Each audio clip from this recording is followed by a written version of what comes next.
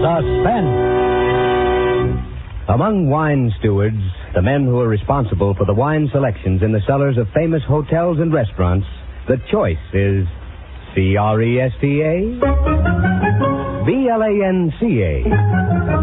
Cresta, Blanca, Cresta Blanca. Cresta Blanca. Yes, with professional hosts who know how to please the palates of America's most discriminating guests, Cresta Blanca California wines richly bespeak gracious hospitality. So compliment your guests by serving the best. For distinguished entertaining, pour magnificent Cresta Blanca sherry, port, muscatel, or any Cresta Blanca wine. From the finest of the vines, it's Cresta Blanca wine. Shenley's Cresta Blanca Wine Company, Livermore, California. And now, Shenley brings you radio's outstanding theater of thrills, Suspense. presented by Roma Wines. That's R-O-M-A. Roma Wines for your everyday enjoyment.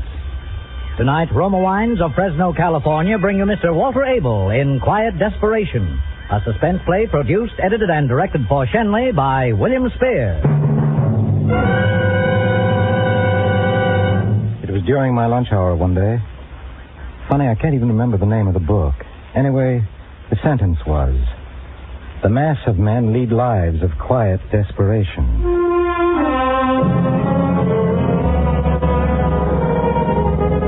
I couldn't seem to get past that sentence, quiet desperation. That was me the author was talking about, Homer Biglow. And suddenly I thought, why should I go on like that? I was desperate, okay, but why should I be quiet? Why shouldn't I do something about it? Get myself out of the rut.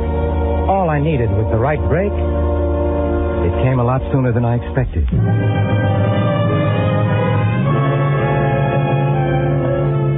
One day, just before my vacation, I happened to overhear Mr. Pearson, he's president of the bank, talking to one of the bank's directors, Corbin Vandergrift. Usually their conversation is about debentures or first mortgages or government issues. That stuff doesn't interest me. Today, their talk was a horse of another color. It was a hot day, and the door of the boss's office was open. They didn't even know I was alive. Well, I understand she's no great beauty, but it's just as well she doesn't attract too much attention going through customs at both ends. Do you mean to say, Corbin, that a young girl is willing to take the risk of violating her country's currency control? Evidently. Of course, she feels exactly as her father does. But they should be free over there to spend their own money wherever they choose. Right.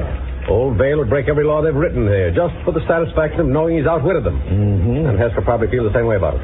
Well, then he'll probably get quite a kick out of slipping 20,000 pounds out of the country. Not pounds, John. But they might as well be. They're just about as negotiable as cold cash. But when that girl turns them over to me, I can walk into any dealer in the city and get full market value in 10 minutes. And I intend to do it for them. I'm in complete sympathy.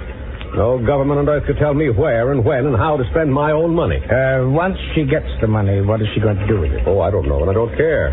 My guess is that she's going to do some shrewd buying of highly scarce products for shipment back abroad. Leave it a Vale to find a profitable deal. When is she arriving? Monday on the Elizabeth. I've engaged a suite for her at the Ambassador. I wrote them that I'd meet her at the boat, take her to her hotel, get the negotiables, and exchange them for her. That afternoon, she can throw the dollars out of the window for all that matters to me. My duty will be over. Well, aren't you going to entertain her while she's here so that she has a good time? Entertain her? Sure. I should say not. I don't even know the girl. Besides, I'm a little old for that sort of thing. Oh, Corbin, wait a minute.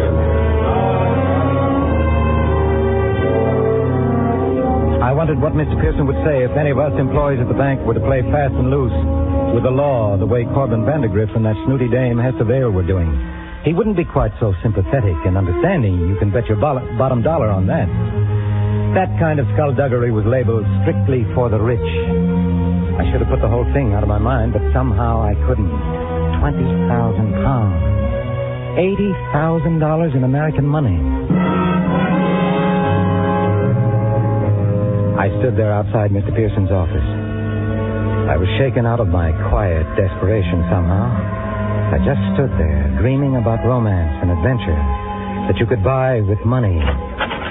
Well, Homer, you all set for your vacation? Oh, yes, sir. Leaving Friday for good old Eel River. My 13th year up there. Well, I envy you. I won't be going up until September. Well, then you'll be fishing up at Eel River again this summer, too. Oh, yes, indeed. I wouldn't miss it for anything. I wrote Emil and told him to expect me.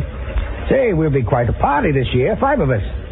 By the way, did I tell you about the trout I caught last year? Yes. It weighed close The to... bank president and his lowly employee both went to the same place for their vacation. But what a difference. When he went out fishing, he had 2 guides per man with him. To pack and to carry, to paddle and to cook, to set up camp, to do everything that needed doing. Whereas I had to do everything for myself and by myself. Have a good time, Homer. I'll see you when you return. I'll say goodbye now, son. I won't be back anymore today. Goodbye, sir, and thank you.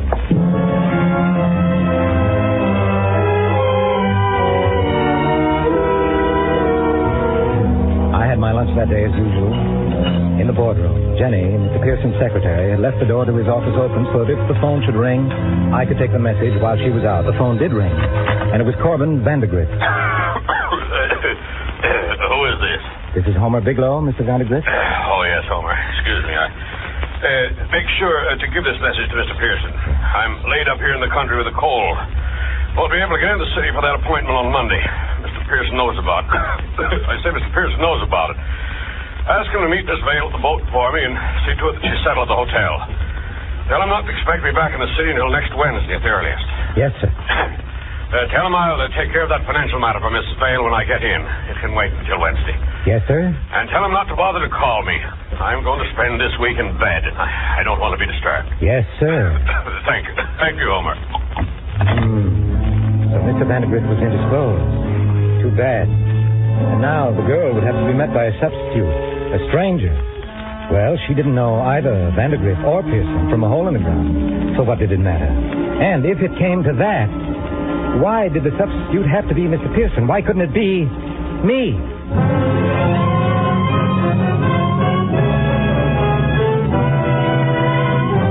For Suspense, Roma Wines are bringing you Walter Abel in Quiet Desperation. Roma Wines' presentation tonight in radio's outstanding theater of thrills, Suspense.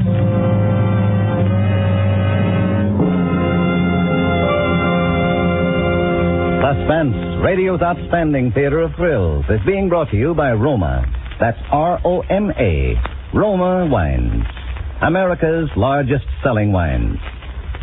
Mark Twain once said, "Everybody talks about the weather, but nobody does anything about it." Well, that may have been true in Mark Twain's time, but today it's a different story. Today, there's an easy way to beat the heat. Just half fill a glass with better tasting Roma wines, such as rich Roma Tokay, fruity Roma Zinfandel, or mellow Roma Claret. Add ice, fill up with soda, sweeten to taste, and garnish with fragrant mint or fruit slices. Then, lean back and enjoy Roma Wine and Soda, America's smartest, coolest summer drink. I'm sure you'll agree that Roma Wine and Soda, so delicious, so refreshing, so cool to come home to, is the perfect warm weather thirst quencher. Perfect for summer entertaining. So inexpensive, too. It's a hot idea to treat your family and friends to cold, refreshing Roma Wine and Soda, made with better tasting Roma wines. America's favorite wines. And now, Roma Wines bring back to our Hollywood soundstage Walter Abel as Homer Bigelow, with Kathy Lewis as Hester Vale in Quiet Desperation, a play well calculated to keep you in suspense.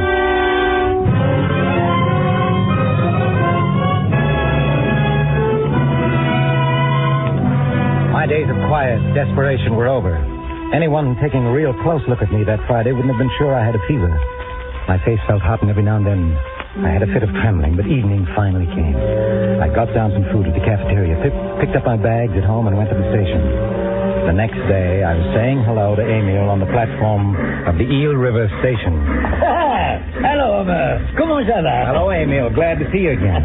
How is my bon ami, Mr. Pearson? Fine. He sends his regards. How's the fishing? Oh, magnifique. The best ever, eh? Many others on the river, Emil? Not a one.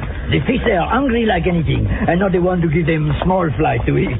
Now you come, Homer, and they will be all for you. That's fine. I'll get started right out. Is everything all set? Oui, tout prêt. Everything is ready, eh? Cut.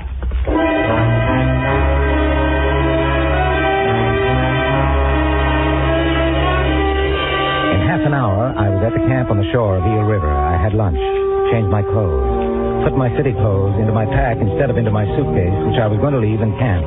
And by 3 o'clock, I was a good 8 miles up Eel River.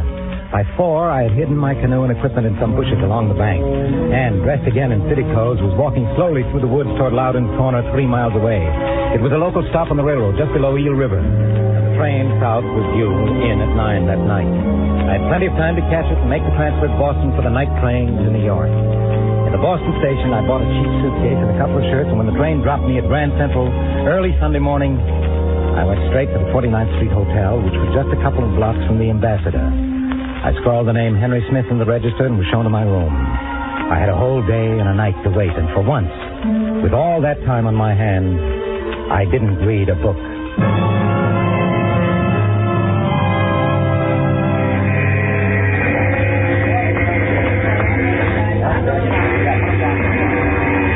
Where could I find Miss Vale, one of the passengers? What? What name? Hester Vale. Vale, well, look over there by the fees. She hasn't gone through. She's probably there. Thank you. That's okay. So help me, I'm going to call. Miss Vale? Miss Vale? Oh, good morning, Miss Vale. You're Mr. Vandergrift. That's right. So good of you to come. My father promised you'd meet me. How is your father? Very well, thank you. Still growling about Europe's ruin. It's been a beastly nuisance, this waiting. Hi. Very warm in America. Is there anything I can do to help? Thank you. That chap's finally finished mucking about in my boxes. You'd think I was an adventuress, smuggling something priceless into your country, wouldn't you? Had nothing to declare, you know. Came with empty trunk. Expect to fill them up while I'm here. Can't buy a thing in Europe, you know. Europe's a dreadful nightmare. Yes, so I understand. Father wrote you all about it, did he? Foolish of him to write. The mail might have been opened. Oh, no. After all, the war's over. Is it? Well, shall I take you to your hotel? You probably want to rest. Rest? Not at all. I'm scooting out to the shops right off. You have enough money for shopping? They allowed me £100. I still have most of it. That'll do for a starter. If they'd only known, you know. If you care to turn the contraband over, I could see about converting it into dollars for you. Contraband? No, spies and all that sort of thing. Describe it exactly. It's very nice. Not now. I'll dig them out at the hotel. All right. Is there anything you'd like to do this evening? Oh, dear. I don't want to impose on your time. You're not imposing. It's a pleasure. But I'd like to see a play. One of your bright American musicals, if possible. I think that can be arranged. Nice. Suppose I call for you at 7. We can have dinner and then go to the theater. That's splendid. It's frightfully kind of you. No, forget it. I haven't seen a musical myself. Well, not for a long time, anyway.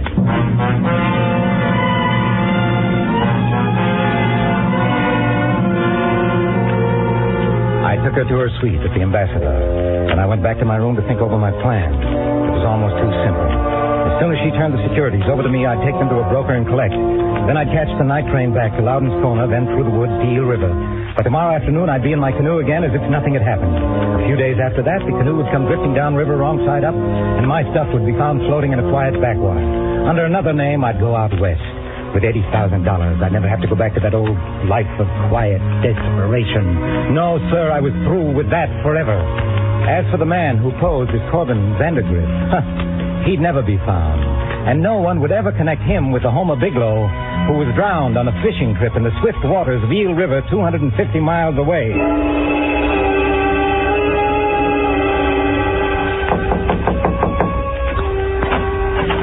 Good evening, Miss Vale. Hello. Right on time. How was the shopping? I say it left me quite speechless. I can't wait until I can really go on a spree. Are we ready?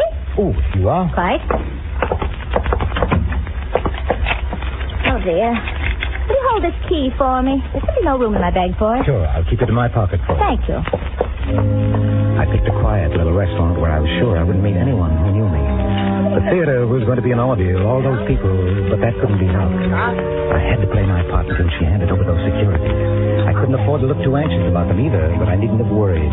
While we were waiting for the dessert, she opened her bag and pulled out a package of about a dozen small envelopes, different sizes and different shapes. Here you are, Miss Vandergrift. Take good care of them. Are these? They are. I put them in my inside pocket. All the way down Broadway in the taxi, I felt them. The envelopes were too small, it seemed to me, to hold securities. Maybe if they were folded over. But even then, they would have to be bulkier than they were. I had to look into those envelopes to know if the securities were really there. But I had no chance, and it wasn't until the taxi dropped us in front of the theater that I was able to make one there. Well, here we are. Miss Vale, I wonder if you'd mind seeing the show alone. Oh, dear. I don't know what did it to me, but I've suddenly got a terrific headache. Oh, that is too bad. Oh, it'll be all right. I just thought the music and the excitement wouldn't help much. No, I should think not. Suppose you take me back to the hotel, then you can go right home. But wouldn't you like to see the show by yourself? You could, and then take a taxi back to the Ambassador. Yes, I suppose I could. I should hate to think a headache of mine spoiled your whole evening. Here, you take the tickets and go on in. Thank you, I will. I'm dreadfully sorry you have to miss it. Oh, I'll make up for it another time, Miss Vale. There are plenty of musicals you'll want to see. You'll be sure to take something for the headache now, won't you? I will. Thanks a lot for being so considerate.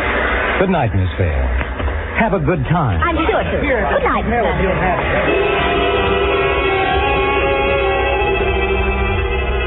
Back in my hotel room with shaking hands, I opened the envelope. There were nothing but letters from her friends, sent to her from different parts of the world. Not a single security in any of them. Could it have been a mistake? Did she hand me the wrong package? It didn't seem possible. Maybe she suspected something was wrong and played a trick on me. I was sweating and reached for my handkerchief, and that's when I felt her hotel key still in my pocket. I threw the package of letters into my suitcase and walked over to the Ambassador 2 blocks away. Her key opened the door, and I was alone in her suite. I had until at least 11:30, 2.5 hours. I took my time about it, making sure to put everything back exactly as I found it. I searched her baggage, the bureau drawers, the closet, every conceivable place, even under the rugs, and found exactly nothing. She had them on her then. I turned the light off and went into the bedroom to wait. Soon after 11:30, I heard the outer door open. Really, I'm terribly sorry to have caused this trouble, Mr. Vandergriff, with suddenly taking with a headache, or I'm sure he would have forgotten to return my key. Oh, that's all right. It really doesn't matter. You can use this duplicate until he returns it to you. Please a bother, though. Oh, not at all, Miss Vale. Happens often. Good night. Thank you. Good night. Oh. Mr. Vandergriff. What are you doing here? I'm sorry to disturb you, Miss Vale, but I had to come back. You see, you forgot to give me the securities. Securities? Yes, the securities I was to have sold for you. But, my dear man, I did give you the securities. Oh, no, there wasn't anything in the package except some letters from friends of yours. Who are you? You're not Mr. Vandergriff. Miss Vale, what my name is doesn't matter very much. By this time, it's enough for you to know that I want those securities and I mean to get them. Hand them over. You get out of here. I warn you, Miss Vale, I don't want to get nasty, but I'm not going to leave without them. Stay away from me. The securities, Miss Vale. Say not, no. Where are they? No. Tell me. I don't want to hurt you. The more she struggled, the tighter I gripped her throat. Her arms beat weakly against my sides. And suddenly I got so mad at her that Where are they? Where are they? Tell me, where are they? My fingers tightened and strained against her soft flesh. Then suddenly, she quit struggling. And when I loosened my grip, she fell down on the floor unconscious. Where was that purse of hers out there? I ripped it open. Nothing there but a powder compact and a lipstick and some change. Where could they be? She'd have to tell me. I'd make her. Miss Vale, wake up. Miss Vale. She didn't move. And then I saw she wasn't breathing anymore. I'd killed her.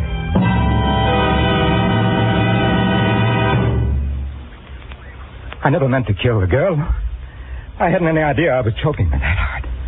All I wanted was... But no, I had to get away.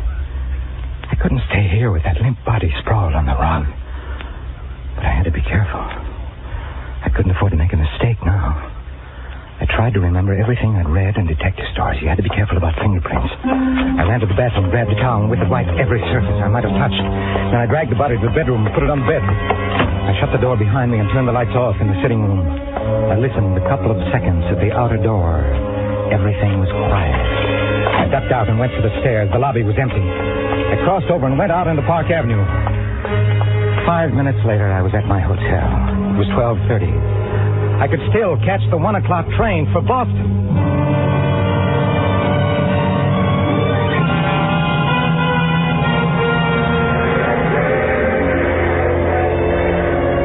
Fine mess I'd made. The best thing that could happen to me now. Mind you, the best thing would be to get back home to the boarding house, to the bank, to that horrible, hopeless rut I'd tried to get away from. That was the best I had to look forward to. The worst, I didn't even have the courage to look at that. But then, how could they pin it on me? If anybody had anything to worry about, it wasn't me. It was Vandergriff. He had the date with her, not I. As far as anybody knew, I didn't know any such person as Hester Vale ever existed.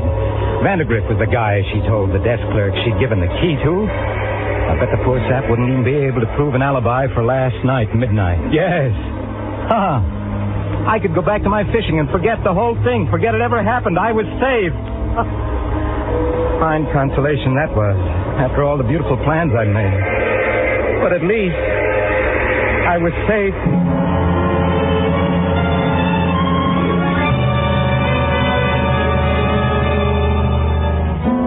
In Boston, I checked the new suitcase. I could pick it up on the way home. The local dropped me at Loudon's Corner. By noon, I was sitting over my campfire, having a bite just like any other fellow out on a fishing trip. 10 days later, on a Saturday morning, I was back at Emil's camp. Well, Mr. Bigelow, how is the fishing, huh? Fine, Emil, fine. Oh, you get my sunburn. Lasts the rest of the year anyway, Did I no? really get that, Brom? Like a berry, huh? Yeah, real nice and quiet, no? I have no party fishing before September when Mr. Pearson come with four friends. Yes, I know. He told me. Oh, he's some fisherman, Mr. Pearson. Always try for record. But you don't care for record, eh, Mr. Bigelow? You lead a simple, quiet life. I guess so. But you enjoy it, no? Enjoy it? Well, I try my best. You have other hobby, maybe, huh? No, I don't have any other hobbies except reading. Oh, well, Mr. Pearson and me, we have same hobby. That's why we such good friends. I didn't know that. Oh, we great one for philately, the stamp, you know, huh? Someday I show you my collection. It feels 3 albums. But I have not so good collection like Mr. Pearson. But then I don't have so much money. Neither have I. Oh, you make joke. Mr. Pearson, he's very wealthy, I know. But still, Emil can give him some stamp once in a while. I have few duplicates. You do me big favor and give them to Mr. Pearson avec mes compliments, eh? Why? Oh, sure, I'd be glad to. Ah, yes. Now I drive you to station. Next year you come again, no? Yes, I'll come again.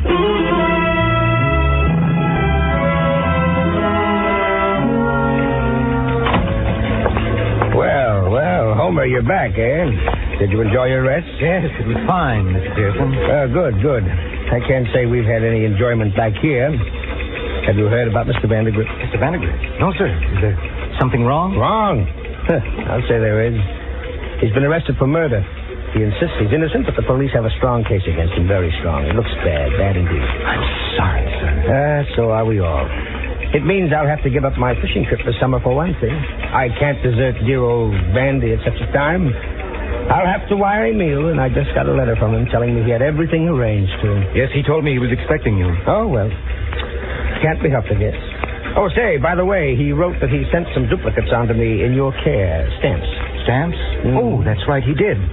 Sorry, I forgot about them, Mr. Pearson. I must have them at home. I'll bring them in tomorrow, sir. Well, there's no hurry. I have no mind for them now anyway. Well, back to work. Come on, go back.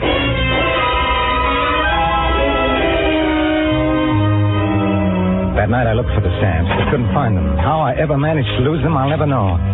Now I'd have to explain to Miss Pearson. No, I wouldn't have to explain. I still had those letters, her letters. They were from foreign countries. I'd take the stamps from those envelopes and give them to Miss Pearson. He'd never know the difference. I knew how fussy he could get about a little thing like lost stamps.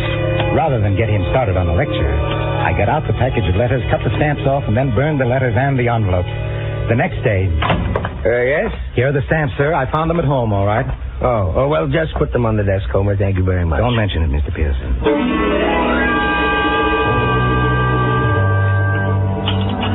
I was having my lunch later in the boardroom when Mr. Pearson came in. He had a stranger with him, a tall man with an angry face. Oh, so here you are, Homer. Yes, sir. Homer, I want you to meet Mr. Scott. How do you do? All right. Those stamps you gave me, Homer, are you sure you got them from Emil? Oh, yes, sir. Just before I left, he gave them to me for you. No, Homer. No, I just called Emil. He told me he gave you some recent French issues. Those weren't the stamps you gave me. Well, Mr. Pearson, I guess you found me out. You see, I lost the stamps Emil gave me, and I didn't want to disappoint you, so I went to a stamp dealer's and picked up a dozen odd stamps to replace them. I didn't think it would make much difference.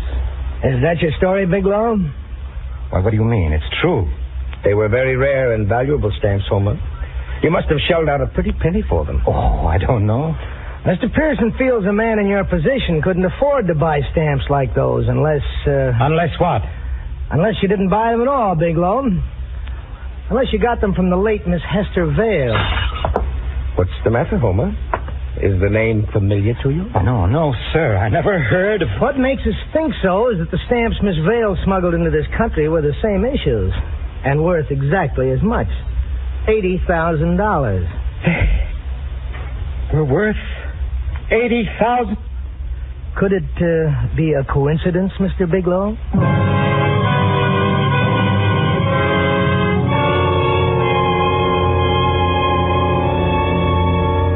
Quiet desperation. I've been catching up on my reading here in prison while waiting. I found another good quote. Happiness is the absence of pain.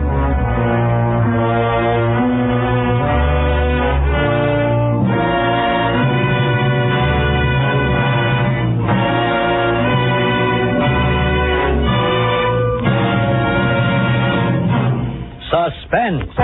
Quiet Desperation, starring Walter Abel and presented by Roma Wines. That's R-O-M-A, Roma Wines. Those better tasting wines selected for your pleasure from the world's greatest reserves of fine wines.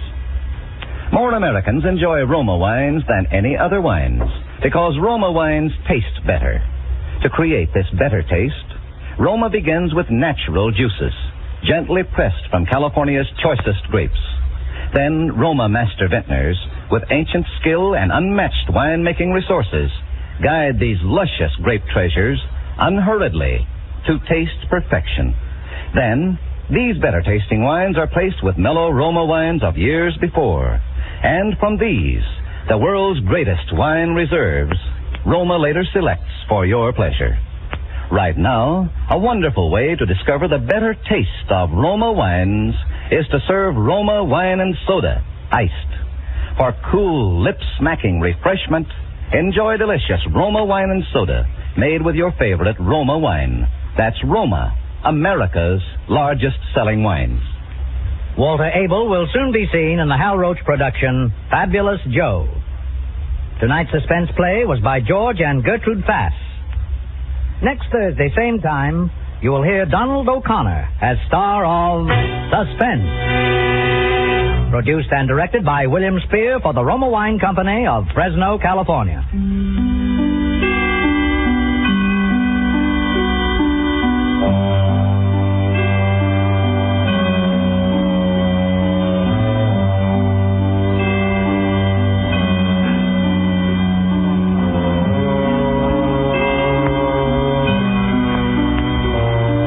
Coming weeks, Suspense will present such stars as Edmund O'Brien, John Lund, Lloyd Nolan, and many others. Make it a point to listen each Thursday to Suspense, radio's outstanding theater of thrills.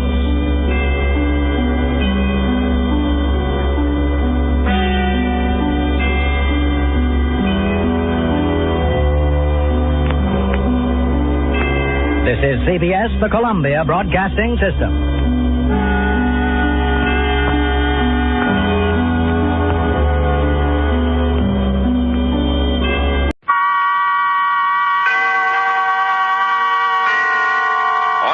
And its 98,000 dealers bring you Mr. Van Heflin in tonight's presentation of Suspense.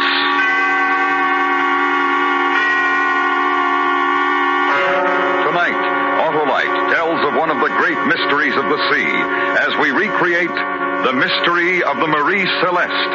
Our star, Mr. Van Heflin.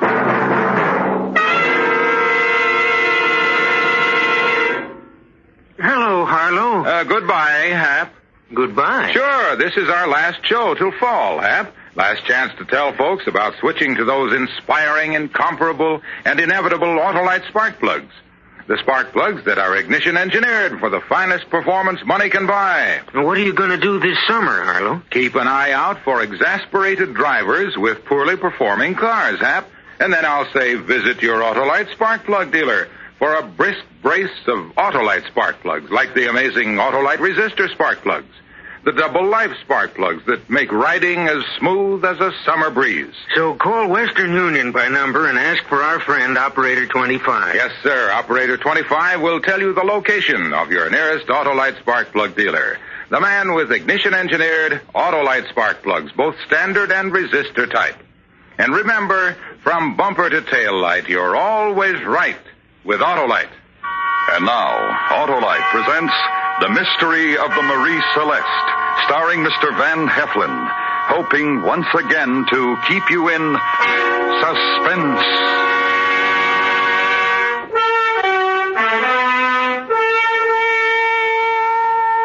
On December 9th, 1872, the American brigantine Marie Celeste was discovered adrift and derelict close off the coast of North Africa. She had sustained some storm damage, but she was still an able ship. Her sails were set, her cargo was intact, conditions in her cabins and forecastle seemed normal. There was no evidence of violence. Yet, not a sign was found of the crew that had manned her. Officers, men, and the captain's wife had vanished, and no acceptable explanation of their disappearance has ever been advanced. But perhaps this is that story.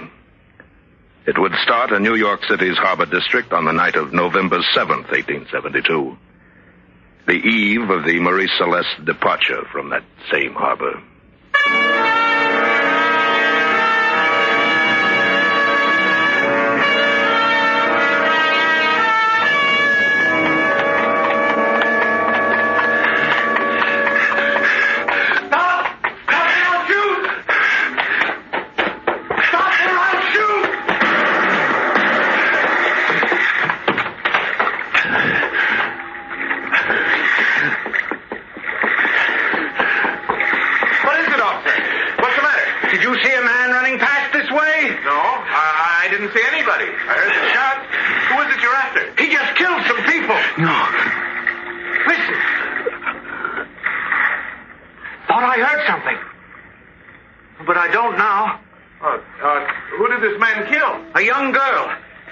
She was with. And then he killed the girl's mother. He's a maniac that we've got to get. I look down this way. I'll help if I can. All right. 4 men from the force will be here shortly.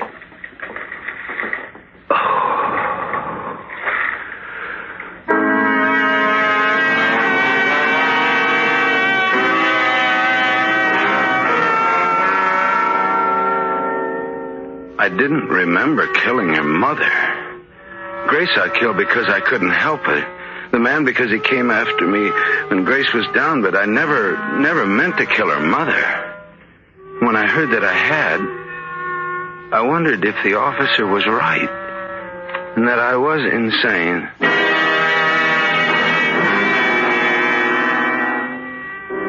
There wasn't time to think of it then. Only time to think of getting away. And through that night I searched for a ship that was leaving soon. One that was badly guarded so I could slip aboard. When I found her, she was the Marie Celeste. The drunken deck watch stayed in his sleep until I was hidden in the number 2 hole. There I passed 2 days in a dream. Neither fully awake nor asleep, but always thinking of the horror I'd done. And I knew that escape was wrong. That I could never be sane until I cleared my soul of it.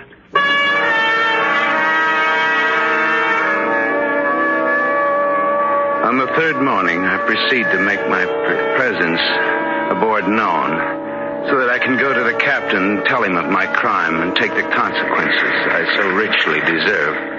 I climb to the deck and am immediately seen by a crewman. Hey, Lindley, look! Who's that? We'd better find out. Who are you, mister, and what are you doing aboard? My name is Sam Newcomb, and I want to talk to your captain. You'll talk to him right enough, whether you want to or not. How'd you get aboard? You'll be lucky if you didn't stand the 12 to 4 watch here last night in port, because that's when it was. You're uppity for a stowaway, aren't you? You're no better than a thief. Well, I admit that. Look, I want no trouble with you. Please take me to your captain. I'll talk to him and no one else. You take him, Bull. I'd better stay forward. Come on, Newcomb. If you're going to make the rest of the trip with us, you better drop your airs or there'll be trouble. I don't have any airs. And I don't think you'll be trouble with my company. Oh? You mean you don't think you'll quarter with the crew? No. You expect to be with the officers, like an honored guest? No. Where then? Well, I don't know. Yeah, you act like you're daft. Don't say that. I'll... But what? Nothing. I'm sorry. I want to talk to your captain. You watch what you do and say, or you'll be over the side. Here. Yes, come. What's your language? The skipper's wife is in the next cabin aft. His wife? Well, who's this? He just came out of number 2 hold, sir. His name is Sam Newcomb. Got aboard in the 12 to 4 watch hour last night in. Hubbard's watch. He'll answer for it. Well, Newcomb, what do you have to say for yourself? I'd, like it if I could talk to you alone, sir. That's all, Bull. Tell Hubbard I want to see him as soon as he's off watch. Yes, sir. Now, you realize, Newcomb, that you've committed a crime by boarding this ship without permission. And probably without passport or any other papers, I suppose. I know, sir. But, when I tell you why... I'm not a bad man, sir. Nothing like this has ever happened before, but something drove me. I didn't know what I was doing. Another one who's always wanted to go to sea, I suppose. No, sir. I've been sailing for 10 years. I'm an able hand. I came aboard because, I had to get away. You're in trouble? Yes, sir. I don't think it was my fault, but I am wrong. What kind of trouble? Well, there was a girl, sir, who I was in love with, and, I don't know what came over me, but... Yes? What'd you do to her? I found her with another man, and, I just had to get away, sir. A lovesick young calf, eh? Well, that doesn't condone... Ben. Oh, yes, my dear. Oh, I'm sorry. I thought I heard you talking. Yes, this is Mr. Newcomb. He came aboard illegally the night before we left. Well, where has he been? It's 3 days. In number 2 hold, ma'am. Have you had food and water? No, ma'am. Well, why haven't you come to us before this? I don't know, ma'am. He was going to tell me why he came aboard. I don't suppose it's important to anyone but me, but, I felt that I had to get away, and, It was a girl. I almost guessed that. A broken heart? I thought it was. I know it sounds silly, but to me it seemed awfully serious, and I couldn't think of another way to leave as quickly as I wanted to. Yeah. Well, there's no other way I can allow an affair of the heart to influence what I must do in this case. Now, by reputation, I'm a fair and lenient I'm man. a seaman, sir. I could work my way. I'm not so sure that you deserve the chance. Whatever you say, sir. Ben. Now, please, Grace. Grace? What's the matter with you? Nothing, sir. My name. Grace is the name of the girl. Yes, ma'am.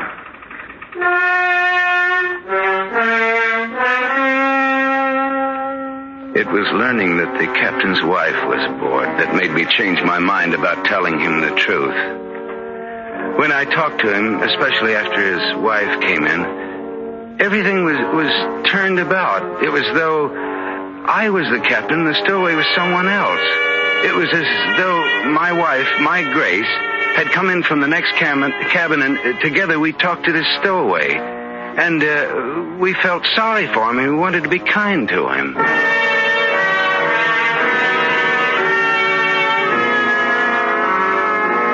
The wife can't be more than 3 or 4 years older than I. And I feel close to her right away. I think that even if she doesn't know what I've done, she understands me. It's a good feeling to have one friend on the ship. Through her pleas, I'm sure I'm not restrained and instead sent to take my place with the crew in their forecastle. There I find no friends. Well, what are you doing here? Couldn't you find a better place to quarter? I was told where to come. Hey, Hubbard. Wake up. Here's the one who came aboard during your watch. What'd you figure you'd be fined? A week's pay? Yeah, that's right. Newcomb, huh? Yes. Why'd you come aboard? Why, I wanted to get away from New York. Man's got to have a better reason than that. You running away from the police? No. What then? Well, it wouldn't interest you. It's not important. It's important to me.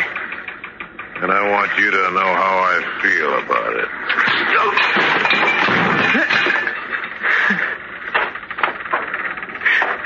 Are you going to get up? No. I don't want any trouble with you. You don't want no trouble. You caused me trouble, haven't you? I'll be called up in front of the captain because of you. Well, that's done. There's no way I can change it. We got 3 weeks before we make Naples. You'll pay for it. I'll see to that.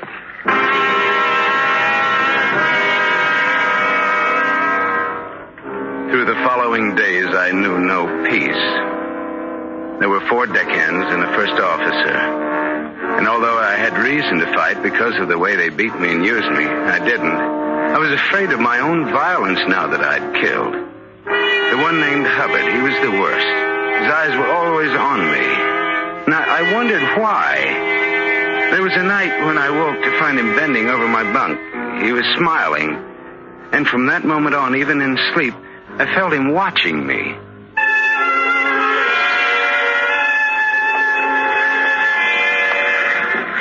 On another night, I'm on deck. I'm crossing from the port to starboard. And when I pass under the mainyard, a marlin spike falls from aloft and sticks in the planks beside me, narrowly missing my head. I look up to see Hubbard smiling down at me from the rigging. I try to avoid him, but he drops to the deck to face me. I dropped my spike. Yes, I know you did. What are you going to do about it? Nothing. You take more than any man I've ever known, Newcomb. Well, I'm not proud of that. But why do you keep after me? Why don't you leave me alone? Because I'm a curious man. I want to know truly why you're on this ship. Your story to the captain about trouble with some woman just doesn't set right. Well, no, that's the truth. Not all of it. Why do you say that? Anybody ever tell you talk in your sleep?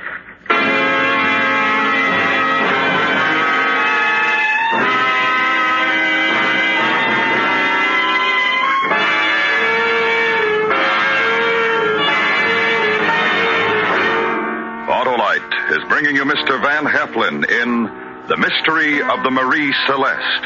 Tonight's presentation in radio's outstanding theater of thrills, Suspense.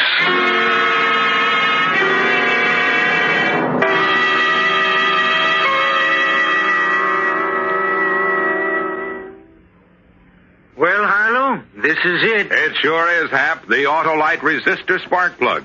The double life spark plug that's the greatest advance in spark plug design for automotive use in the past 25 years. Well, I didn't mean the resistor spark plug, Harlow. I meant this is our last meeting till fall. Too bad. 2 bad, 3 bad, no matter how many spark plugs are bad. Get them all replaced with a set of sensational Autolite resistor spark plugs. The spark plugs that last twice as long and give smoother engine performance and really quick starts. And the Autolite resistor spark plug is only one of a complete line of Autolite spark plugs, ignition engineered for every use.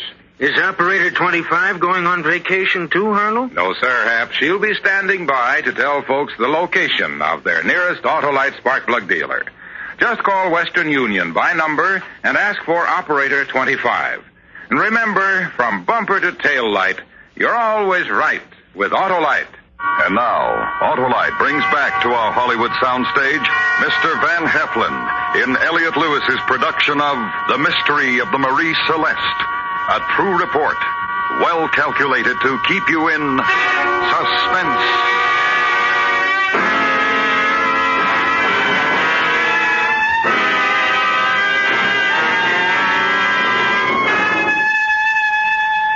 I'd never been told that I talked in my sleep until the one named Hubbard said I did. He may have been lying, but I couldn't chance that. Therefore, I carefully abstained from regular sleeping habits, allowing myself short naps only when I knew that Hubbard was at the helm or some other ship's business that he couldn't leave. The horror of what I had done became a secret that pressed against my head, wanting escape. But I held it in, and I took the abuse of the men aboard.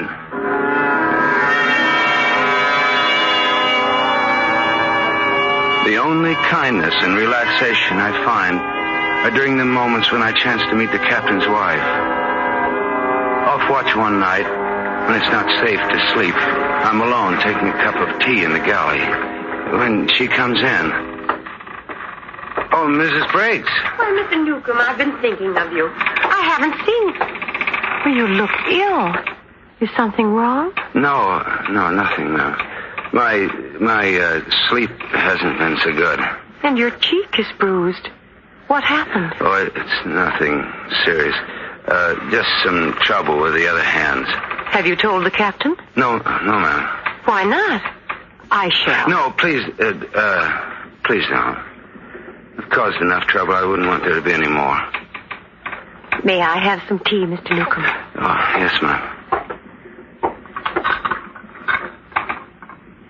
Thank you. I think you're a very kind man, Mr. Newcomb. You do? Yes. To protect the other hands, for one thing. They're a rough lot, I know. No worse than most men, ma'am. You're very unhappy, aren't you? This girl, Grace, I know this is hard for you to understand, but really, no one girl is worth ruining your life for. Not even losing sleep over. Yes, ma'am. I wish you'd stop calling me ma'am. Perhaps if you did, you could talk to me about this girl. I think it'd do you good, don't you? Well, I don't know. Tell me about her. I'm sure she's quite beautiful. Well, I thought so. And you plan to be married? Yes. But she's changed her mind? She was never sure. She was ambitious for me. That's natural. And I disappointed her like I did my family, my mother, everybody. I'm always thinking that I'm doing my best, but I always disappoint people. What did she want you to be, this girl? A ship's master, like your husband. We dreamed of the day when she could sail with me, like you do on this ship. Well, you mustn't lose faith in yourself. It took my husband years to get his papers. There are no years for me anymore. She wouldn't wait? No, she wouldn't wait. You must have waited, but she wouldn't. Tell me. It'll be good for She you. promised to wait, but she didn't. She never understood that it took time. She was ambitious, and she pushed me for my officer's papers, and I failed. My family pushed me, too. But when I wasn't ready, they made me fail. And I went away, a 6-month trip to South America. I tried to jump overboard, and they stopped me, and then I got back and found her married to a ship's captain. Her mother was there, laughing at me. Well, I tried to tell him that I was happy about it. Then Grace smiled at me, and something happened. Mr. Newcomb. I was only going to kill her. I didn't even know that the others were there. Now, I hit her, and she went down, and then this man came after me, and I hit him, too. Well, when you get mixed up like that, you don't know what you're doing, and time means nothing, like everything else. Mr. Newcomb. Then her mother, well, no, I don't remember that. But she's dead, too, and they blame me. Maybe I did. Mrs. Briggs, where are you going? Stay away from me. No, you've been nice to me. Why did it have to be you that I told everything? No, I like you. Why did it have to be you? No, I don't want to kill you. I never wanted to kill anybody. Let me go. No, I won't hurt you. You've been nice to me. Stay away from me. No, I won't touch you. But you've got to promise that you won't tell. I don't know why I said those things. They're not true. See, I get mixed up. I dream things, and then they seem real after I wake up. That's why I'm such a liar. I always lie. There's nothing that I told you was the truth. Do you believe that? And you won't tell anybody what I said. I won't tell anyone. No, I'm glad. Now, come, Mrs. Briggs, and finish your tea. Come on, we'll talk about something else. No, I've got to go to my cabin. Mrs. Briggs, don't tell.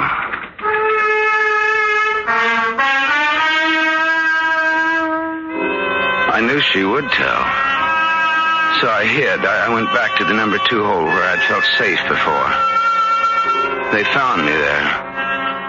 I don't know how much time passed. I see their lantern as they come closer. The truth is out. There's no place for me to go. So I stand up and wait.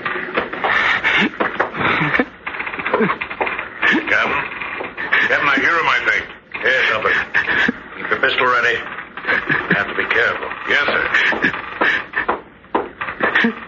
There he is, sir. Come out of there, Newcomb. Keep your lantern down, Hubbard. Keep us under the light. He's dangerous. No, I won't cause any trouble, sir. Get him out of there. I won't cause any trouble. It's all right, sir. He's down. A dirty little scum. Lock him up.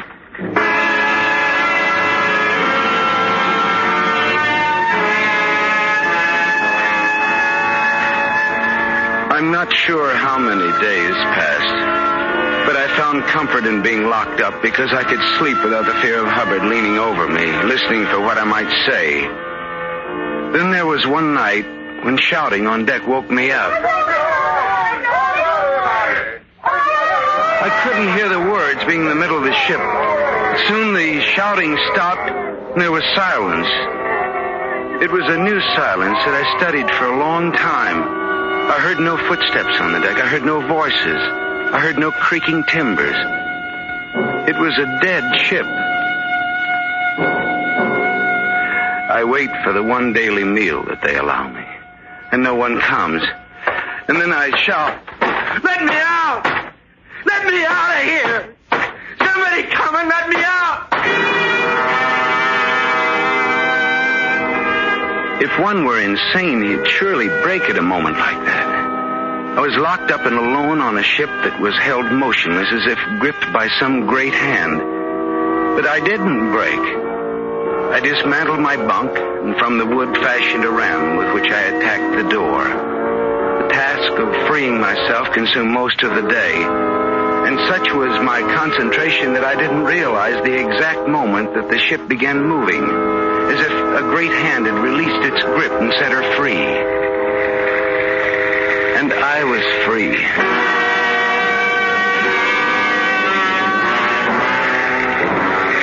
I come out on deck to find a cloudless sky and empty sea horizons all around, as if I'm alone in the world. The wheels spinning idly with no one to attend it. I lash it after fitting a new course to the sails she's wearing.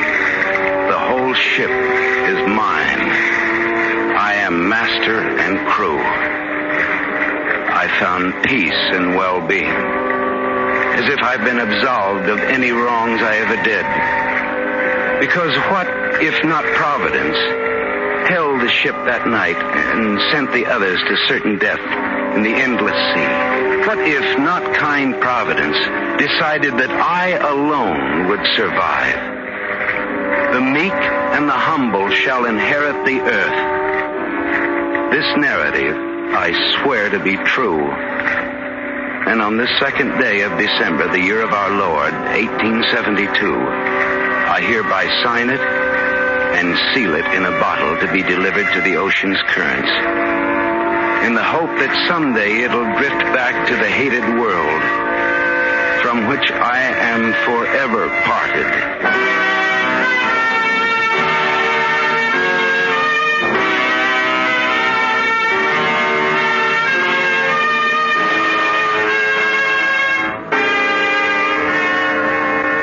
According to scientific theory, a strange phenomenon takes place now and again off the coast of Africa near where the Marie Celeste was found. Great rivers of sand are swept out from the coastal deserts. When certain conditions prevail, this sand is concentrated by the ocean's currents. Millions of tons are massed until an island is born, lives briefly, and then is swept away by a shift in the currents that created it.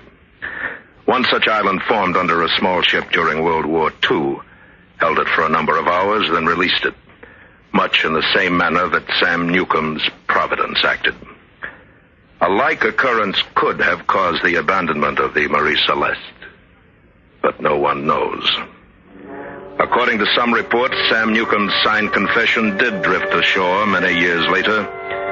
If that is true, perhaps another of the many mysteries surrounding the Marie Celeste has been solved. That mystery was a short length of line that reportedly was found secured to the stern of the ship, close up under the transom where someone would hide.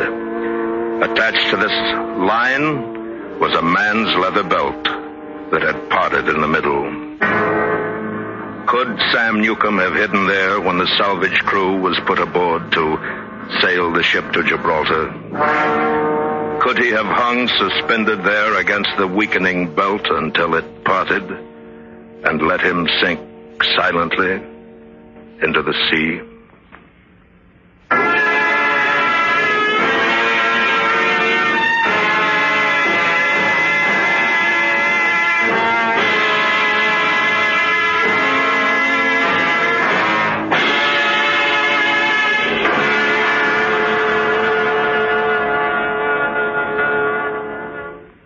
Suspense, presented by Autolite. Tonight's star, Mr. Van Heflin.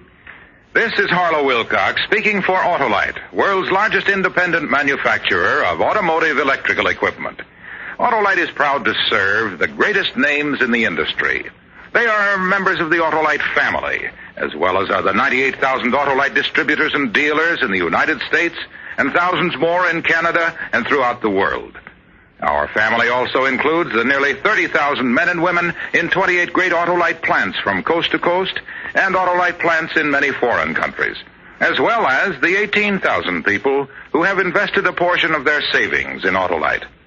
Every Autolite product is backed by constant research and precision built to the highest standards of quality and performance. So remember, from bumper to tail light, you're always right with Autolite.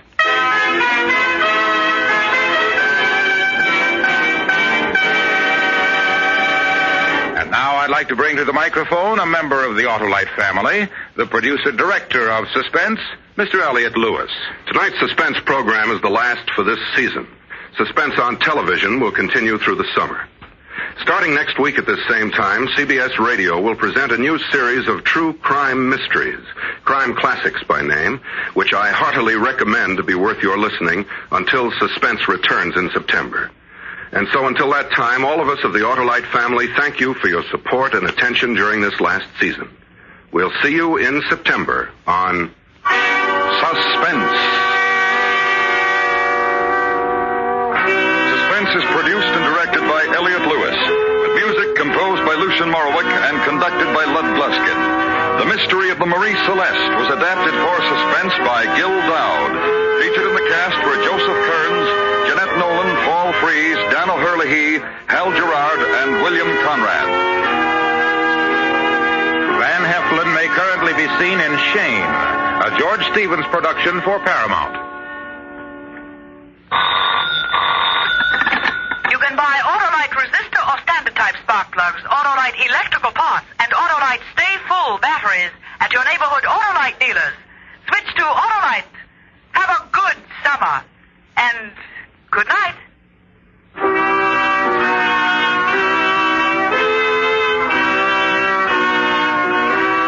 This is the CBS Radio Network.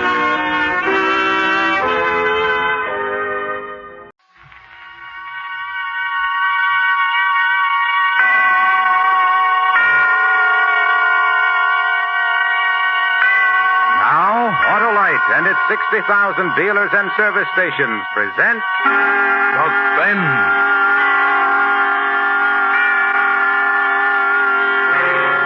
Tonight, Autolite brings you Bob Hope in Death as a Shadow, a suspense play produced and directed by Anton M. Leader.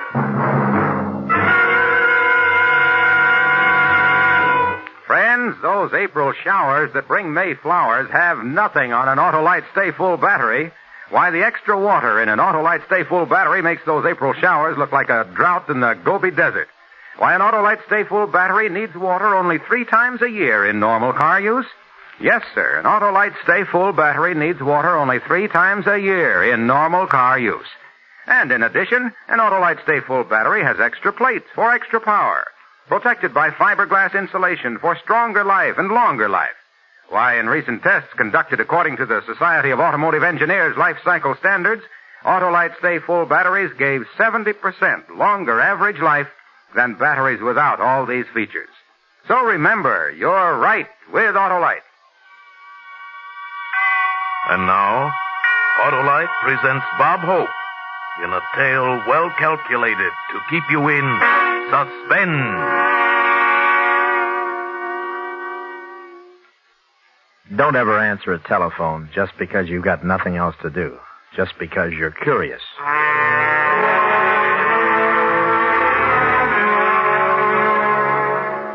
I was sitting in my big red leather swivel chair, my feet on the largest mahogany desk money could buy, a bottle of the best scotch balanced between my special custom-built shoes. Everything the best. That's the way I like to operate. The gold lettering across my office window spelling out, Harvey Warren, counselor at law. I liked it that way. It had dignity. Yeah, I had everything. I had a house that rambled for 14 rooms. I built that house for Lily. Lily. She was beautiful. From the top of her auburn hair to the tip of her pretty little toes. Yeah, I had it all. I had everything. Till the day my Lily was murdered. That's why I couldn't stand being home anymore. I could smell her cologne in every room, the touch of it on every chair. That's why I was at the office that night, with nobody but the bottle to keep me company. And that was the call I should have never answered. But at night, 8 stories up in an empty office building, that ringing sounded urgent. Like it was the most important thing in my lonely little world. Hello? Warren. Who's this? Oh. You know who this is. Yes, Bolster. No name, stupid. What are you doing at your office this time of night? What do you want? Have you got it? Well, sure, I've got it. It's all ready for mailing. I'll drop it off when I leave. Don't bother. I'm going to pick it up tonight. But I told you I'd mail it. I changed my mind. I'm coming over. I'll be there at 10 o'clock. Oh, I can't make it tonight. I'm leaving. I'm just going out. You'll make it all right. Yeah, but why all of a sudden... Tonight, Warren, 10 o'clock. And, Warren, don't try anything. What are you talking about? Why should I try anything? What could I try? You could be cute enough to figure out something. You're that kind of a guy. So, don't try anything. Something must have gone wrong. All I was supposed to do was mail him his money. What got into him? Why would he want to come to my office now, at night, when the building was empty? Couldn't be just the money. He was coming for something else. Something else. But what?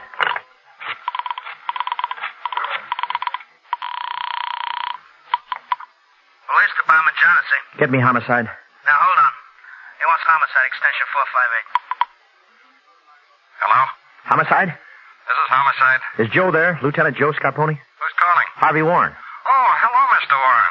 Hope you've been feeling better. Oh, thanks, Mike. I don't have much time. Would you get me Joe? Well, he ain't here, Mr. Warren. Well, where is he? I don't know. I've got to get to him. Something wrong? You've got to locate him, Mike. Well, I've got a whole police department, Mr. Warren. Just say the word. What's wrong? Only Joe. He's the only one that can help me. Well, he may be calling in. Then tell him to call me at my office, will you? Don't make any mistake, Mike. I'm at my office.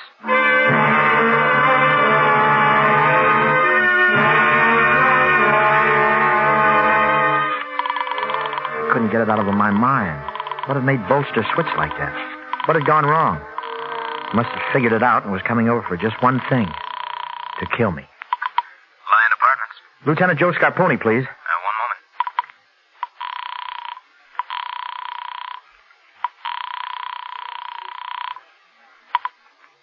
He doesn't answer.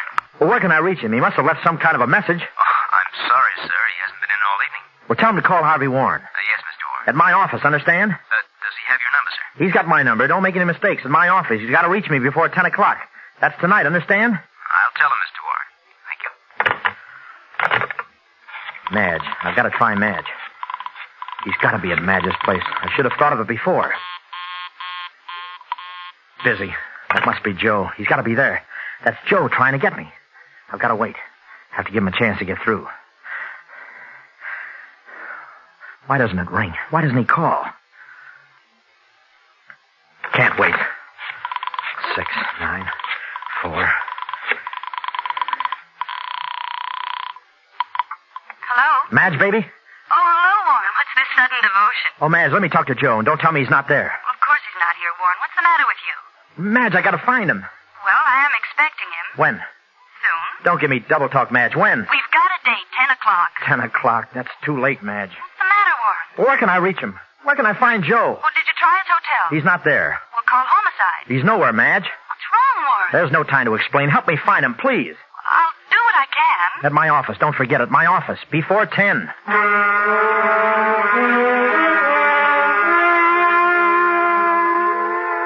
I kept on calling. Everywhere. Every bar he'd ever had a drink. His favorite restaurants. Even the Turkish bath where he played handball and got his rub down. Joe was nowhere. I looked at my watch. It said 9:31. The clock on the wall showed 9:35. Now I wasn't even sure of the time. I couldn't afford to be wrong about the time. At the tone, the time will be 9:35 and 10 seconds. The clock on the wall was right. There wasn't much time.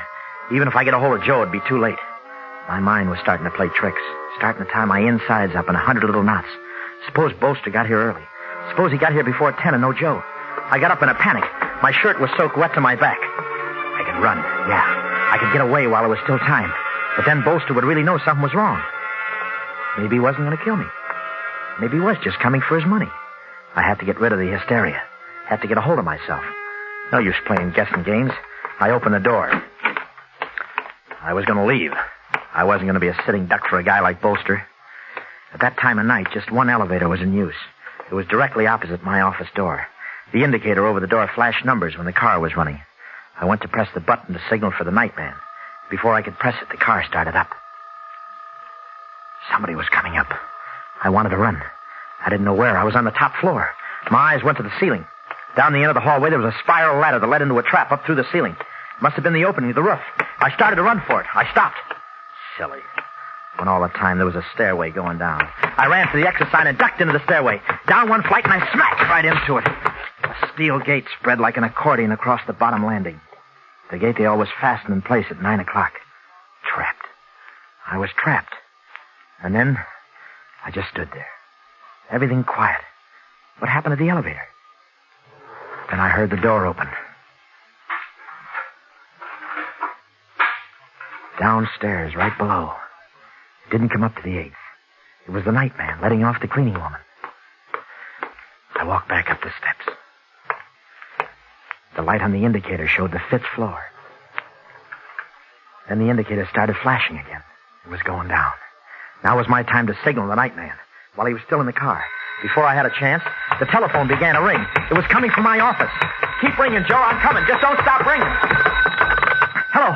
Hello, Joe. Oh, ain't this Gladstone 2707? That's right. Are you calling Give me Sammy. Who? I want to talk to Sammy. Oh. Right number, girlie. Wrong party. I looked at the clock. It was no use.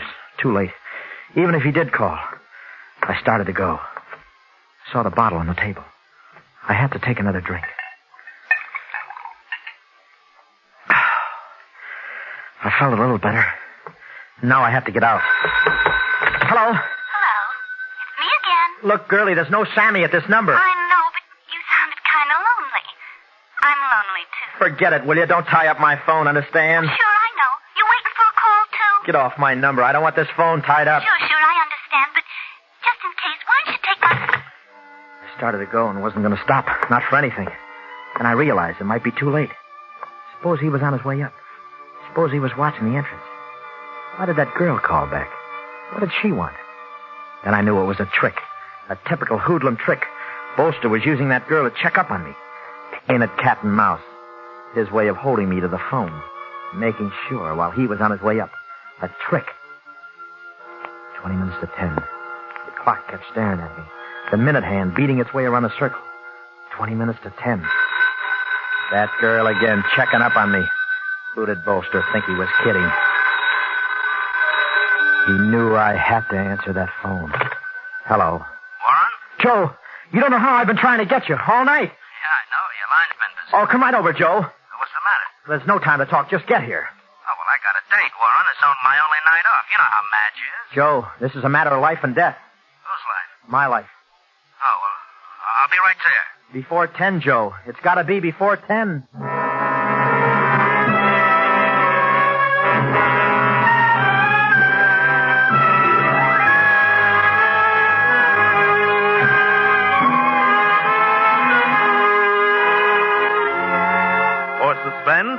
Autolite is bringing you Bob Hope in radio's outstanding theater of thrills, Suspense.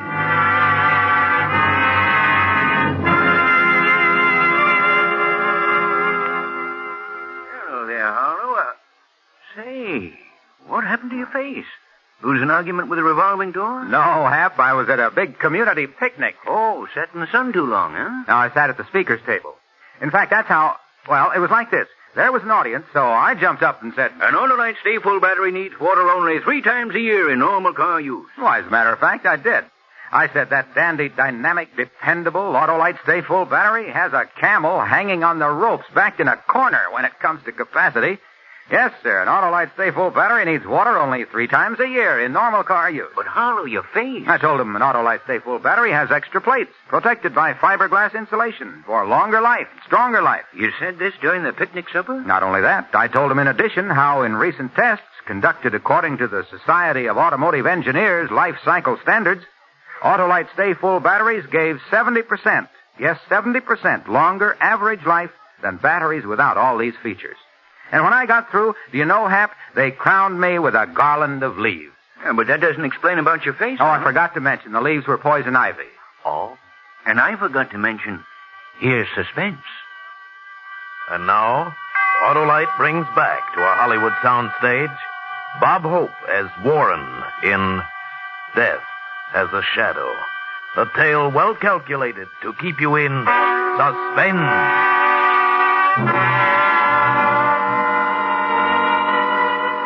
My eyes were drawn to the clock again. I watched the minute hand cutting down the time. If Joe came with a squad car, he'd be here in a matter of minutes. But it was his night off. Maybe he wouldn't be able to get a cab. I took another drink just for luck. I opened the door and listened for the elevator. It didn't take long. I went into the hallway. The light on the indicator was flashing. 2, 3, 4. Maybe it wasn't Joe. Maybe it was Boaster. How was I to know? I ducked into the stairway landing, watching.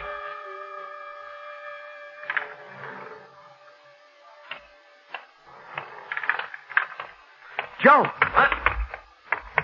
Warren, are you nuts? Oh, I've never been so glad to see anybody. You know better than that, coming up from behind a guy. Say, you look terrible. What's wrong? Well? Don't close the door, Joe. Why? When he comes, we can hear the elevator. Okay. Now, what's it all about? He's due here at 10 o'clock. He's a killer. Who is a killer? I have to start from the beginning. You don't have much time. But you won't understand unless I explain. Okay, but don't start dramatizing. It's 9:45. Well, we have to start with the day Lily was murdered. Remember I called you? And when you came, you found me sitting in the bedroom looking at her? Her head hanging almost to the floor, the rest of her doubled up on the bed.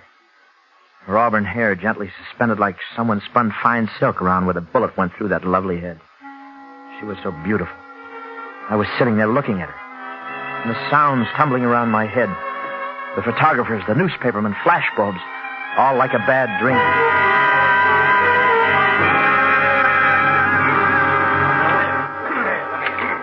Look, can't you take the hair away from her face? I'll cut your head off if you touch that body. Let's see the gun. Show him the gun, Mike. It's a gun. What's there to say? Well, we understand it's Warren's gun. You understand nothing until it's official. The coroner said it happened this morning about 4 hours ago. Now, how about that, Lieutenant Scarponi? Then quote him. Don't ask me. Mike. Yeah? They had enough. Get him out of here. Oh, wait a minute. Not so fast. I want one more shot of Warren. Put that drink back in your hand, Mr. Warren, please. Now, look, fella, don't overdo it. This is no private affair, Lieutenant Scarponi. Why don't you lay off? Well, put the drink back in his hand. Take it the way he is and get out. We'd like to do it the way it happened. He had a drink in his hand. It wouldn't look so good, Lieutenant, if the paper said you were covering up for a lifelong friend. Mike, get him out of here. Now, wait a minute. Wait a minute. Well, this is some mess, Warren. Yeah. How did it happen? Oh, I loved her, Joe. You knew how I loved her. More than anything in the world. Now look at her. Yeah.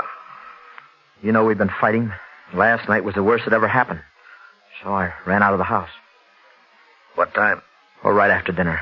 I went down to the Silver Grill and had a couple. You can check on that. Uh-huh. Then the Biltmore and had a few more. And I remember calling a cab on 7th and Hill. And then, so help me, Joe, that's all I remember. What do you mean that's all you remember? Well, that's all. I drew a blank. We've known each other all our lives, Joe. Did you ever know me to black out? Oh, that's not like you, Warren. But that's what happened. I don't remember anything. Until when? Until I woke up and called you. And where did you wake up? Right here in the bedroom. In bed? No, in this chair. Just like I am now. I saw Lily. Just like she is now. Blood on the floor. I know she's done for. My beautiful Lily. Then I get up to get a bottle. And I sit down again in this chair. I take one good long drink. I reach for the phone on the night table. I call you. I've been sitting here since. With a bottle. Mm-hmm. And, the gun. Is it yours, Warren? You know that gun is mine. It was on the floor. It's the gun that killed her. Joe, do you think I did it? Well, I don't have to tell you how it looks. I know how it looks. What I want to know is, do you think I did it? I'll have to book you, Warren. Oh, I couldn't have killed her, Joe. You know I couldn't. I loved her too much. I couldn't have killed her, Joe. Before we get to trial, Warren, for your own good, you'd better start remembering.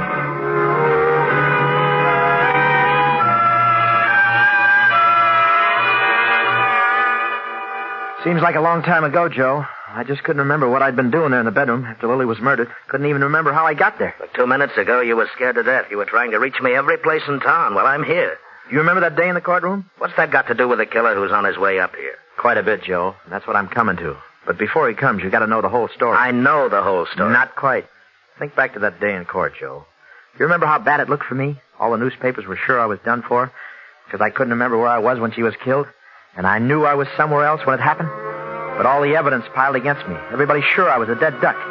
You and Madge in court at my side, and the prosecuting attorney pressing the jury for the full penalty.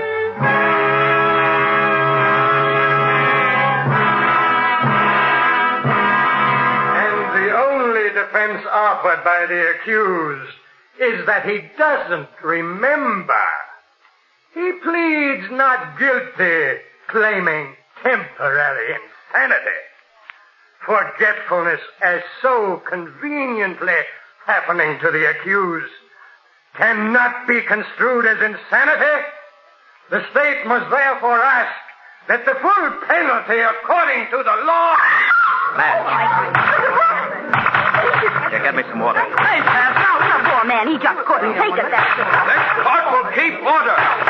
Order! You all right now, Warren? You feel better? Joe, I didn't do it. Yeah, sure. Joe, I remember now. I remember. I didn't do it. I was out of town when it happened. I was out of town.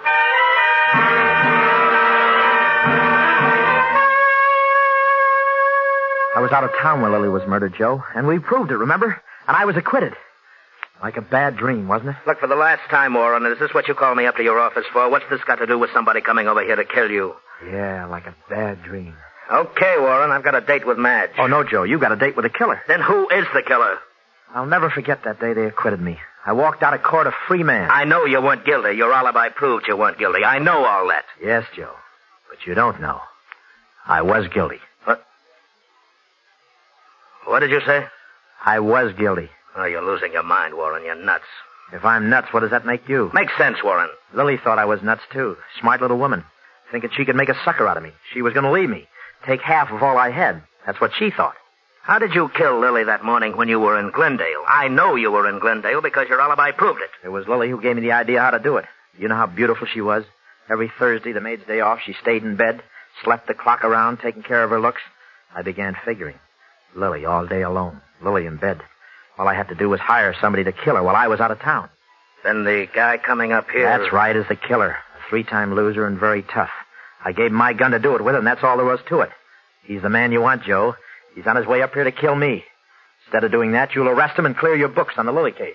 So, this is why it was so important for me to get here, huh? You have to admit it was neat, getting myself pinched, faking the blackout, stacking the evidence against myself, and forcing you to bring me to trial.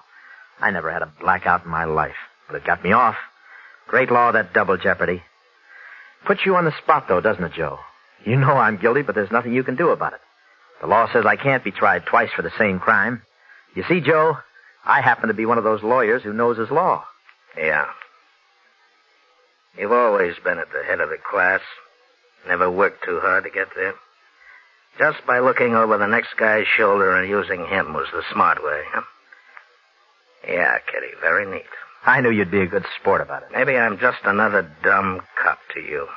Well, I don't like anybody making a sucker out of me. Especially a guy who's supposed to be my good friend. Where you going? You got a date with this killer who's due here any minute. Well, I got a date with my girl. Good night, Warren. We're both going to keep our dates. Well, Joe, what are you trying to do? You're a cop. You've got to pick him up. He's a killer, Joe. I can pick him up after 10 o'clock, can't I?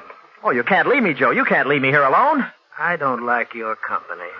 Oh, he's going to kill me, Joe. He's going to kill you.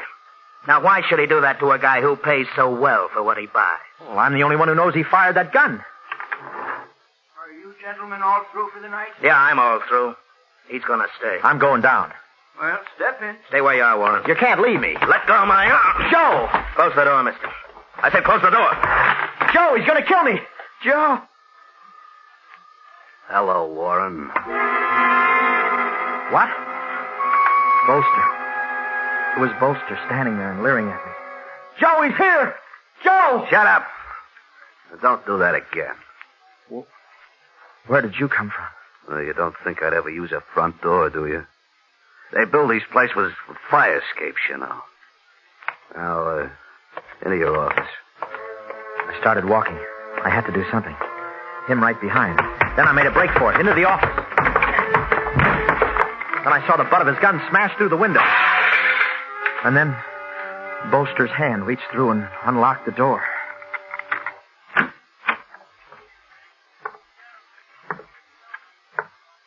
Oh, you're pretty cute. Bolster, you're not going to do anything. You want your money. Don't you want your money? Oh, yeah. The money comes first. Well, it's in one of these drawers. You know, you told me to do it with your gun.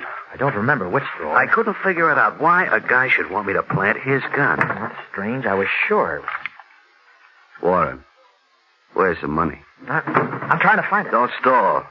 It was a white envelope. You know, I didn't figure until you went to trial and they acquitted you.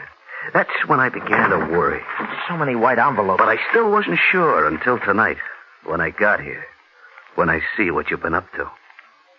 Find that dough. I'm trying. I misplaced it. And then it hit me. You was free and I was liable. No more tricks. It should be. Find that dough. Here it is. On the desk. Lay it down. There. Now turn around. Oh, don't you want to see if it's all here? Turn around. And like a dumb 6-year-old kid, I turned around.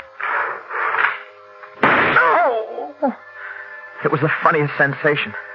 Hearing the shot. Feeling the panic. But nothing happened. I turned around. Bolster's eyes started to roll. His mouth opened like he had something to say. And then he dropped. No, it didn't happen to you, Warren. Joe. The elevator opposite your door and the broken window. You can thank them both. You're a very funny guy, Joe. That's some game you played. Is he dead?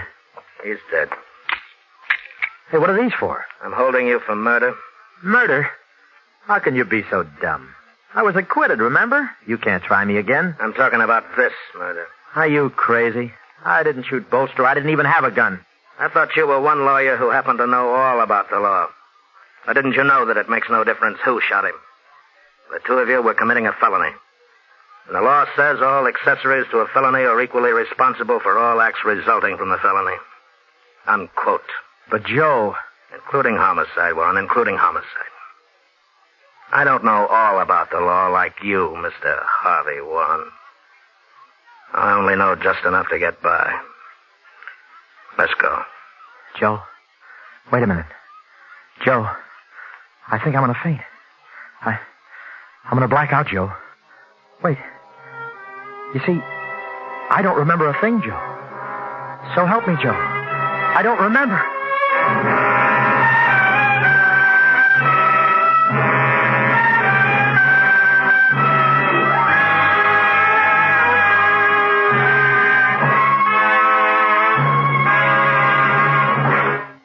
Thank you, Bob Hope, for a splendid performance. And thanks for the memories. Suspensefully you sat while I have been at bat. And now it's time to talk about our product, and that's that. Skinny Wilcox, you sing, too. Bye, Swan. I know you do, Bob, every Tuesday night for Swan Soap. On Thursdays, I Autolite. I've run into a comic. Wilcox, I was in Toledo recently and was given an Autolite Stay Full battery. Now I see why you've got a right to sing. Bob, I'm always singing the praises of Autolite Stay Full batteries. And for that matter, any of the more than 400 products for cars, trucks, airplanes, and boats that are made in 28 Autolite plants from coast to coast. Yes, sir, and Autolite also makes complete electrical systems for many makes of America's finest cars. Batteries, spark plugs, generators, starting motors, coils, distributors. All engineered to fit together perfectly, work together perfectly, because they're a perfect team. So, folks, don't accept electrical parts that are supposed to be as good. Ask for and insist on Autolite, original factory parts, at your neighborhood service station, car dealer, garage, or repair shop. Remember, you're always right with Autolite.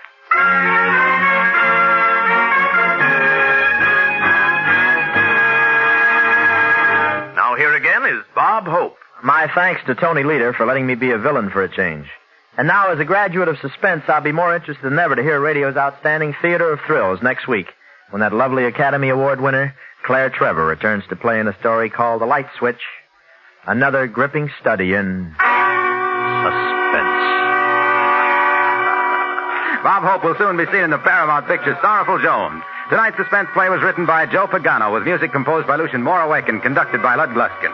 The entire production was under the direction of Anton M. Leader. In the coming weeks, Suspense will present such stars as James Stewart, Joan Crawford, Frederick March, and many others. So make it a point to listen each Thursday to Suspense, radio's outstanding theater of thrills. And next Thursday, same time here, Claire Trevor in The Light Switch. You can buy Autolite Stay-Full batteries, Autolite resistor spark plugs, Autolite electrical parts at your neighborhood Autolite dealers. Switch to Autolite. Good night. This is CBS, the Columbia Broadcasting System.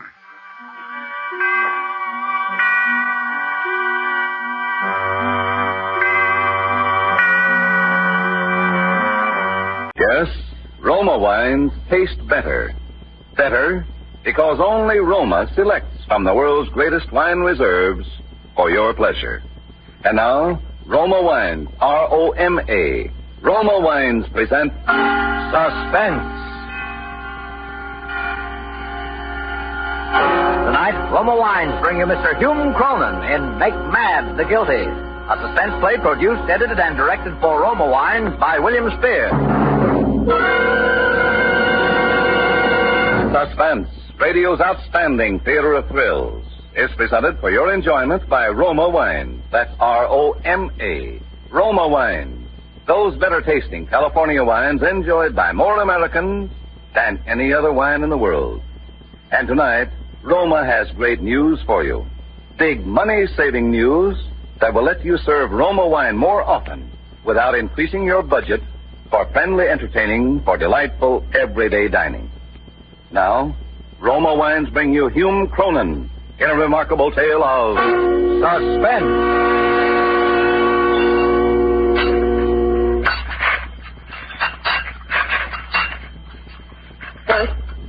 Bert. Yes, my dear.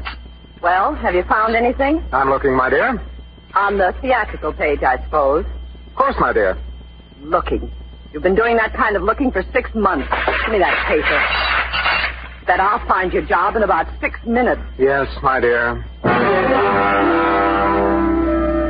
It is true that theatrical season, particularly in San Francisco, particularly for Shakespearean actors, was inclined to be sluggish. And it is true that I had never had the great leading roles. Hamlet, Othello, Lear. Although my success in supporting parts amongst amateur groups had been little short of dazzling. It is also true that these successes were of some 15 seasons past. Still, the talent of your true artist is not to be thwarted or denied. But this was a matter which I had never properly succeeded in demonstrating to my wife, Elizabeth. Until at last, perforce, I was persuaded that the poor creature's life was dominated by only the most mercenary considerations. Face it, little man, you were washed up as an actor before you started. You've just been looking in the wrong part of this paper. Merciful heavens, desist!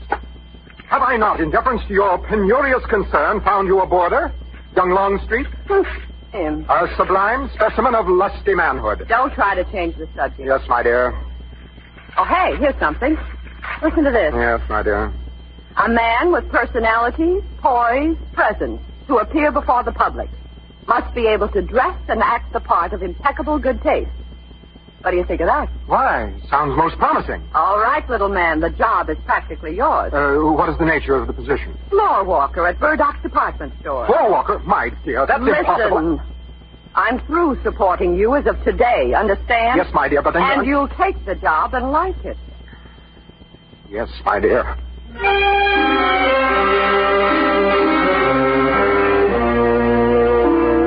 With deep misgivings, I accepted the position.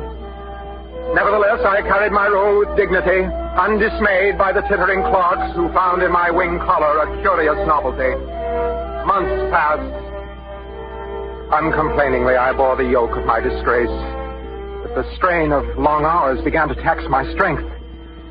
One day I was feeling particularly unwell. I left the store early and picked up my car in the parking lot.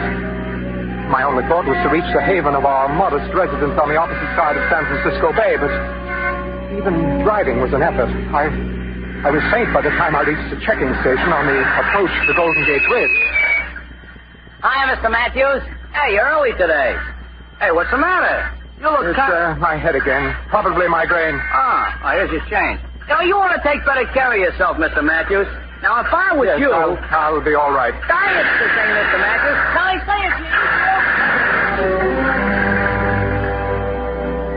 As I drove slowly across the great high span of the bridge and on through the Marin County hills, I knew, by some sixth sense perhaps, this would be the day.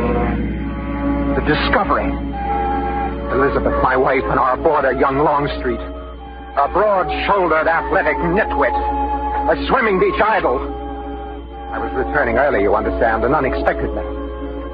Cautiously, I avoided the flagstone walk. On the soft lawn, my footsteps were noiseless. Quietly, I crossed the porch. I threw open the door. Sure enough, suitcases packed for flight stood ready on the floor. Bert, you... Oh, Mr. Matthews, shame. Oh, despair. Oh, nuts. Don't look so shocked. What did you expect? This is my burden of grief, my cross to bear. Oh, shame, where is thy blush? Come down off your high horse, Bert. You wanted to get rid of me, didn't you? Well, I'm leaving. If you don't like it, you know what you can do. In silence, I have suffered your petty deceptions, your taunts, your gross vulgarities.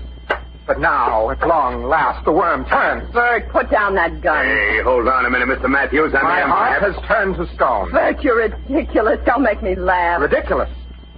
On the contrary, my dear wife, I am, for the first time in 15 years, a man. Now listen, Mr. Matthews. Look at him, always the tragic actor, the great tragedian. You're positively silly with that revolver trembling in your hand. Give it to me. Keep your distance, I warn you. Now look here, Mr. Matthews, Betty and I have got... Don't worry, handsome. The little man won't shoot. I know him too well. Now give me that gun. I warned you. I said give me that gun. Oh, that you had 40,000 lives. One is too poor, too weak for my revenge. Hey! Get him, handsome. Well, we're on our way. Bring the suitcases, handsome. Shall I hit him again, Betty? Oh, the little man won't bother us anymore. Just one. For luck, huh? Shoot yourself. Yeah. Well, remember me. Bye. Be seeing you, little man. Wait. So long, Matthews. Don't take any wooden nickels, huh? Elizabeth, wait. What for? We've got places to go. Please, Elizabeth. I am the vanquished. It is I who must go. Pride compels it. I shall go far away. Disappear, vanish from your life forever. He's not. Quiet. What's this you're trying to say, Bert? You're offering to disappear? Vanish, Scrap? Precisely. Put down the suitcases, handsome. The little man has something up his sleeve. Stay down the floor, worm. Remember, we haven't got all day to talk. Please understand, dear wife. In my disappearance, in my seeming death, if you will, there are certain advantages to be derived for all concerned. I'm listening. My life insurance policy, for instance.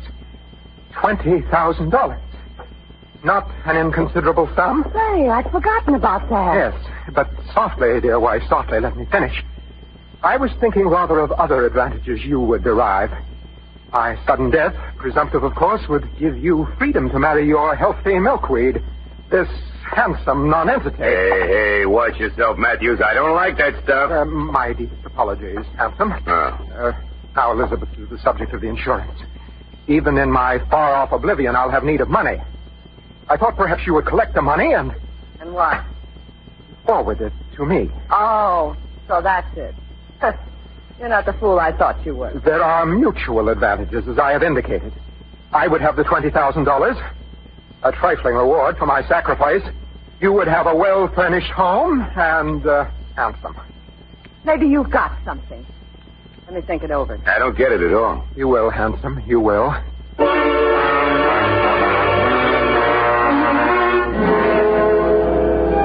Elizabeth agreed, as I knew she would.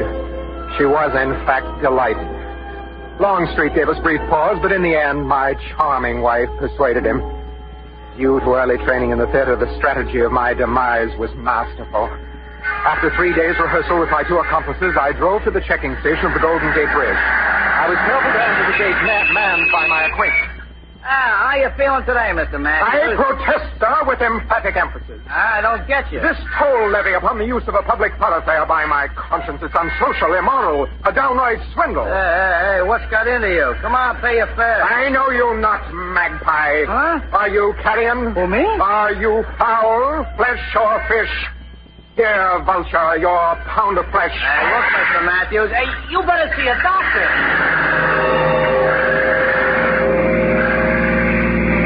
Doctor, indeed. But the fellow would remember me. I drove slowly, watching in the rear-view mirror. Near the center of the great bridge, high above the foaming sea, Longstreet and Elizabeth pulled in behind me. A break came in the traffic. I signaled Longstreet. He pulled his car alongside mine. Quickly, I leaped his car, leaving mine abandoned at the very center of the bridge. The abandoned car, the suicide note I'd left on the seat, would bear mute testimony to my tragic fate. And by my conscience, the word of the fellow at the checking station would tip the scales. There remained but to vanish from the eyes of all who'd known me, and my desperate deed was done. Elizabeth and Longstreet drove me to Sacramento. I boarded the train for Mexico. The frail, meek little floor walker was no more. I was dead. Gone. Kaput. Presumptive death, indeed. In truth, I was reborn. And on some not too distant tomorrow, I would return, and the lives of Elizabeth and Handsome would be forfeit.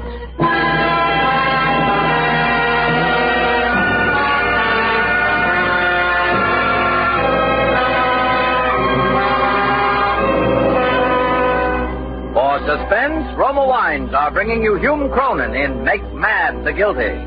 Roma Wines' presentation tonight in radio's outstanding theater of thrills, Suspense.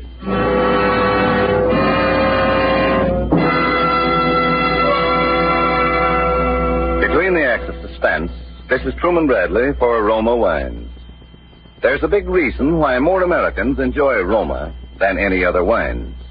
It's because Roma gives you an extra pleasure dividend in fuller bouquet, richer body, and better taste. And Roma gives you still another extra dividend. Now you can buy Roma wine at handsome savings. Now you can enjoy the delicious taste luxury of your favorite Roma wines and get extra change from a single dollar bill. Yes, you can now save up to 20% on finer tasting Roma wines. Take advantage of these big Roma savings. Buy Roma by the case. Enjoy delicious Roma wine more often with meals or when you entertain, and save money on every bottle. Ask for Roma, R-O-M-A, Roma wines, for extra good taste and extra cash savings. And now, Roma Wines bring back to our Hollywood soundstage Hume Cronin in Make Mad the Guilty, a tale well calculated to keep you in suspense.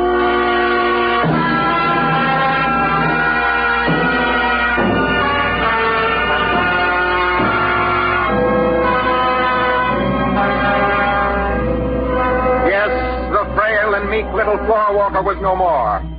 In Mexico, a new man wore my shoes. I became a man of purpose and daring. Through the art of makeup and disguise, I gave myself a villainous and frightful appearance, corresponding to my new character. I returned boldly to San Francisco with no fear of recognition. Thus was I privileged to read in the local papers of my own suicide and later of my wife's marriage to young Longstreet. Weeks passed. I learned Elizabeth had received the insurance money. I was well aware, of course, that she had no intention of giving me any part of it. The moment of final settlement had arrived. Late at night, as befits one returning from the grave, I rang the bell at the cottage I once called home. Oh! It is I, your lately deceased husband. Bert, you... Handsome! May the dead enter with the quick? Permit me to force my entry. Handsome! On my word, you're frightened. Well, that ridiculous makeup you have on. Why do you have to go around like a scarecrow frightening people? Hey, what goes on here? Hurry, Bert's here. Ah, handsome. In nightshirt and armed with a kitchen knife.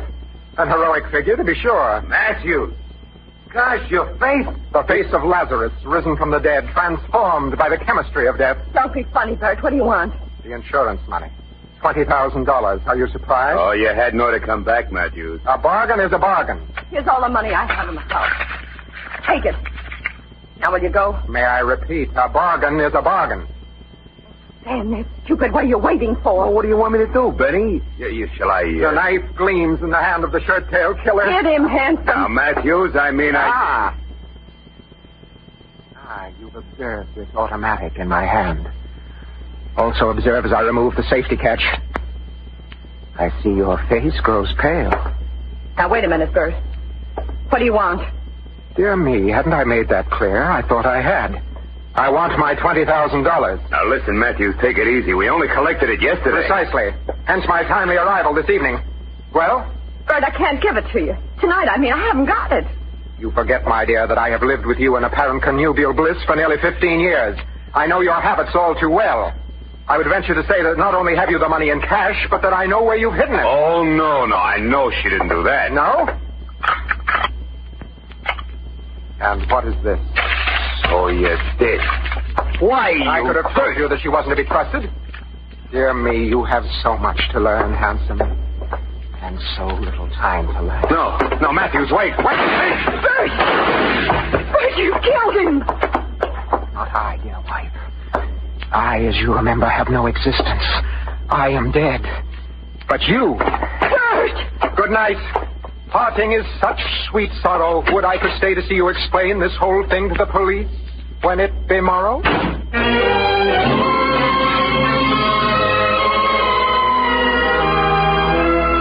Perhaps you see it now, eh? Perhaps now you fully understand the sweep and majesty and genius of it. For you must know I had planned it. Yes, planned it every step of the way from the day I introduced Elizabeth to Longstreet until the poor wretch was found hovering over his corpse. Had ever a man played and conceived so magnificent a role, and in no tawdry theater for the make-believe, but in the vast arena of life itself, there was but one thing lacking. That one ingredient so essential to the full savoring by the artist of his creative genius. An audience. And even that I had foreseen. I had my audience ready-made.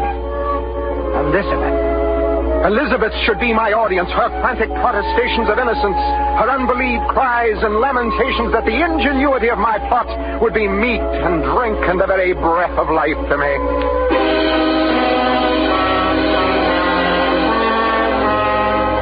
By a slight alteration of my appearance, I was able to attend her trial. Like a spectator at my own play, I could not have directed the performance better myself. Then this remarkable woman, with the murder weapon still figuratively reaching in her hand, has the temerity to tell this court and this jury that the crime was committed by a former husband who conveniently rose from the dead and then disappeared once more into limbo. No, ladies and gentlemen of the jury. She is guilty, and the state asks that you find her guilty, with full knowledge and consent to the penalty with which that guilt entails. The penalty of death. No, he's alive!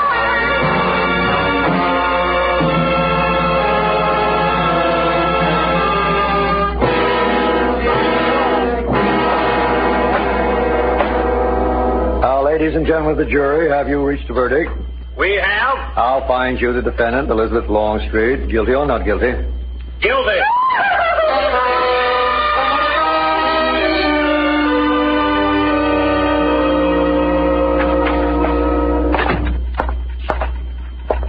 Dispatch this wire, please. All right. This is Elizabeth Longstreet, death row. Oh. You can deliver it, can you not? Oh, sure. You have a rendezvous with death. From the depths of experience, can assure you he is by no means an unfriendly companion. Unfriendly? Oh, unfriendly companion. Heartfelt sympathy, courage. 39 words. Let's see, that'll be 78 cents out of $1. Thank you. Really is sad when you come to think of it. I guess you were a friend of hers, huh? In a sense, to be sure. Yes, in a sense. Oh, wait a minute. You didn't sign it. Just sign it, Little Man.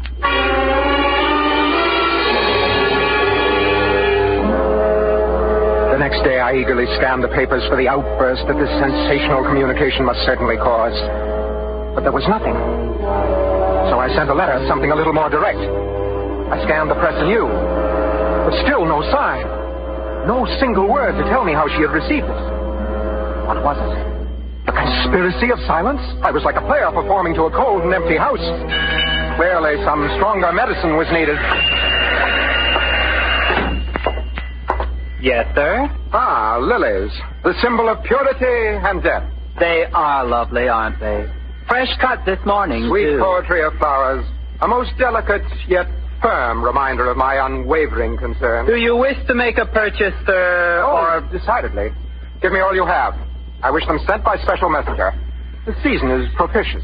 Yes, sir. Where to, sir? To Mrs. Elizabeth Longstreet, Tehachapi Prison, the death house. Mrs. Elizabeth? And would you mind writing a card? As you can see, my right hand has suffered a slight injury. Very well, sir. What do you wish me to write? Just say, from the little man who wasn't there. And sign it, Bert.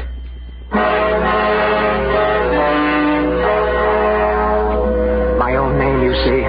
That surely would bring results. But no, nothing. Once again, nothing. I saw it now. She was playing with me, deliberately playing with me, concealing my communications from her jailers. And my time was running out. The execution was within the week. But I would move her. I'd move her in such wise as she would drown the stage with tears and cleave the general ear with horrid speech, make mad the guilty. Okay, next. It's my understanding that the state law requires the presence of witnesses to a prison execution. I therefore request... Okay, who do you want to see go? Mrs. Elizabeth Longstreet. Let me see. That's Friday morning. What's your name? Bertram Mason. Let me see some identification. Driver license, anything you got. Identification? Yeah, anything at all. Well, you see, I'm sorry, Bud. We got to know who we invite to these parties some other time. Hold on, sir. I demand... I said some other time. Now beat it. You hear me? She was slipping from my grasp, don't you see? The curtain was already beginning to descend. And still there was no audience to hear my curtain lies. That night I paced the streets in a torment of indecision. Then, as dawn was breaking, I realized what I must do. A drastic, desperate measure.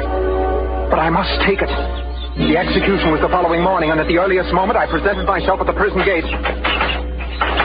Yeah? What can I do for you? It's imperative, absolutely imperative, that I be present at the execution of Elizabeth Longstreet. I'm sorry, mister. Now, wait. You don't understand. Can't be done. Oh, if you was a relative, say... That's it. That's what I'm trying to tell you. I am. I am related. Yeah? Well, that might be different. How are you related to her? I am her husband. Her husband? Oh, don't try to get funny, mister. It just so happens she murdered her husband. No, not him. Her former husband. The man whose name was mentioned so often at the trial. They thought I was dead, but I'm not. I'm Bert Matthews. Oh, a crackpot. Save it for a soapbox, brother. No, wait. I can prove it. She will recognize Sure, I know. Now run along. I implore you. I beg you, call the warden. Tell him that there's a man... What was that? Not now, she won't recognize you. What do you mean? I mean, that's it. It's all over. Finished. Oh, no. Not dead. That's right, brother. He's dead.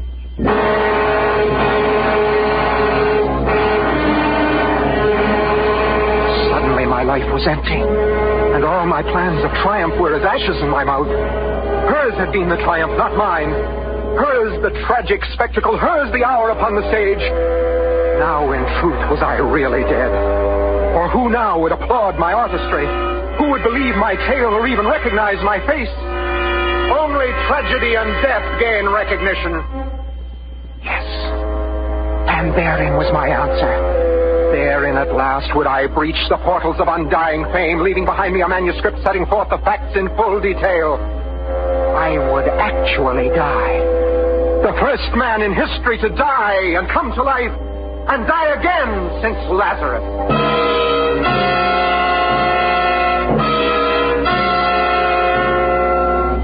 I searched the streets until I found a car with the keys and the ignition lock. I stole it.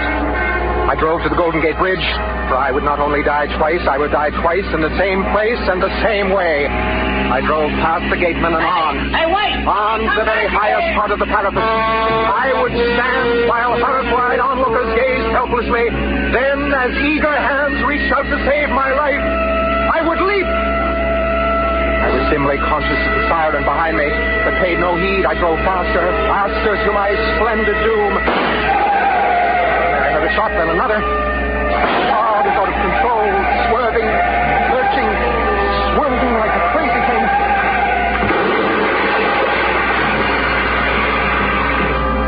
I think for a moment I lost consciousness. And then next I knew what I was doing, I had crawled from the wreckage and was staggering towards the railing of the bridge. And I was being pursued. Even now, at this late hour, some monstrous fate seemed bent on thwarting my design. Stop, we'll shoot. No, they would not stop me. I would not be thwarted. I staggered on.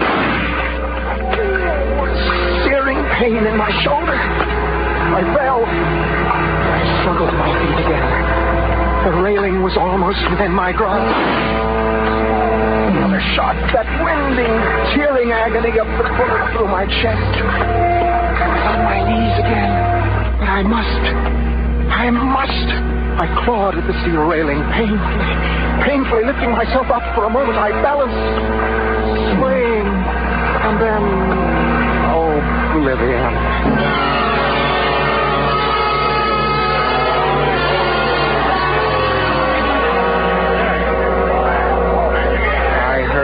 Voices coming to me from a long way off, like voices of the dead. Stand back. What? This guy is Playboy Heaven. The same license number. Oh, I wonder why he ran. Yeah, it's tough. And he looks like such a harmless little guy.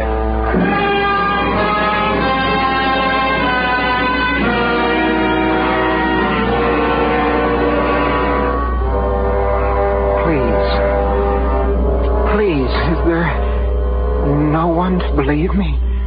Just one. The lowliest of men, the tiniest of lisping children. Just one. Before this stage is dark. Before I shuffle off this mortal coil. Before I die.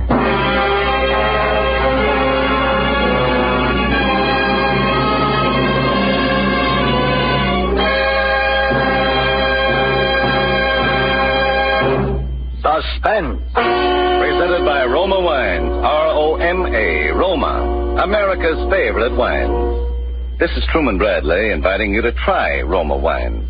To learn for yourself why more Americans enjoy Roma than any other wine.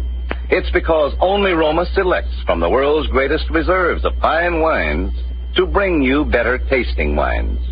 And now, you and your friends can enjoy delightful Roma wines more often, because Roma prices have been reduced as much as 20%. So make a note tonight to stock up on Roma wines tomorrow. Take advantage of Roma's new low prices to enjoy more of Roma's premium quality. Ask for Roma, R-O-M-A, the greatest name in wine and your best buy in good taste. This is Hume Cronin. It's been a great pleasure appearing for you on Suspense. I hope you enjoyed it as much as I did. And I know you'd like to hear about next week's Suspense show, when Roma Wines will bring you June Havoc, in the story of a girl whose fatal resemblance to a famous movie star leads to murder. I'll see you soon, I hope. Thank you. Good night. Hume Cronin appeared by arrangement with Metro-Goldwyn-Mayer, producers of Living in a Big Way, starring Gene Kelly and Marie McDonald. Tonight's suspense play was by Irving Moore and Robert Richards from an original story by Robert Ralston. Next Thursday, same time, you will hear Miss June Havoc as star of Suspense. Produced and directed by William Spear for the Roma Wine Company of Fresno, California. Suspense. And the producer of radio's outstanding theater of thrills, the master of mystery and adventure, William N. Robeson. Among the many misconceptions under which we live and have our being is the one that states that there is no such thing as the perfect crime. The open files of unsolved murders in every police department across the land give the lie to this proposition. However, it is true that the criminal more often than not slips up on the tiniest of details and ends up alone in a tiny room with a tiny gas pellet dropping into a tiny pan of water under his chair. We wonder if you can spot the detail Dort Sharples overlooked as you listen to Mr. Glenn Ford starring in Murder and Aunt Delia, a tale well calculated to keep you in suspense. Ever stick out your thumb and pull in $1 million plum? Well, I'm the little Jack Horner that did it. Only my name isn't Horner. It's Dort Sharples. I was hitchhiking along Highway 70 across the Arizona desert heading for L.A. It was August and it was hot. Oh, man, it was hot. It was so hot the lizards were fanning themselves. There wasn't much traffic. Nobody would stop. I'd walked about 8 miles outside a little burg called Quartzsite, and I was tired. I was tired and sore. Finally, a black sedan come along, and I was all set to holler cuss words at it for not stopping, when suddenly this guy slows down. It was a young guy, about my age. He was alone.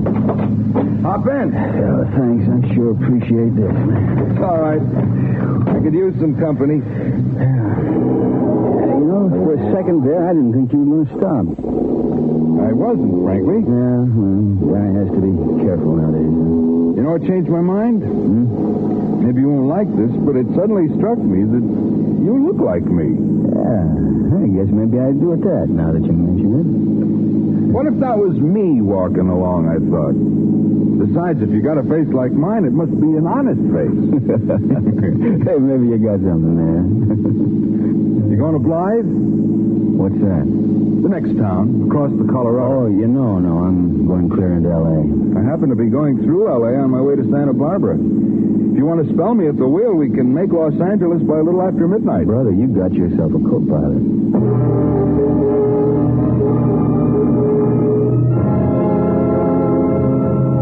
By the time we crossed the river into California, I learned the guy's name was John Braley, and that he was going to visit his invalid aunt. Now, this aunt didn't own all of Santa Barbara, not quite.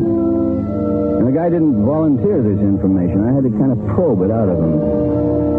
Between Blythe and Desert Center, an idea began to percolate. And not just from the heat, either. Say, I bet your aunt's going to be awfully glad to see you, Braley.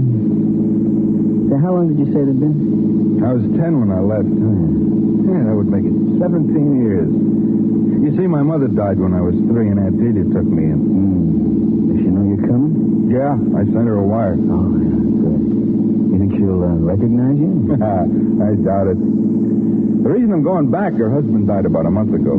That'd be your uncle, huh? Uncle by marriage. I never thought of him as an uncle. My aunt married him when I was 9. He and I never got along. That's why I left Aunt Delia's place. You mean you ran away? No, another aunt in Delaware took me. For a while, Delia and I wrote to each other, but her husband made her quit. He sounds like a first-rate heel. Yeah, I always thought so. Anyway, what with school and then the Army and getting a job afterwards, why, I just lost track of Aunt Delia. You got a lot of relatives in the East? No. My other aunt died when I was 21. Delia's the only relative I got left. I guess that means you'll be coming in something pretty good someday, huh? I suppose so. This may sound funny, but the idea sort of scares me. Yeah. I wish somebody'd scare me like that.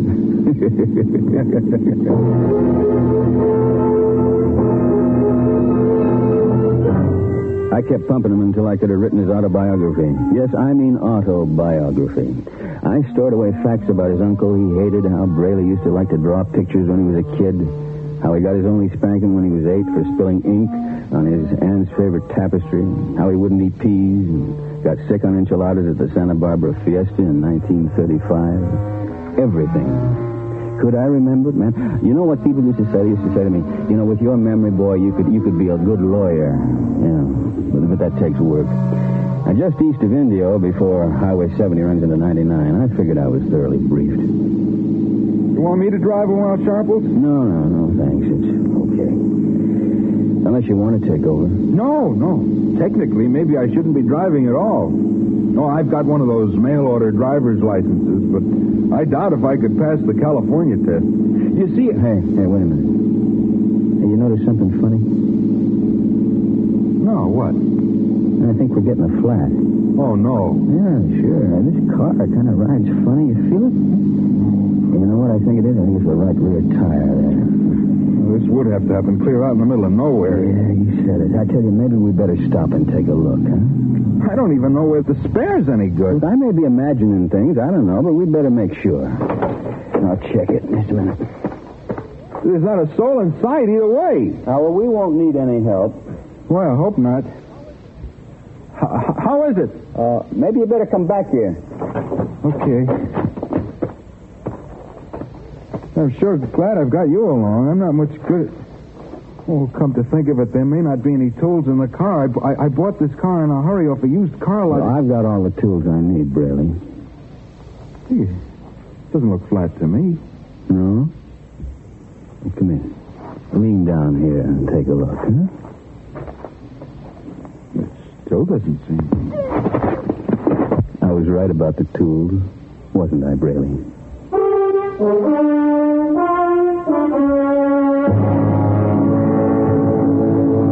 The blackjack back in my pocket and dragged Braley off the highway. I put him in a ditch.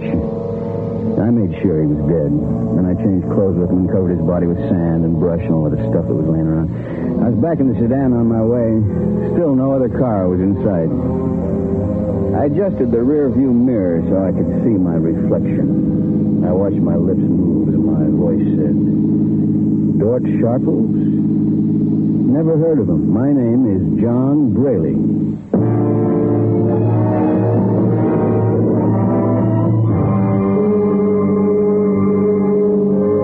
Into L.A. about 2 a.m. I waited around till morning, though, before I went to Rena's apartment. I wanted her to be real wide awake when I told her my idea. But, Dort, it sounds crazy and dangerous. For $1 million, we can afford to be crazy. But suppose somebody finds out you aren't this guy, Braley. Who will know? Huh? Who's going to know? His aunt hasn't seen him since he was a kid. There's no other relatives, no connections on the coast, none back east either. But are you sure you can carry it off, George? Rena, will you listen to me a minute? I know everything about that guy. I even know when he lost his first baby tooth. But what do you want me to do? I'm going to tell you. You just stay where I can get in touch with you, you hear? You be ready to come up to Santa Barbara. How long will you have to wait to come into this money? The old lady may live for years. No, I don't think so. She's pretty well along. She's an invalid. You know, a lot of things can happen to an old lady. Well... No wells about it. It's a real break. Now, I might have done it alone. I could have done it alone. But I thought of you, kid. It's real sweet of you, Dort. Real sweet. Yeah, sure. And we're partners, huh? Yes, Dort. Great. Now, look, kid, listen, one thing very important. You lay off that Dort stuff from now on, huh? From now on, you call me John Braley. Kiss me, John.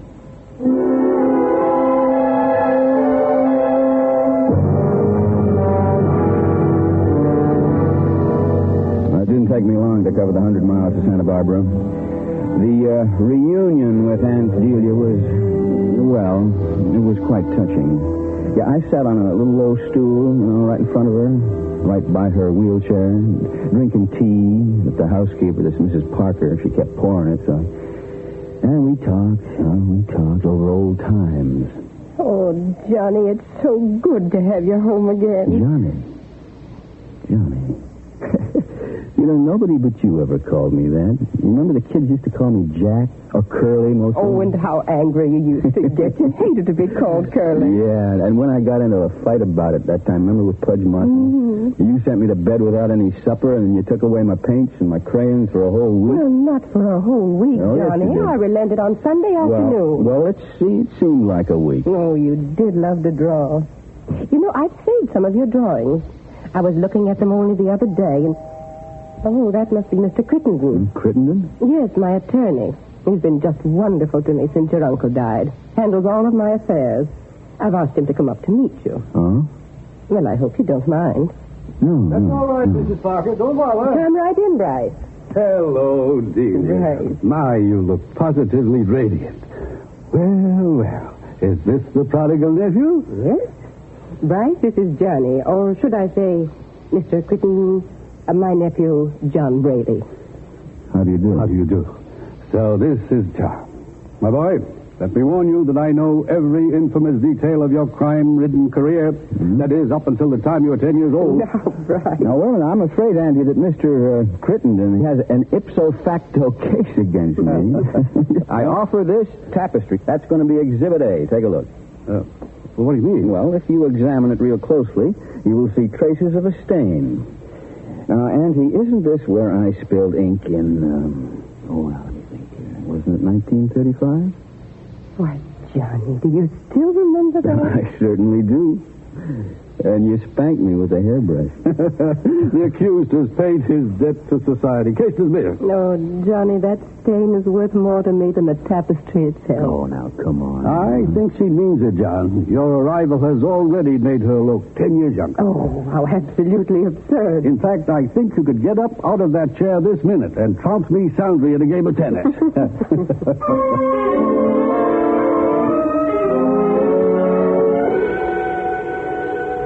There wasn't any doubt about it. I was in. And Delia's health improved so rapidly, I realized I'd have to think of a way to... I had to kind of speed things up. That meant I had to get Mrs. Parker, the housekeeper, out of the house for good. So I began devising little things to make her appear inefficient. Now, Auntie wasn't supposed to have spices, so I sneaked into the kitchen and I doctored the food with some pepper. After Mrs. Parker set the heating unit for the night, I got up and I turned it off. Andy woke up freezing. And Mrs. Parker became so confused and upset that she began helping me out by forgetting things and making mistakes all on her own. Johnny, I know Mrs. Parker means well, but, well, as Dr. Davis says, I've got to have someone I can depend on at all times. Yeah, well, I haven't liked to say anything, but after all, she's been with you for a long time. But... well, the poor old soul, I think she does need a rest. Oh, dear, it's going to be so difficult to tell her. Well, I'll attend to that, Auntie. And I'll see about getting another housekeeper. An intelligent, capable, younger woman.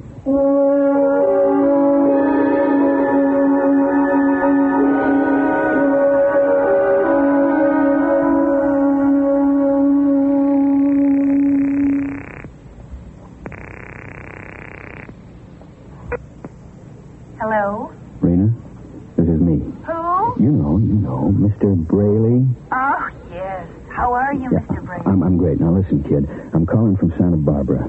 I'll get up here right away. Check in at the San Martin Hotel as Rena Derwin.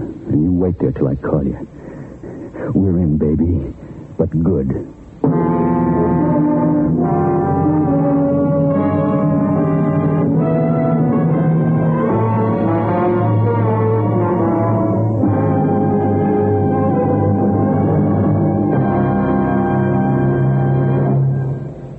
Listening to William N. Robeson's production of Murder and Aunt Delia, starring Mr. Glenn Ford. A tale well calculated to keep you in suspense.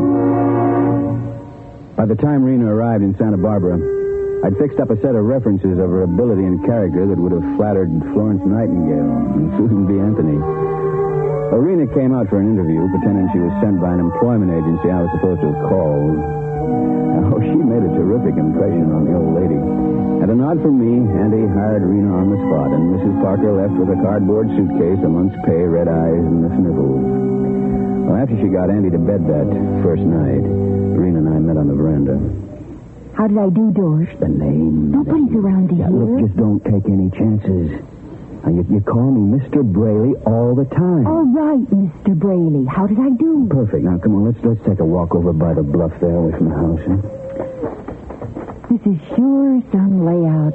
Looks great in the moonlight. Yeah, they'll all be ours, baby. Yeah. How are you going to do it? Do what? You know. Mm-hmm. Now, right up there ahead is a cliff. You see it? Here it is. Now, that's a 200-foot drop under those rocks down there. You're going to push her off the cliff? No, nothing as brutal as that. No, it's an accident, you see. You take Aunt Delia for an airing in her wheelchair, and as you're pushing the chair, you trip, and you fall. The chair starts rolling, you run after her, the poor Auntie goes over the edge. And you're hysterical with shock, of course. Yeah, I am. I don't know. What's wrong with you taking Andy for an airing? Look, if I could do it, what would be the point of you being here at all? You're just an employee, a brand new one. And you've got no reason on earth to kill her for her dough, but, I mean, they just might get that idea if I was wheeling her. Yeah, I guess you're right. Yeah, and that's why it's important for us not to have very much to do with each other. That's going to be difficult, George. Mr. Braley. No one can see us now, honey. Oh, baby, can't you wait? No. Just one kiss, please.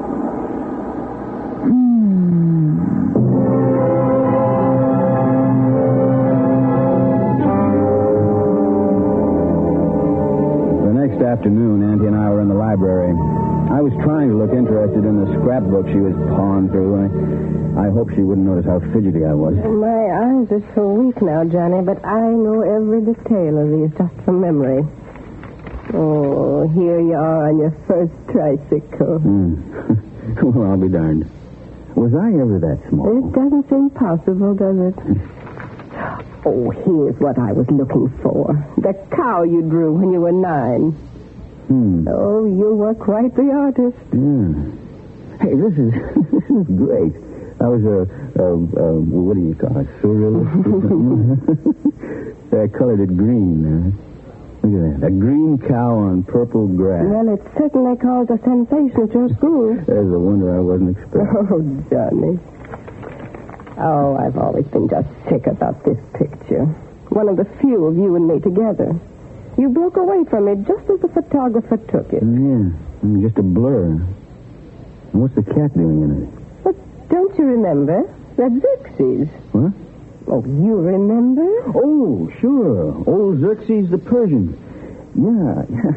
Oh, gee, you know the fun he and I used to have together? Of course, I used to tease him a lot when you weren't looking. Yeah, but he sure was a nice... What's the matter, Auntie? Johnny, are you trying to fool your old auntie? What do you mean? But you were frightened plumb out of your wits by cats. If Xerxes so much as brushed up against you, you'd scream bloody murder. That's why you jumped when the picture was taken. I did? I did. Yeah, didn't I? Yeah. You remember? Dr. Thompson said it was a deep-seated phobia, and you'd probably have it all your life, like Napoleon. Did it ever go away, Johnny, this fear of cats? Well, yeah, it went. I mean, most of it went away. After all, he doesn't like to remember what a coward he was when he was a kid.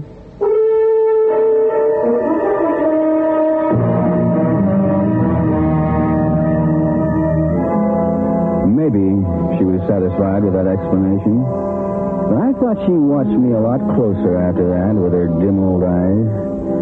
Irene and I couldn't put it off much longer. I might pull a real boner. That night, Irene and I set it up. I said, tomorrow, right after breakfast. Oh. You'll come with me, won't you? Honey, it's better if I'm not around. You don't have to be right there. Just be where I can see you. I couldn't do it all alone. I don't know if I can... All right. Just don't lose your nerve, kid. That's all. Just don't lose your nerve, huh?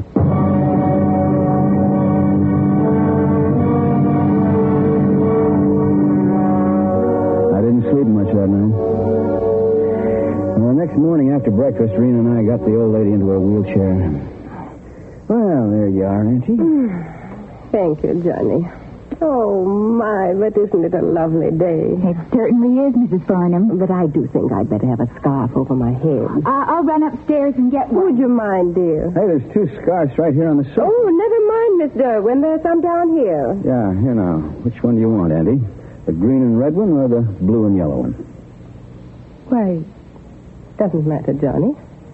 Either one. All right. Let's see now. I think the green and red one will go better with that robe you're wearing. Yes.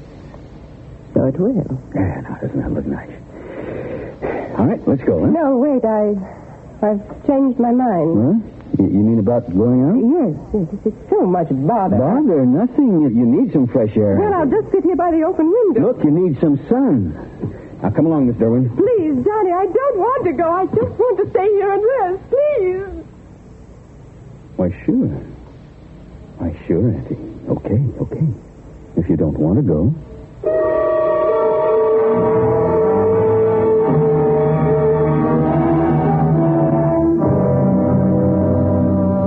Angelia finally calmed down, but she still had Rena put her to bed. Then she asked me to drive into town. She wanted me to get her some medicine she was out of. You know what I was doing? I was hoping the old lady was maybe coming down with something that would save Rena and me the trouble of that last wheelchair ride. But no. The next morning was cloudy and sultry. When I got downstairs, Rena already had the old girl out on the lawn in her wheelchair. She came over to me and whispered. She just wants to stay there, Dort. No ride. Well, that's tough. That's real tough because she's going anyway. Now, come on, Rena. Well, suppose she makes a fuss. I think the 2 of us can handle an old lady in a wheelchair. But if she screams... Oh, she screams. All right. This estate is as isolated as Alcatraz. Come on. Let's get it over with. All right. It's starting to sprinkle. I know it is. Now, come on. Hurry up. Let's finish this thing before we get wet. Miss Derwin, it's starting to rain. Oh, we're coming, Auntie. Oh, I just knew it would rain today. I just knew it. Yeah. Well, here we go, Auntie. You came just in time. I thought you'd forgotten me. Forget you. Now, don't be silly. Oh, dear, it's really starting to come down. Well, hurry. We'll be so. Johnny, the house is back that way. Johnny, where are you taking me? Just relax, Auntie. Rena, help me push, will you? Oh, sure. All right, let's make this quick. Johnny, what are you doing? Stop it! Stop it, Dr. Fast! Johnny, do you hear me? I'm frightened. Faster, Rena. You're not my Johnny, are you? You're not my Johnny. Okay, Rena, let her go. Oh, stop it, please! Please!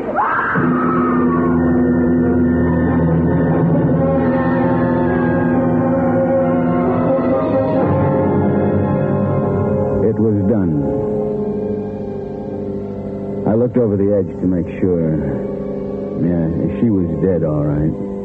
I made Rena tear her hose and skin her knee, rub some dirt on the wound. It was raining hard now. As we got back to the house, I heard a car swinging around the last turn on the grade. It pulled up the driveway by the porch, and a man got out. It was Crittenden. Get hysterical, Rena. Come on, limp. I tried to stop her, Mr. Braley. I tried to. Mr. Crittenden? John, what are you 2 doing out in this rain? Who had your aunt? Well, something awful's happened. I was just going to phone you. I tried to catch what's her. wrong? I tried. My aunt is dead. Dead? Yes. And it's all my fault. All my Miss fault. Derwin, stop that. It's not your fault. What happened? Well, Aunt Delia asked Miss Derwin here to wheel her over there so she could admire the view. In this rain? It wasn't raining then. Miss Derwin tripped and the wheelchair coasted downhill. She tried to catch up, but it just plunged over the cliff there. Oh, call an ambulance. Maybe there's still a chance.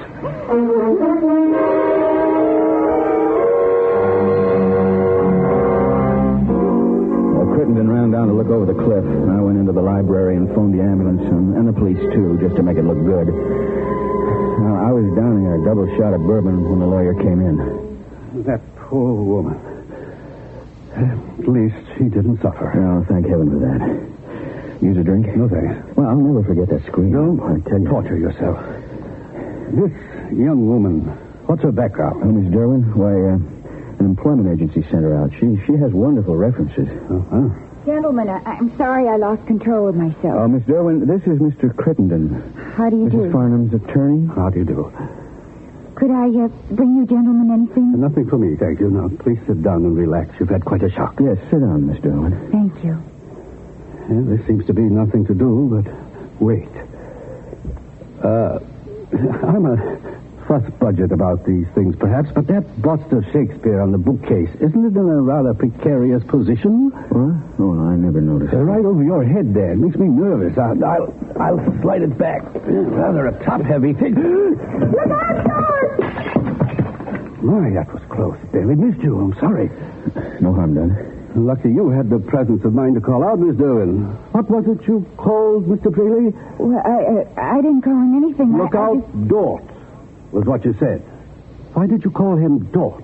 Well, It was just an exclamation as she saw the statue topple And over. called you by your real name? Mr. Crittenden, I'm afraid I don't quite see the reason for all this peculiar questioning with my aunt lying out there dead. Mr.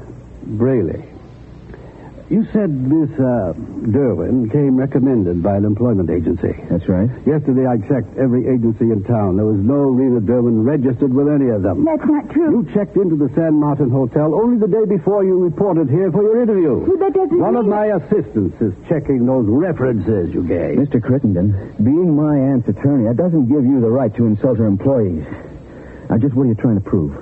I had a talk with Mrs. Parker the other day. Mrs. Parker? Oh, she's sore because she got fired, so she tries to create distrust and suspicion of this girl that took her place. I've known Mrs. Parker for years. There was no physical or emotional reason why she should suddenly turn into an absent-minded, careless, incompetent... Nevertheless, she did. Dr. Davis... I talked to Dr. Davis, and he's of the opinion that somebody in this house engineered things so Mrs. Parker would be asked to leave. I'm sure my aunt would resent your prying into the affairs of her household. I'm afraid you're mistaken. This prying, as you call it, is made at your aunt's request. What do you mean? She telephoned me yesterday afternoon to tell me about a strange doubt, suspicion.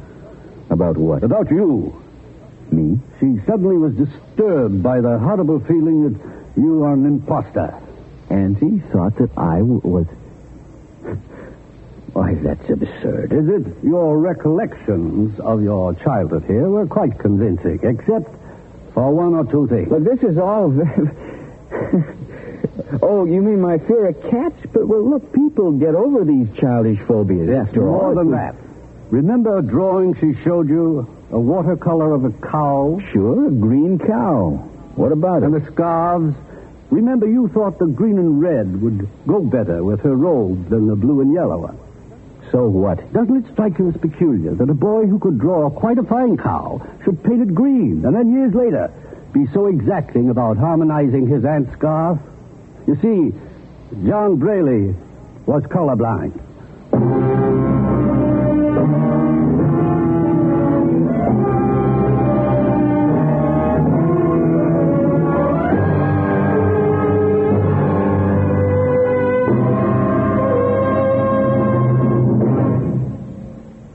Suspense, in which Mr. Glenn Ford starred in William N. Robeson's production of Murder and Aunt Delia by Lou Houston. Listen. Listen again next week when we return with 227 minutes of Hate by Sam Pierce. Another tale well calculated to keep you in suspense. Supporting Mr. Ford in Murder and Aunt Delia were Ellen Morgan, Lillian Bayef, Shepard Menken, and Herb Butterfield. Music composed by Lucien Morawek and conducted by Wilbur Hatch.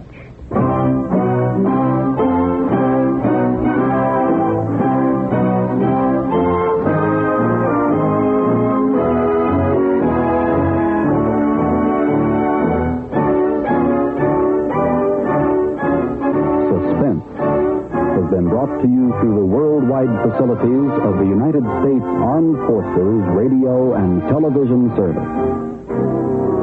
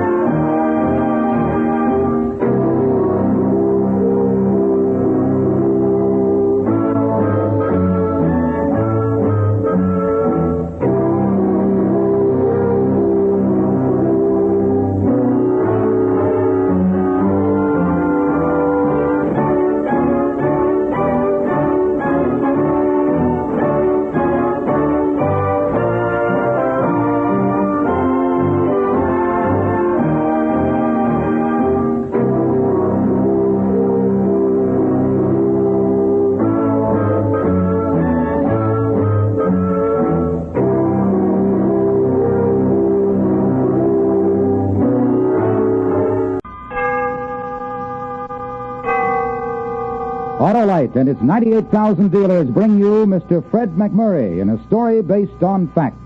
Tonight's presentation of Suspense.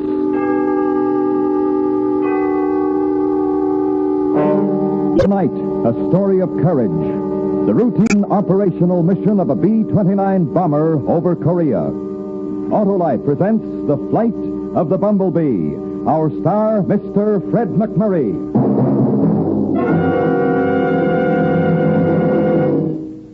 Hiya, Wilcox. Well, call me out if it's not Stan, the chipper and chirpy baseball manager. Not so chipper, Wilcox. My car battery's out of water, dead as a pot fly. Well, Stan, you should have an Autolite Stay Full battery. The pep pitcher of potent power that needs water only 3 times a year in normal car use. A real good starter, huh, Wilcox? Oh, Stan, it's the best. And that Autolite Stay Full needs no relief either. It gives longer life, as proved by tests conducted according to accepted life cycle standards. Why, money just can't buy a better battery than an Autolite Stay Full. Where do I pick up this prize package, Wilcox? From your neighborhood Autolite battery dealer. He services all makes of batteries and has an Autolite Stay Full for your car if a replacement is needed. To quickly learn his location, just call Western Union by number and ask for... Operator 25. That's me, and I'll gladly tell you where you can get an Autolite Stay Full. The battery that needs water only 3 times a year in normal car use. And remember, from bumper to tail light, you're always right with Autolite. And now, with The Flight of the Bumble Bee and the performance of Mr. Fred McMurray, Autolite hopes once again to keep you in suspense.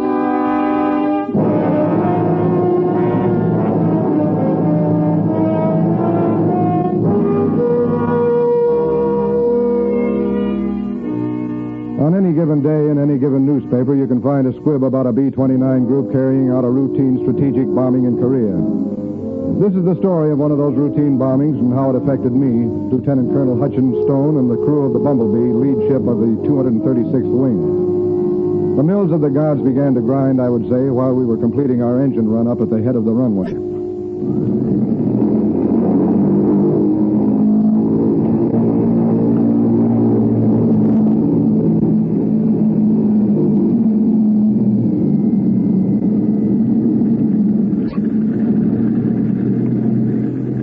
With a run-up, Murph? There's a 75 RPM drop on the front mags and number 2, but it shouldn't bother us any. We'll get them back okay. Raj. Let's go, Frank. Flaps. 25 degrees. Trim tabs. Set. Autopilot. Off. Windows and hatches. Rear door and escape hatch closed. Turbos. Number 8. Propellers. High RPM. Power from Army, 3605. Over. Over to you, 3605. Ready to take off. Over. Clear on runway 26. Wind 25 miles, 45 degrees. Out. Prepare for takeoff. Prepare for takeoff.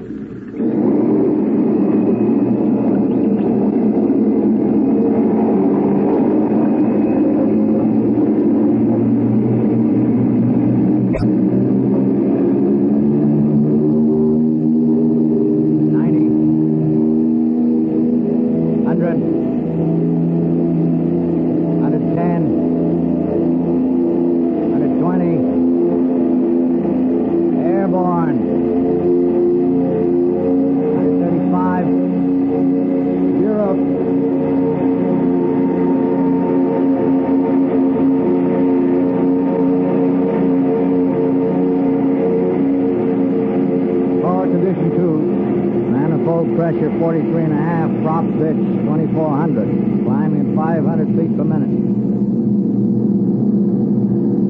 Raise flaps easy. Flaps coming up easy.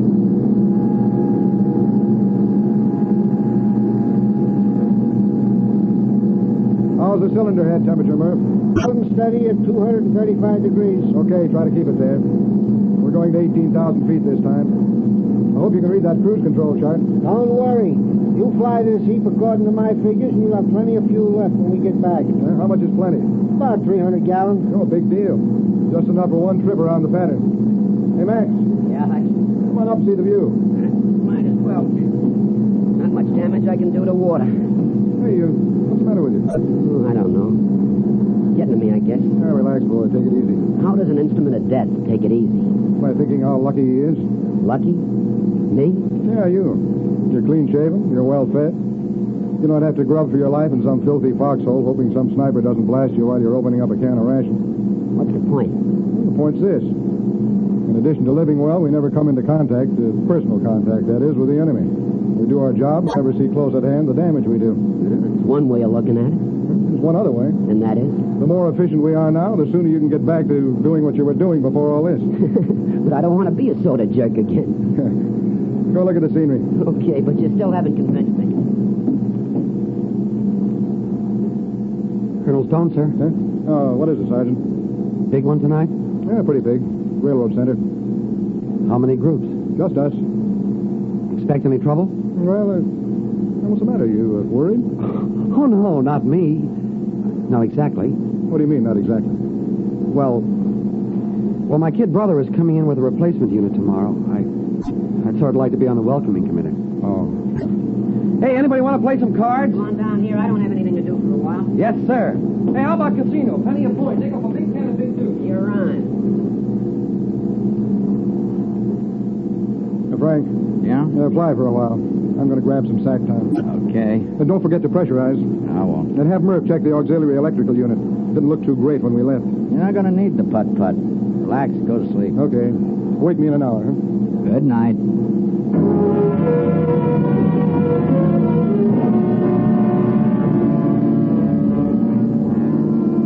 Before I fell asleep, I thought of my ship and its crew. The thrill of being master of 135,000 pounds of airplane. And I thought of the words in the preface of my pilot's handbook.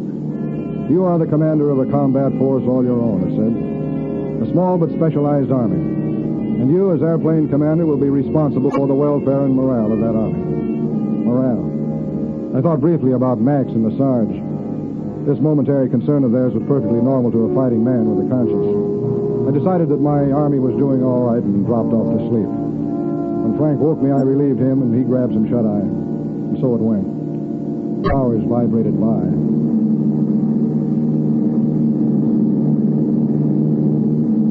Hey, Hodge. Talk to me, Willie. My trusty computer tells me you'd better correct 2 degrees left and increase your indicated airspeed 5 miles an hour if you expect to lead these guys to the initial point on time. Will do. Where are we? Should hit the coastline in about 3 minutes. Guaranteed? Guaranteed. Hey, what's the name of that town we're using for the initial point for the run? Senyaki. With the prevailing winds, it should give us a run of about 170 seconds. Think you can get synchronized in 170, Max? When I was a cadet, I scored a shack. Bullseye to you. From 12,000 with a run of 25 seconds. Answer your question? No. It means you got lucky once. Out you drift, Peter. Settle down. We're assembling.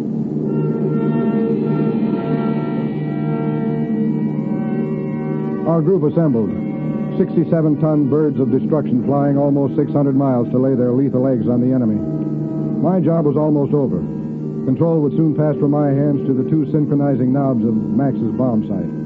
He would fly us down the path to the target, the path from which there was no turning. A man's got to be a little frightened when he approaches something like this. I wouldn't want a man on my crew who said he wasn't. Because when a man doesn't scare in a situation like this, he's a fool. And a B-29 is no place for a fool.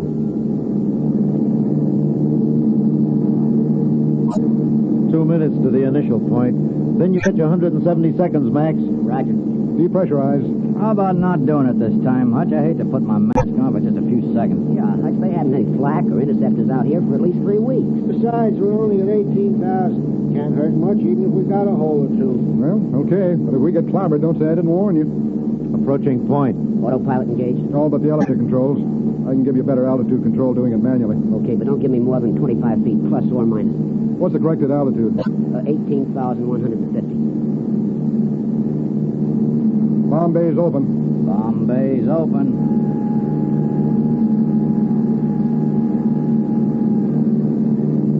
Okay, Max, you got it. Frank, check the gunners. Right gunner. Left gunner. Tail gunner. Radar. Murph? Yeah, Hutch. Everything check okay? Fine. You know, it's too quiet here. Yeah. Hope we got the right place. I keep thinking. 3 o'clock, high, closing fast. We'll start shooting. We can't move now. Comes a whole mess up. I'm heading right for us. Hurry up, Max. Hutch, there's a couple coming this way. 1 o'clock. Move it. Drop him, Max. Drop him. I need 15 more seconds. Hutch, here they come. Sarge, get them. I can't stop them.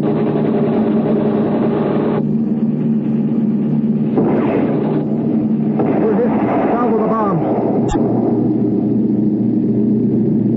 Bomb bay's closed. Let's get out. Frank, report from the aft compartment. Murph, a reading on the damage. I'm sorry. I couldn't stop him. I hit him. Take it easy. Settle down. Emergency power on 1 and 2. Come on up.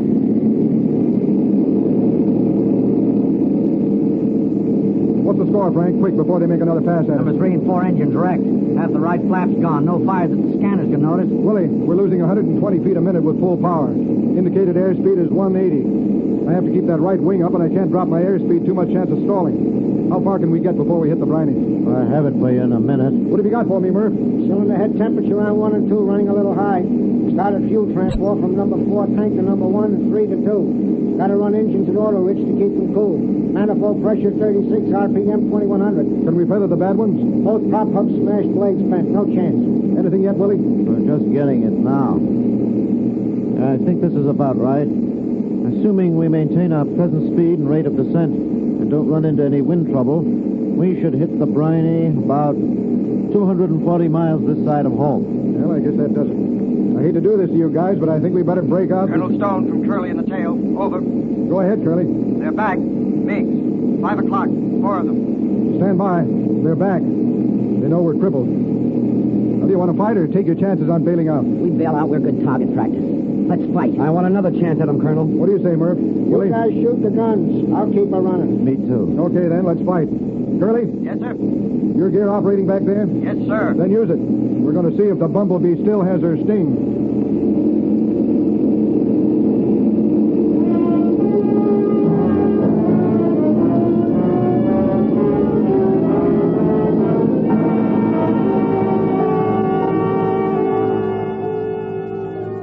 Autolite is bringing you Mr. Fred McMurray in The Flight of the Bumble Bee.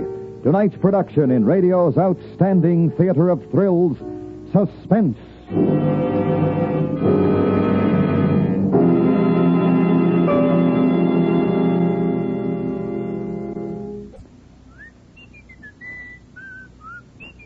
Well, Stan, have you won that pennant already? I feel that way, Wilcox. It's that new Autolite Stay Full battery of mine. It's quick as a shortstop, eager as a rookie, and powerful as a slugger.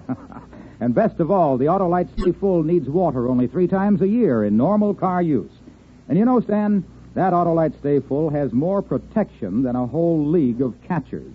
Why, it has fiberglass retaining mats around each positive plate to reduce shedding and flaking and give the Autolite Stay Full longer life, as proved by tests conducted according to accepted life cycle standards. That Autolite Stay Full has made a hit with me, Wilcox. Why, money just can't buy a better battery than the Autolite Stay Full. So, friends, to quickly locate your nearest Autolite battery dealer, who services all makes of batteries, just call Western Union by number and... Ask for me, Operator 25. I'll gladly tell you the location of your nearest Autolite battery dealer, where you can get an Autolite Stay Full. The battery that needs water only 3 times a year in normal car use. And remember, from bumper to tail light, you're always right with Autolite.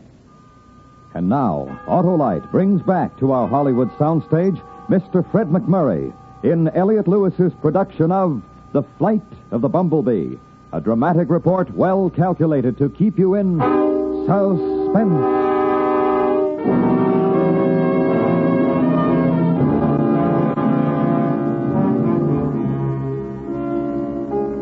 It wasn't much of a decision to make. We all knew that to bail out meant we'd be target practice. So we prepared for the fight.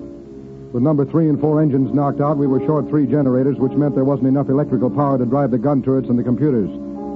I ordered the putt-putt, the auxiliary electrical unit, on the line and dropped to 10,000 feet. Then, without pressurization, the 3 remaining generators plus the power generated by the putt-putt might be enough to do the job. This, of course, assumed the auxiliary unit was working properly. Also, diving down to 10,000 gave us enough excess speed to eliminate, for all practical purposes, the possibility of more than one tail pass by the enemy. The men took up their positions and waited, but not for long. Here they come. 4 of them. Now listen, I don't want the gunners to start the turrets moving until it's absolutely necessary. We haven't got enough power. Wait till they're right on us before you pour the juice to them. Okay, Skipper. It's Roger, sir. And keep the crosstalk to a minimum. Right gunner to pilot. Over. Go ahead, Marty. Can you drop your right wing a little? Makes an awful blind spot for me. Can't do it. Got to keep these dead engines high. Sorry. Okay, sir. But if you really need it, I mean really, yell and I'll drop it for you. They'll probably come in that way at least once. Maybe we can trap them. Right, sir. Look out, Al. Coming at you. I see him. You got him now, Sarge. Little to the right, sir.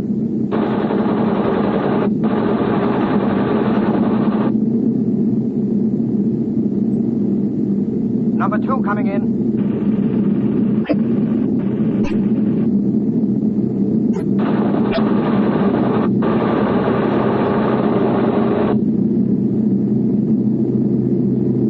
Low, coming in. Coming around to my range. Cylinder head temperature on 1 and 2 over the line. Open the cowl flaps another 2 degrees. Cool them off. It'll slow us down. I can't help it. These engines have got to get us back. Here's number 4. Hold it right there, Colonel. He's making a path head on.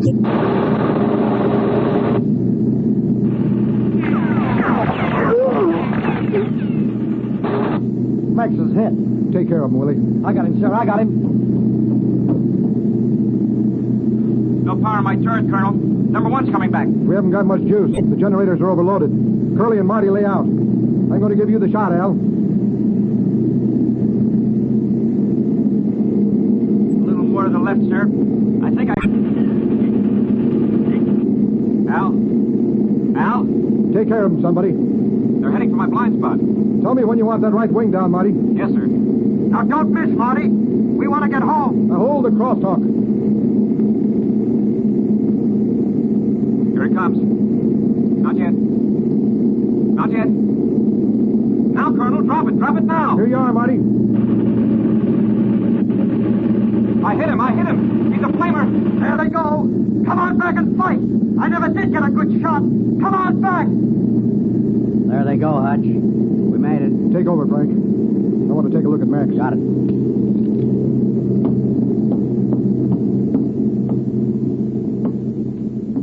How is he, Willie? Well, I've got a Carlisle bandage on and the bleeding stopped. I think he may be going into shock. Yeah. Did you use the sulfur ointment? Yes, but I didn't know what to do about the ribs. Just a minute. Max. Hiya, Hutch. How do you feel, kid? Not too bad. I'm afraid to give you morphine. Your respiration's kind of slow. It's okay. I can make it without it. Yeah. Well, let me know if it gets too tough, will you? I will. It's very bad. No. Not too bad. Get me back. I don't want to die out here. Please, get me back. You're not going to die, Max.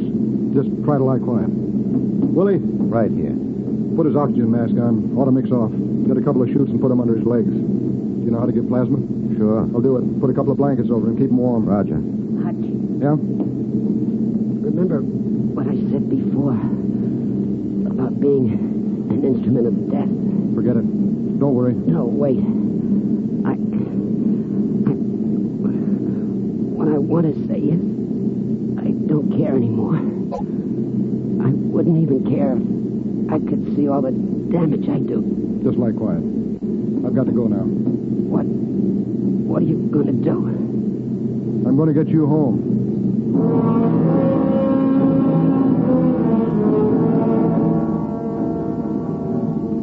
When I said that, I didn't have the slightest idea of how I was going to do it. I went up and talked to Murph and found that nothing we could possibly do to the engines was going to keep us from losing about 100 feet a minute. We looked at each other like a couple of stupid fools for a while, and then Murph made a suggestion that gave me an idea. He said that if we were anywhere near basic weight, we could maintain altitude. First, we tried to figure out how we could dump some fuel, but that would have been defeating ourselves. Then I got the idea, why not drop everything over the side that wasn't absolutely essential to keep the Bumble Bee in the air? That might get us down to near basic weight. How do you know it'll work? Well, what have we lost if it doesn't? Nothing. What are we waiting for? Okay, you fly for a while. I've got work to do.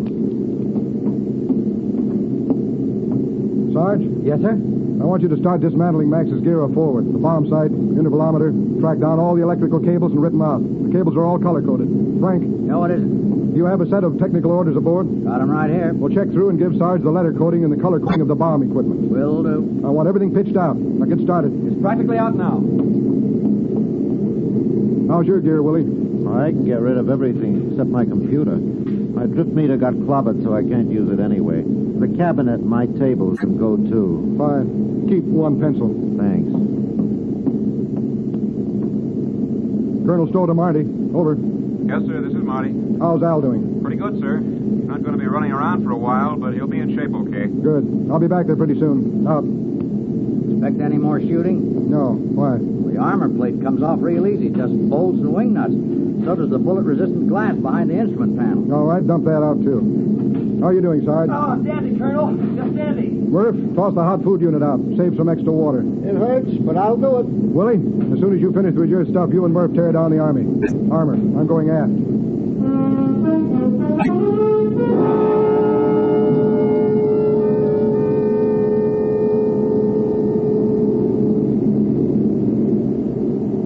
Pretty good first aid job, Marty. Thank you, sir. What happened to Al's turret? No power. How come? Well, the auxiliary never did get started. We didn't get 1 volt of power out of that putt-putt. Toss it out. Yes, sir. Hey, wait a minute. Before you do that, do you know how to remove the lower turret? Guns and all? Guns and all. Yes, sir, we can, but it's quite a job. I don't care how big a job it is. Can we do it? Yes, sir. But I'll need some help. You'll get it. I'm going up front now. Oh, Colonel. Yeah, Marty? Can we toss out the putt-putt first? Yeah. Kick open the rear door and toss it out. And drop the lower turret, and then anything else you can think of. You've got to get down to basic weight. If there's anything else you're in doubt of, why, call me in the intercom and I'll take it.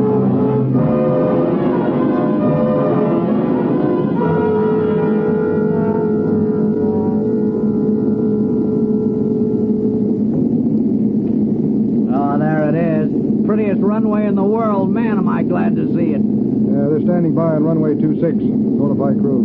Prepare for landing. We'll dispense with the rest of the checklist. Gear down. Gear coming down.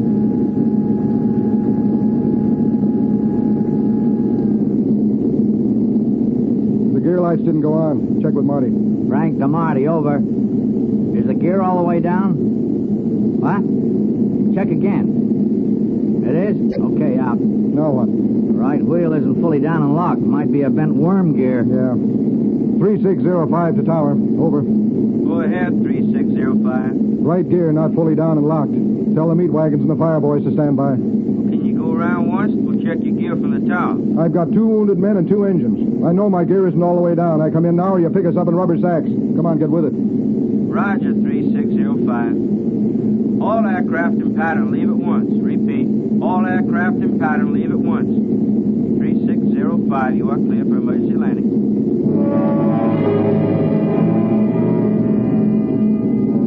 Within a few seconds, I could see the ambulance racing to where they figured the plane had stopped. Then I saw the Fulmite boys turn down the taxi strip that paralleled the runway. I knew what the procedure would be. They'd start down the runway and start throwing the stuff at the engines the minute we touched the ground.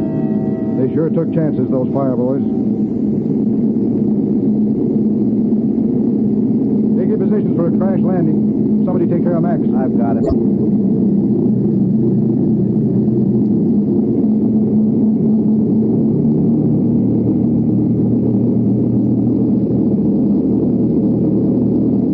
Full flaps.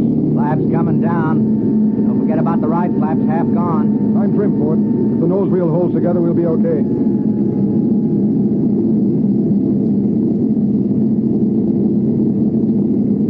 For the idle cutoff when you're ready. Right. Give me the count, Frank. Speed 138. 130. 120. 110. 100. 90. Cut the switches, Murph. Right.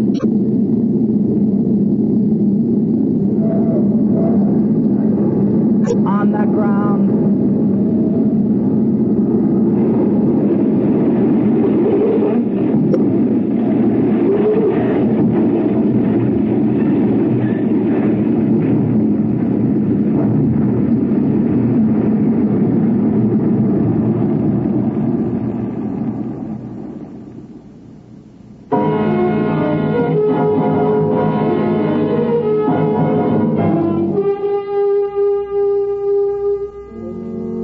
hatch fire, we didn't turn over, we were just ground looped. And that was the end of our routine operational flight. Max and Al made it okay, and the rest of us had ourselves a weekend in Tokyo. The Bumble Bee, they had to junker. There wasn't enough left to make repairs worthwhile. So now, if you'll excuse me, I have to go to a briefing. Another routine operational flight.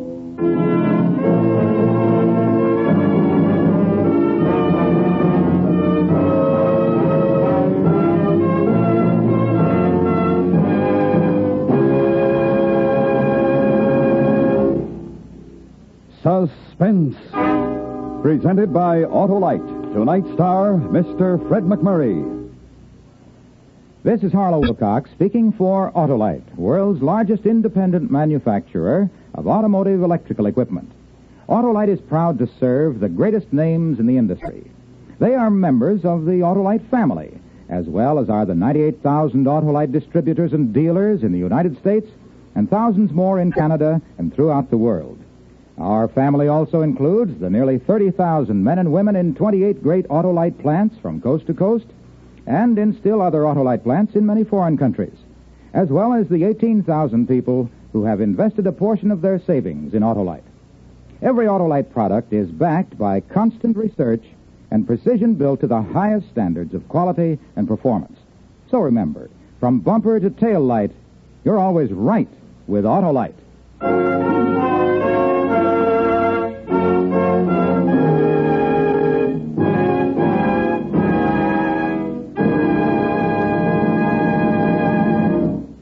Next week, a story about fear and a man's difficult decision. Find yourself or die.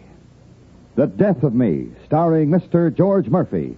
The program will be presented on Suspense.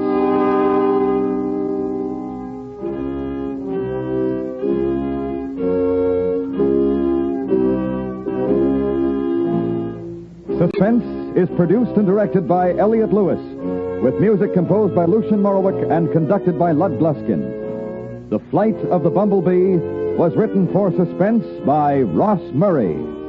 Featured in tonight's cast were Joseph Kearns, Byron Kane, Glenn Vernon, Edgar Barrier, Billy Hallop, Jack Crucian, Charles Calvert, and Lee Millar. Fred McMurray may currently be seen in the Metro-Goldwyn-Mayer production of Calloway Went That-A-Way.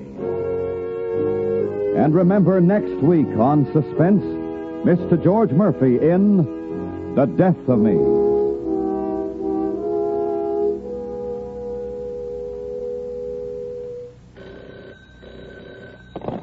For the location of your nearest Autolite battery or Autolite spark plug dealer, or your nearest authorized Autolite service station, phone Western Union by number and ask for operator 25. Switch to Autolite. Good night. This is the CBS Radio Network.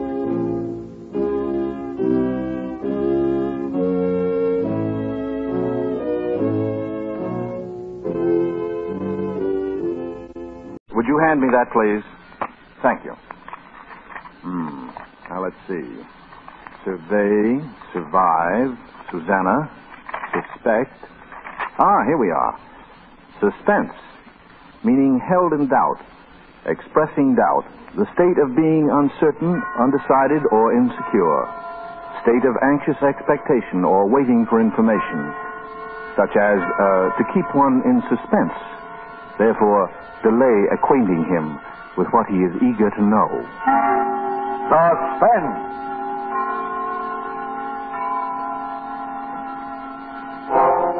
An hour of suspense now. A full 60 minutes at this time. And with the distinguished actor-director Robert Montgomery as your host. Tonight, our star is Howard Duff, famous wherever radio is heard as Sam Spade, detective. And as Spade, he will appear in The Kandi Tooth, a suspense play produced, edited, and directed by William Spear.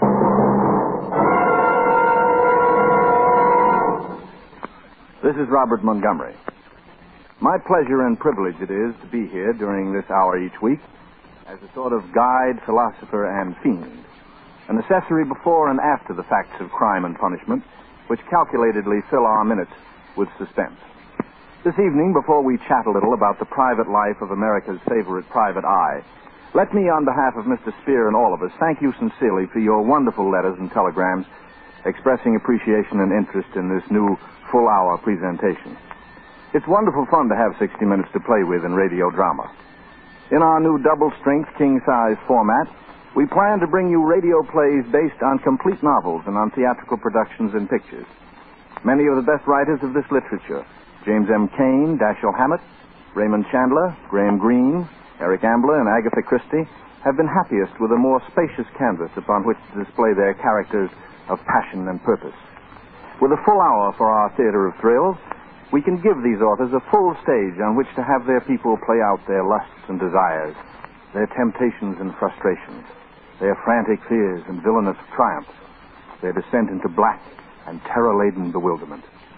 Sometimes we find ourselves locked in the tortured brain of the scheming criminal. At other times, we know the dread of the hunted and hapless victim. But always the basic ingredient of suspense is not mechanical gadgetry, not the detectival piecing out of fingerprints and convenient clues, but always the basic ingredient is people. For people give us emotion, and emotion marks the high drama that cold logic can never achieve. Nowhere will you find stranger people, motives, and situations than those that pass through the door of a little office in San Francisco's Post Street. The lettering on the door reads, Samuel Spade, Private Investigation. Once it read Spade and Archer, but that was before Miles Archer stopped a bullet and plunged Sam Spade into the greatest detective adventure of modern times, the search for the Maltese Falcon. It was literally a shot heard round the world, for it brought into prominence the name of Dashiell Hammett and the so-called hard-boiled school of crime detection. Since then, the fictional private eye has become a national institution. But Sam Spade still rules the roost. In book sales, in motion pictures, the Maltese Falcon has been filmed 4 times now. And now on the air, every Sunday night, in The Adventures of Sam Spade, starring Howard Duff and produced by our very own Bill Spear. It's a great pleasure for me to introduce to our suspense audience now a young star from my home lot, Universal International, in the role with which he has become so closely identified that most of his fan mail is addressed to Sam Spade. Howard Duff. Thanks, Bob. I'd like to go on record right now as saying that any checks I may sign with the name Sam Spade will be accepted at your own risk. The detective business has been pretty good lately, I hear. How much did Sam make during 1947? Effie would know. But no matter how much it was, it won't change Sam. He'll still do business at the same old stand in a rickety office building on Post Street where the elevator seldom ever works and the janitor never ever works. As a matter of fact, I got into my Philip Marlowe pants this morning and did little Spade work on Spade myself. Don't stop me if I'm wrong, but here are some of the facts. F-A-X, facts. The way I dug them up. Age? Nobody talked. History? Mysterious, but was probably a Pinkerton man to start with. Height? 6 feet and a small chunk. Weight? Enough muscle to go with his height. Hair? Dim-out blonde. Eyes? Yellow-gray. Unmarried. Lives alone in a small furnished apartment within walking distance of his office. Is economical to the point of, never takes a cab where streetcars can get, and has been known to walk where they can't get. Secretary, Effie Perrine. The only person who really knows what makes Sam tick when he wants her to. Otherwise, he's a lonely man who trusts no one, lives alone and loves alone, and expects others to like it. Have I left anything out? Nothing you left out, Bob. Something you put in. It's not true that I don't trust anybody. I trust everybody. All my clients are honest until I prove them otherwise. Maybe that's what kept you in the private eye business all these years. That and the strong hatred that I have. Hatred? Yeah, for time clocks and the hours between 9 and 5. That's why I went into business for myself, and that's what keeps me there. Then you regard it as a business, Sam, and not as an adventure. Well, when you break an arm in an adventure, the cost of setting it is not tax deductible. In a business, it is. Yes, I see. How many cases have you had? And do you think all private dicks are clever? Well, I've had so many cases I can't remember them all.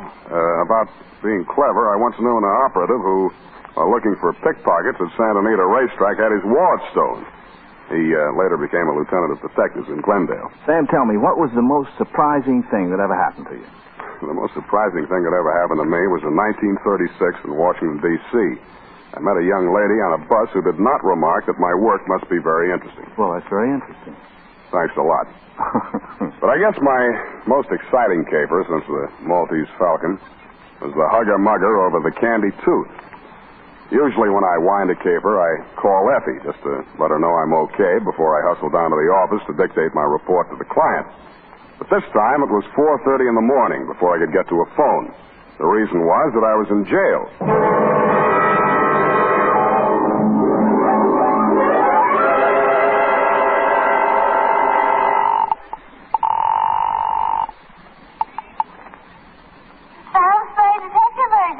Wake up, Angel. You're home in bed, not at the office. Huh? Sam, is that you, Sam? Mm-hmm. What time is it? 4:30 in the morning. Are you up already? Effie, pull yourself together. Get dressed. Hustle down to the city jail. Sam, what happened? Well, that's what I got to get on the record now while I'm still alive to do it. Grab a taxi and hustle on down. Bring a book, pencils, the encyclopedia that has the letter K in it, and any old $20,000 you got laying around. Sam, where am I going to get pencils at this hour?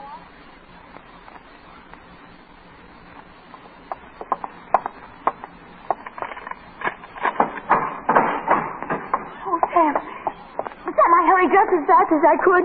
There was no taxi around. What are you doing in jail? My apartment's being redecorated. Did you bring your book? Well, of course I did. And pencils, too. But you're here on a murder charge, Sam. Whatever could have happened Take it down, to you? Effie. But, Sam, what did The you do? San Francisco Homicide Bureau. Attention, Detective Lieutenant Dundee. Date, fill it in. I will. From Samuel Spade, license number 137596. Subject, the Kandi Tooth caper. Dear Dundee, I don't know all the answers, not yet.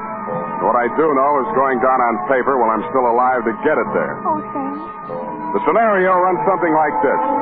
This morning, a telegram came to my office. It was addressed to Samuel Spade, Esquire, and it was signed Casper Gutman. Gutman, the fat man.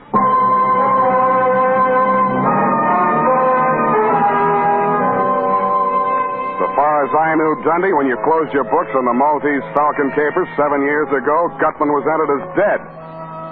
First, I thought the telegram was somebody's idea of a joke. But when I read it through the second time, I knew it was no joke. There's nobody else who thinks or talks or writes like Casper Gutman. My dear Mr. Spade, you will no doubt receive with mixed emotions the news of my imminent reappearance in the city of the Golden Gate. Hence the companion dispatch of a telegraphic draft in the amount of $1,000, which you are free to convert into coin of the realm. This trifling sum, sir, is merely a token of my esteem for a man of many resources and nice judgment. And for it I do not require any specific service. However, if you feel so disposed, sir, you are free to accept my considered advice in the matter of an invidious pair of rogues. To wit, one Lawrence Laverne, DDS, and or Hope Laverne, whose charms and aliases are far too myriad to enumerate in this necessarily abbreviated communication. Should either or both of these persons approach you, beware the hidden truth. Believe me, sir, they are untruthful, unreliable, and totally devoid of all moral sensibilities. I count upon you to make no commitments to them or anyone else until you have heard my proposition. This I hope to lay before you when I arrive in San Francisco this very evening. Dear Charles, send regards. I remain your obedient servant, Casper Gutman.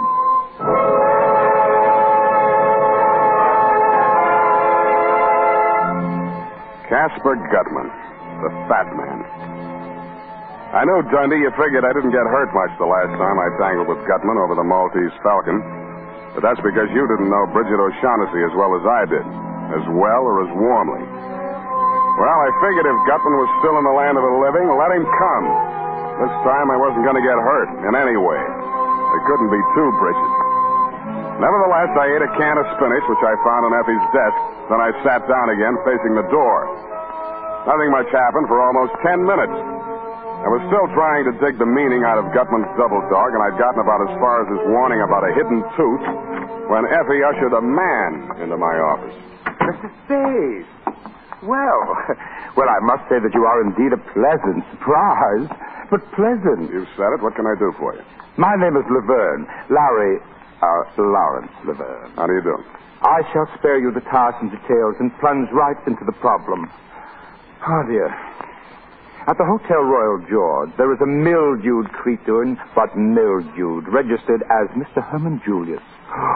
Oh, a really frightful person. Very frightful, huh? Oh, the kiss of death to Possum. The only thing about this creature that has any charm is the four-toothed lower bridge in his right jaw. Now, Mr. Spade, I want you to get that bridge for me. I'm sorry. It sounds as though you're saying I want you to get that bridge for me. Precisely. Mm-hmm. Why? Because he refuses to pay me for it. You're, a dentist? I prefer to regard myself as a dentist sculptor. I created this bridge for Mr. Julius with infinite pains. And now he refuses to pay me. I ask payment, and he accuses me of acting without charm. Mr. Julius wouldn't happen to be a very large, fat man? Oh, contraire. Skin and bone. Well, Mr. Spade? I'm afraid you come to the wrong man, Mr. Laverne. What you want is a lawyer to sue him. Sue him? Months of legal wrangling? Oh, no. Oh, no. I intend to be vindictive about this. I am by nature a very gracious and charming person. But now let him beware. I shall have that bridge from Herman Julius, even if you must knock him down and wrench it from his jaw. Uh-huh. You tried knocking him down yourself? Oh, I could never even bring myself to perform extraction. I always send those patients to less sensitive dentists. Yeah, well, I'm afraid you'll have to find yourself a less sensitive private detective. Oh, dear. Well, Mr. Spade, what would you advise me to do? Mr. Laverne, I would advise you to get out of California before Walt Disney sees you. Well, good day, sir.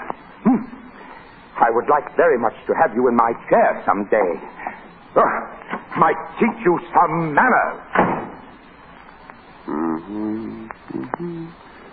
Beware the hidden truth. Hello.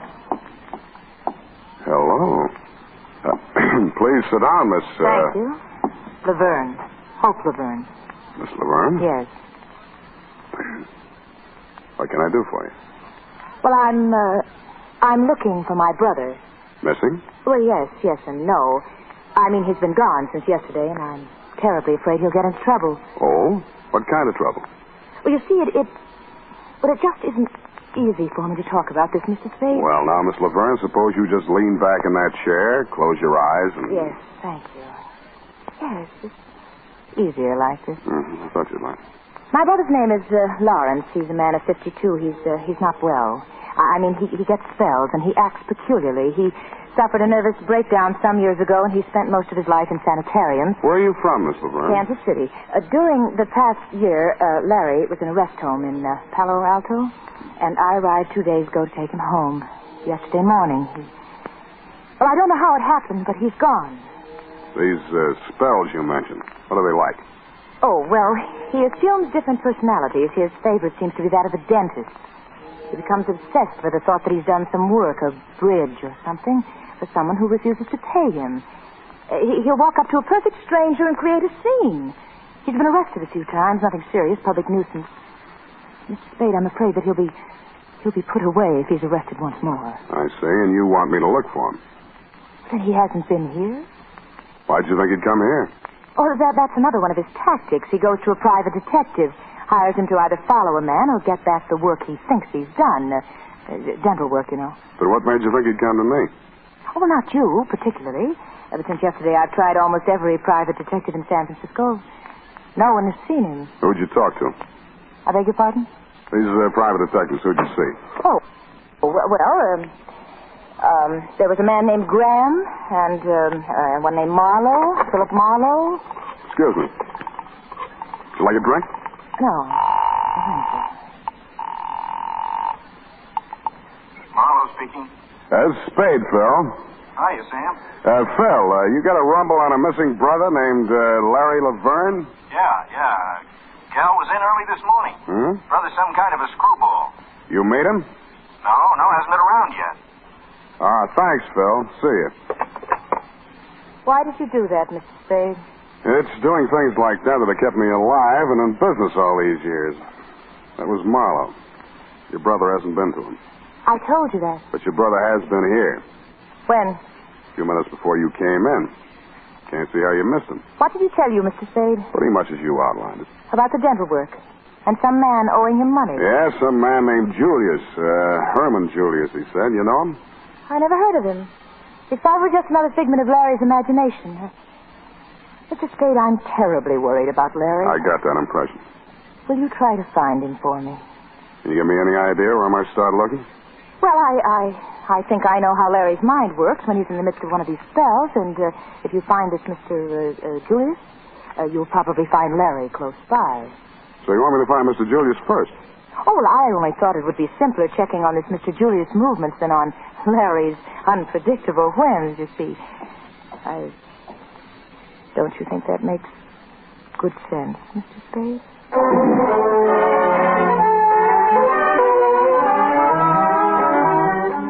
Miss Laverne told me she was staying at the Pickwick Arms, and I said I would call her if I found her brother, and she said, thank you very much, and I said, it's nothing, just part of the day's routine, and then she kissed me and left. After lunch, I strolled over to the Royal George Hotel. Duke, the housekeeper, gave me a rundown on Mr. Julius, a quiet, nervous little man who'd sealed himself up in his room for 2 days, eating out of room service. I didn't have any trouble finding the hacky who'd driven him away when he checked out. He gave me the address, and 20 minutes later, I was mounting the front steps of a greasy rooming house on Sacramento Street. I twisted the rusty bell on the door, and a long, sharp nose that could only belong to a landlady stabbed out at me. What you want? I'm looking for a man named Herman Julius. Don't have no Julius here. Well, maybe he gave some other name. A little skinny guy with a foreign accent. You the Lord? Take me to his room. No, wait a minute. Now. Well, step inside. Upstairs. He home? Never seen him go out. Ain't one door. Watch that step second from the top. It's busted. Don't want no lawsuits. It's the third. Said he was a refuge. And Noggies was after him. Another fight. Never knew he was in a tangle with the Lord. Smell that? Certainly do. Cooking in the rooms. I got a rule, too. Sneaking electric plates, they do. Runs up the bills. Buzzards. There's his room. Mr. Julius! Mr. Julius! Mr. Julius, you second there? They drink, some of them. Them that don't cook in their rooms, they drink. Get DT, some of them. Oh, go on in and get him. I don't want no part of it. Holy shit. I didn't see who it was right away. His face was the color and consistency of crushed strawberries. I helped him up and over to the wash basin in the corner of the room. With his face washed, he looked a little better, but he still looked like Larry Laverne. Oh, am I ever glad to see you? I thought it was them coming back to kill me. Did you find Julius? No. Got away, the wretch, down the fire escape as I came in. Who did this to you, a big fat man? To tell the honest truth, Mr. Spade, I never even got a good look at him. He was all over me before I... Julius, what's in his bridge work? I'll tell you everything, but please, first, let's get out of this horrid room. Oh, smells like cabbage. Larry Laverne was tougher than he looked. After the going over he'd gotten, you or I would have been hospital-bound, Dundee. But he did a late take. We were on the way back to his hotel, walking toward Market, when he crumpled in the middle like a sack of flour. I grabbed him and held him upright, looked wildly around for somewhere to park him. We were standing in front of a newsreel theater. I bought 2 tickets and piloted him inside. We sat down. I undid his clutch on my arm and concentrated on the screen. The subject that followed the football game was some big Oriental celebration somewhere in India or someplace. A very fancy parade with white elephants. Kandi Tooth, the famed white elephants of the Orient, get their annual airing as crowds of devout Buddhists gather to do homage to some of the strangest relics in the modern world. Here in Kandi, the Mecca of the Buddhist religion, pilgrims gather from near and far. Indian Rajas, Burmese officials, and Chinese dignitaries in ceremonial dress prostrate themselves before the jeweled casket containing the most sacred object of the Buddhist world, legendary relic of Buddha himself. As the Orient goes wild in jubilant celebration, temple dancers of Kandi perform for the crowned heads of the Orient. Take me out of here. I can't stand it, Uncle Man. I tell you, start waving mad. Easy, you're annoying the customers. You brought me in here on purpose. You're trying to drive me crazy, but crazy. Easy. Listen to me. Two men holding up the sacred relics are high priests. If that man says that one word, Kandi, just once more, I won't be responsible. I tell you, I won't be responsible. All right, Larry. Take me out of here. But the end. You got me doing it. Come on, let's get out of here. Ceremony indeed.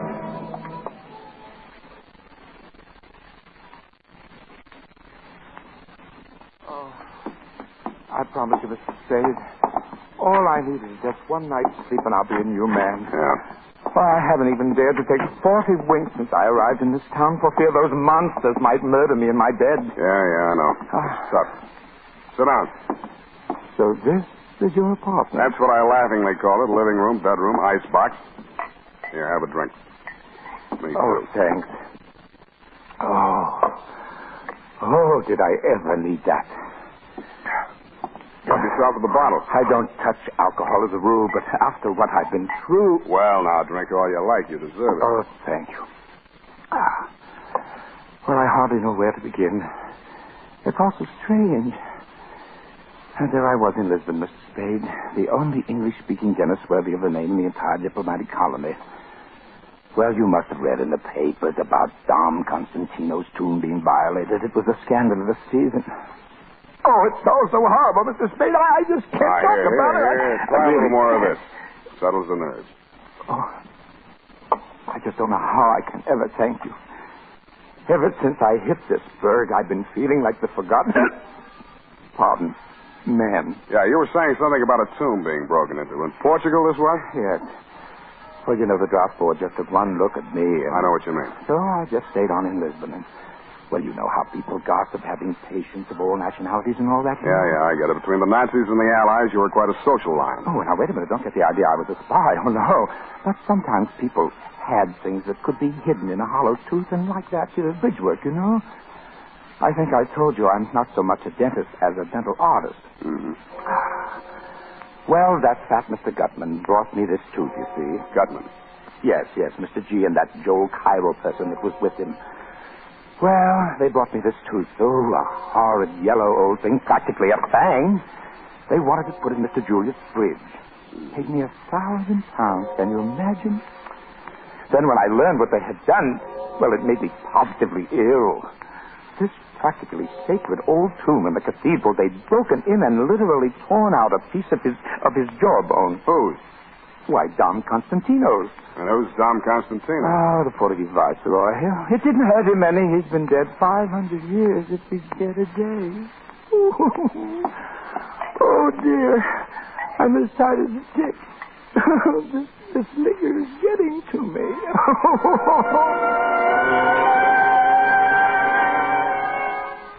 And it was.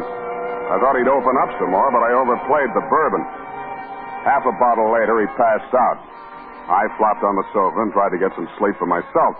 But my dreams kept getting in the way. I had newsreel dreams in Technicolor.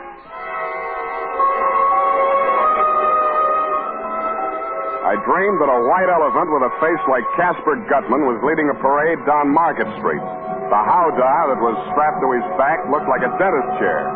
Herman Julius was sitting in it, but this face seemed to be blanked out. Joel Cairo, wearing a surgeon's gown and a turban, was drilling Julius's tooth. The crowds were throwing diamonds and rubies from the peanut bags they were carrying, and Gutman vacuumed them up with his trunk. That was when the bells started ringing in the Buddhist temple that had been built on top of the Mark Hopkins.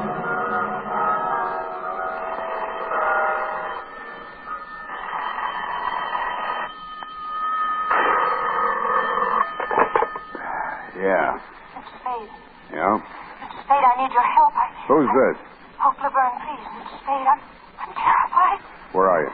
I'm in a drugstore, 5th and Mission. Near the bus depot? Yes, please, come at once, Mr. Spade. Well, can't you come here? I can't. I don't dare go into the street. All right, wait there. I'm on my way. I took a quick gander at Laverne, saw he was still out cold, slipped into my topcoat, and left the apartment. I figured it would take me 11 minutes to hustle over to 5th and Mission. But I never got any further than 50 yards from the front of my building. I sensed him behind me, wheeled suddenly, bumped him into a doorway, held the thumbs of his hands gripped tightly in my fist. Stand still or I'll tear him off. Let go. I'll kill you. Don't move and it won't hurt. You filthy beast. The boy twisted suddenly and violently, and I heard the crack of his left thumb breaking. He swallowed a scream, dashed down into the deserted street. I went after him, turned into the alley, and caught the butt of a gun behind my right ear.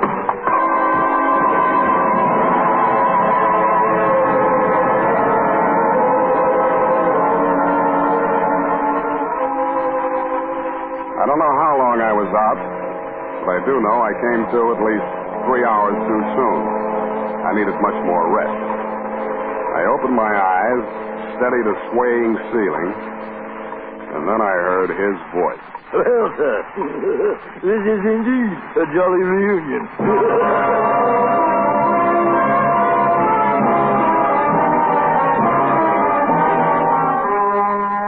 It couldn't be, but it was.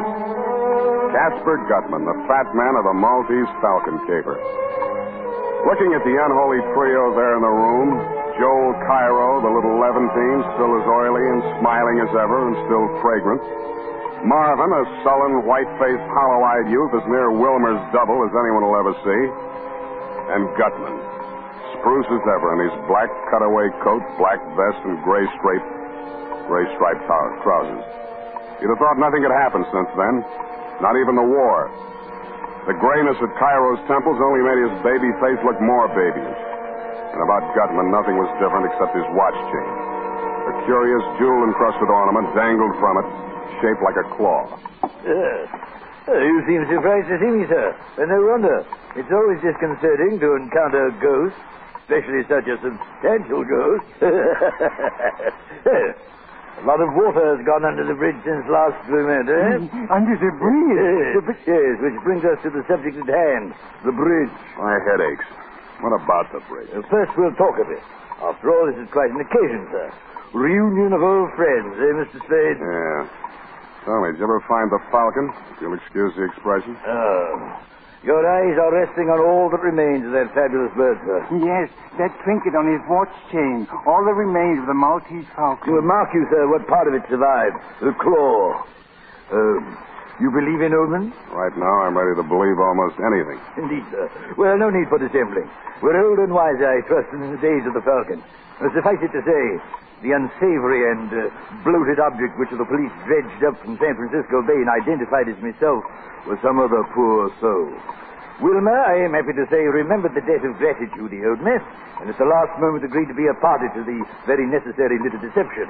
That is, since they had him cold, as you detectives say, for the other killings, he might as well confess to murdering me.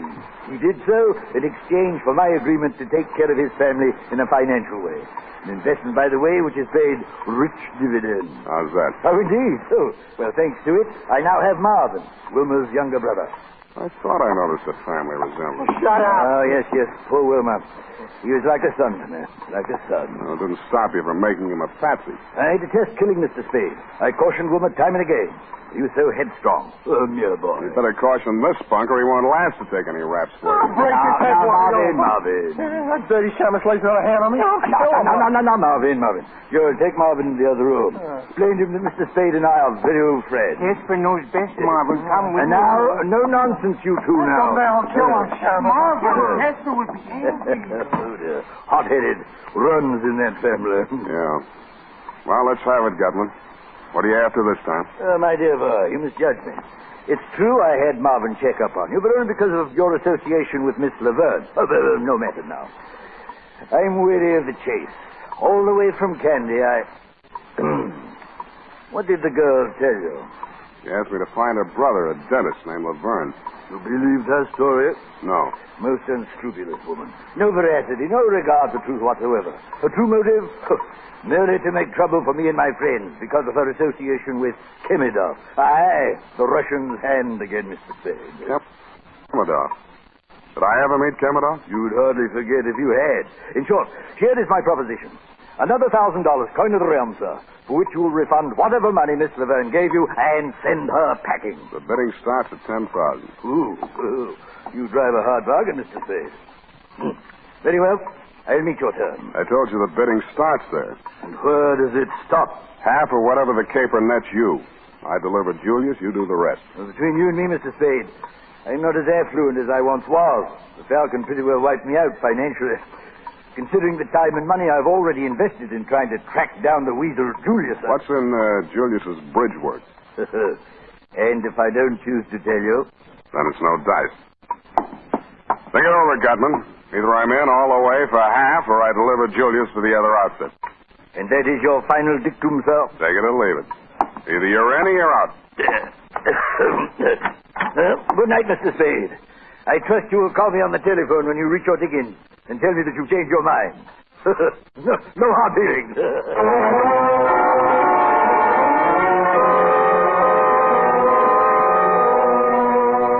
fog was clearing, and only a few white wisps of it were clinging to Twin Peaks when I walked home that morning. It was too late to worry about Hope. Or did she phone for Gutman to decoy me out so that I started walking faster?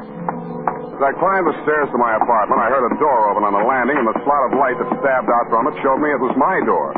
The light came from behind, whoever had opened it, and I couldn't see who it was at first, only that it was not Larry Laverne. I took the last flight 4 steps at a time. Hello, Sam. Kandi, what's happened? Come in and see for yourself.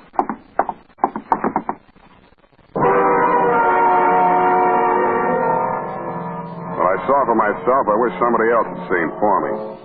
Hysterical Larry was lying on his back on my bedroom floor. His eyes were wide open, and he had a crooked grin on his face. A very crooked grin. Whoever had killed him had wrenched his jaw out of place. I'm not saying you killed him, Sam. I'm only asking you who did. Don't be a child, Dundee. Why was he killed? No statement. What was he doing here? Who is he? The name he gave was Laverne. I let him flop here because he was afraid to go home. Afraid of who? A man named Casper Gutman. What? Yeah, Gutman. Quit stalling, Sam. Gutman's dead and you know it. You bury him, Dundee? Well, I believe you mean it.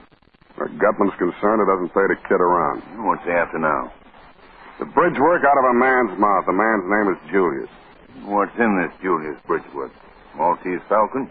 Something like that. I'm sorry, Sam. It's not good enough. I'll have to take you in.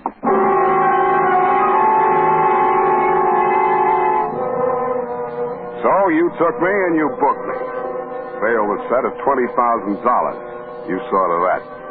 You figure there's only one operator who'd put up that kind of money to spring me, and that's Casper Gutman. I hope you're right. Period. And the first part, at least, of sob story. But Sam, what is in Herman Julius's bridge work? Laverne told me it was the tooth Gutman stole out of a skeleton in an old Portuguese catacomb. What's so valuable about that? I don't know. Could be a jewel inside of it? No, it's not Gutman's kind of game. Besides, the thing that made poor Laverne blow his top in that newsreel theater was something more like an elephant tusk. Oh. Where's that encyclopedia? Did you bring it? Oh, yes, I did, Sam. Yes, I did. Wasn't I smart? Look it up. Look what up? Candy with a K. Oh. K, car, can. Oh, here it is. Candy. Hey, nothing. City. Capital of Central Province of Ceylon, located near the center of the island north. Spare me the geography. Well, the railroad from Colombo. Noted for its waterfalls and stuff. Yeah. The city surrounds an artificial lake and is sacred to Buddhists for its temple of Maligawa, which enshrines the tooth of Buddha brought, according to legend... What? Let me see that. Oh, Graham.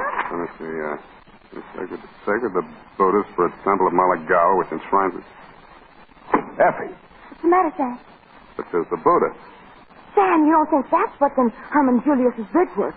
If it was, Gutman would be after him. But how did he get to Portugal? If it did, Gutman's the man that could track it down. Sam, you sure of that? No, Angel. No. The only thing I am sure of is this. When the Maltese Falcon laid an egg, it hatched a flock of vultures, and they're all circling right around my head. Well, cheer up, Sam. You won't be in jail long. I'll bring you a cake with a file in it. Angel. No, devil's food.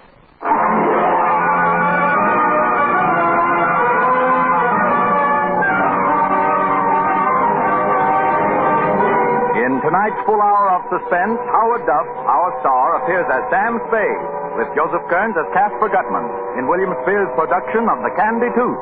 Tonight's study in Suspense.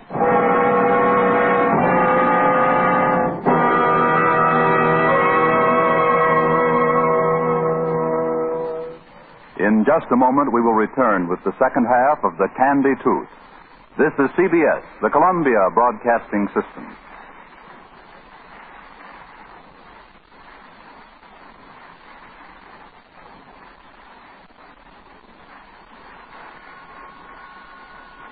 And now, back to our Hollywood soundstage and Robert Montgomery.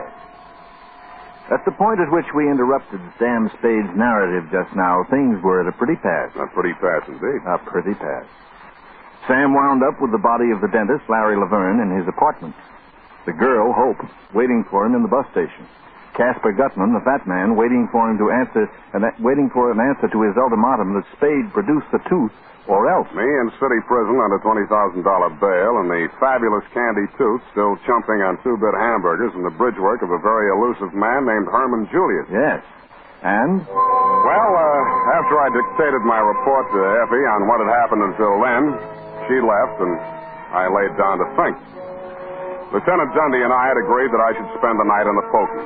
He figured that the 20G bail would draw only one man to put up that much moolah to spring me, Casper Gutman. Along about 9 in the a.m., the turnkey unlocked the door of my cell. I followed him out to the desk. The $20,000 were there, but no sign of benefactor, benefactress, or Samaritan of any type. The bond was in my name. I signed my release and walked out.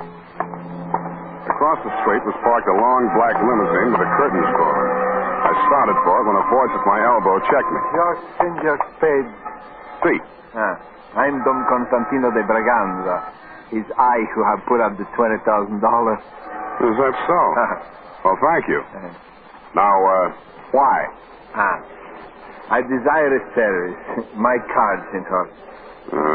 Don Constantino.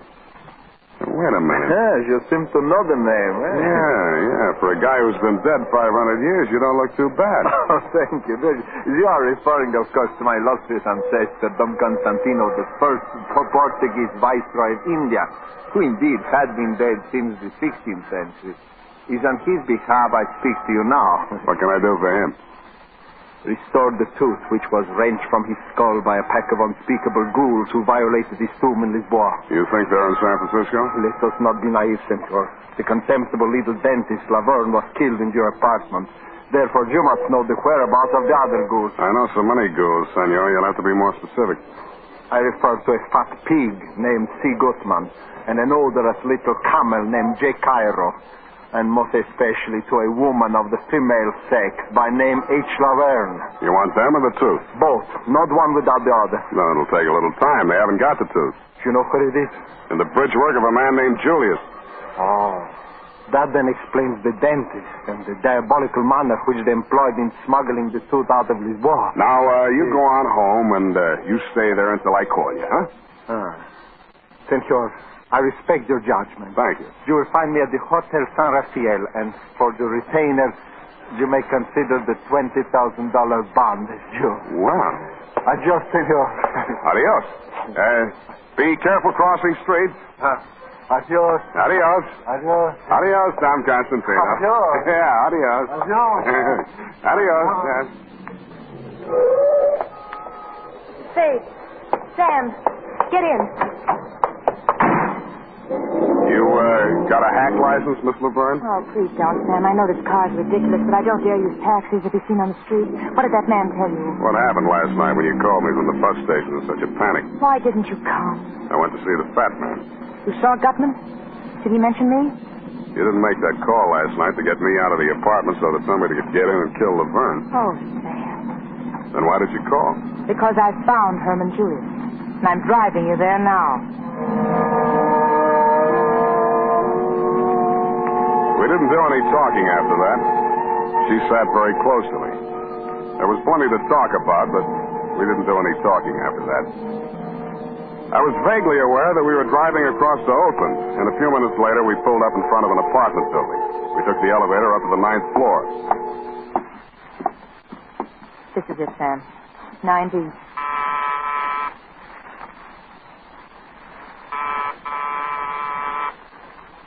Nobody home. Oh, he's in there, Sam. I know he is. Mr. Julius. Mr. Julius. Go in. There's no Julius here. That's his voice. Mr. Julius, I've got to talk to you. It's very important. If you don't open the door, I'll have to... I'll kill myself. I'll kill myself. He will, Sam. He will. You've got to stop him. Go away. Julius! Wait a minute. Wait, don't! No.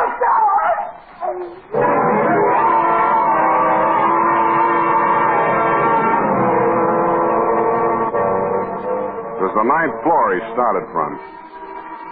Poor, frightened little Herman Julius was dead on arrival. By the time we made it downstairs, the street was cluttered with cops.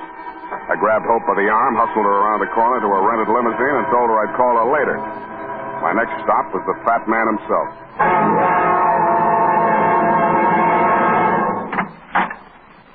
Well, sir, so you reconsidered. You found Julius. I know where he is. And your terms, sir. What are your terms? 100,000, cash on the line. Oh, out of the question, Mr. Spade. No cash, no tooth. You found another buyer? Yeah. A man named Constantino de Berganza says the tooth belongs in the head of his ancestor by a previous marriage. Oh, acquaintances are very droll. And what else did he say to you? That he'd double any bid that you made on the tooth. My dear fellow, have you any inkling, any remote idea of the value of that tooth? No? Well, I'll tell you, sir. But let me warn you, if I tell you, and you do not then produce the tooth... Yeah, let's get on with it, Gutman. Yes. Let's sit down, sir. How much do you know of the 16th century history of the Orient? Well, enough to fill that tooth with. Capital joke, sir. I shall give you a little more. Enough, say, to fill an elephant's tusk. I'm listening. Well, sir, when the Portuguese invaded India in the 16th century and established the city of Goa, there were three main empires in the Orient, namely China, India, and Burma. And the rulers of all three empires sought to rule the world. Now, legend had it that in order to become lord of the world, a monarch had first to be the possessor of 7 gems. That's gems spelled with a J, sir. Yes, gems. This is no fantasy, I'm telling you, Mr. Spade. This is actual history. 7 gems. And what were those 7 gems? You tell me. The first 6 do not concern us, Mr. Spade. A golden wheel, a white elephant, all easy to come by for an Oriental monarch. But the 7th, Mr. Spade, the 7th. What was that, the tooth? The tooth, Mr. Spade, the tooth. The sacred tooth of the great Lord Buddha himself. That remained in the temple of Maligawa at Kandi, on the island of Ceylon. Many kings sent armies to capture it, but all were defeated by the fierce Brahmins who stood guard at the temple gates. And so, we come to the year 1552. It's about time. Now, in that year, the Portuguese viceroy, Dom Constantino de Braganza, landed near Jaffna with a force of 1,220 men and defeated the king's legions in a savage battle. He returned to Goa with his victorious army and the tooth, which he retained as his personal prize. It was not long before the Burmese king, Bainaum by name, sent an emissary to Dom Constantino, offering the modern equivalent of £1 million sterling as ransom for the tooth. How'd it get to Portugal? Now, hear me out, sir. Hear me out. All right. Well, before the transaction could be consummated, the Portuguese archbishop called on Dom Constantino and, in the name of the Inquisition, demanded the tooth. After some delay, Dom Constantino, under threat of torture, delivered a tooth into the archbishop's hands, and that tooth was publicly destroyed. The archbishop grinding it into powder with mortar and pestle and scattering the residue upon a fire, that the tooth might be utterly consumed. Shortly after this, Dom Constantino's personal physician, after drawing the tooth, now mind you, a tooth, from the viceroy's head, died under very mysterious circumstances.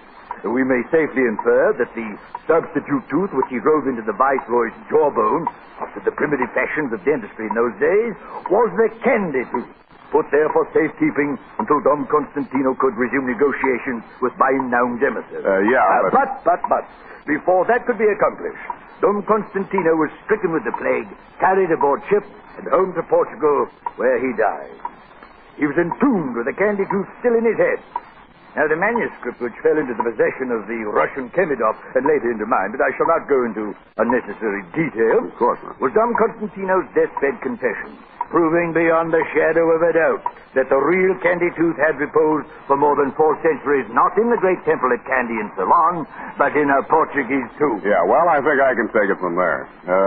You still haven't told me what my percentage is. Well, my dear boy, if your percentage were 1/10 of 1% of what can be realized on that tooth, you could retire to a life of sloth and luxury for the rest of your days. For the restoration of the true relic, there is no limit to what the Buddhist world could and would pay. Gifts and tribute paid to one temple alone exceed $11 million a year. Now, my boy, you begin to comprehend something of its value? I'll still settle for cash. Very well, then. $10,000. It's a deal. You understand, Mr. Spade. Now that you have my secret, the affair must be gotten over quickly, for good and all. If it is not, believe me, this time I shall not bargain with you for my life. You shall bargain with me for yours.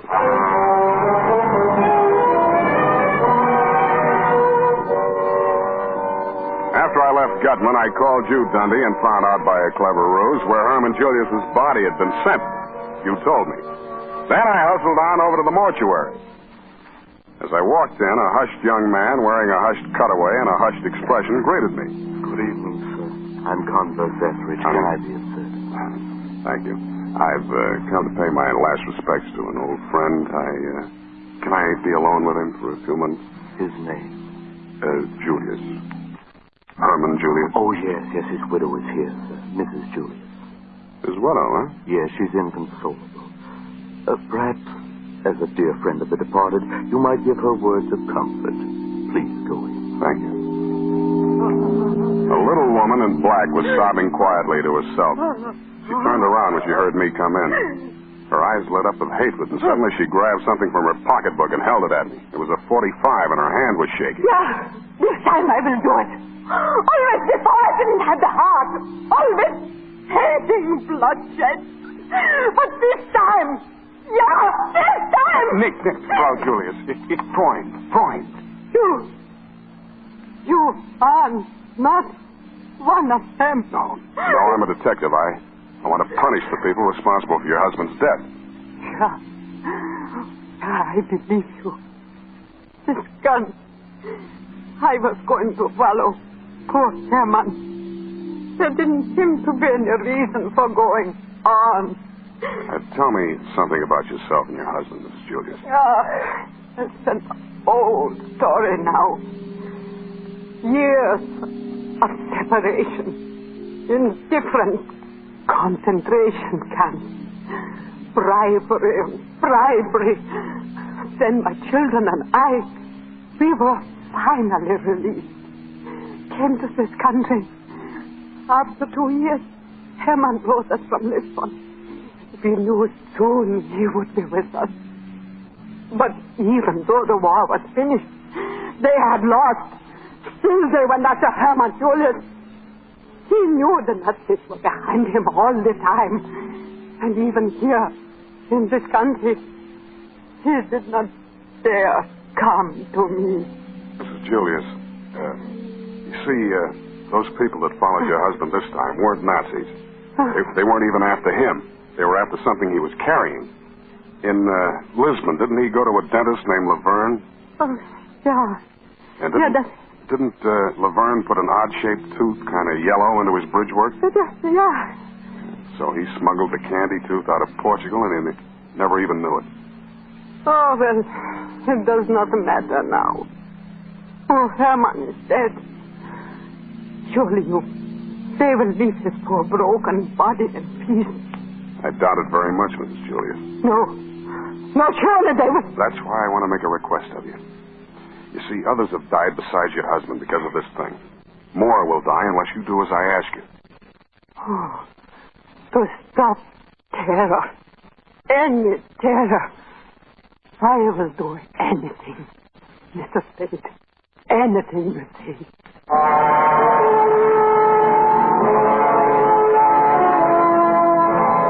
I told her what I wanted done, and she agreed to do it. Then I started on my part of it. I called Gutman at the St. Mark and told him 11 at my apartment. Then I called Dom Constantino at the San Rafael, hoping I got there around 10:30. Go on in, Angel. Well, this is where you live, Sam? Where I sleep. Must be lonely for you. Sorry, no vacancy. Sam, listen. There's so much I want to tell you about myself. I'm listening. Well, listen. Just before the war started, I was engaged to marry a man named Kemidov in London. A Russian, yeah. Gutman mentioned him. Something about an old manuscript? Yeah, Kemidov had stolen it. In India, it was very old, and Kemidov said that the information in it made it worth more than a Maltese falcon. It was in Latin. Mm-hmm. How'd the fat man get this manuscript away from Kemidov? So you double-crossed Kemidov and took the manuscript to Gutman. Sam, before they get here, I've got to tell you something. No matter what happens, I want you to know this. Sure, I know. Say it, Angel. Don't torture me, Sam. I'd like to hear it, Angel. Oh, Sam, I love you so much it feels like hate. It feels like a... Go on. Hate me, Angel. Darling.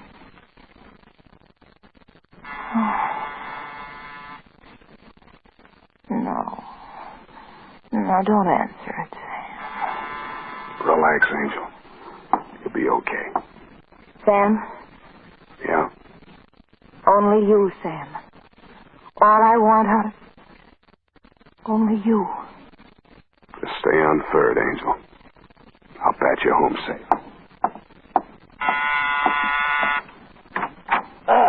You see, sir, I'm a punctual man. Come on in, Gutman. Look, the same apartment, same colors, everything the same. Yeah, the same rat race, Cairo. Hello, Marvin. Killed anybody since lunch? Want me to give it a shot? Please, Marvin, no unpleasant talk. Mr. Gutman, please tell Marvin. In here, gentlemen. Yes, Marvin. Mr. Spade, I'm sure, regrets the unfortunate... Well, and what have we here? You all know the lady? You see, Mr. Gutman, I told you. Now he's dealing with her. Oh, this is... Shut up, you hear me? Shut up. Don't talk like that. I'm jumpy. I don't feel good. I don't know why. You shut up, too. Always fighting, violence, unpleasantness. I am getting too old for this. Now, Mr. Spade, to the business at hand.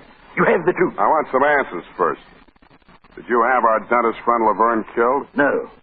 Did Marvin kill Laverne? No. Cairo? No. Nobody killed Laverne. He died of old age. Have you asked the little lady there? Sam. Gotta ask you, baby. Oh, Sam, how could you? Answer me. No, Sam, you know I didn't. Well, it doesn't matter. I got my pigeon picked to take the fall. I don't think so. Now, Marvin, retain yourself. No violence. Well, sir, That's it. Sit still. I have a package from the Avalon mortuary for Mr. Spade. Oh, hello, sir. Yeah, let's have it. Mrs. Julia said to tell you... Yeah, thanks. Well, Gutman, this is it. This little package. The Kandi Tooth. The tooth, at last. Give it me, sir. Give it me. Oh, Mr. Gutman, it's all over. We've got it. We have. Come, sir. No more teasing.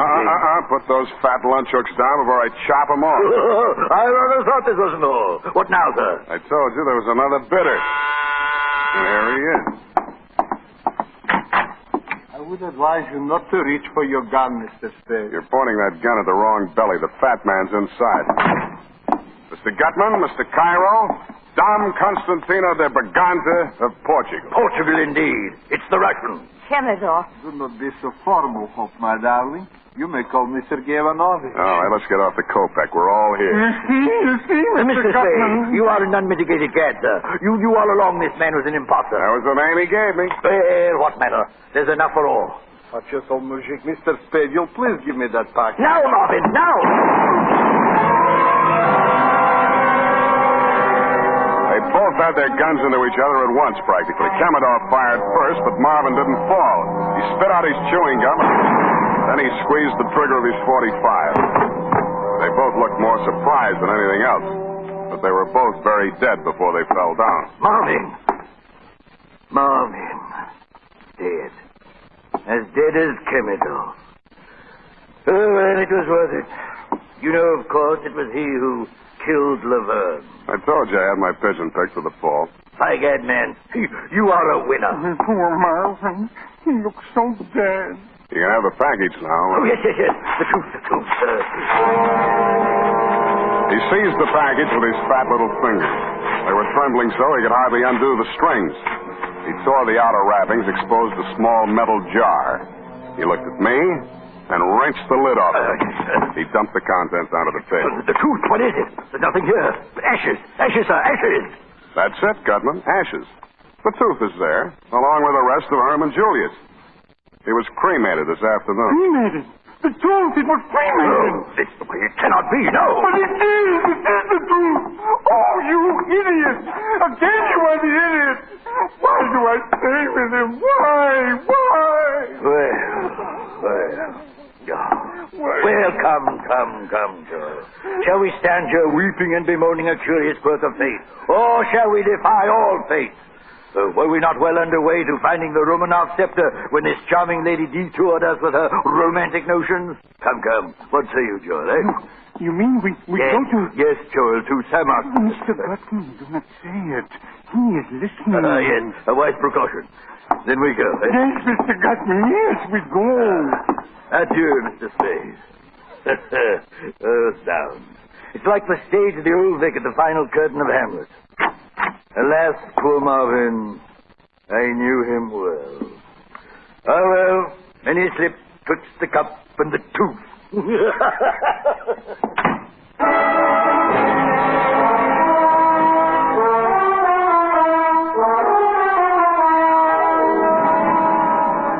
Go, Mr. Montgomery. I knew there was nothing on them that Dundee's boys could make stick.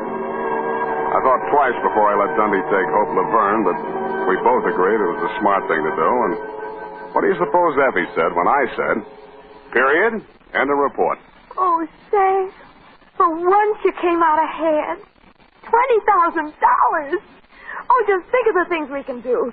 Pay all the bills, the year's rent on the office, have that awful old leather chair reupholstered, and new ribbon for my typewriter. Effie, about that typewriter ribbon. Well, maybe I can get along on this one for a while, but, Sam, I do think we should get my mother's earrings out of Moishe's pawn shop. Effie, I know this is going to be a terrible blow to you, but... Sam, what did you do with the $20,000? I put it up for bail. Bail? Yeah. But that was the $20,000. And you're released so you get the money. It's very simple, Sam. You just go down and ask them for it. Effie, you see, you don't understand these things. Now, bail is a very complex legal technicality. You see, you put up a bond, and then you... Sam, how much was the bail for Hope Laverne? Yeah, that's what I mean, Angel. Oh, Sam, you're such a child. You'll never see her again. She was just using you. I'll take it, Effie. Hello? Angel. Hello, kitten. Sam, I'm free. Shall I come over? Well, I'll always be waiting for you, kitten. Me too, Sam. Kitten, indeed. C-A-T. Kitten. What's that, Angel? Don't forget it, Sam. I just get... Can't figure me out, eh, Angel? Well, I'll tell you. I've lived without faith, and I lived without charity, but I've just got to have... Now, here's what I say. Oh, good night, Sam. Good night, sweetheart.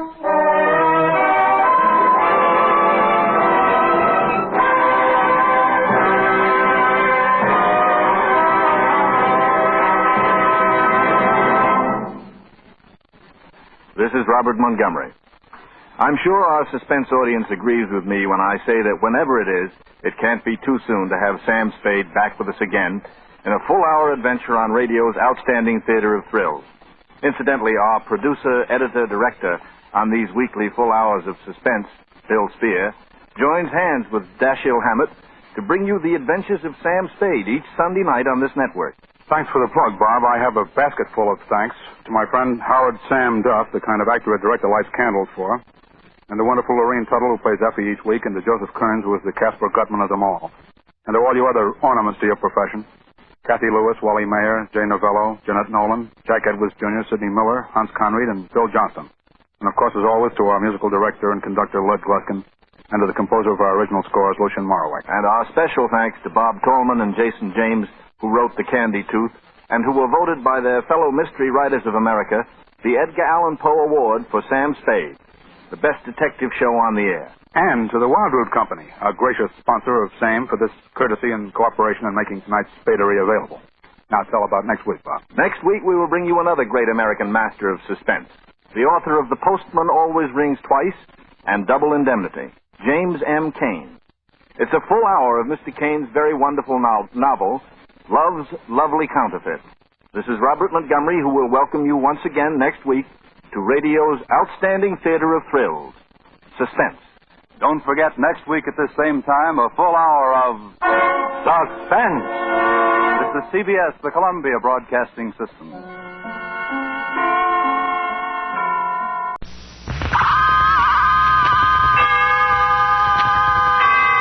Autolite and its 98,000 dealers bring you Mr. Jack Benny in tonight's presentation of Suspense.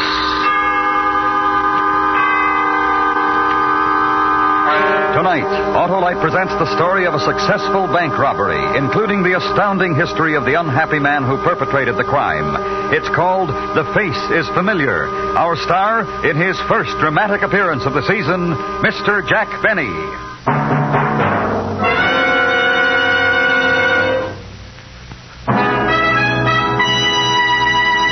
This is Harlow Wilcox speaking for the world-famous Autolite family. Tonight we announce the $100,000 Autolite family charity drawing. During the next 11 weeks, all of you 18 years of age or over can take part in this greatest of all charitable events. And here's how. Just visit the showroom of any Autolite family car dealer and sign your name and address on the registration form he gives you. Ask him to sign the receipt portion. That's all. Nothing else to do. No need to buy a thing.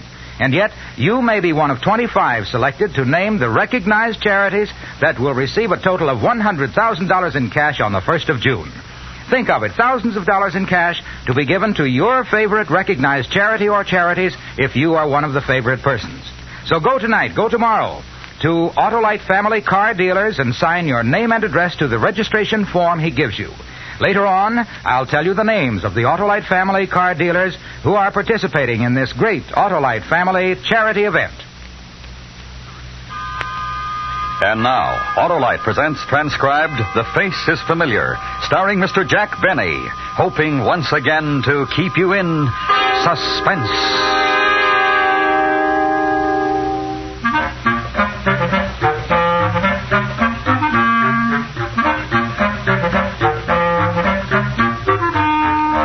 I still can't understand why they picked me, of all people.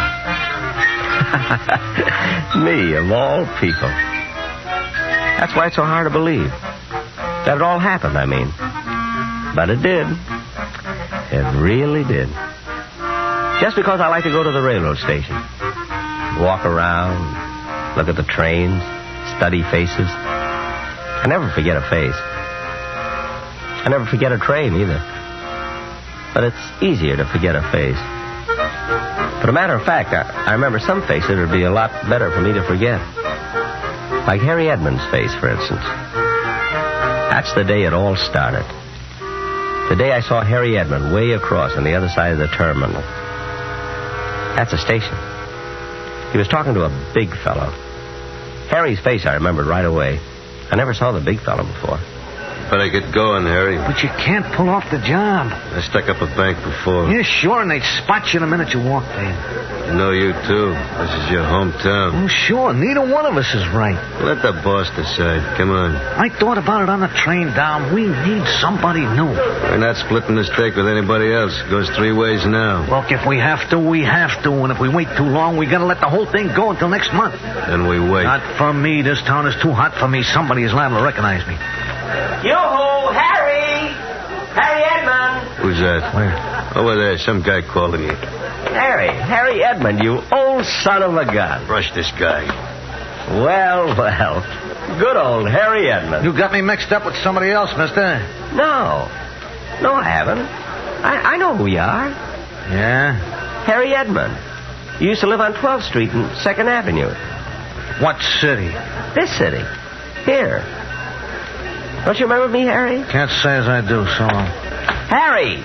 Oh, Harry Edmond! Harry! Hey, Harry, no kidding. You remember me, don't you? Seriously, Harry. You remember Pinky Smith? He had a wart on his finger. And Alan Davenport. He had a birthmark on his neck. Well, I'm Tom Jones. I have nothing. I'm clean. Brush him, get rid of him. No, wait. I think we got our answer. I think we got the agent pay to handle some of our bank business. Harry, try to remember. Go ahead now. Try to remember. Yeah, 12th Street and 2nd Avenue.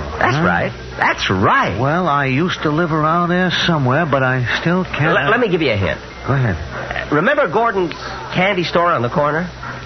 And remember the great bunch of guys who used to hang out there? Yeah. And remember those pesky kids who used to tag along? Nagging, saying, let us in. Can we come too? Always pesting. Always trying to horn in. Well, one of them was me, Tom Jones. Remember me now, Harry? What'd you say your name was again? Jones. Tom Jones. The name sounds very familiar. We grew up together. Yeah. Well, what are you doing these days? Oh, a little bit of everything. And you? Banking.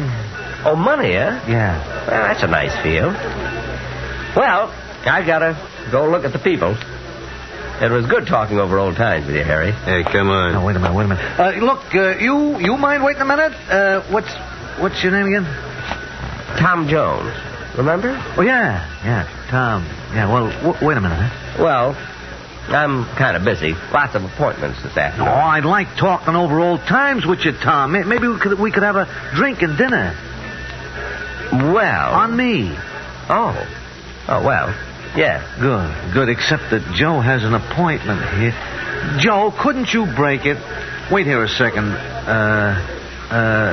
Tom Jones. Tom, yeah. Joe, come here. Let me talk to you a second. What? Now I know I got the answer. I know I found the pigeon who's going to do it for us. Let the boss figure that out. I tell you, I got it figured. Look at that guy. Yeah? He is it. Him? He don't look like nothing. Right, he's nothing. Isn't that what we want? Nobody that anybody ever saw before. Nobody that anybody would ever think of looking at twice. Job's ready. And if we don't pull it this afternoon, we lose another whole month, so come on. Oh, Joe can make it. He is going to join us. Joe, I forgot to introduce you. Have you met,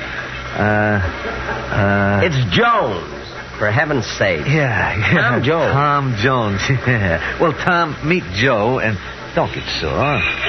He's a kid I grew up with, Joe. We're going to have a great time talking over old times, you know, 2nd Avenue. That's right, and your name is Tom Jones. Yeah. I must admit it is a difficult name to remember because it's so common. Don't you think so? Oh, yeah, I sure do. Well, it'll certainly be nice talking over old times. Oh, yeah, I haven't talked over old times in a long time. Well. Harry Edmund. Yes, sir, and good old, Tom, yeah. Better get started. Where to? I want you to meet another old friend of mine.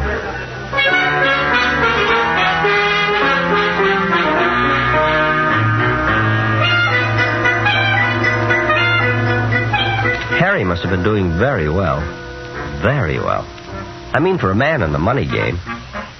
He had a brand new sedan with real leather upholstery. I know it was real leather because that used to be my game. Leather upholstery. Not much money in it, at least not for me. But I didn't let Harry know that. No, sir. What if he ran into another old friend from 2nd Avenue and the other old friend said, "How's old Tom Jones doing?" And Harry said, "Not very well. Not very well at all." Well, that can hurt a man once it gets around. And then what happened? Well, when I came back to the main office, I said I want 40% commission from now on. Really? But, of course, that would have made me a partner, the boss said. After all, Harry, I'm not the kind of a guy who can be cooped up in an office. I've been a road man. The lure of the open road. Oh, yeah. The call of the open streets. See, I'm an outdoor type of salesman. Something of the pioneer kind, you know? Pioneer? Yeah, pioneer. Yeah. You see, there are those salesmen who are made for offices and those of us who get out and break the plains, so to speak. Tom, you surprise me. Oh, I could keep going for hours, Harry. Literally hours. Yeah, well, why don't you hold on to some of it till we have dinner? Oh, sure. Say, I'll bet you never expected that pesky little kid who always used to hang around to get so big in his field. Oh, I certainly didn't. We could sure use somebody like you in our outfit, Tom. Really? Yeah. Well, now, that's very flattering, but I'm not sure it's right for me. I'd have bet I could get you, I don't know, maybe 10,000 a year to start with. 10,000 a year, you say? Yeah. Well, I'd sure like to think about it. Well, you talk to my boss. Maybe he can convince you. I'm willing to listen, Harry. I'm willing to listen, all right.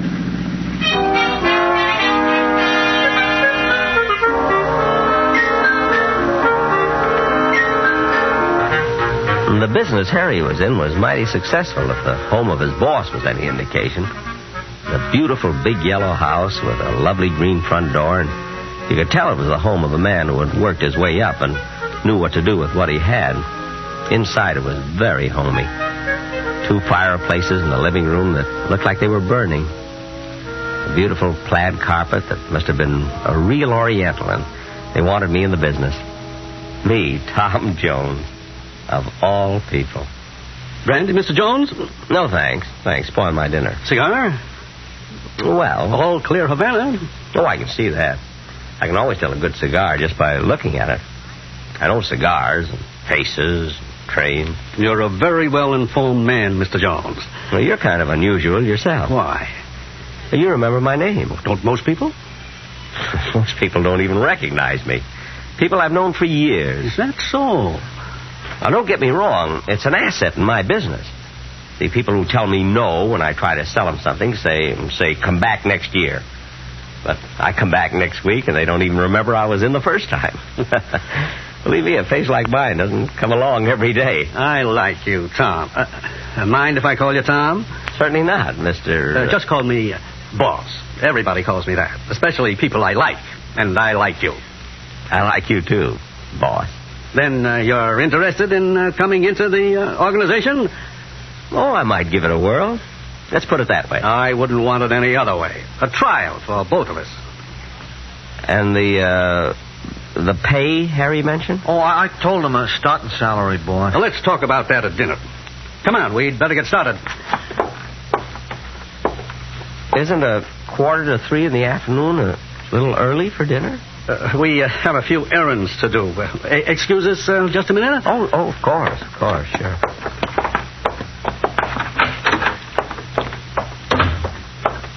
You like the idea? Perfect. Nobody'll ever remember him. I couldn't even describe to you what he looks like. Where's the satchel? Right here, boss. I thought you put the note inside. Well, we wanted you to okay it first. Here, read it. You are being covered by a gun from 2 different places in this bank. Do not send an alarm or you will be killed. Put $50,000 in the satchel. That's it. On a note. How will you get them to take it in? I always come up with the answer, don't I? Yeah, sure, boss. Come on, let's go.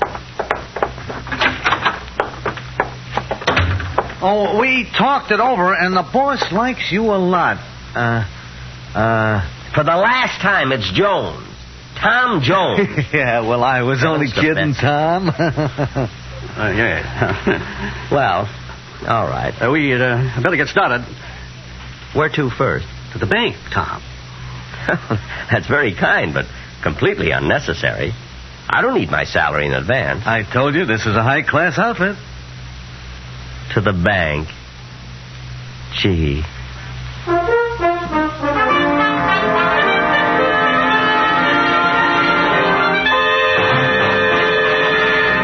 Autolite is bringing you Mr. Jack Benny in The Face is Familiar, tonight's presentation in radio's outstanding theater of thrills, Suspense.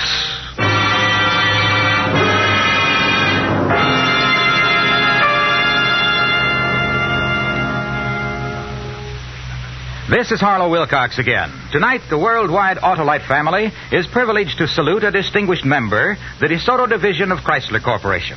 So, I've stopped in at my local DeSoto Plymouth dealers to learn all about the wonderful DeSoto's 454. Well, you're right about the new DeSoto automatics, Mr. Wilcox. They are wonderful, and for many reasons.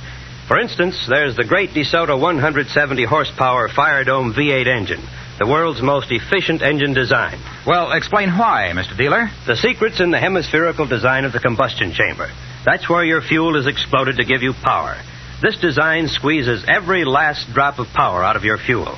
Lets you use regular gasoline for real economy.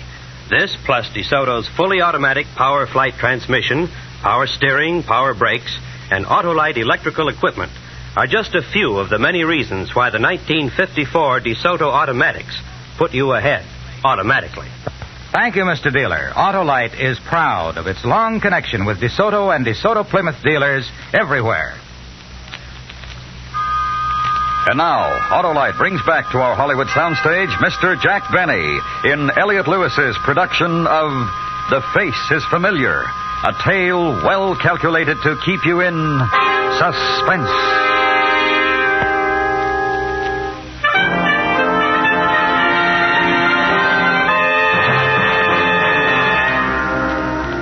Gee, isn't it funny how you wait a long time for your ship to come in? There I was, watching a train, and my ship came in. Just because I recognized Harry's face. Well, you got to keep on your toes in this world. Because when opportunity knocks at your door, you got to be all set to open it. Well, anyway, I'd opened the door, and before I knew it, we were downtown.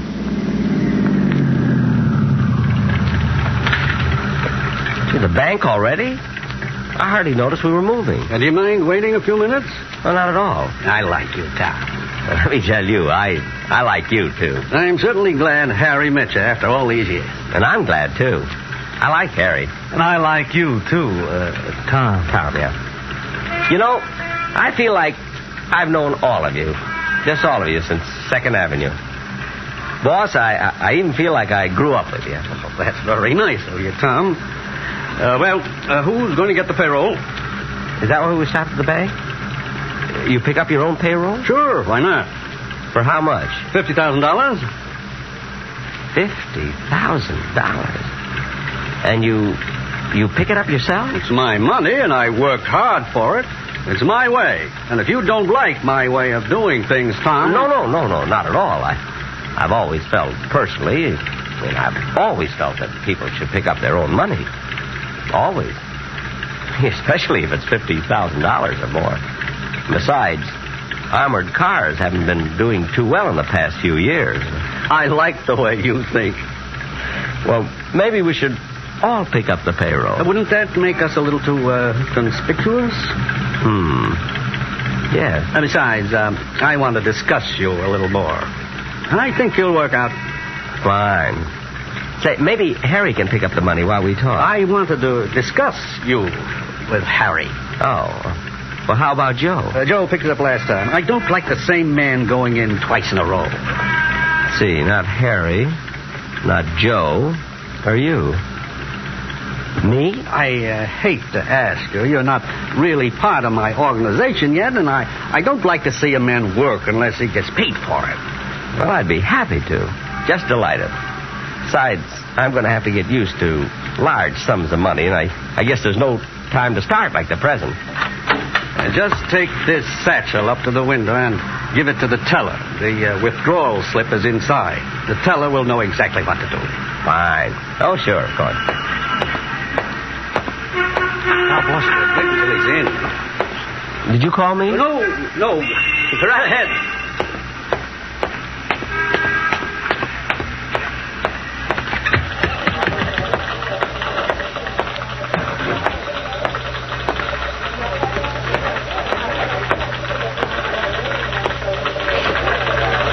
My, it's certainly crowded.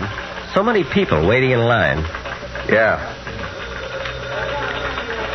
People certainly must be doing well these days. Yeah. I'm very busy myself, you know.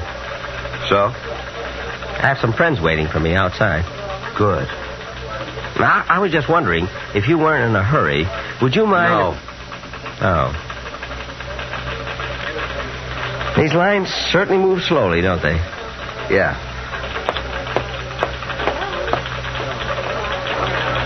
Well, he certainly took long enough at that window.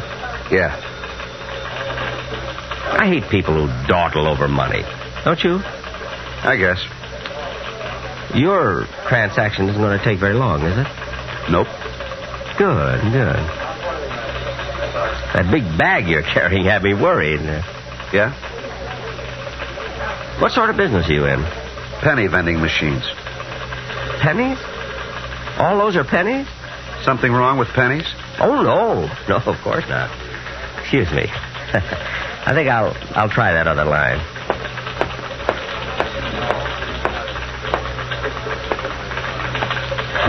My, it's certainly crowded. I beg your pardon? No, I say it's crowded. For such a big bank. Wouldn't you think they'd have more tellers? I certainly do. I mean, one, say, to handle pennies and so forth, you know. Well, there's one gone. I like the way that teller works. I suppose.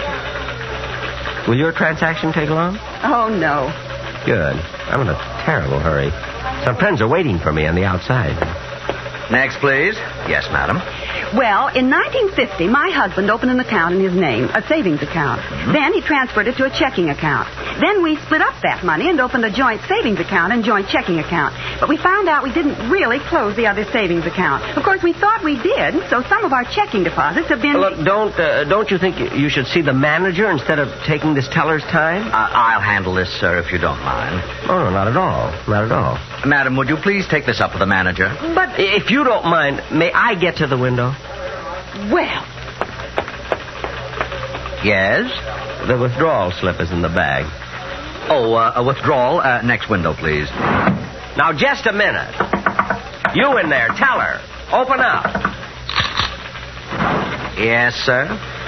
You see, I've been moving from line to line, and I insist you handle this. I'm sorry, sir. I can't violate the rules for anyone. But this is a very important matter, you know. This isn't just some piddling sum. How much are you withdrawing, sir? I believe it's $50,000. Oh, you're quite right. That is a lot of money. Now, will you please remove this bag and go to the next window? Well, all right. At least the lines are getting shorter. Yes, they are. Wouldn't you think a bank this size could afford a few extra tellers? How do you mean? Like, say, one kind of teller to handle only pennies and another kind to handle matters of $50,000 or more. I beg your pardon? I suppose that sounds a little strange, but you'd be surprised how it would speed things up. Well, I'm sure. And it needs it. See, I came in feeling fine, just fine. Now I'm nervous from waiting. I'll be through in a minute. Well, it's terribly important. You see, some people are waiting for me outside. Next, please. Here you are. 20, 30, 40. Thank you. Next, please. Yes. Oh, wait, just a minute. Something wrong? I'll be back in a minute. My friends are calling me.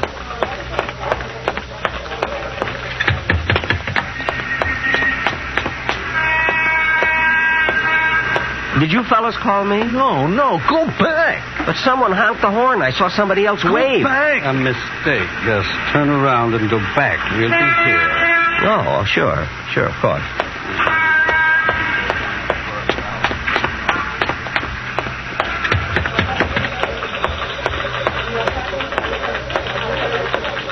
All right, sir, here's the bag. Your deposit slip, sir. Withdrawal. The slip is on the inside. From time to time. Is this a joke, mister? Listen, you. I've had enough. Now, you can read, can't you? Yes, sir. Then don't dawdle. Do what it says.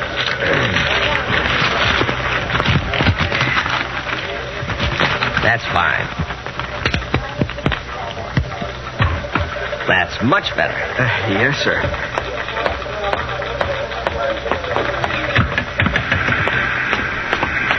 Come on.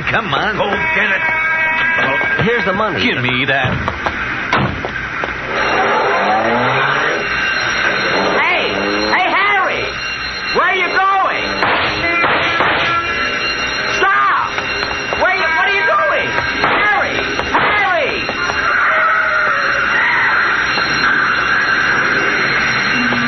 That got him. All right, Jenkins, take some rope down there and tie their hands.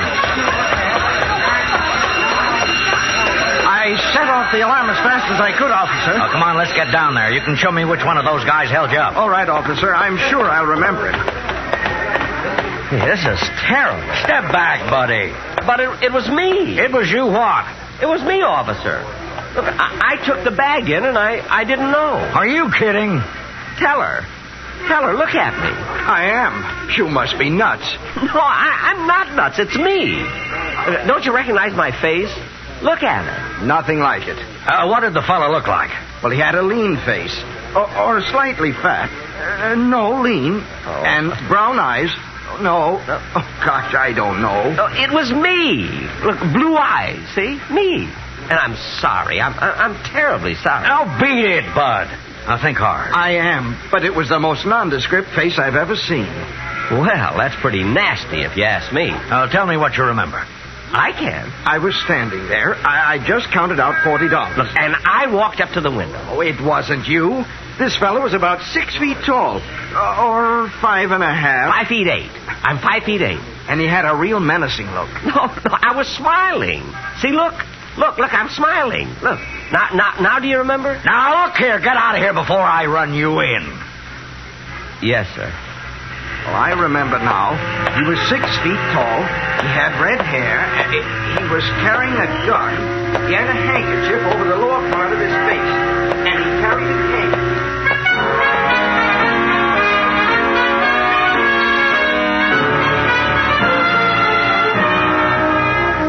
Well, that's what happened.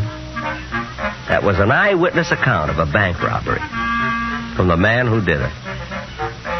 Here I walked into the bank, robbed them of $50,000, and didn't even know I was doing it.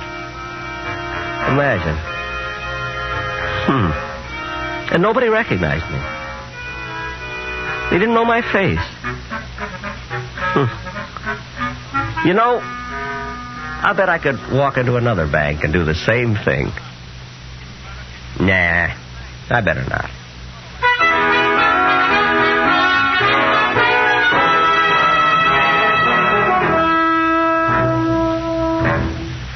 Suspense, presented by Autolite. Tonight's star, Mr. Jack Benny.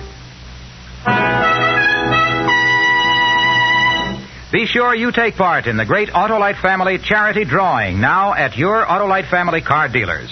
No need to buy a thing. Just sign your name to the registration form he gives you. Ask him to sign the receipt portion. You may be one of 25 selected to name the recognized charities that will share a total of this $100,000 cash distribution on June 1st. Here are the car dealers in your territory who have the Autolite Family charity drawing registration forms. DeSoto, Hudson, Dodge, Nash, Packard, Plymouth, Kaiser, Studebaker, Willis, and Chrysler. Visit them tomorrow. Fill out a registration form. Do your part to help favorite charities in your community. Share in this $100,000 cash distribution. Next week, a story based on fact. The dramatization of one man's deadly way of earning his living. All he needed was the morning newspaper, a telephone, and a gun.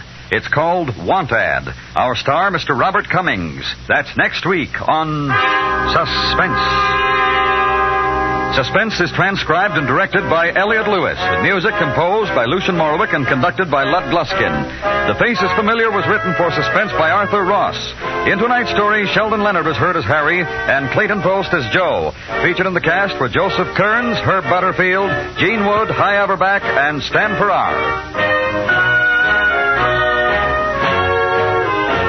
The Jack Benny Show may be heard every Sunday on the CBS Radio Network.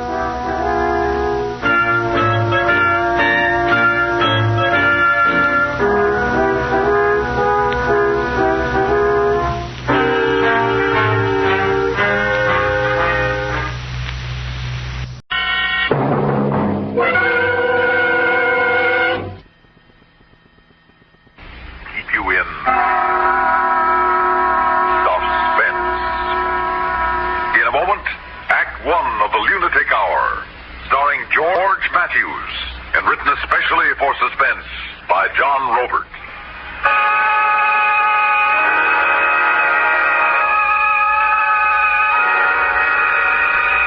It's no good for a man to outlive his guilt. No good. Who knows better than me? Tom Morley. Crazy old Tom, they call me. Coyote. There's more of them cripples out on our prairie here than there's people in San Ventura. San Ventura, population 638.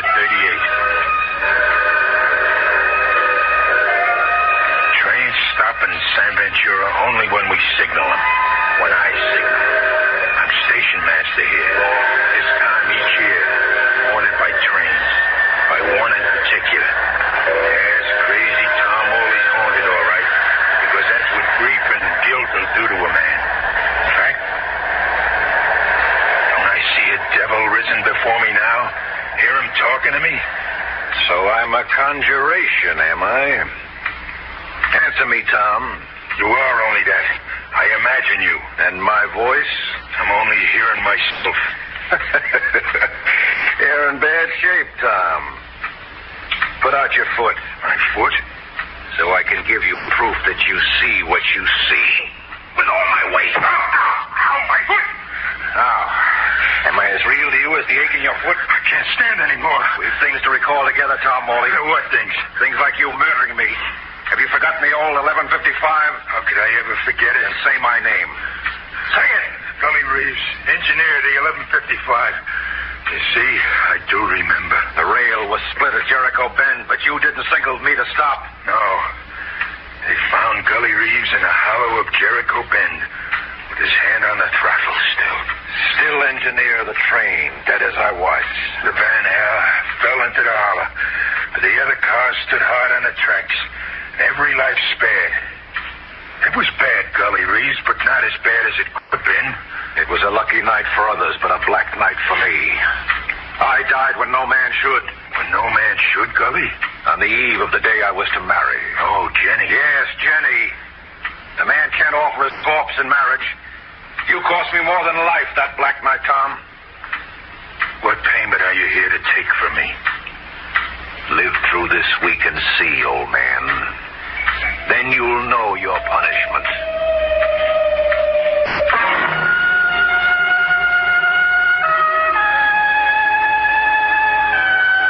Only a devil's apparition can crush your foot. Gully Reeves, whose death was on my hands. Gully Reeves had come back from the earth, and I had his promise now. By the end of the week, he'd square accounts with me. I'd know my punishment. I had the devil's own promise for that. Live through the week and see. Huh? Open up. It was Will, my stepson, bringing me coffee like every night. Why the locked door, Pop? Against prowlers. Here? That's a joke. The only prowlers around here are stray dogs and coyotes. Well, there's some coffee for you. Oh, I'm going home to bed now. Wait. Help me off with my shoe. The left shoe. Oh. Well, the foot's swelled up again. Go easy. I've the devil's own pain in my toes. Okay. Wow, it certainly is swollen.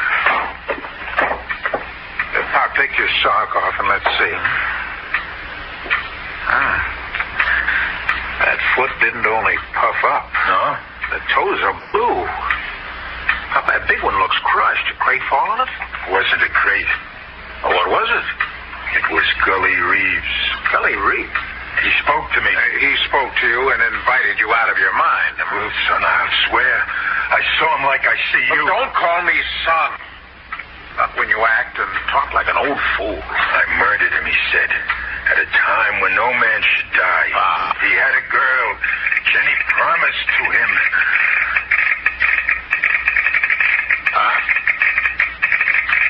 There's a telegraph message coming in. Well, Pop, if you're up to it... Take it for me, Will, huh? Okay. It says the 11:55's due by... in 1 minute now. It's right on time. Yeah, on the button. Wait a minute. Pop, move over. Huh? Make room in the dark for a relative. Make room? There's more to the message. The last half says, I'll be riding the van again. Signed, Gully Reeves.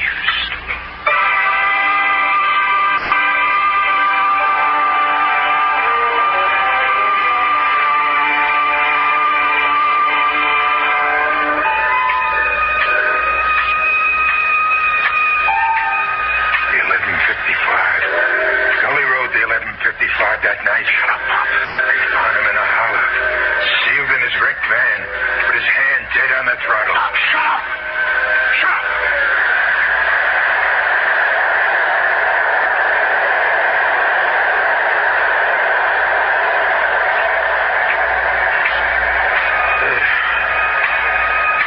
It's gone. You know something, Pop? Yes, Will. Feel like something contagious. Stick close to you nights, and I'll be just as crazy as you. Sorry, son. Just then, with the 11:55 clearing the station, you know what crazy thought flashed through my mind? This is the anniversary week of the wreck of the old 11:55. It would really be one for the books if the ghost of Gully Reeves rode the 11:55 into another wreck.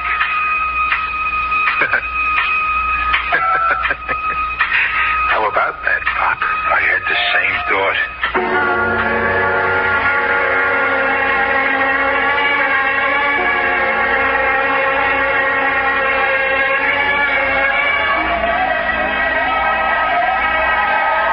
It was impossible to sleep that night.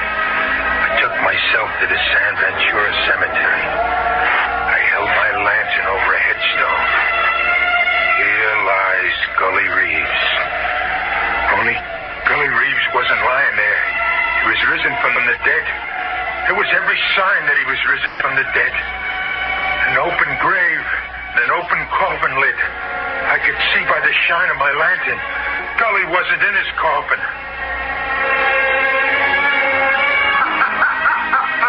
And then I could hear his ghost laughing. You came to see with your own eyes whether I was in my coffin or not. That's smart of you, Tom. Gully? On the path. Plain in the light of your lantern. See me? Yes. Live through the week and see. And since you're here to visit the dead, why not take yourself over to Jenny? To Jenny? 5 graves from mine. Count 5 graves from here. Go on. Ask Jenny to tell you how she died.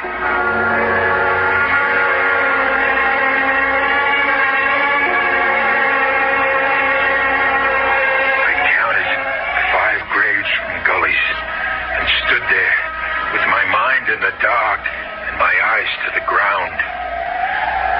An open grave, this one too. But the lid of the coffin was closed. Closed, but opening before my eyes.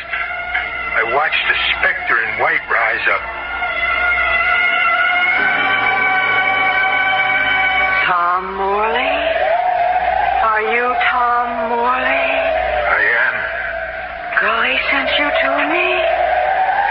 Yes, to ask how you died. He said, how did you die? In my wedding gown. I was fitting it to wear for Gully when the news came that night. It was a tragic hour. A black, tragic hour. See my gown, Tom? Your gown? My bridal gown. I wore it to my grave for Gully to admire. Isn't it beautiful?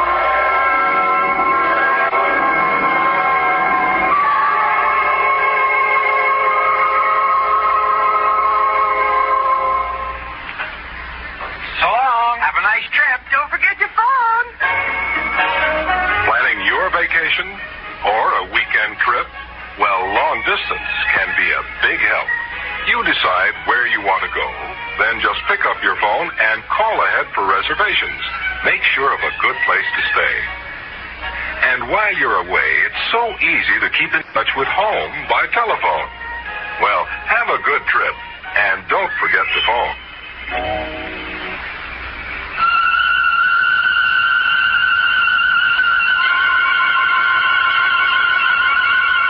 First Gully, then the girl. Jenny herself back from the grave. My neglect buried Jenny. I sent her to doom instead of her wedding, in a gown she was proud of, even in death. And Gully, well, he kept his promises. I knew he'd do. Rode the 11:55 for the anniversary week. And always with a message for me at 11:54, just 1 minute before. I'll ride the band of the 11:55, Tom Morley. Look to the rail at Jericho Bend. Look to the rail. Look to the rail. Gully meant to ride the 11:55 to his death again.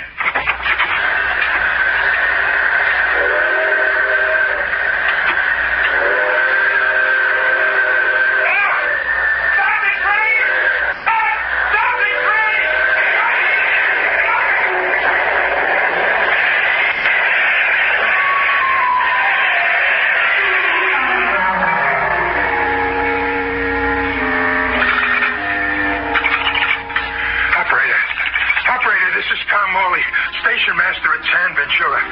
Operator, terrible thing. The 1155. Operator. Operator. Will? What's got you going now?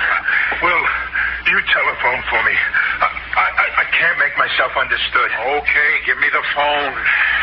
What am I to say? Say? Outside, what you saw. The 1155 wrecked. Oh, come off it, Pop. Now, who'd be interested in hearing that? Who'd be interested? Will, do you know what you're saying? Pop, you're a maniac. You worked hard at becoming one, and you finally made it. What's all this malarkey about the 1155? Why, it's a wreck. Gully Reeves, a ghost engineer on a ghost train. Sure, Pop, sure. Look, the wall clock's behind you. You see what time it says? 11:54. It's only 11:54. Right. It's 11:55 now. Right on time.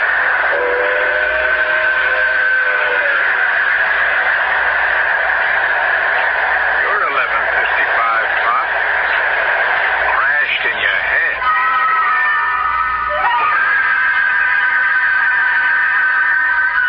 A saner mind than mine. I needed a saner mind than mine to take me in hand, to show me what was real and what was imagined. Mr. McHale, the town supervisor, I pleaded with him and came back to San Ventura Cemetery. This hallucination, Tom.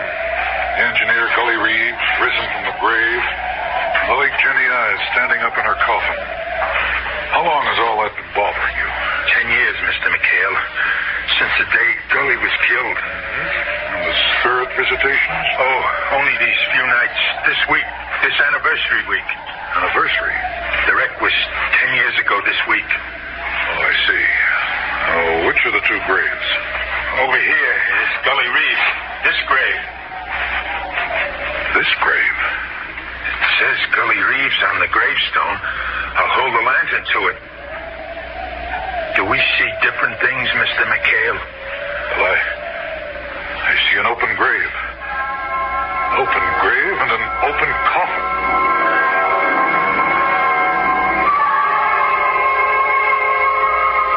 Jenny is 5 graves from this, Mr. McHale. Count 5 graves. 5. I've counted 5. I'm an old man and I've lost my reason. But not you, Mr. McHale. You're the slickest mind in San Ventura. The town supervisor. Hallucinations, yes. I'm sick with them. Sick with grief and guilt. But not you. Tell me we see different things. Maybe not, Tom. Maybe we see the same things. This grave now, Mr. McHale. It's right and proper. Like a grave must be, so soul can rest. No, Tom, I can't say that it is. You can't? What do you see? Well, the grave is unnatural as the first. And you have hallucinations, too. The grave is open and the coffin empty, like the first.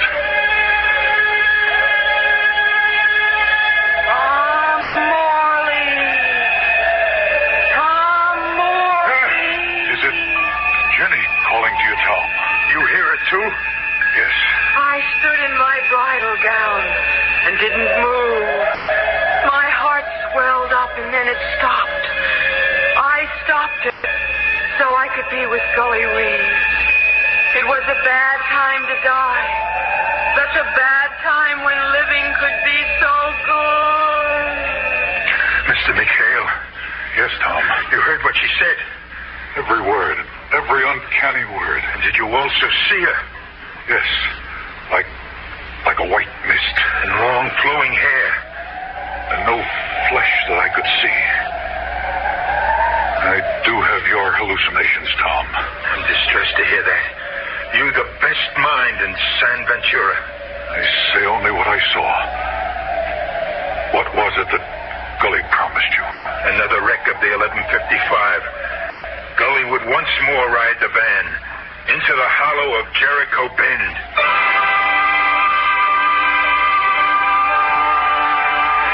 In the morning, Mr. McHale put his hallucinations to rest. McHale was such a man. Things had to make sense to him. I ordered an arrest, Tom. The arrest of your stepson, Will. You arrested Will? I'm sure he's behind this and others in with him. Looting graves and dressing up to masquerade as ghosts. Why would Will go against me? To drive you into the madhouse. To drive you to your death. I can't believe it. I know it's a great shock to you, but the boy hates you, Tom. Why does he? Well, unbalanced as you've been these 10 years, an unsteady, brooding man. Will's mother died to shut her eyes to you, Tom. She couldn't stand any more of a life with you. The boy thinks this. You're saying that Will blames me for Margaret? For his mother's passing? Yes, and there's your house and land. With you gone, it'll pass to him. There's a profit in hate for Will. I've reasoned it out. Now, let's see what the ghosts will do.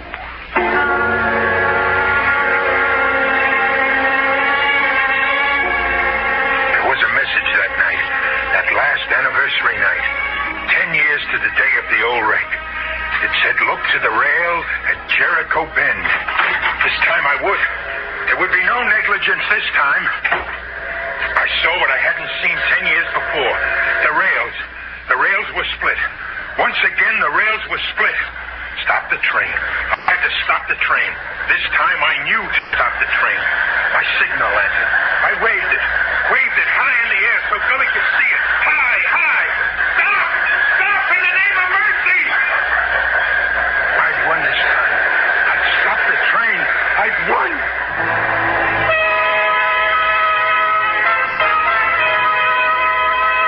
I awoke from a long sleep in the outdoors with someone standing over me. Mr. McHale? Yes, it's me. Did I faint? Died, I thought, these last 10 minutes, Tom. Hardly a pulse to you, hardly a breath. Like your heart had stopped. Stopped? The 11:55, Mr. McHale. The 11:55. 11:55 came and went. Came and went? You signaled it to stop, and it stopped. It's gone now.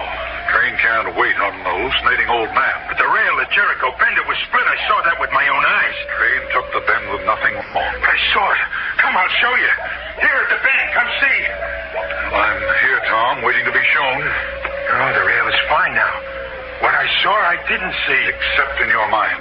Yes, in my mind. And what I see now, only I see. Now? Now what? Even now, I see things the devil directs me to see. I see things invisible to you. What do you think you see now? And the ground there in the hollow, if you have eyes for the dark, Mr. McHale, I see a body, a lonely body in the night. But you don't see the dead, Mr. McHale. It's only for me to see. No, we see the same things again, Tom. A dead man? You see a dead man, too? Dead man, yes. Scully Reeves, dead where he died before. No, Tom, not Gully. We've a strange corpse in this one. A man who died tonight. Tonight? Blood soaked in his clothes and in the dirt. See? And still bleeding. The old dead don't bleed, Tom. And the old dead don't wear police handcuffs. Police handcuffs, you say? See, on his wrists. And a bullet hole in his head. See? This one was shot to death.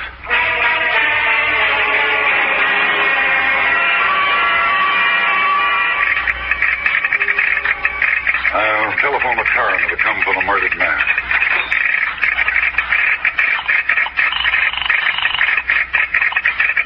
Oh, operator. Mr. McHale, wait. Wait with the telephone. It's Gully on the wireless again. Oh, Gully, is it? Let's not go through that again. I'll take the message, Tom. What is the message, Mr. McHale? An awakening. I'm beginning to understand things. And I owe your stepson, Will, an apology. An apology to Will? Yes, the looting of the graves and all that dressing up to make you see ghosts. It wasn't Will's doing, his scheme against you, as I'd reasoned.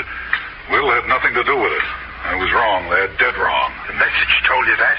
No, but I know that now. I put it all together. It was a message from a detective who was on the 11:55 tonight. He lost a prisoner he was escorting to the state penitentiary. Chip Stavago, a convicted man. The message says we're to look for a short man, bald, wearing a dark suit, and handcuffs. Handcuffs? That's the murdered man out there. Now listen carefully, Tom. This pair, Floyd Maxson and his girl Sally, they had worked up a scheme to board the 11:55 and seize a prisoner being taken to the state pen. One Chip Stavago. They were out to seize Stavago from under the nose of the detective accompanying him. Seize Stavago and murder him. Which they did. Now, is it clear so far? Clear. All right. San Ventura was the place they picked to stop the 1155, climb aboard, and snatch Tobago. You were to stop the train for them, Tom. That's how your hallucinations came about. Now, the killers, Maxon and his girl Sally, were the source of your hallucinations. Now, they obviously knew about you. How you felt about that wreck of 10 years ago, how it preyed on your mind, your sense of personal guilt about it. Now, they worked on you all this anniversary week when you were most susceptible. They played on your imagination, made you hear voices, see ghosts, all to get you to stop that train tonight. Mr. McHale. Yes, Tom? That story you were telling me about people scheming against my sanity. I'm asking you to tell it to me again. Sure, but not tonight, Tom. Your mind's been burdened enough for one night. Tomorrow, when the anniversary week is over and Gully Reeves isn't in your thoughts. Tomorrow, Tom, we'll go over the whole thing again tomorrow. Suspense.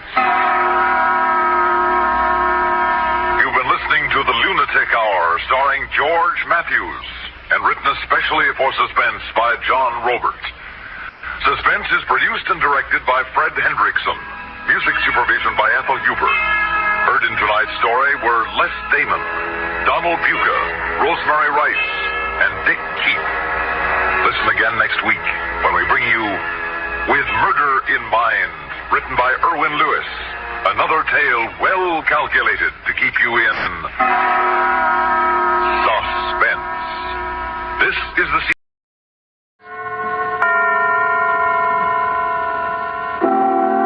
Suspense. Mr. Lee J. Cobb as star of The Bet, a suspense play produced, edited, and directed by William Spear.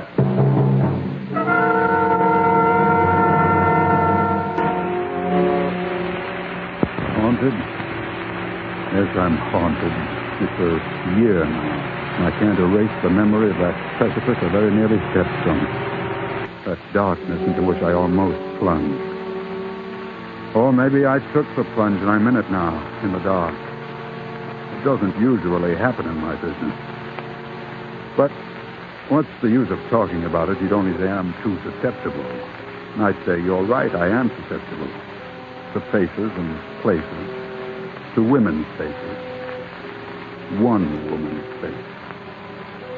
And to lost, dark places on what I call the rim of the world.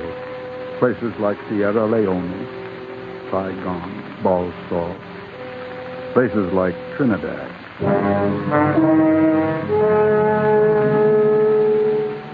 But you won't get it from reading atlases and maps.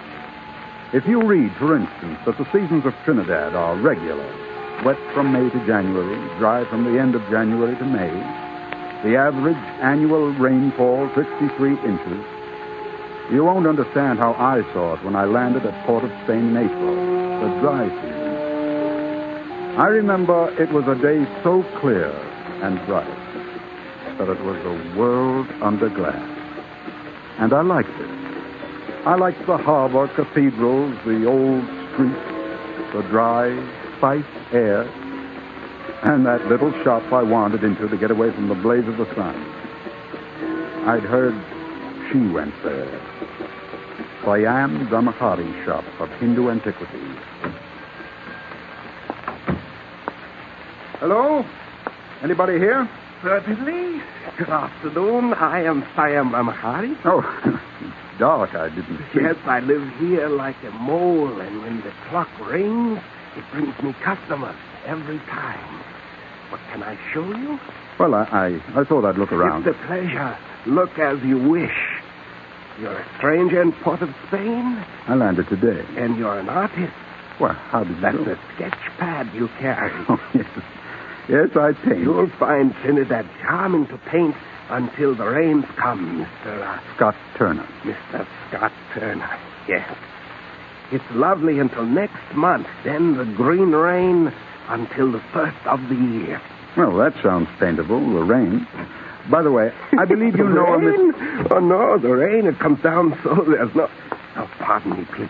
Mrs. Barton, good afternoon. Good afternoon, Siam. Did my Shiva get here? Yesterday, Mrs. Barton, I took him out of his straw nest. Yesterday. A beautiful white jade Shiva.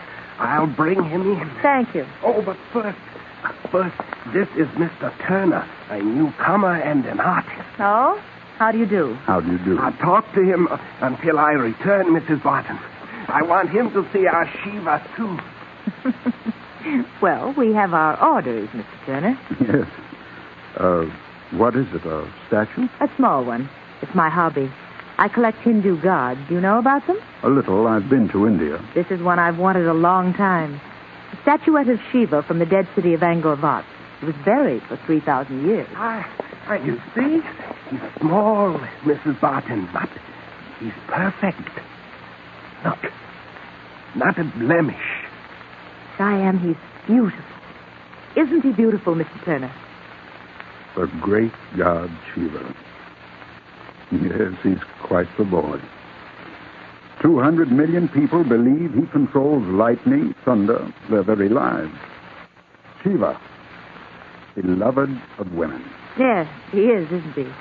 And beloved by you, Mrs. Barton. Oh, no. No, I have my own reason for being attracted to Shiva. Yes? What's your reason? Don't you remember what Shiva is, first of all? He's the god of destruction, Mr. Turner. And I like that. Destruction. That's the kind of woman I am.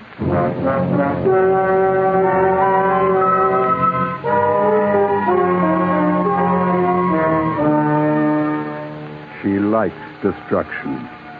Of course, I knew that already about Ada Barton. She must have loved Trinidad, a place where a casual conversation turns suddenly intense, suddenly dangerous, where you never knew the whirlpool under your feet until you're in it. I was in that whirlpool in a second, and I'm still there. But I'm getting ahead of myself. I had no difficulty meeting Ada Barton again.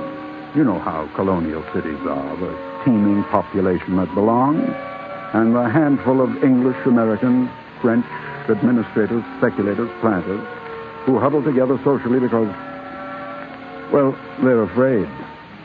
And even so ungregarious a man as Paul Barton was above inviting a visiting American to his home. But no matter how we've met, he and I were bound to disagree. So you're an artist, Mr. Turner, eh? Well, I envy you. It must be very pleasant not to have to work for your living. Well, naturally, I don't look at it that way. Paul, for heaven's sake. Oh, but Ada, my dear, surely neither you nor Mr. Turner contend painting is labor, not productive labor. But that's not the point. Well, I think it's a point, and I think painting is productive.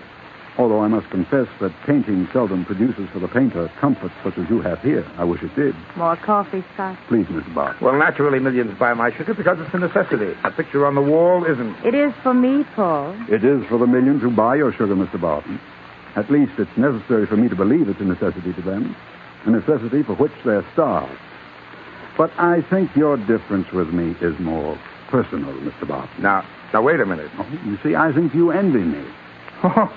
I envy you. Because you're a romantic who never found whatever you came here for. This is a beautiful island, Mr. Barton. In the dry season, yes. You built a beautiful house, and you are married to an extraordinarily beautiful woman. Thank you, Mr. Turner. But because you've pegged your dream to what the morning stock market has to say on the price of sugar, it's all ashes to you. So you resent me, the itinerant artist, symbol of the freedom you lost. Ashes? I love it.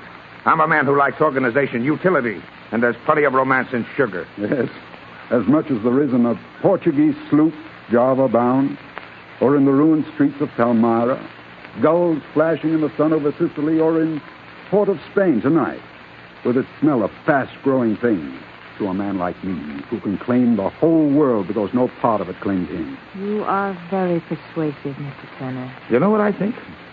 I think you're irresponsible, Mr. Turner, because you haven't the necessary courage to take responsibility. Paul, you're insulting. Maybe, but I put years of hard work into developing this business. Oh, you don't think I've worked? No, I don't think you have, and I don't think you can.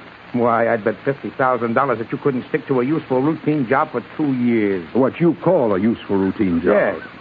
Yes, I'll put up $50,000 that you couldn't stick it out, say, here, where you think it's so beautiful, working for me. Paul, don't be ridiculous.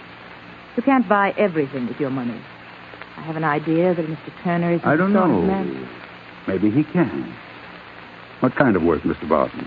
You can't be serious, Scott. Oh, it'll be work that you can do. Say, in my laboratory. I've got some things going on tropical diseases in addition to the necessary laboratory work for the sugar. Soil tests, things like that. Well, I'm not a technician. Oh, I'd make it easy for you. I'm the technician. All you'd have to do is keep routine records for 2 years. For $50,000? Yeah, that's right. $50,000, or if you quit, nothing. It's a bet, Mr. Barton. It's a bet. What's that? What? That. Rain, Mr. Turner. Rain for 9 months. Endless, remorseless oceans of romantic rain. It'll make it easier for you to stay indoors.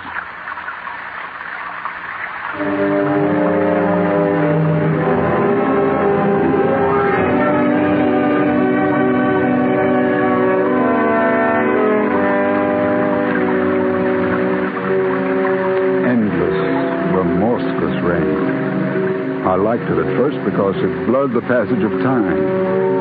And somehow my job wasn't easy. In the fields around the laboratory, the cane grew up, was cut, grew and was cut. But inside the laboratory, where I lived day and night, all sound and life came wrapped in the silken, deadly, hypnotic drumming and hissing of rain. The first 2 months, only one thing bothered me. The petty needling of Paul Barton. We spent our mornings together, he making his tests while I wrote them up for the files.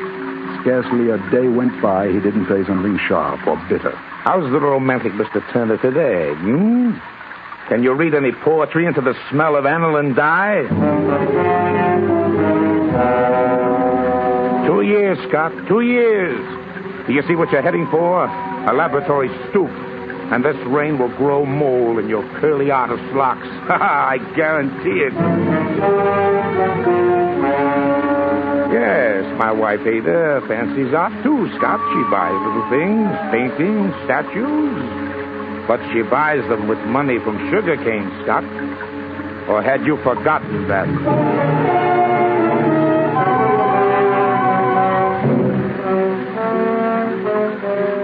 I hadn't forgotten that. I hadn't forgotten Ada. A dangerous woman, and I knew how dangerous. I knew things about her he didn't know. That she liked destruction. And every time he lashed out at me, I knew more. That for her own destructive purposes, she was feeding him this hate of me, nurturing it with intention and care. Well, in the tropics, things grow fast. And Ada Barton's purposes move fast. To pull flour. In the afternoons, when Paul was out in the cane fields, she began to visit me in the laboratory. He's right. You are getting a scoop. Close the door. And a squint. It definitely doesn't become you, Scott. Well, I thought you were going into Port of Spain today. Did I say that? Oh, I heard something to that effect. And so did Paul. The roads are swamped, and besides, something's wrong with the car. One of the wires. Oh. You wouldn't know which wire? Well, I don't know what it's for, but if it's broken, the car won't run. I know that. Mm-hmm. Must you keep working? It isn't very polite of you. This isn't a salon, Ada. And these cultures have to be put away. You know, Scott, this whole business of your bet with Paul shocks me a little. I'm sorry. I mean, it shocks me to see what he's doing to you. Well, I'm shocked to see what you're doing to him, Ada. Don't change the subject. Why do you put up with it? Why do you stay here? Isn't $50,000 an understandable motive to you? Not for a man like you. You must have another motive. Believe me, I haven't. I'm just that crass. Not even me, Scott? You might have been a motive. At first. Now I don't compete with Java, the gulls of Sicily. Look, Ada, why don't you give him a break? You don't mind taking his money. Why don't you take his terms, too? He doesn't ask much. Why don't you kiss me, Scott? Ada. Yes. Whose destruction, Ada? Destruction? Yes. Which of us have you marked to destroy? Paul or me?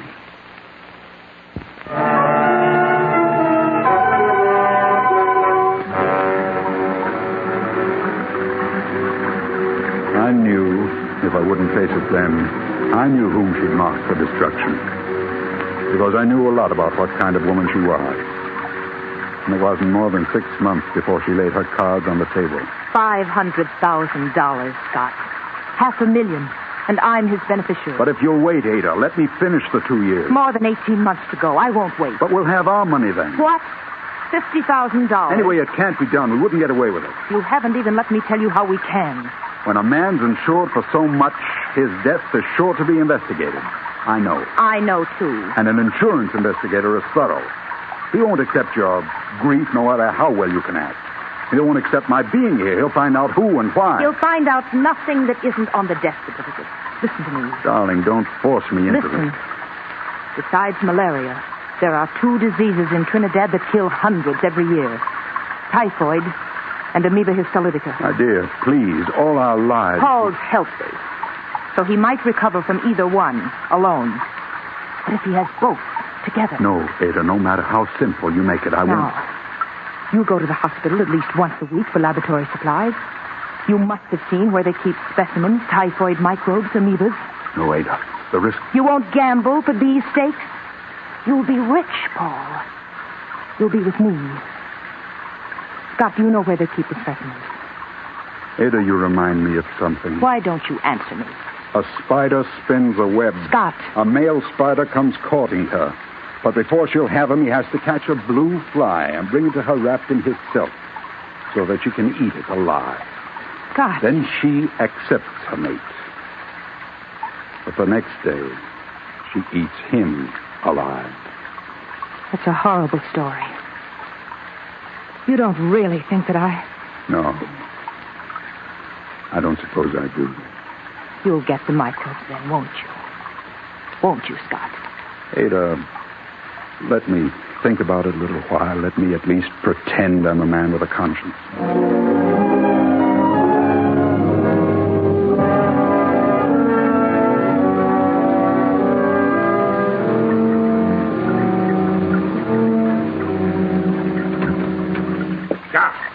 Oh, Paul, I wasn't expecting you this afternoon. I know. You were expecting Ada.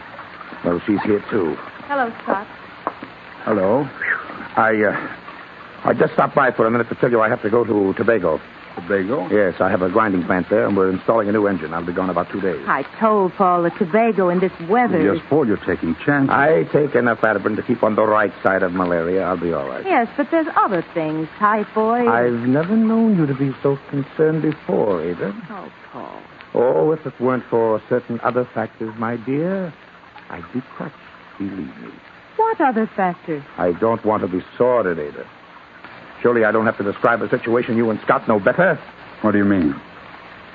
All right. All right, we'll maintain the cultivated surface, if you wish. By the way, Scott, how do you feel now about our bet?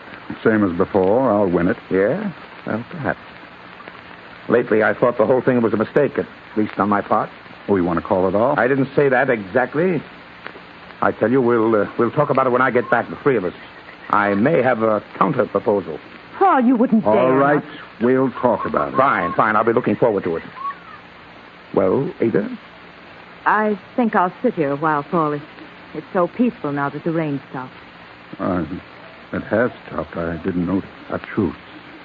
A false peace. It'll begin soon again. Well, goodbye then. Goodbye, Paul. Take care. You heard. You heard what he said. He's a little excited, ain't it? Didn't mean a thing. Don't be a fool. It means you haven't any choice now. There's always a choice. Well, yes. Now you can choose me with $500,000 or nothing. Not 1 red cent. But he didn't say he wouldn't pay. That's what he means. He hates us. Both of us. And his only weapon is his money. What a triumph for him to hoax you into slaving here for 8 months and then throw you out. Oh, no, he wouldn't dare. Don't you think I know him? You have to do what I say. How will you give it to him? The microbe. In his food. It'll only take a drop.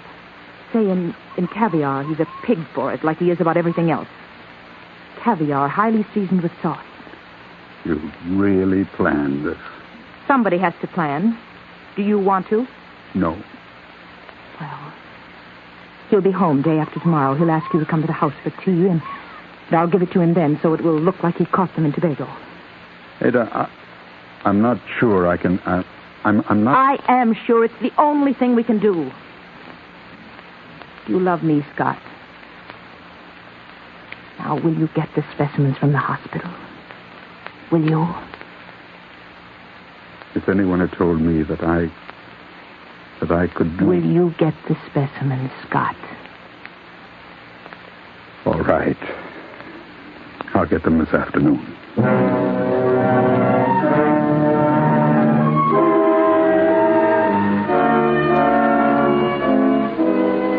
That afternoon, the rains had stopped. It was no fall peace. The season was over, 2 weeks early. I drove into Port of Spain through a crawling, chalk-white mist, through the strong, heady smell of decaying jungle. And the cessation of sound was enormous in my ears. It was as though the rain had stopped on a shout. I got the specimens, 2 tiny tubes of dynamically living death. When I stored them away in the laboratory refrigerator, I riveted my mind on Ada's face and her incomparable voice. We can do so much together, Scott. You're a savage like me. Remember how you looked at Shiva that first day? I could tell we're alike. No little stifling moralities. We're beyond such things, you and me. Beyond pity or shame. Yes. Quite beyond shame or pity. Be very careful, my darling. Eat only the caviar without the sauce. We'll leave all the rest for him.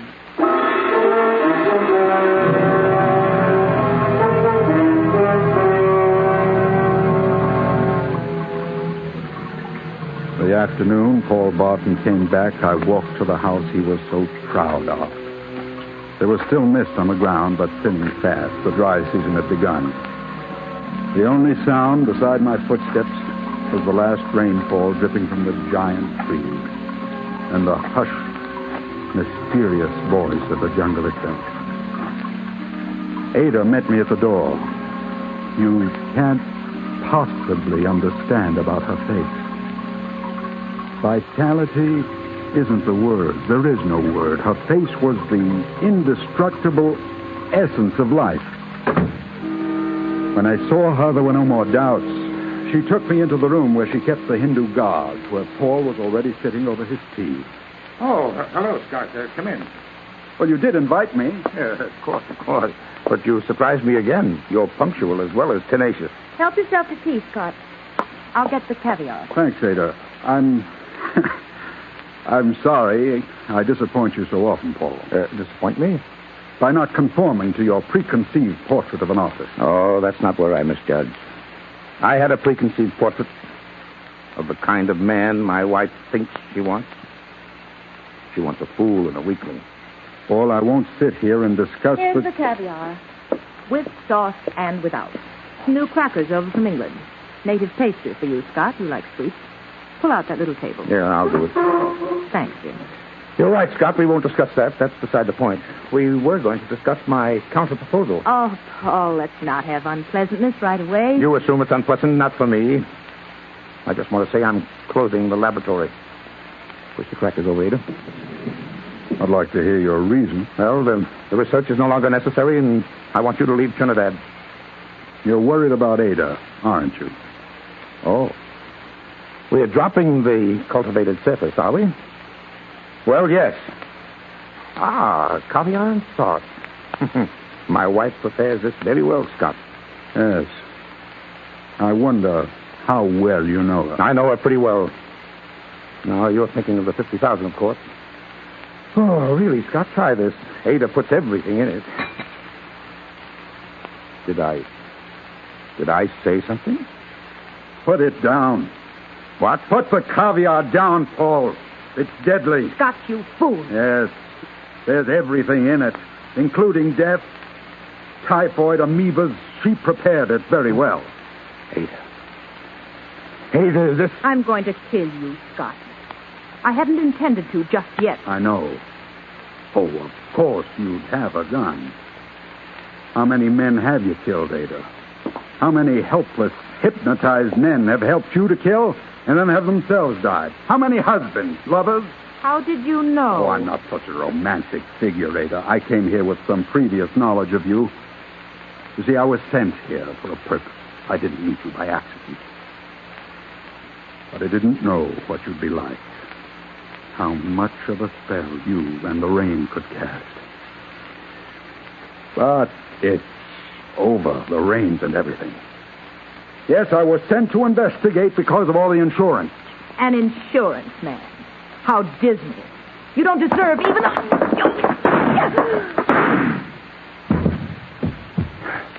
You killed her. You killed her. Yes. I killed her.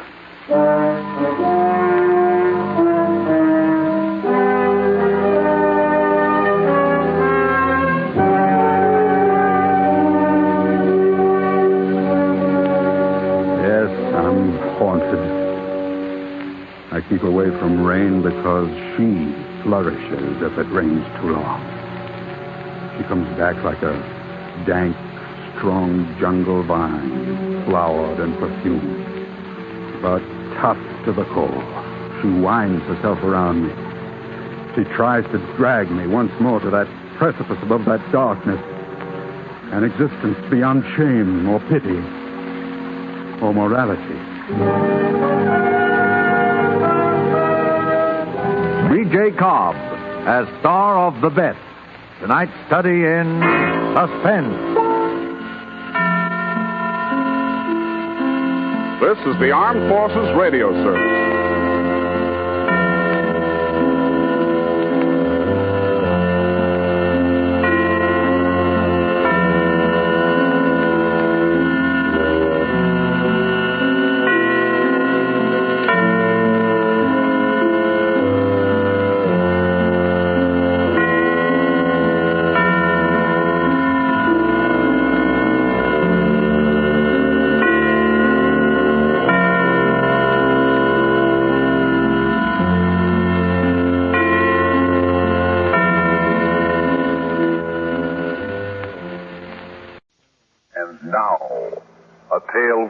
Calculated to keep you in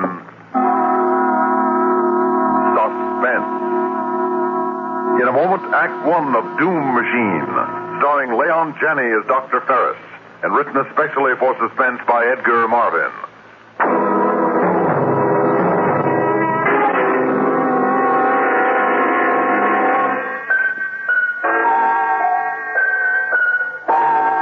It's 8 o'clock in the morning. In the year 2500. On the outskirts of the great city is a large one-story house. In one wing of this house is the laboratory of Dr. Atlee Ferris, who is seated behind an enormous horseshoe-shaped desk, studded with levers and small blinking instrument panels. Morning, Dr. Ferris. Good morning, Jack. I tried to work out those calculations you left as best I could. I hope I have them figured right, sir. Never mind, I won't be able to use them anyway. I lost the train of thought on that wide pattern we were following. Oh, it's too bad, Dr. Ferris. You were so far advanced on it. Well, I'm only human, Jack. I'm not a machine. In fact, my humanity practically conspires against me. The level of concentration I need is fantastic, Jack. But I'm not pure brain. There are disturbances, distractions, emotional upheaval. That's what life is, Dr. Ferris. We can't avoid that. But if there were pure brain, Jack, a mind that would hold pure thought and nothing else, that would carry out the logical sequence of thoughts into action without any deviation from its purpose, regardless of any distraction or human consideration. There's no such thing, Dr. Ferris. It would be monstrous. Perhaps. But it would succeed in its work. Whereas we, because we're human, too often are distracted and fail. I'd rather fail than be just a brain. Yes, because you're human. And you won't admit that creatures with a pure brain would be superior to you. Back to your work, Jack. I'm just talking to myself anyway. He doesn't understand how limited the human mind is. Yes, that's it. That's what I need. A brain that isn't human.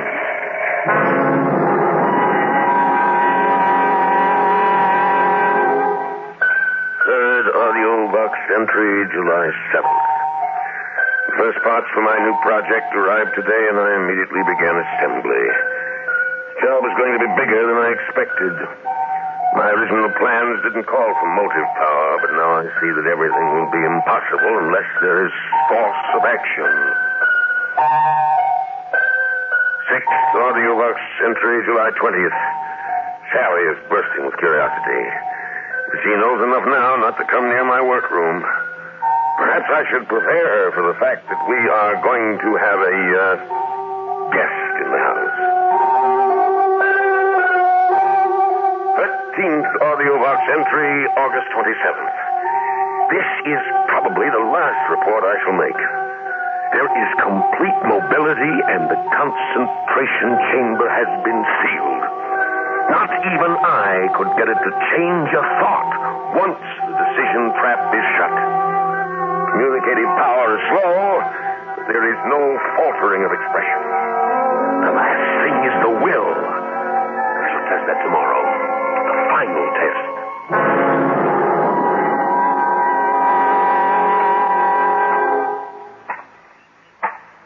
I hear something. Is that it, Dr. Ferris? I ordered it to report to me here in the laboratory at 10 o'clock.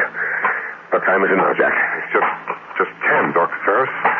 Is it safe? We'll know in a moment.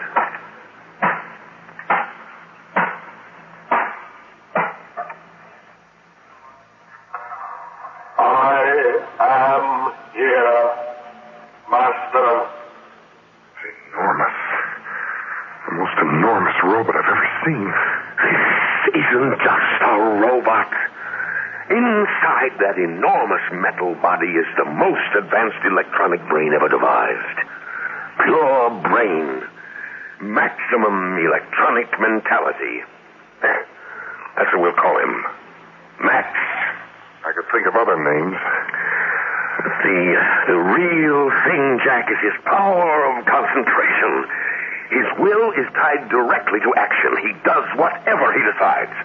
Nothing can stop him. Nothing can distract him. His will is as strong as the titanium he's made of. He's perfect, Jack. Perfect. Yes, he's perfect, Dr. Ferris. You've got what you wanted, a brain that isn't human. A thing completely without emotions.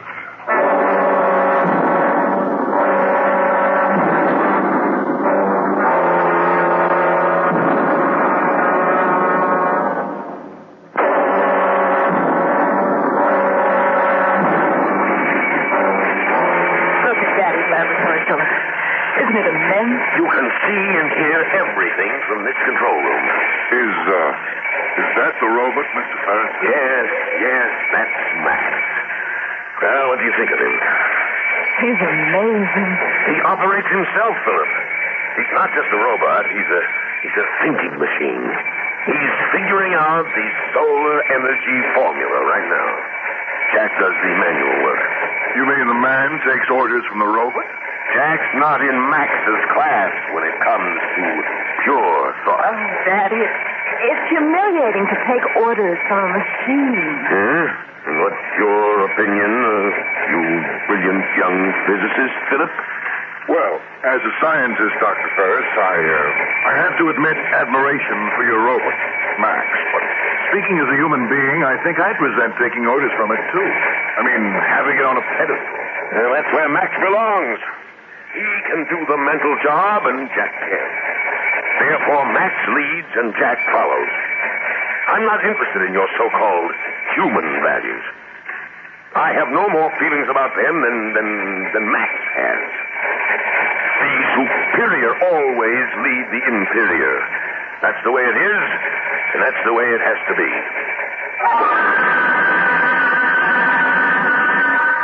Dr. Ferris, I can't stand it anymore. I'm not working for you. I'm working for a machine, an iron monster. Oh, now don't be... He knows it, too. I can feel it. He's cocky, Dr. Ferris. He gloats over us. Well, that's how you feel, Jack. Max has no emotions. He's just doing a job. I don't want to be a part of it. But he's going to succeed, Jack. Max is going to accomplish in a month what you and I have been working on for 3 years. I'm going to fly to the Capitol tomorrow to report on our progress. You can't quit now. I'm depending on you. How long will you be away? A few days, maybe a week. And the final test of the formula may come while I'm gone. You have to be here. If we're that close to the end, I suppose I can stick it out. Fine. Now, if the test should come while I'm gone, I want you to record all the steps on the AudioVox tape recorder. I'll remember. Oh, and Jack, there may be some danger. You're going to be trapping the energy of the sun right in the laboratory. Radiation will be intense. Now, be sure you set the thermal drums in back of the solar tube so you can graph the heat measurement. The main thing, of course, is to be positive the formula's correct before you throw the switch. What's the chance I'll have to figure that? Max makes all the decisions. Well, that's the one reason I'm not worried about the danger, Jack. You can trust Max. Whatever you think of him, you know that. I suppose so. Well, it's important that you believe in him. His mind, Jack, his pure electronic brain will do more for humanity than generations of emotional beings like us.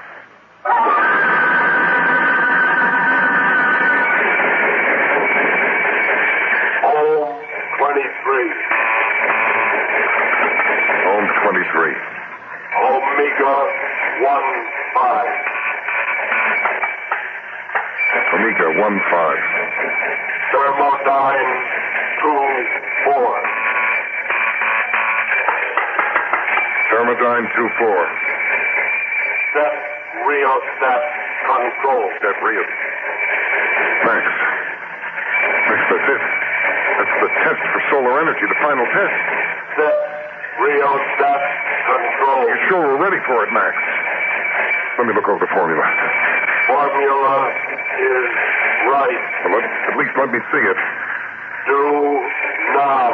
Now? Is there any reason why we must finish it this afternoon? We've been working all day. I want to look over the formula tonight, tomorrow. Must finish. Must finish. All right. Nothing stops you. Let me turn on the AudioVox tape recorder so we can record the steps. Not a chance to get anywhere arguing with a machine.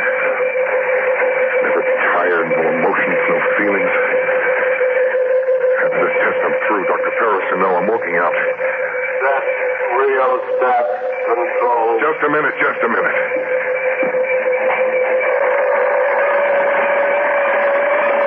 There. Now I'll check the thermal drums. The graphing. Set thermal panel.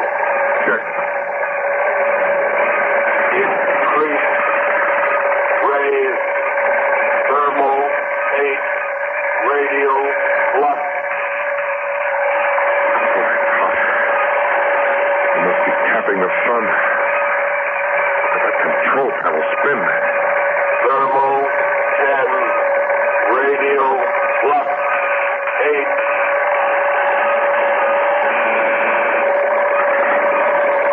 Thermal 12. Radial plus 9. Max, it's getting too hot. I don't think we can get any more increase. Thermal 14. Radial plus 10.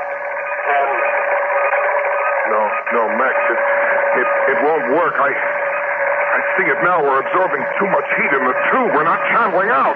Thermal 16. I'm afraid, Max. I'm afraid. Max is shooting heat rays. Max!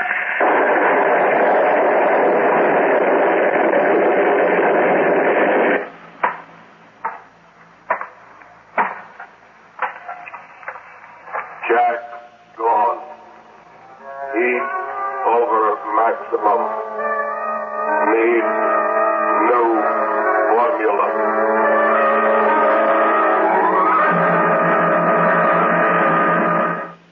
Wonderful, Max, wonderful.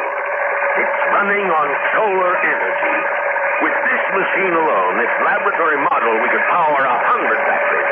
Heat too high. Yes, I checked the thermal drums. The heat is too high, but we can fix that. Take a little work, but we can do it.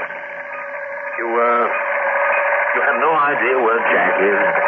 Jack gone. Yes, you told me that, but where? Well, I suppose he skipped out. He's been threatening that for a long while.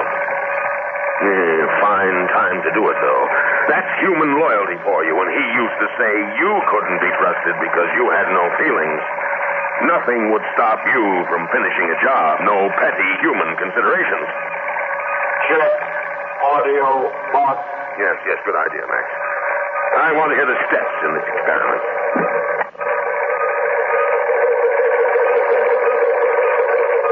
I can't get anywhere arguing with the machine. Yeah, that's Jack. Never tired, no emotions, no feelings.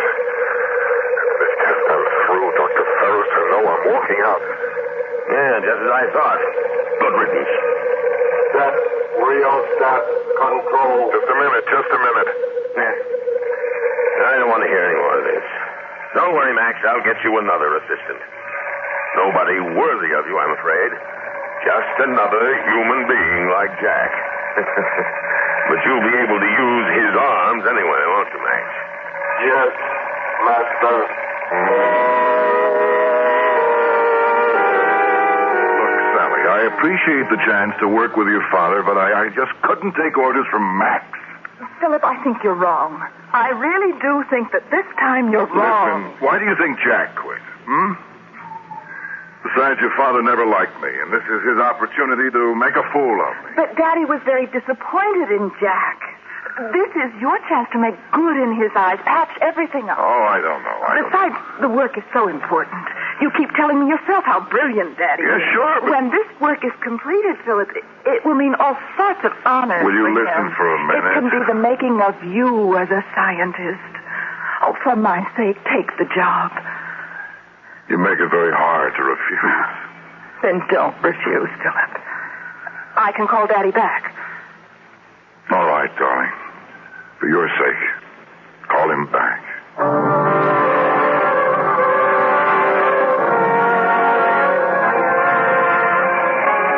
Now, Philip, the one problem we had was the excess of heat vibration in the thermal tube itself. I checked over Max's new formula to decrease that, and I think he's got it. I've given him instructions based on that new formula. I want you to follow Max's orders completely. I'm jetting out to the Capitol again with a member of the National Thermal Committee, and I'm sure you can handle the work in my absence. Well, I don't see why not. The way it looks, that'll only be an extra pair of hands for Max. Just so. A very apt bit of phrasing, Philip. Well, Max and I might as well get to work. Fine. Max will show you how to regulate these thermal drums. Good luck. I'm afraid we've been keeping you from concluding your experiments, Dr. Ferris, having you report to the Capitol so often. On the contrary, Dr. Larkin, I'm in the fortunate position of being able to place my work in even more capable hands than mine. Oh? I don't suppose you heard of Max. Max?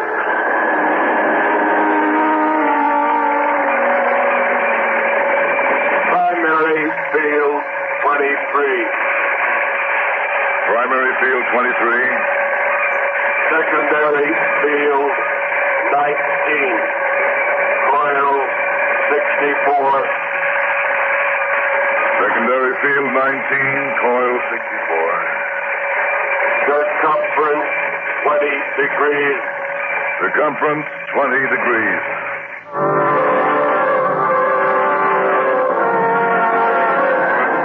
You can't be serious. Rain like that is a monstrosity. It's inhuman. Of course it's inhuman. That's the grandeur of it. No feelings, no emotions. Nothing to distract it. Just pure scientific thought at the service of humanity. But a thing like that cannot serve humanity, Dr. Ferris. It's wrong somehow. We've always used mechanical servants, Dr. Larkin.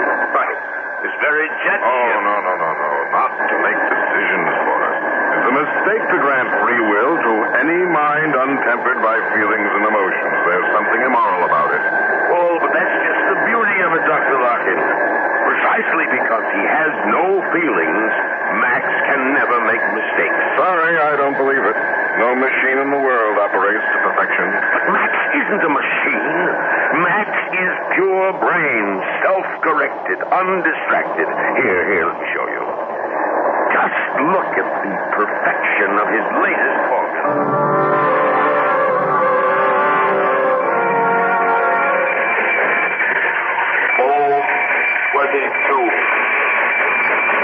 Ohm 22. Omega 1, 4. Omega 1, 4.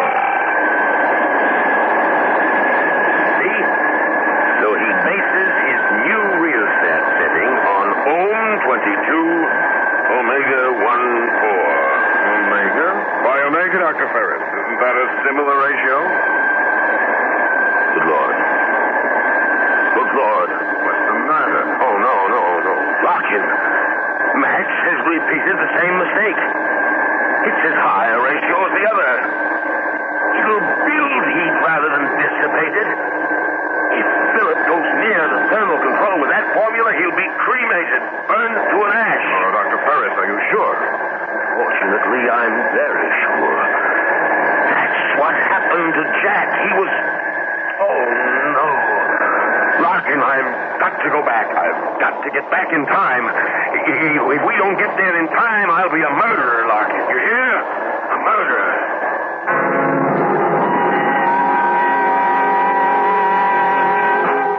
Rheostat control. Rheostat control. Thermal panel.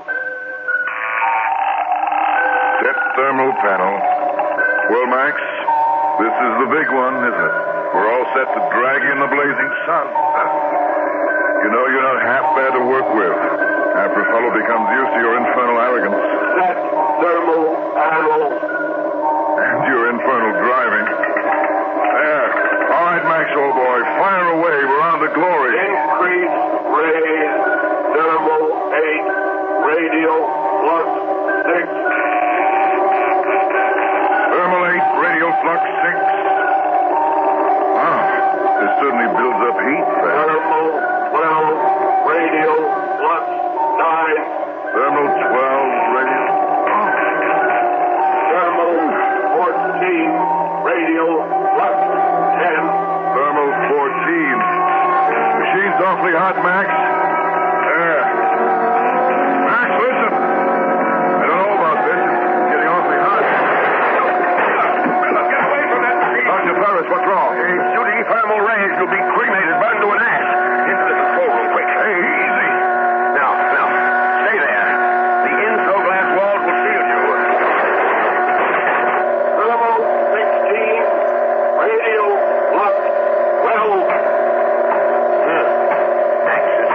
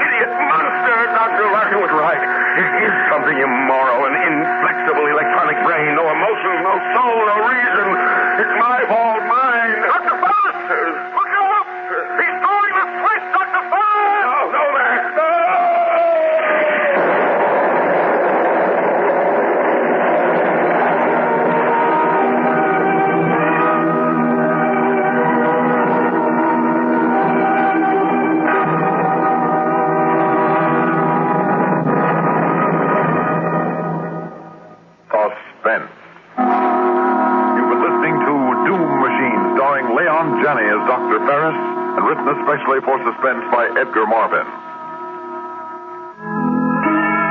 Suspense is produced and directed by Bruno Serrato Jr., music supervision by Ethel Huber. Featured in tonight's story were Cliff Carpenter, Elaine Roth, Bernard Grant, and Eugene Francis.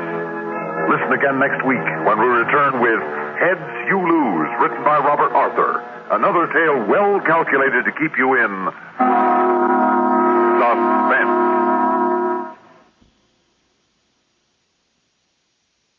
Roma Wines present Suspense.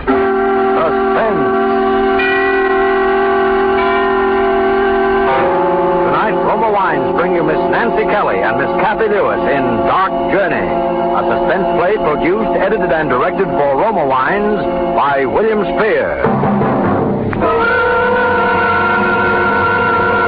Suspense, radio's outstanding theater of thrills, is presented for your enjoyment by Roma Wines. That's R-O-M-A, Roma Wines. Those excellent California wines that can add so much pleasantness to the way you live, to your happiness in entertaining guests, to your enjoyment of everyday meals. Yes, right now a glassful would be very pleasant, as Roma Wines bring you Nancy Kelly and Kathy Lewis in the premiere of Lucille Fletcher's radio play for two actresses, Dark Journey. Tonight's study in Suspense.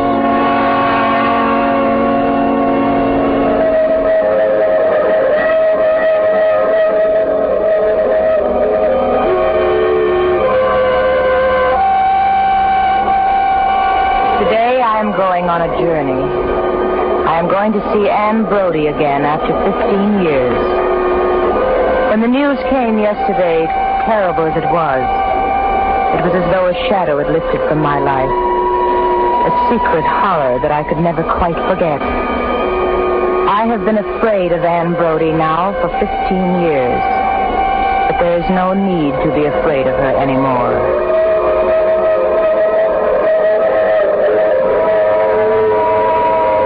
Secret has been locked in my heart together with all shameful, horrible things. Yet I've never gone on a journey like this one, but what it comes back. There have been times when I couldn't bear the whistle of a train flung out long and mournful over the lonely countryside. I couldn't bear the smell of a day coach, the feel of the plush seats, the rattle and bustle. Only because everything came back. Every detail of that long and terrible weekend we spent together 15 years ago. Oh,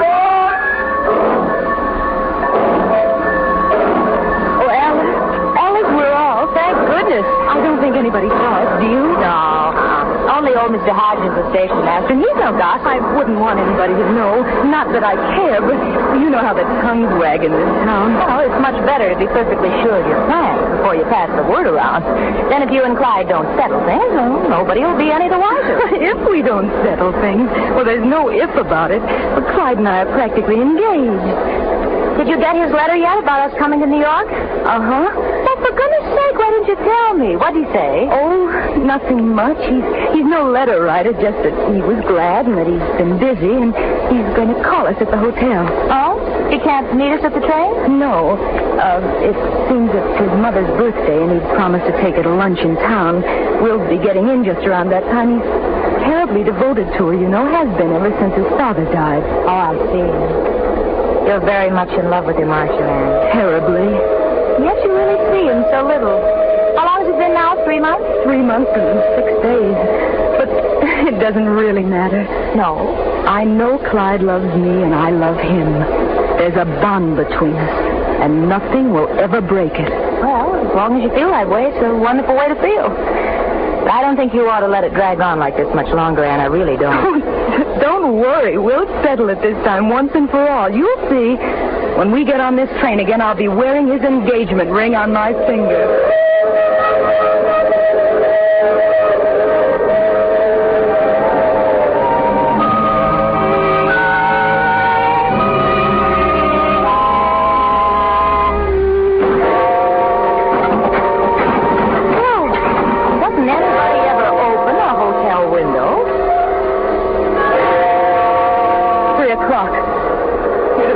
he'd have called me by now. No, he's probably tied up with his mother. Come on, let's go down to the drugstore and have a sandwich. Aren't you just starved? No, I don't feel hungry. You go, though. I'll wait. Oh, come on. The clerk will take the message for you. No, I want to be here myself. Why don't you call him? I can't if he's at a restaurant. Well, maybe he didn't go. Maybe he's home, sick, or at the office. No, it wouldn't look right. He's got to call me. I don't know why he doesn't. I don't know why either. In fact, why couldn't we all have had lunch together at that restaurant? I mean, he's not exactly poor, is he? Don't you want to take a bus ride or see the sights or anything? Later, Alice. After he's called. Hello? Yes? Oh, yes, this is Miss Ann Brody. What? He left a message. Oh. Thank you. What is it? He stopped by and left a message. He has a previous engagement. A previous engagement when he knew I was coming to New York this weekend only to see him. Well, maybe it was something he couldn't get out of. Maybe on account of his mother. But he already gave her today. And after all, he knew I was coming. He knew I'd want to be with him every possible minute. Well, maybe that's the trouble, Anne. Maybe he doesn't want to be pinned down. Maybe you expect too much. But he was right here in the hotel, and he didn't even... Oh, he's gone away from me. He's not mine anymore. Alice, you know what Clyde has meant to me these 3 years, how I've lived for him and worshipped him. It's just as though my world has been cut away. It's like having a lump of ice for a heart. Alice, Clyde is my heart. Oh, I've got to see him. I've got to tell him. Oh, Anne, dear, wouldn't you like to lie down? No, I can't lie down. I'm going to sit here in this chair by the window. I wish you'd go, Alice. I want to be quiet and think about him. Anne, I wouldn't. Something's happened to him. There's some barrier.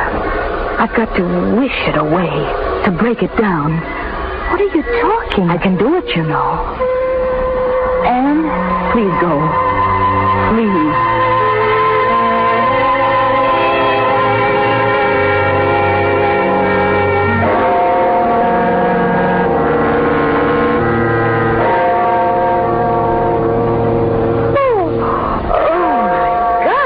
Tell me it's 9 o'clock. I didn't mean to sleep so late.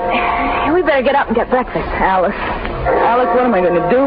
What am I going to do? He hasn't called me. I haven't slept.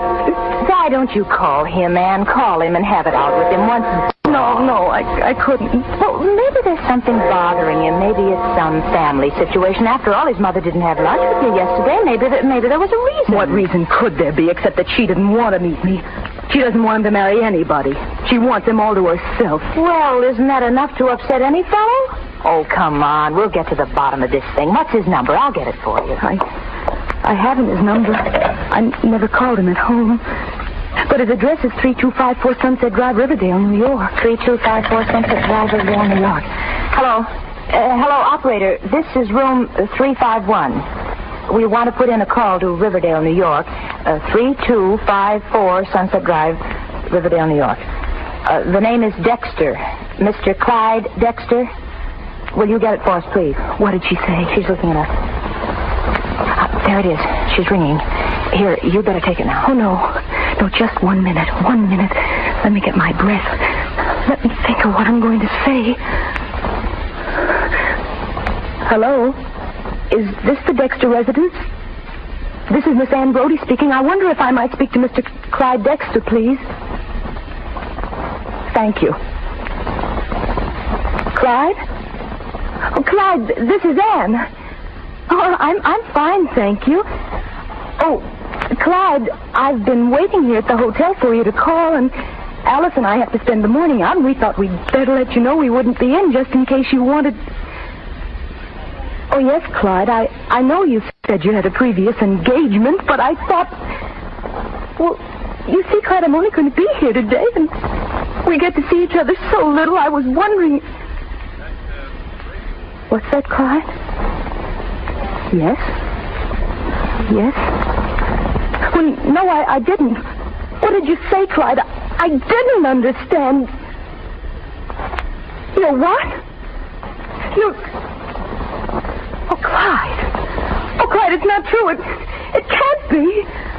But, Clyde, But, Clyde, you can't do this to me. I've considered myself engaged to you. Anne, give me that phone. No. Oh, no. I just want to say goodbye to him, please. No. Anne, don't look that way. What did he say?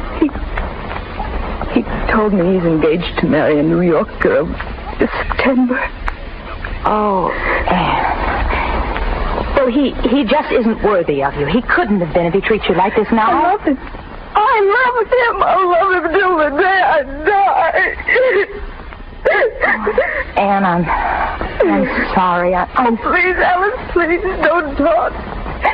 Don't come near me or go away, will you, just for a little while? No, I won't leave you. I can't leave you when you look like that. Go away, I said. How do you hear me? Go away. I want to be alone. I want you to go away.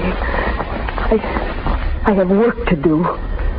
Work to do. I'm going to will him to come back to me. I'm going to make him come to this hotel through heaven and hell, and they're dragging him away from me. Oh, Anne. I can do it. I've done it before. I've made him write to me. I've made him call me up out of a clear sky after months and months. I willed him to speak to me the very first time I saw him when he was just a stranger. I willed him to give me his fraternity pin last year at the spring dance, and I can do it. I can do it. If only I try hard enough, and if you're absolutely quiet. Clyde.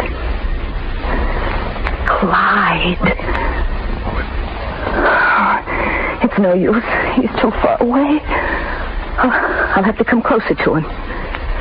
We're going out. Going out? Where to? To Riverdale. Riverdale? I want to look at his house to see where he lives. There's something there. Someone who's holding him back.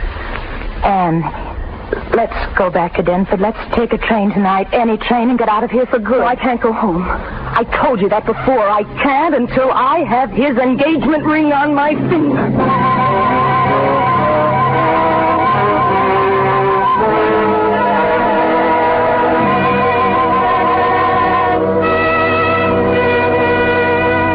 Suspense, Roma Wines are bringing you Nancy Kelly and Kathy Lewis in Dark Journey by Lucille Fletcher. Roma Wines' presentation tonight in radio's outstanding theater of thrills, Suspense.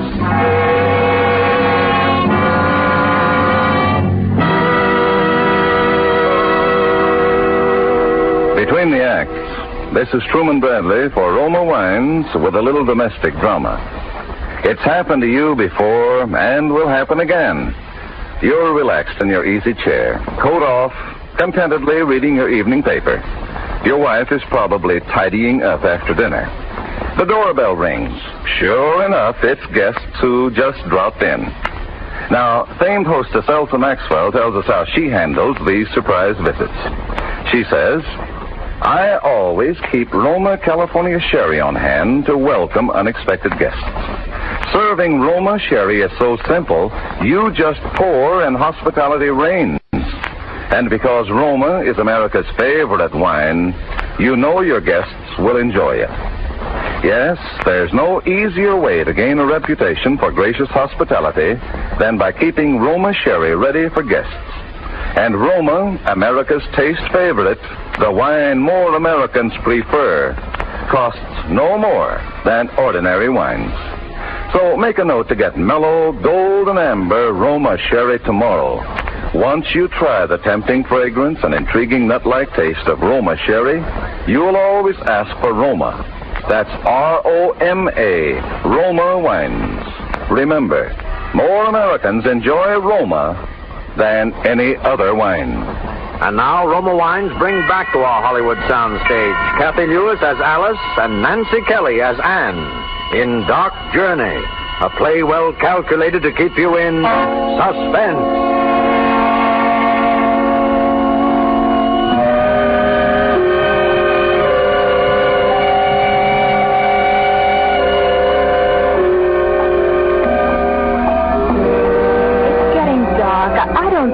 be wandering around here like this. There might be strange men. Here's the street. Sunset Drive. And there's the house. I've seen pictures of it. I'd know it anywhere. Anywhere. Oh, Anne, please. This is doing you no good. Oh, hush. I've dreamed about that house. Dreamed of myself and him living in it together. I've dreamed of our children playing on that lawn and the sound of music inside and our car standing outside. But it wouldn't mean a thing to you, Anne, if Clyde didn't love you. I've dreamed of the years we'd spend together. I even named the children Clyde Jr. and Peter and Charlotte. That's his mother's name. I never liked it, but I was going to call one child that just to please him. And now, what have I got? Nothing. Nothing. It's gone. Come on with me, Anne. Oh, there's a light going on upstairs. Suppose it's his room. I wonder if he's home. Clyde. Think of me. Come back to me. Oh, love me, Clyde. Love me. Love me. Don't, Anne, don't. Somebody might hear you. The shadow at the window. Oh, it's Clyde. Oh, no. No, it's someone else. It's a woman. A gray-haired woman. Oh, it's his mother, Alice. Clyde's mother. I don't think he's home, Anne. Let's go back to the hotel. No, I want to see her. I've heard so much about her. She always turned her nose up at me. He never admitted it, but I knew. He was the only son, and she thought there wasn't anybody good enough, and he was always under her influence, just believed everything she said. I could tell the way he talked. It was always mother says this and mother says that.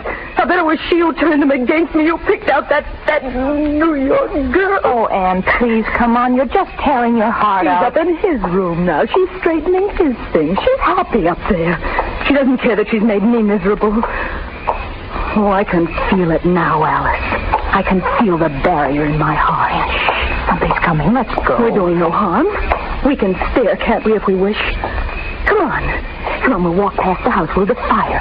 We'll go up and ring the bell. And then when she comes down to answer it, we'll ask, is Mrs. Clyde Dexter at home? And then when she asks us who we mean, we'll laugh at her face. Oh, Anne, you're just beside yourself. Yes, I am beside myself because I feel it, Alice. He's lost to me as long as she's up there. Oh, I can stand here, out here under the trees, trying to reach him with every bit of soul I possess, but as long as she's there, as long as she's alive, he'll never be mine again.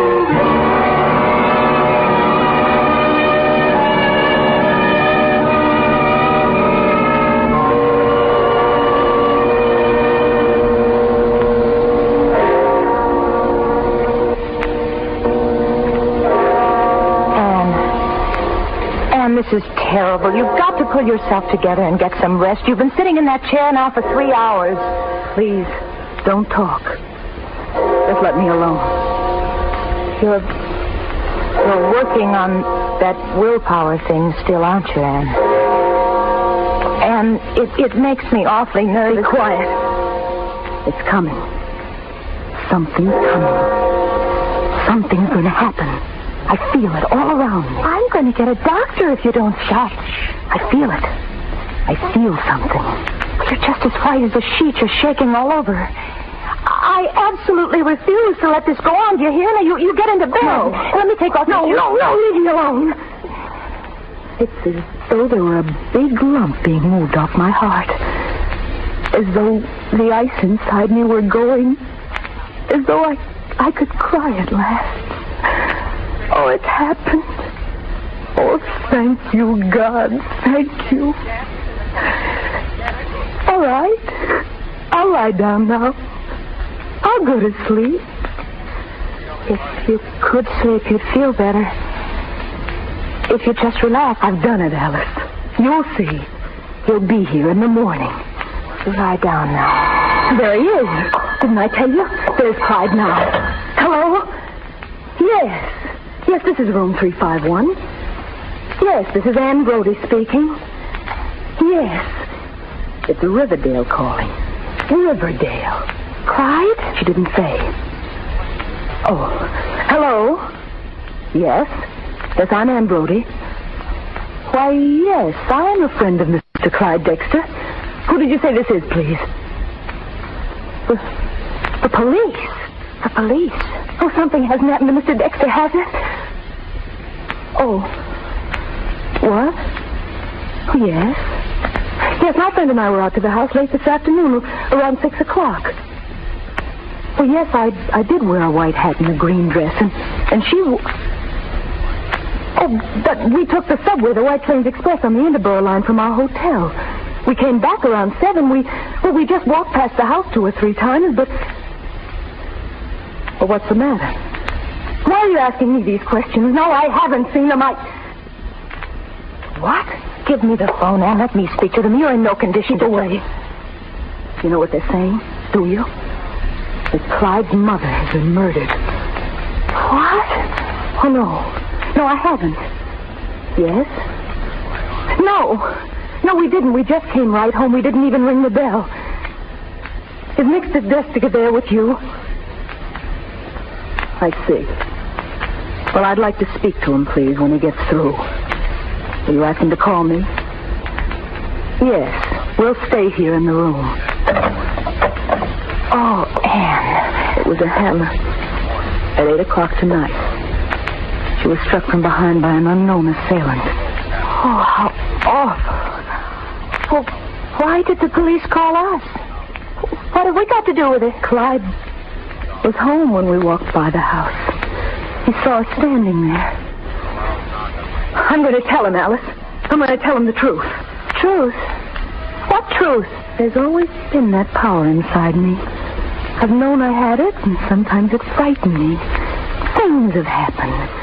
I've been afraid sometimes to use it, afraid it would turn against me. And tonight it did turn against me. And what do you mean? By an unknown assailant. Murdered by an unknown assailant. You know who that assailant was? It was me. Anne, are you crazy? You were up here in the room every minute. I was up here in the room, but I was wishing she were dead. I was willing him to come to me. I was trying to destroy the barrier. Oh, surely you can't believe that, Anne. It was only a coincidence, a terrible coincidence. I was trying to bring him back, to touch his heart, but the power didn't touch his heart. His heart's like steel against me. It struck his heart and glanced off and struck her dead. Anne, please, you're talking like a little... But you don't understand. People like you can't understand. People like you... But there's violence to will. To store it up takes years. To send it out of yourself is like sending a powerful hand with fingers. Will can't kill somebody, Anne. Not pure will. The body is one thing, the mind's another. Mrs. Dexter is physically dead. Her heart stopped beating.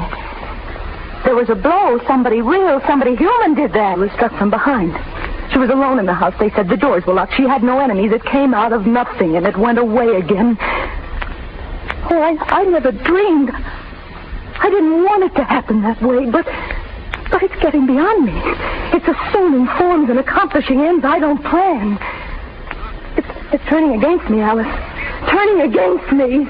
Do you think a police court will believe you? You'll only confuse the testimony. You'll only hurt Clyde. And will, you talk about the power of your will. Did you have any real power these last 2 days? Did it bring Clyde to this hotel? Did it make him love you or even call you up? Yes. Don't you touch him. I won't let you speak to him. Get away from that phone, Alice. Do you want to get us in trouble? Do you want us to go to jail and spend weeks in court? He'd put you there. He wouldn't care. Get away from that phone, Alice. I don't believe you, do you hear? I think you're mad. You're mad as a hatter. Get away from that phone. No! Anne, you'll ruin your life. You'll fall into suspicion, and people will always think you had something really to do with it. You'll end up in an asylum. The whole world will know he jilted you. What are you going to say to him? He must be half beside himself as it is. He'll never believe you. What? All right. Thank you, Alice. You see? It is there, isn't it? I made you do what I wanted. And I can make anyone. Hello? Hello, Clyde. Oh, Clyde, darling, I just heard the terrible news. How terrible for you. I'm so sorry. Yes, Alice and I were out there this afternoon. We came by to say hello, but we got cold feet and came home. Oh, no, Clyde. No, we didn't. Not a soul. Oh, yes, my darling. I understand how terribly broken up, and my heart goes out to you. Oh, I will, Clyde, dearest. I will. I'll be right over. I'll help you in any way I know. Goodbye, Clyde. Anne, you didn't tell him. You're not going to tell him at all. No. Why should I? He's mine now.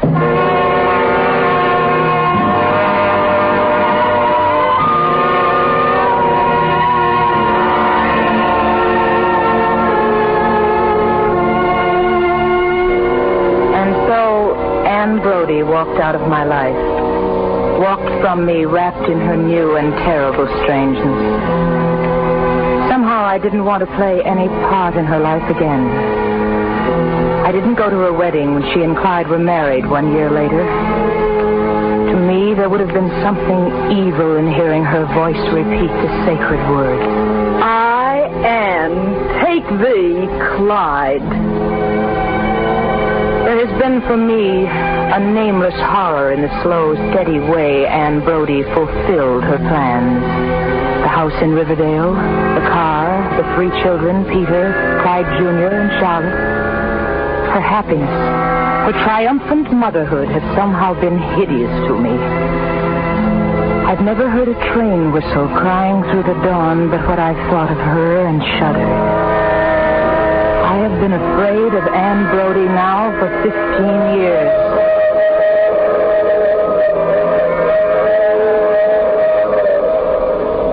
Today, I know I've been a fool. Today, I know that it was a real murderer who murdered Mrs. Dexter with a hammer from the service porch. Today, I'm going on a journey to Riverdale. I am going to see Anne Brodie again, lying will-less and struck down in her coffin. Lying innocent and pathetic. Lying murdered. Not will, nor nameless monsters of the mind could save her from the truth at last. Yesterday afternoon, the weak, long, brooding creature who could not brook domination from mother or wife flung pent-up death against the mistress of his will. Yesterday afternoon, Clyde Dexter struck again.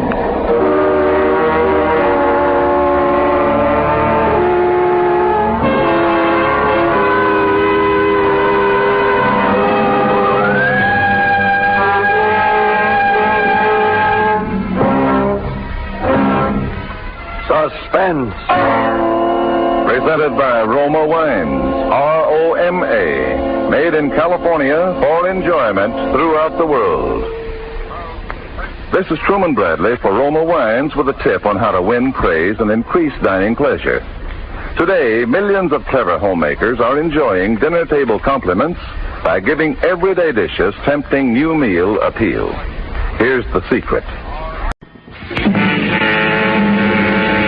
It began with a little hunting trip for the 2 of us, Eric and me. I hadn't seen Eric for several months. Not since before Karen died, in fact. When I bumped into him at the club, he suggested that we run up to his cabin in the mountains for a few days, grab a bit of fresh air and a little relaxation. See if we couldn't bag ourselves on a moose or a deer.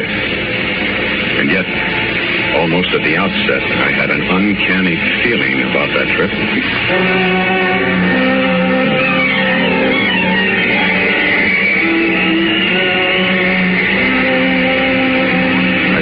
It actually was the night and the setting. It was the blackest night I've ever seen. There was no moon.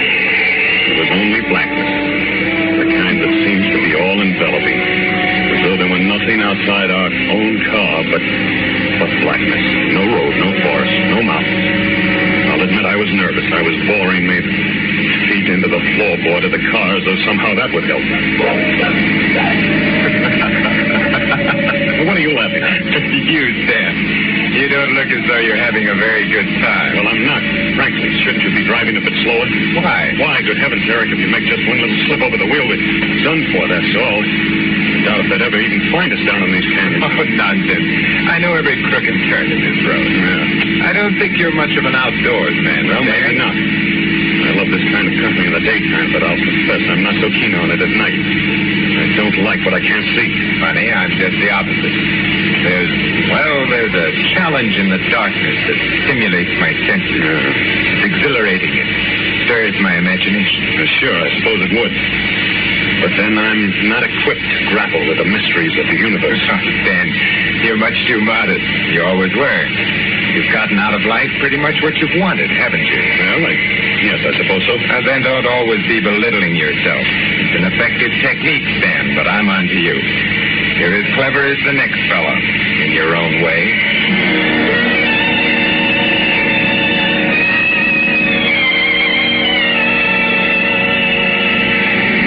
I sat back and tried to relax. Things weren't quite as Eric had pictured them. I was born with a silver spoon in my mouth, as they say. Eric had come up the hard way. I was average and soft. He was brilliant and hard. We'd known each other a long time, going to school together, being in love with the same girl, Karen. When I married her, he was my best man. And yet I couldn't pretend to understand him. He was still pretty much of a stranger to me. I glanced over his way. He actually seemed to be enjoying himself. It crossed my mind that he was rather enjoying seeing me a little bit off lather, too. Well, it's not far now, just around the next bend. Well, thank the Lord. Suppose I'm amusing you again. No, I was just thinking what a perfect spot this would be for a murder. A murder?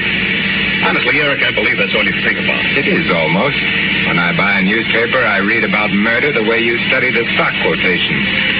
Murder is fascinating to me. I spend most of my time figuring out ways and means to commit murder. Oh, and now you're trying to sound like a mental case. Who knows? Perhaps I am. I have a mind. Well, here we are, old man. I've delivered you safe and sound. All in one piece.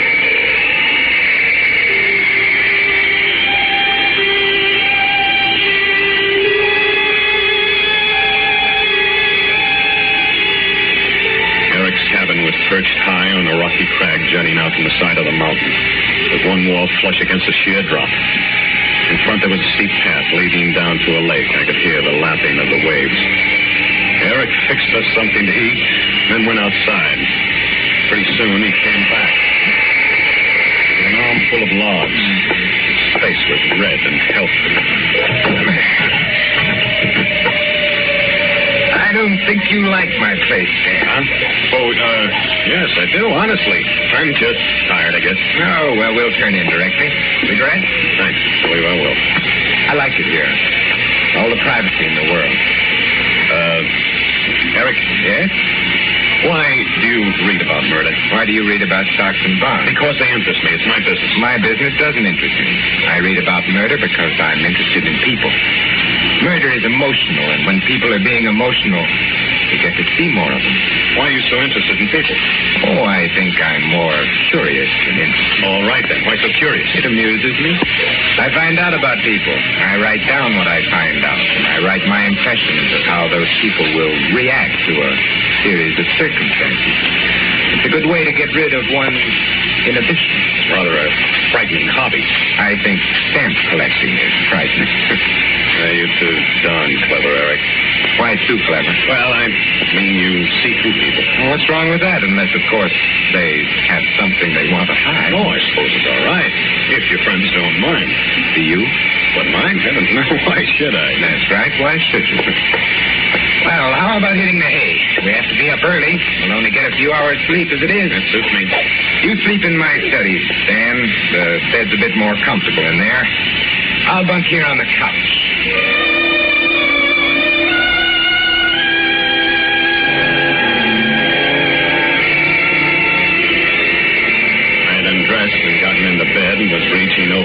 the light on Eric's desk when my eyes fell on a stack of typewritten sheets. I wondered if they were the notes Eric had been speaking about. The strange mumbo-jumbo he'd written there. Phrases he liked, single sentences describing people he'd met. There were a few clippings pasted on sheets of white paper. Clippings describing murders. By strangulation. By pistol. By drowning. By poison. The full sheet was devoted to Karen. I hadn't realized how much he cared for her. His analysis was very kind, almost maudlin. He spoke of his shock at hearing of her suicide. He tried to reason it, to find causes. On the last page, I saw my name carefully printed. I read it eagerly. I read Eric's arguments for not hating me because I had married Karen. I read Eric's cold analysis of my character. Not exactly flattering, but pretty accurate. And at the bottom of the page, newly written by the looks of it, and in Eric's own careful hand, I read 4 ways to commit murder. By strangulation. By pistol bullet. By drowning. By poison.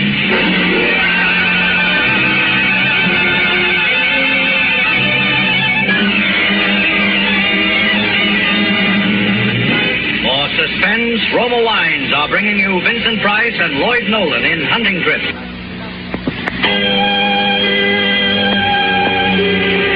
I suppose I slept that night, but it seemed as though I had only just dozed off when I heard the door open quietly. I opened one eye cautiously. It was still gray in the room, so I know I hadn't slept long.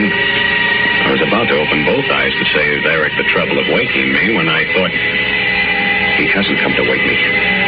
My mind threw 2 words at me. By strangulation. Before I had the chance to move, I felt his hands carefully on my throat. Don't! What? Why, Stan, what's the matter? Well, I thought for a minute. Yes? I guess I must have been dreaming this nightmare. You grabbed hold of my hands like you thought I was going to strangle you. Did I? What's the matter? Have you got a guilty conscience? Yeah. Yes, I guess I have. What did you want, Eric? Time to get up. Oh. Already? Yeah, that's right. Yeah, I've got good news, too. I just spotted a likely-looking vessel right across the lake when I went down for water. Good. Well, I'll get breakfast going. As soon as you're ready. I'll be right with you. Oh, there's no rush. Take your time. Nice to have you here, old son.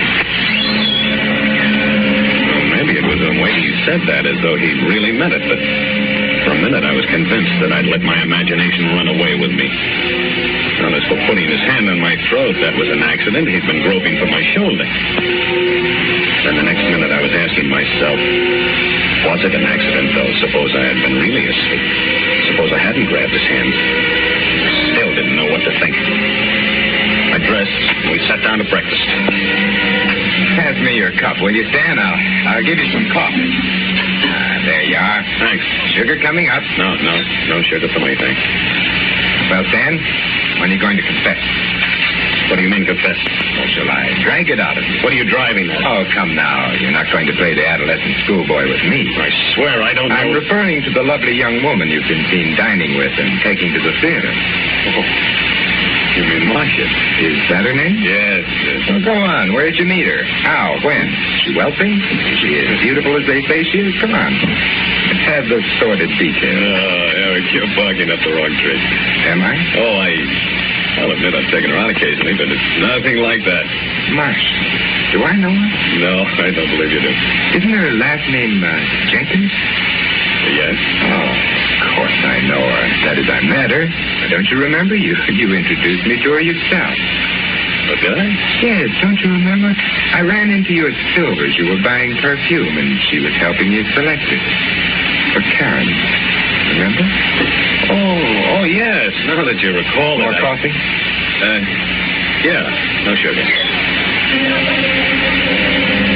When we got to the lake, we bailed out the boat, loaded it, pushed out into the fog. It was still half light when we reached the other side, so we sat in the boat, lighted cigarettes, waited for the sun to come up. We sitting there just smoking and not saying anything when he suddenly turned to me and said, You say that she'd been ill? Karen. Oh, yes. Yeah, she'd been ill for some time, Eric. So she killed herself? Yeah. There was an inquest, of course? Well, yes, of course. Why do you ask? Look at the sun. Did you ever see such colors? 4 ways to commit murder. I'd almost forgotten about Eric's hands on my throat. Now the incident jumped vividly back to my mind. Because now I knew that Eric had a reason. He looked away after he'd asked me about the inquest. He didn't answer me when I asked him why he wanted to know. Somewhere in some strange, dark corner of his mind, he was still obsessed by love for Karen, even though she was dead and gone. He thought that she'd still be alive and happy if she hadn't married me. My legs were weak when he motioned me out of the boat. A deer blew somewhere near us. We stopped. Did you hear that? Yeah. Listen. Yeah, moving west. Yeah. Dan, you work west. Just about a half a mile or so ahead of us, you'll come to a clearing. Take you a stand there. Right. I'll strike north and west and then work toward the clearing. Good hunting. I don't know what to expect. I felt somewhat relieved. At least I'd be ready for him. Nothing happened until I nearly reached the clearing. Then I got the feeling that someone was walking with me. Tiny his steps with mine. I stopped. I don't know how long I stood there. My rifle gripped in my hands. Suddenly, instinctively, I wheeled around. Shot whistled over my head. And then I saw a buck running across the clearing. He shot at me and missed. Well, two can play at that game, I thought. The next shot would be mine, and I wouldn't miss. I dropped to my knees, watching the brush for him. And then all of a sudden, I saw him running toward me, right out in the open. I had to raise my rifle, but I couldn't. I couldn't kill a man that way in cold blood. Dan, old son, did I hit you? Well, confound you. Now, hold on a minute, old son. Let's not lose our heads. I'm terribly sorry, of course, but I had no idea. You were to take stand in the clearing, so I naturally assumed that you were there. I don't know what I can say. Well, maybe it was my fault. I don't know. Anyway, let's forget it. But I said let's skip it.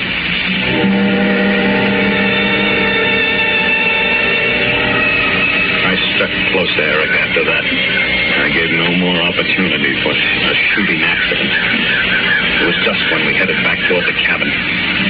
We didn't get our buck. Not that I cared. And I'm sure Eric didn't. He was after different game. Then I saw our boat on the beach. Like drowning. Here we were alone.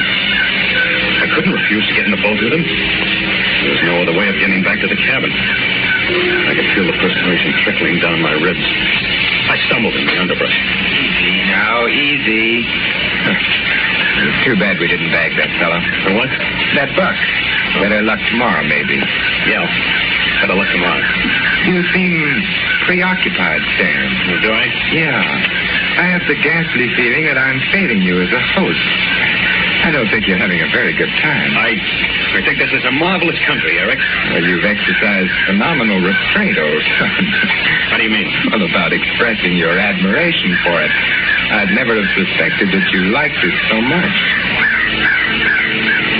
That remark called for some sort of an answer, but I wasn't equal to it. Fortunately, I was spared the necessity. We reached the lake in the boat then. We tossed our guns into it. Eric started to push out from shore. Hop in, Sam. Now, easy does it. Hang on to the oars, will you, while I climb in? All set? All set. Splendid. Here, now, you better let me row. I know this lake. There's some treacherous spots in it. What do you mean? There's some pretty nasty boulders sticking up. Some of them aren't so easy to spot. Come too close to the surface for comfort. I see. If we were to hit one of them, we'd turn over in a hurry. You don't swim, do you, Dan? You know darn well I don't. That's a shame. It's a mistake not to learn to swim. Don't you think? What happened after that was a nightmare. He rode, and I sat there paralyzed. should do something, but what? I stared at the water till I was blind, looking for rocks. Eric's face was a blur, and he just smiled and rowed and talked. His voice sounded hollow and unreal. You're shaking, Stan. Something wrong? This lake's plenty deep. Lots of fish in it, too. Maybe we can do a little fishing. He stopped suddenly. He'd seen something in the water. He turned around, pulled hard on the oars. We'd reached the spot. He knew it. And then... Don't do it!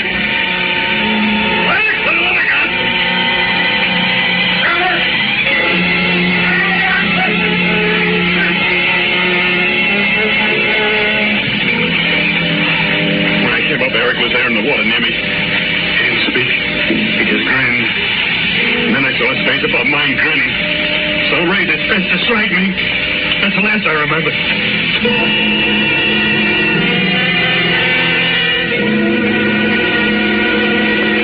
When I came to, I was lying on the beach. And Eric was standing over me, smiling. Well, hello. How are you feeling? Right. Okay, I guess. Say, you're a tough customer to rescue, old son. You put up quite a fight. I'm sorry. I thought that... Don't try to talk now. You've had a pretty bad time. Take it easy. It was all clear to me then. Eric had saved my life. It had been accidental. The shot, the boat turning over. He didn't want to kill me. A man doesn't save you from drowning when he wants you dead. It had all been my imagination, a nightmare. The relief that flowed through my body was almost too much for me. There aren't any words to express how I felt.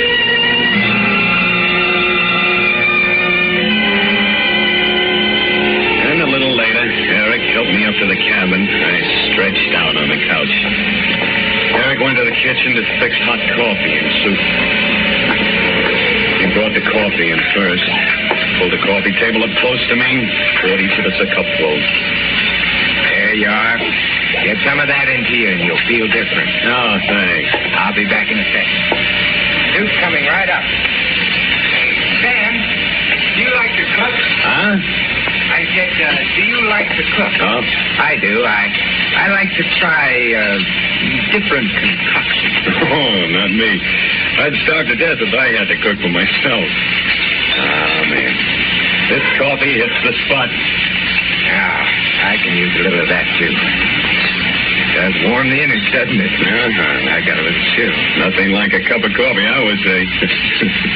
That's what I always say, too, Sam. Why did I say something funny? Am I amusing you again? In fact, Stan, I think that probably is the funniest thing you've ever said.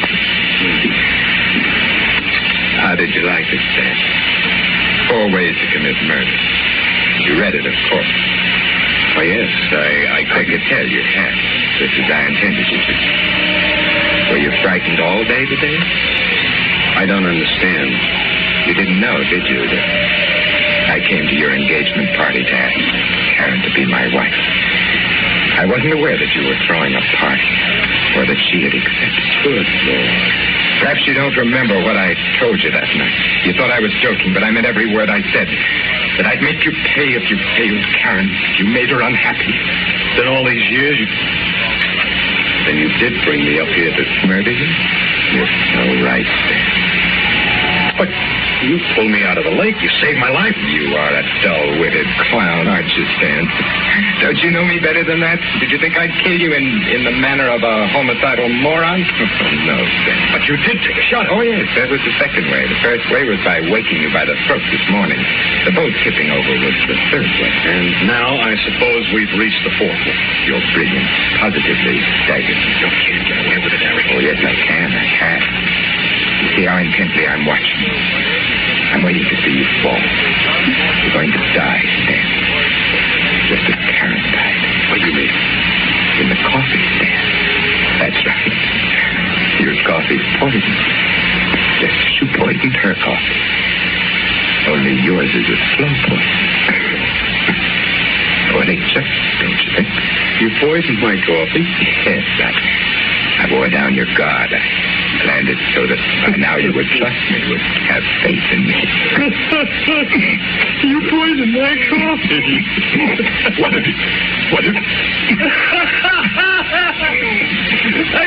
I didn't drink my coffee, Eric. I changed cups with you. There was sugar in my cup, Eric.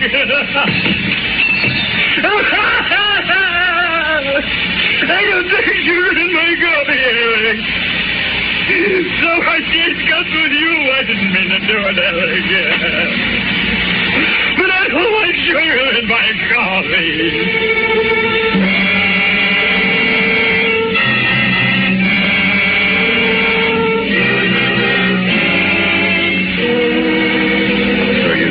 Kill Eric, really. He killed himself accidentally. But I wish he had killed me. He had good reason to. Because somehow he knew about Karen. About how I killed Karen. By putting poison in her coffee that morning. And I watched her die the same way that I watched Eric die. I'm tired now. I don't want to talk anymore. You do whatever you want with me.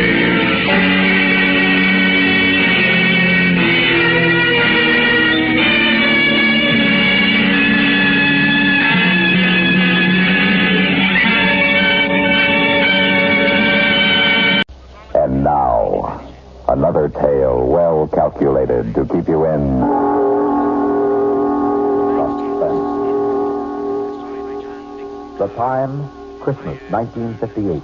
The place, Korea. The story, a Korean Christmas carol, written for Suspense by George Bamber.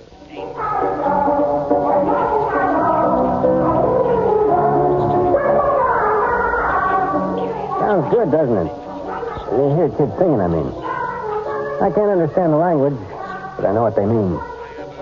They sound so fresh and full of promise, almost as if they knew.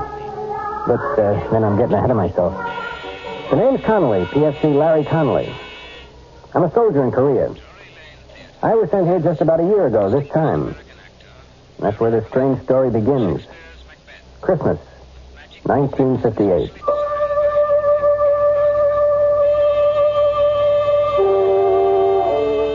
Christmas was for me that year miserable. I'd been stuck on guard the night before, and so I planned to stay in bed the next day and forget about Christmas. I hadn't counted on my first sergeant. Since I was the first man he came to in the barracks, it's only logical that I should be the man he picks to drive a truck all the way to Seoul and back.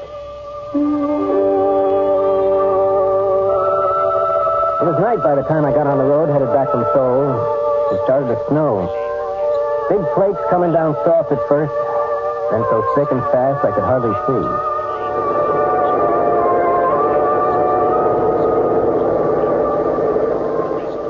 I was just over that first range of mountains.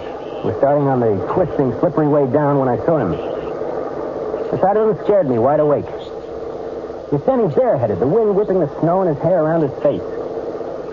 When he raised his thumb, I had the strangest feeling he'd been expecting me. Almost as if it were unnecessary. As if he knew I'd stop. You want a lift? I'm going as far as Camp Santa Barbara. Where's that? You mean, where's that? Everybody knows where Camp Santa Barbara is. Don't stand there with the door open. Hop in. All right. Well, you picked a lousy place to hitchhike. It didn't stop. Oh, thanks. What happened to your gloves? Your hands look half frozen. Gloves? Well, I must have lost them. Must have, don't you know? Yes. Yeah, sure. I must have left them laying on the counter of the PX back there. Were your hat back there, too? No, I lost my hat in the dark. I fell. I suppose that's why your uniform's muddy and your jacket's torn. Oh, yes, that's right, of course. I was walking along the edge of the road and I slipped in the dark. And I slid halfway down the embankment before I could stop. I see you managed to hang on to your bag. Oh, yeah, I can't afford to lose that. It's important. I'm late as it is. What outfit you from? 3rd Recon, 7th Division Infantry. Infantry? No artillery up this way. The infantry stationed about 7 miles back. You're heading in the wrong direction. Yeah, well, 3rd Recon is a Special detachment. We're off in the hills. All by ourselves. It's just off this road. I heard of it before. My name's Connolly. Larry Connolly. What's yours? Oh, thanks. Mine's Richard Dombrowski. Good to know you, Dombrowski. Hey, look, if you can let go of that bag long enough, I'll let you wear my gloves till your hands warm up. Oh, no, thanks. That's all right. I'll put them in my pocket. Say, is it okay if I set my bag on the floor? Oh, sure, no sweat. Say, you don't have a cigarette, do you? I'm fresh out. Well, I don't know. Wait a minute. Yeah, here's some.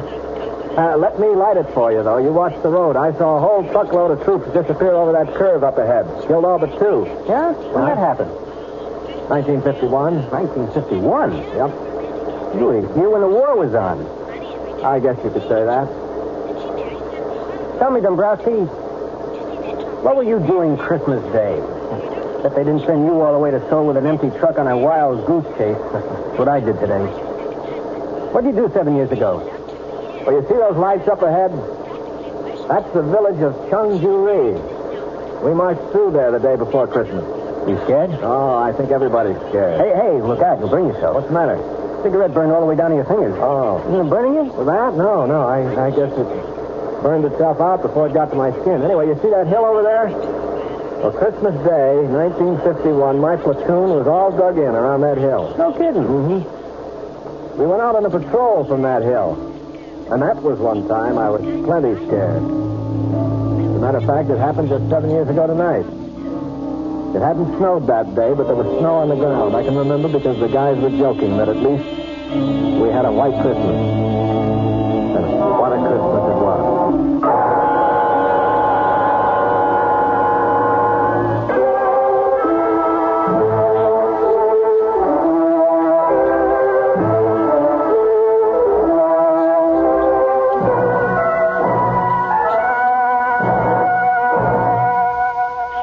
As I said, it was quiet Christmas Day, 1951.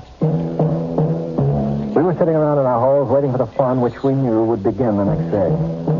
They'd managed to get hot turkey up to us, so we were relatively comfortable and happy until Brownie, our squad leader, came back from a talk with the old man. All right, I'll take the first 5. The old man wants us to go out and have a look around. Come on, knock it off. Get ready your dog tags and canteens. Anything that might rattle or make a noise. We won't be gone long, but we're moving light. Hey, Whitey, might as well leave your helmet here. We want to move quiet. But, Sarge, it's too cold to go out without a hat. Shut the comedy, Walker. We moved out on schedule just as night was falling. And with the night came the cold. We moved rapidly along the valley for about an hour or so when Brownie stopped and raised his hand. All right, you men, hold it up. Once we get on the other side of that ridge up ahead, we'll observe maximum security. No talking, no lights. Keep down. And watch where you put your big clumsy feet. Yeah. These people just love tripwires with flares attached. Walker, you still got the walkie-talkie? If I didn't, I wouldn't be here to tell you about it. Still working? It's warm, if that's what you mean. That's more than I can say for myself. All right, keep it that way. We may need it if we run into trouble. Hey, while we're here, let's take one last check on your gear. Make sure your rifle bolts aren't frozen, weapons on safety, and all grenades are secure in the pins. Okay? Everybody set? Let's move on.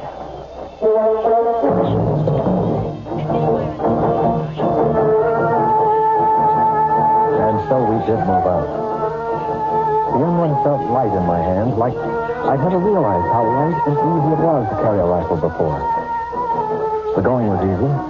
The rice paddies were frozen over and covered with snow, and we stepped carefully between the clumps of rice stubble left over from the last harvest, so the dry straw made no noise. We walked steadily, quietly, maybe 200 yards without a sound, regularly stepping up and over each low rice paddy wall as we came to it, each one bringing us just that much closer to the top. And then it happened.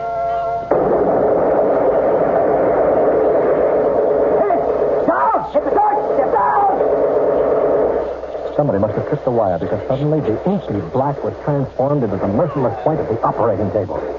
Everything seemed stopped and slowed down, just like an old movie before the projector blows up. I could see the other guys, the hills, and the deadly winking fires of the guns. And then we fell down to the protection of the earth. And some of us fell with metal in our bodies. Crawl, you ape. Crawl to the mud side and roll. They can't hit us there. And we crawled, digging our knees and fingers into the frozen mud until they were bruised and torn. We crawled closer to the ground and faster than we ever had before. We crawled to the sanctuary of a foot-high mud hill. Keep your head down. You got it pinned. One's about 150 yards to our front. Where's the other? The other's 200 yards to the left. They got us pinned in a crossfire. We'll never get out of here. All right. Now, don't panic. Keep your head down. We'll make it out. Walker, see if you can raise Lady Wolf on the walkie-talkie. Walker? Walker's laying out there in the middle of a paddy, Brownie. He's never going to have to worry about being warm again. Smith's out there, too. I saw him get it. I saw it when the flare went up. I saw him catch it in the front. Okay, Harry, easy. He's still got the walkie-talkie. Can you see if it's all right? He's laying on it.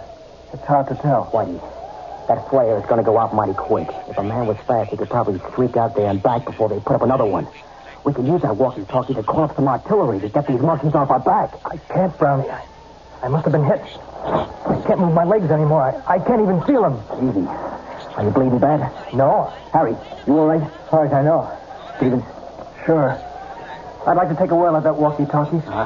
Wait till that flare burns out. It's dying now. Just a few more seconds. Go. By the time the flare lit the sky, Stevens was halfway back, the walkie-talkie dangling from his right hand. In midair, some huge, invisible hand slapped into the ground. I'm hit. Oh, God, I'm hit. Easy, boy, quiet. Where'd they get you? I'm hit. Look him over, Harry. They busted his arm. See any other places? No, I guess his arm. Wrap a dressing around it and butt that inside his jacket. Hand me that walkie-talkie. No good, Brownie. The walkie-talkie smashed. What? It's useless. We're going to have to move out of here fast. Well, how are we going to pull out? We can't crawl back down the paddy. They'll slaughter us. All right, look. We'll move along the dike to the edge of the rice paddy. From there, we can duck into the underbrush and move back down the mountain. We'll never make it. They'll spot us when we try to make it across the clearing to the underbrush. They'll swing their guns around. We got to try it. We can't stay here. Stevens, can you crawl? Yeah, I can make it. Okay, now you lead off, and I'll follow you. I'll crawl backwards and pull Whitey along behind me. Whitey? You heard me. But we'll never make it. Quiet. All you have to do, Harry, is follow along behind and pick up the pieces. Take his weapon. It'll make him lighter. Keep your hands off me, Harry. Come on, Whitey. We haven't any time to fool around. I'm not fooling. I'm not going with you guys. Come on, you lost too much blood already. That's just it. Like you said, Brownie, it's only a matter of time. You can't get anywhere with me. You'll never even get past the clearing trying to drag me across. You're smart enough to know that, Brownie. It'll be tough enough, even with two good legs. We're not leaving you here. That's what I figured you'd say, Brownie. I'm still in charge here. I figured you'd say that, too. Brownie, you see this grenade? It doesn't have any pin in it. The only thing that keeps the spring from kicking the clip off is my hand. Now get out of here, Brownie, before I let it go. Oh, why you want me to let loose of this grenade? Now prop that VAR up in the dike in front of me. And scatter the clips so I can get at them. I'll wait until you guys get to the edge of the paddy before I open up. Look, baby. I'm still holding the grenade, Brownie. Time is running out. You're going to have to hurry. I feel like I want to fall asleep, and I don't know how much longer I can stay awake. Just wish me a very Merry Christmas and beat it. Merry Christmas, Whitey. All right, you guys, what are you waiting for? Let's move out.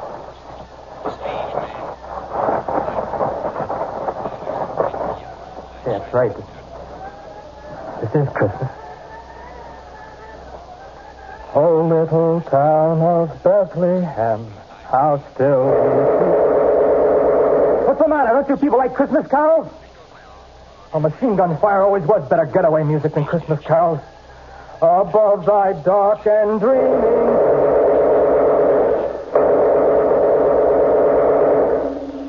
Whitey lay there until the others had crawled to the end of a low rice paddy wall. And then he threw his grenade. When it exploded, he opened up with the BAR, making enough noise to make the enemy think the patrol was launching an attack. Both machine gun nests zeroed in on him.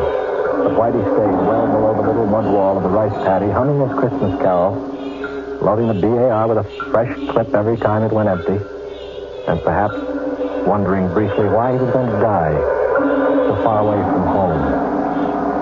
A little pond of frozen mud he didn't care about or even own. Still firing and singing, even after the rest of the squad had escaped into the underbrush, and until either the machine gunners found their mark, or else he finally fell asleep.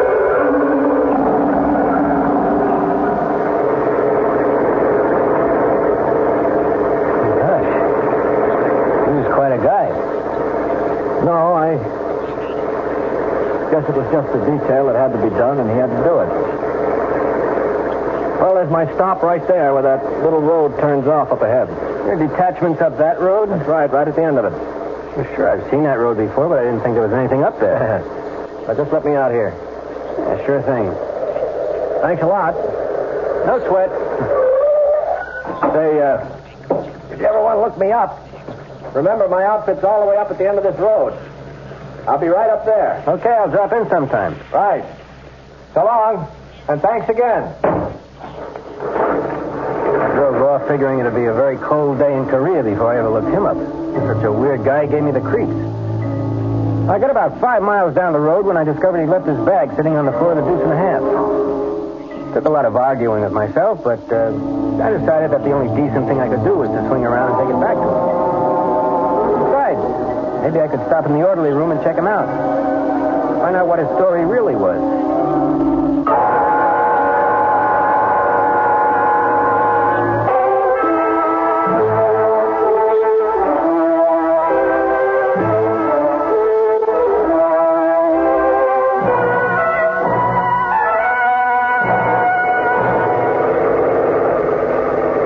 Back, I almost missed the road because it was so small and seldom used.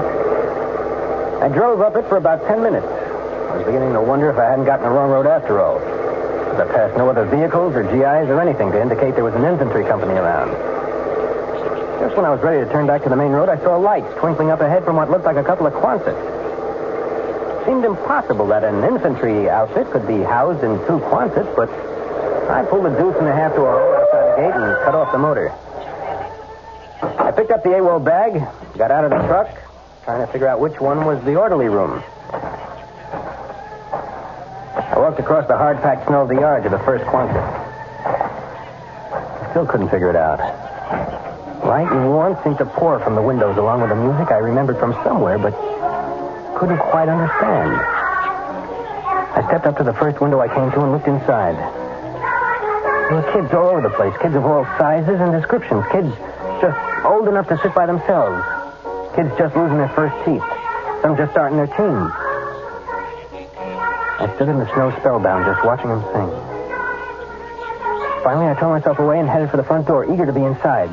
A plaque made out of the howitzer shell stopped me. In the faint light, I could just barely make out the words engraved on the polished brass. But finally, I read it all.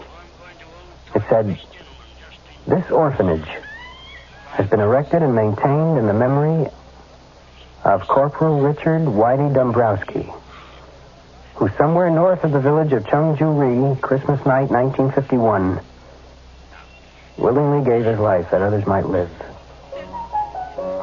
Suddenly, I didn't know where I belonged anymore. The AWOL bag dragged at the end of my arm like a 1,000-pound weight. I could figure what was in it, but I tore it open anyway. The bag full of candy, soap, and toothpaste and gum shined up at me, looking as rich and rare as frankincense and myrrh.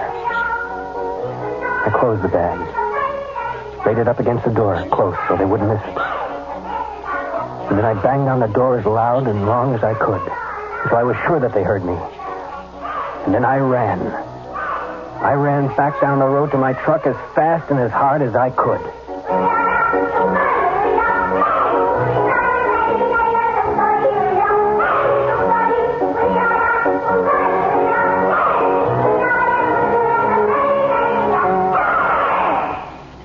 Suspense.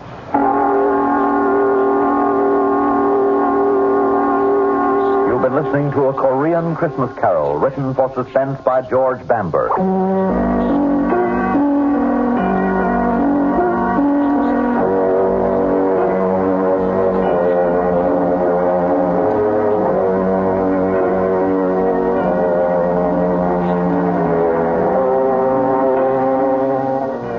In tonight's story were Bill Lipton as Larry Connolly and Lyle Sudrow as Richard.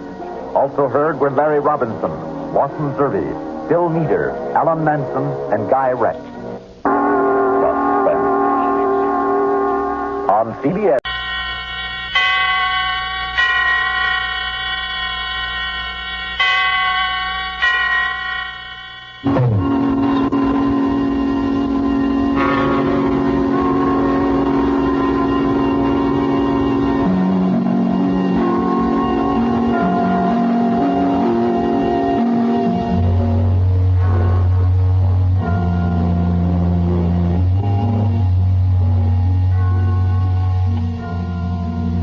Let's see. Suspect, suspectant, suspense. Here we are. Suspense. The condition of mental uncertainty, usually accompanied by apprehension or anxiety. Fear of something which is about to occur, as do not keep me any longer in suspense. For our story of suspense tonight, we invite you to enjoy The Devil in the Summer House by John Dixon Carr.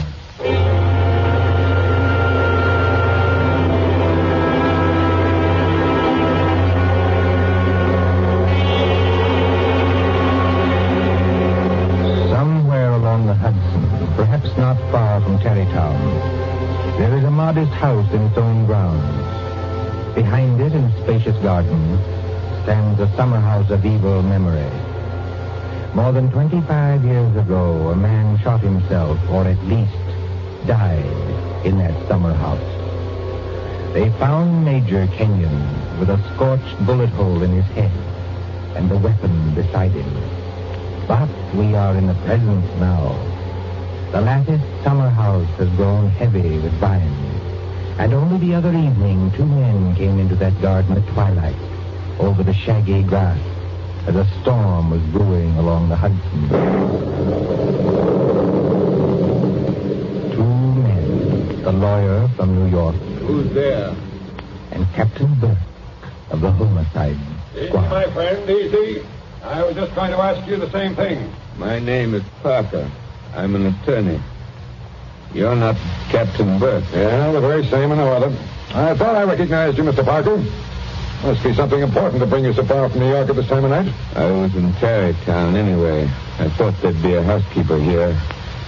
But I don't see any light. You've got business here? Yes, in a way. Have you? I don't know. I'll tell you better after you tell me what brought you to a place that no one has lived in for 10 years. Tell me, Captain. Did you ever get an anonymous letter from a dead man? Did you? No, I can't say I did. The letter's anonymous. How do you know the man's dead? Because they're all dead. Every last one of them. Dead and under the ground, where they can't be hurt any longer. Look. There's the summer house where Jerry Kenyon used to work. There are the windows of the library and the dining room. Confound this lightning. Makes the windows blaze, don't it? Jerry Kenyon hadn't a care in the world. Yet he shot himself. I'll show you the letter. Now, look, Mr. Parker, I couldn't read anything in this light. But if we can get inside the house... Certainly we can get into the house. I was the family attorney. I've got the keys. Why should a dead person send me a letter?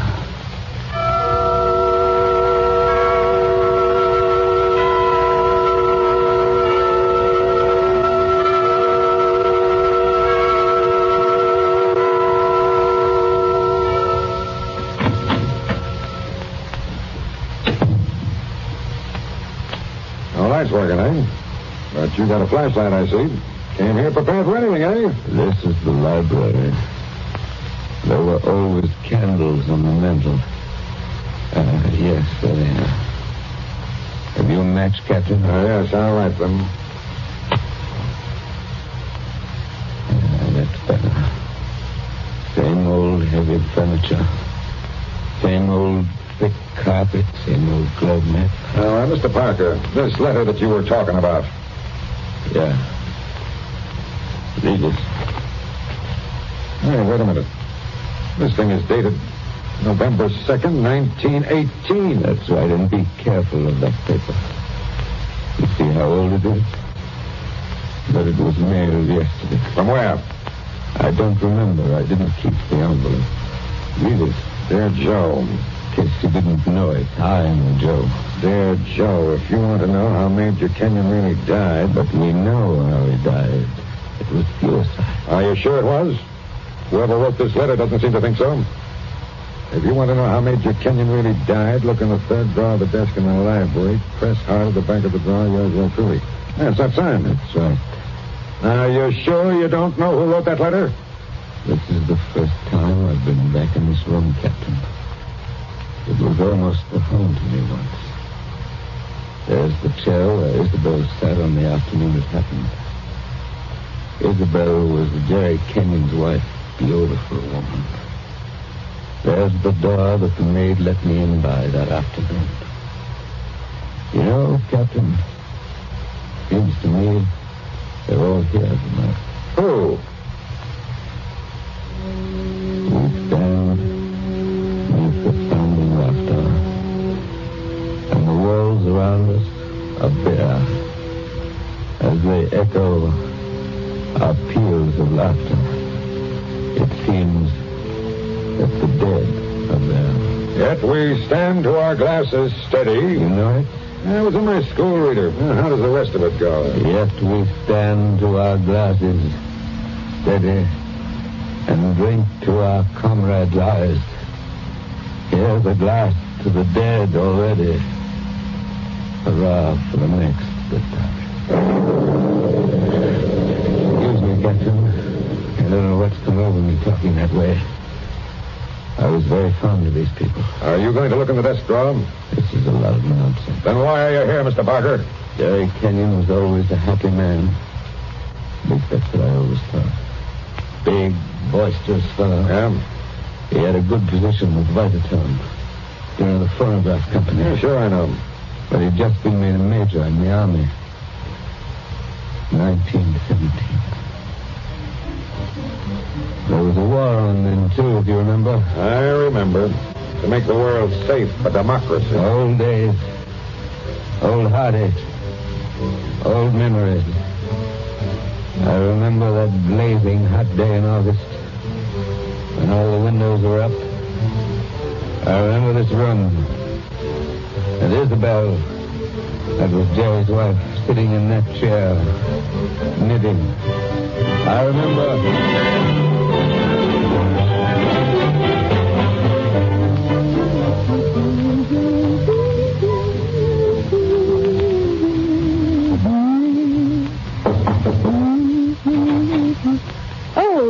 Kitty, what is it? There's a man to see you, Miss Kenyon. He says his name's Parker. Yes, I'm expecting him. Show him in, please. All right, ma'am. So I take your knitting in your knitting bag? Why should you take my knitting? I don't know, Miss Kenyon. I just wondered. You can come in now. Thank you. Hello, Joe. Hello, Isabel. You sent for me? Joe, I must apologize for Kitty. Servants are getting to be a problem nowadays. She looks pretty enough to get along. Oh, Kitty's got large ideas. She wants to go on the stage, if you please, and do imitations, like Miss Draper. She only knew how hard it was acting all your life. Isabel, you've been crying. I have not. At least... Is that why you sent for me?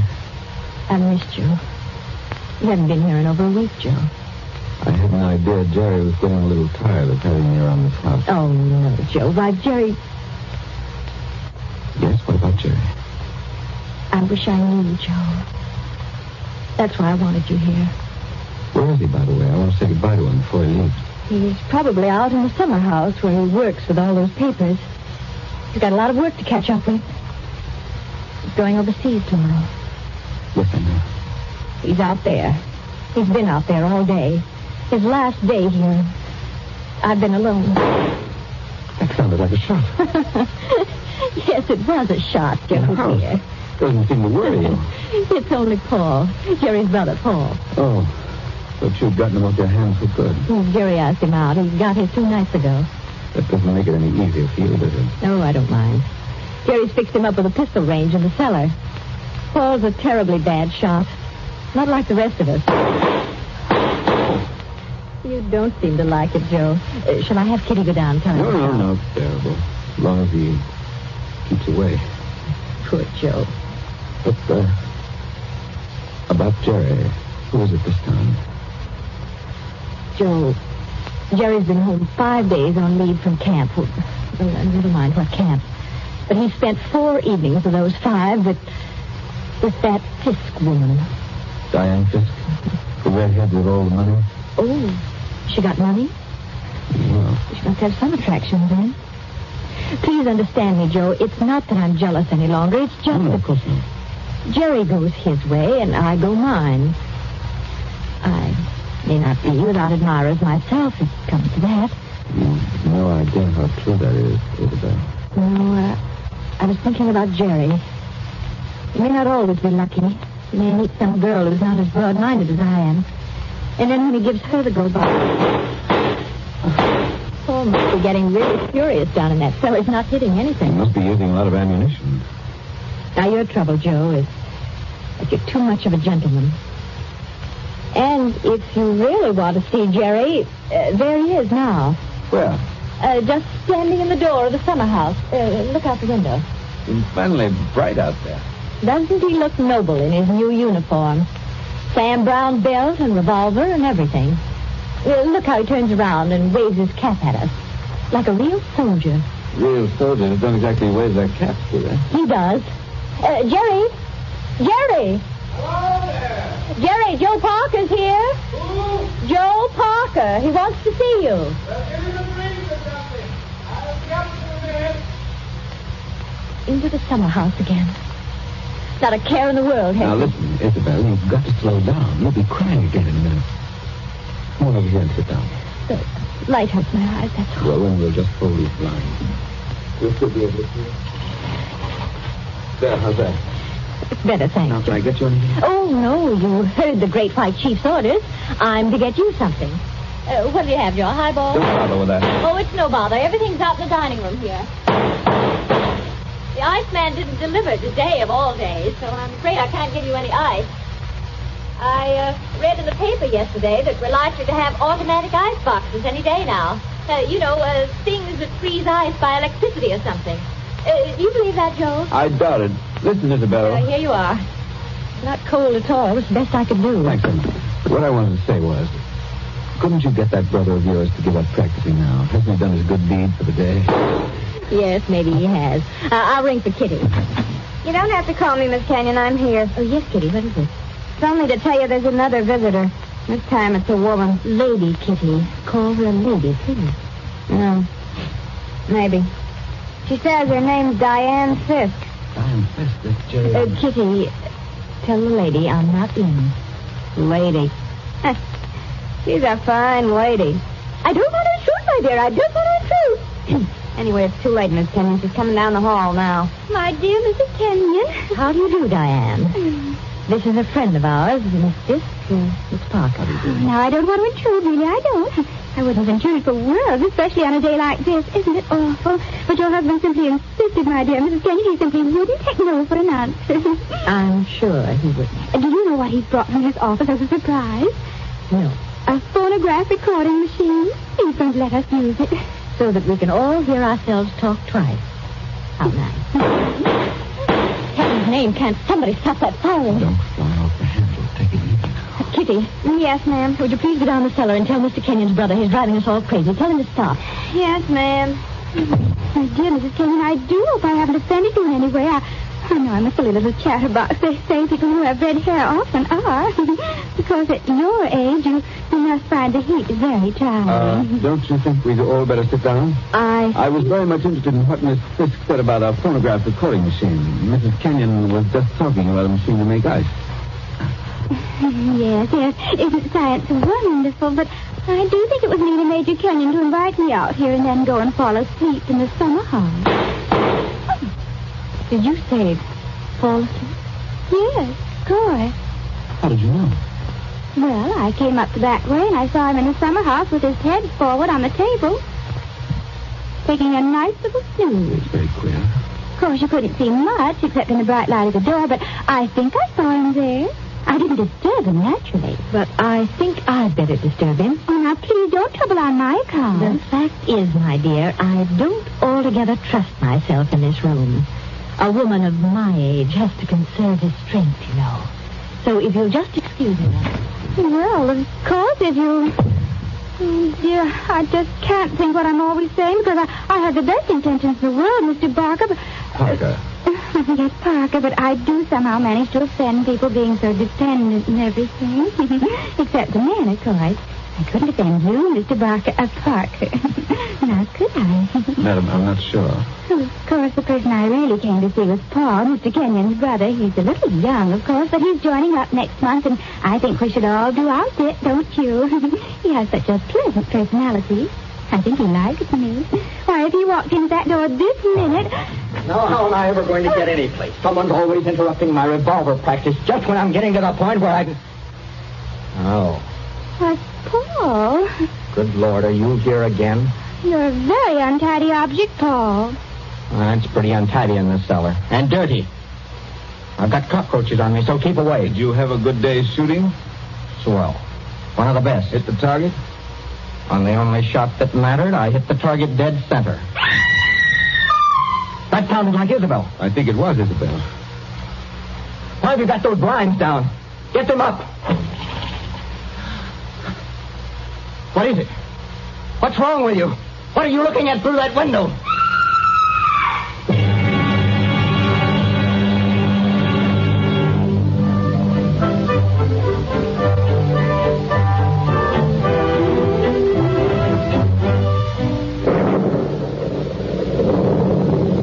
That was 25 years ago, Captain Burke. We found Jerry Kenyon lying across the table in the summer house. He'd shot himself through the head with his own revolver from the holster. It was lying on the floor beside him. Shadows, Isabel. I see. When Isabel found him, he'd been dead about half an hour. The doctors proved that, did they? Yes, that shot had been fired against his head. The front of his uniform cap was powder burned where the bullet entered. There's no doubt about that. None at all. We never noticed the real shot because that young lad was shooting off guns like a maniac in the cellar. Precisely. Now they're all dead. By accident, illness, they're all gone. Isabel Kenyon died less than a year afterwards. I think she died just because she was so fond of Jerry. I suppose you've guessed my little secret. Oh, I think I can sort of read between the lines. You were in love with Isabel Kenyon, weren't you? Yes. Well, these things happen. I never let her see it, you understand? Women know, pretty generally. So, they're gone. The youngest of them. And I'm left alone with old tunes, old ghosts, wondering why a fellow ever killed himself. Why? Why? And this morning, out of a clear sky, I get a letter saying, if you want to know how Major Kenyon really died, look in the third drawer of the desk in the library. But I tell you, we know how he died. Well, aren't you going to do it? Naturally. I've got a key somewhere here that fits the drawer. Now, listen, Mr. Parker. In my father's country, in Ireland, they got a saying that when a man's going to commit suicide... I thought of doing that, too. Then the devil comes in and takes him by the hand and talks to him. They say you can see the devil as plain as I see you, just before you pull the trigger. The devil must have been in the summer house that afternoon. Oh, no, he wasn't. What do you mean? Major Kenyon didn't kill himself. He was murdered. My dear Captain Burke, the police covered all that at the time. Everybody had an alibi. They did they? Well, think of what I've told you. Isabel and I were together all the time. Paul, her brother, was shooting off guns in the cellar. Yes? Diane Fisk? Yeah, what about her? Her chauffeur who drove her there swore he saw her walk straight up to the place. She passed the summer house, but didn't stop there. Well, that checks. Even Kitty the maid could prove she'd never stirred out of the house until just a minute or so before Isabel went herself. Oh, and why did the maid have to leave the house at all? She was taking Jerry the black coffee he drank every afternoon. He'd already been dead half an hour then. And that, my dear Captain, disposes of everybody. Well, now listen, Mr. Parker. You're a good guy, and I'm not going to hold out on you any longer. You see, I say Major Kenyon was murdered because I know he was murdered. By an outsider? By one of the people in the house. That's impossible. Is it? Well, why don't you open that desk drawer and see? What time is it? It's 7:45. 7:45? And I haven't got much time. Well, what? Holy St. Patrick, will you open that drawer? If it's waited 25 years, my friend, it can wait a minute more.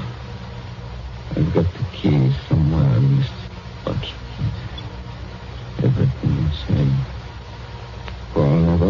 old when he inherited. Same old desk, same old phonograph. Same old... I think this is the key. Yeah. It opens. There's nothing here except one or two old newspapers. Everything very dirty. The letter says to press hard at the back. Now, have you tried that? Doesn't seem to. Yes, my George, it does work. Well? There seems to be a movable back on a hinge. Well, what's inside? Some sort of flat brown paper parcel sealed with wax. And about as dirty as it can get. Open it, man. Open it. I'm going to. It's a phonograph. There's a plain white label. Something on it written in pencil. I don't see too well nowadays without my glasses. Here, give it to me. I'll read it to you. Go on. A record of how I killed Jerry Kenyon. Say, don't you get it, Mr. Parker? This is the real goods. The murderer's going to tell us his own story 25 years later. Be careful. Whatever you do, don't drop it. You seem to be interested enough now. I don't say I'm not interested. I say I can't believe it. You know, when you were talking about the dead coming back and that kind of thing, you sure started giving me goose pimples. But that's just what it is, a dead person. Now, there's the phonograph. Put that record on. Let's hear what the ghost says. Any of them could have made the record, of course. The apparatus was all here. Don't just stand there by the phonograph. Will it work? Yes, it works. Is it wound up? Yes, it's wound up. Here goes. Now, look, Mr. Parker. Whose voice do you think it's going to be? I don't know. Now, I want to warn you. The voice you're going to hear from there... Please, be quiet. Listen. I've started it up. Well, speak up. Who killed Jerry Kenyon? I killed him, Joe, dear. What's about? I'm sorry about it, Joe, but I had to have you for an alibi. And you were so terribly easy to It's fool. only a phonograph record, man. Don't look at it as if it was alive. You said you and I were always together, Joe, but that wasn't quite true. I left you to go into the dining room and mix a highball, remember? Yes. And I was carrying my big knitting bag. Remember that, too? And there was something else in it besides knitting. I'm an awfully good revolver shot, Joe. I told you we were all good except Paul. And the back windows of the dining room faced the same way as the back windows of the library. Thank you, Isabel. Thank you. Jerry was in the summer house. I made a sign to him from the window, and he came to the door there. In bright sunlight, 50 feet away. Joe, don't you know what August heat is in a wooden summer house? Didn't anybody see that no man would be wearing a cap inside on a day like that? Jerry had taken his cap off before he went into the summer house. We saw him do it. He was bareheaded when he came to the door. So I lifted the revolver and shot him through the head. Then I dropped the gun back in my knitting bag and went back into the library with your drink. Isabel, don't talk back to the thing, man. You'll drive me Something else screwy. in my knitting bag, too. I had to use it. It was a duplicate of Jerry's army camp with a powder-burned hole already fired through it in the place I wanted. Very clever of you, Isabel. So I've been the ghost for 25 years. I waited for some time and then slipped out to find the body. I fitted the new cap over Jerry's head in place where it ought to go. I put the old cap in my knitting bag. I took his revolver out of the holster and kept it. The gun that I used, I dropped on the floor beside him. So I proved it was suicide. You see? You proved it to me. Joe, listen, I'm very sick. They tell me I'm going to die. You are dead. Joe, I'm afraid. I'm going out in the dark, and I don't know what's there. Don't go away, Isabel. Joe! Just for a moment. Okay, I've had just about enough of this. Joe, I want you to tell everybody about it. I want you to tell them how a poor, crazy woman couldn't stand that man any longer, and how... It's cut off and it's going to stay cut off. Thank you. I've heard about enough, too. But you can't arrest her now, my friend. You can't arrest her now. After hearing that, I'm not going to arrest anybody. Tell me, Captain. Did you know what was on the record? No. That's why I had to hear it. I knew about it, but I wasn't sure what it had to say. But so help me, I never guessed how hard it would hit you. Man, don't you get it even yet? Yes, I get it. Oh, no, you don't. You don't see anything. That was how the fake suicide was managed, yes. That's just how it was all done, bar one or two little things. Only what? Only it wasn't Isabel Kenyon who committed the murder. Did I hear you correctly? You did? This is another one of your little jokes, I imagine. Can't you let me alone? Have you some kind of personal spite against me? What did I ever do? You're going to hear the real truth now if I have to hold you down in that chair. I know Mrs. Kenyon didn't kill her husband because I've just come from talking to the real murderer up the river. But they're all dead. Oh, no, they're not. And I haven't got much time either. That clock's just going to strike 8. What's the time got to do with it? Deal if you'll follow me. Mrs. Kenyon died less than a year after her husband, didn't she? Yeah. But it wasn't Mrs. Kenyon's voice you just heard on that record. What? I'm telling you, the real murderer hated her. Hated her like poison and wanted her blamed for the crime. When Mrs. Kenyon died, the real murderer wrote a letter. Well? But she never mailed that letter. She made a lying record of Isabel Kenyon's voice as evidence. Now you figure it out for yourself. Who was pretty enough to take Major Kenyon's eye and strike back like fury when she got thrown over?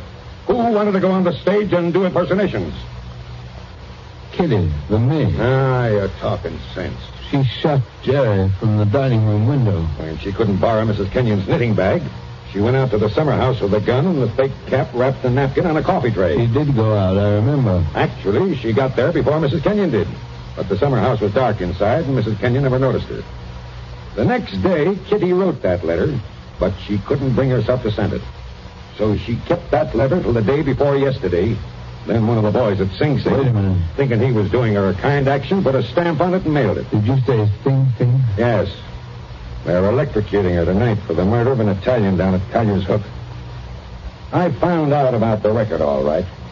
But the one thing I wasn't sure of was that she had done the job alone. Now, frankly, the way you acted, I thought that you might have been in on it, too. Well, that's why I had to hear it through. And it was anything but a joke. And now, here it goes to blazes forever.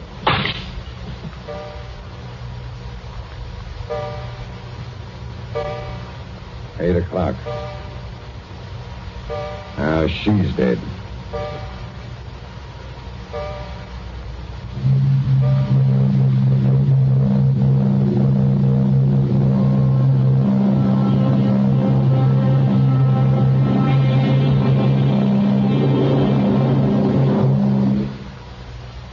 And so ends The Devil in the Summer House.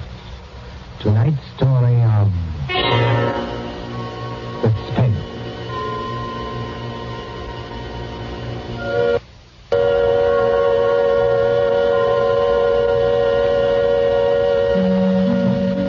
The part of Mr. Parker was played by Martin Gable.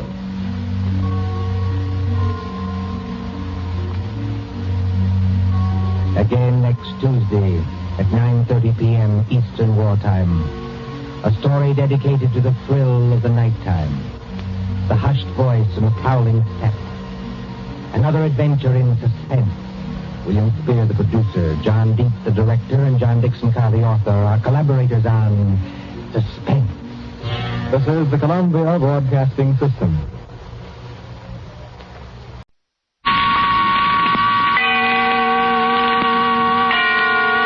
Autolite and its 98,000 dealers bring you Miss Dinah Shore in tonight's presentation of Suspense.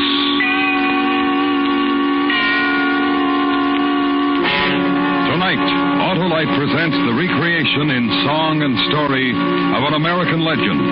You're about to hear what happened to Frankie and Johnny, our star, Miss Dinah Shore.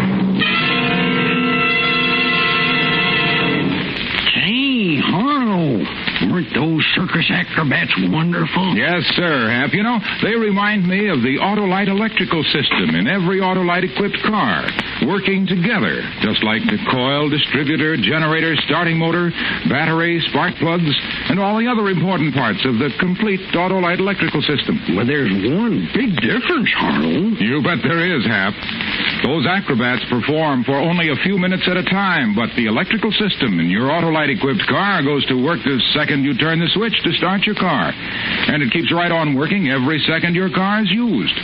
That's why with Autolite, you can be sure every unit and every component part of the electrical system is related by Autolite engineering, design, and manufacturing skill to give you the smoothest performance money can buy. Hey, pays to keep the Autolite team together, eh, Harlow? It sure does, Hap. So, friends, if your Autolite-equipped car needs replacement parts, be sure to insist on Autolite original factory parts.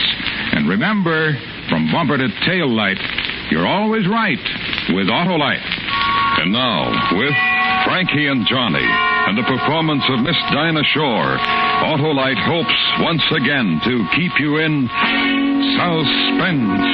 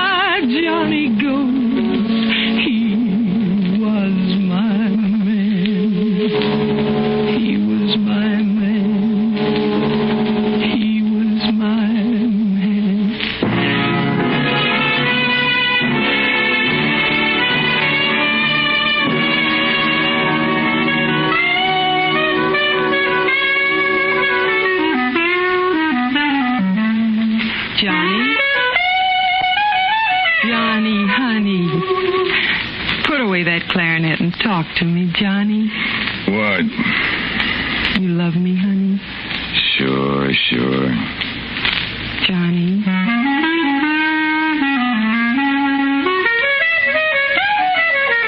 Johnny. What do you want now? Talk to me, baby. That's all I want. All right, come here. That's what you want, isn't it? You're my man, Johnny. That's right, I'm your man. Except sometimes. What are you talking about? Except sometimes, Johnny, when you go away. Where do you go when you go away? Oh, baby. Where do you go, Johnny? Cuckoo's on Basin Street, you know that. They don't serve nothing there. I can't make you, Johnny. What's there's a back room? Back room and a place to play my music. Place to sit and play. Nobody bothers me and a couple others. You know that, baby, don't you worry. You can play your music someplace else and get money for it. I'll worry about that. Get away from here, Frankie. Take yourself a walk. The whole town of New Orleans, so many places to play your music, and you sit in a back room. You go away from me. I told you something, baby. You don't like it, you can take that long walk to Georgia, where you come from. You leaving? No. A couple of girls I used to know never bothered me about not going down to Kookaloo's. I won't bother you, Johnny. Got any money, Frankie? I got some. I saw me a suit. Walking down Basin Street, I saw me a suit in the store window. I need me that suit, honey. I sure look good in it. What's it cost, Johnny? I mean, a cheap suit? I didn't say that, Johnny. I just asked how much. $100? You got $100, baby? I got it. Well, that's good. That's fine.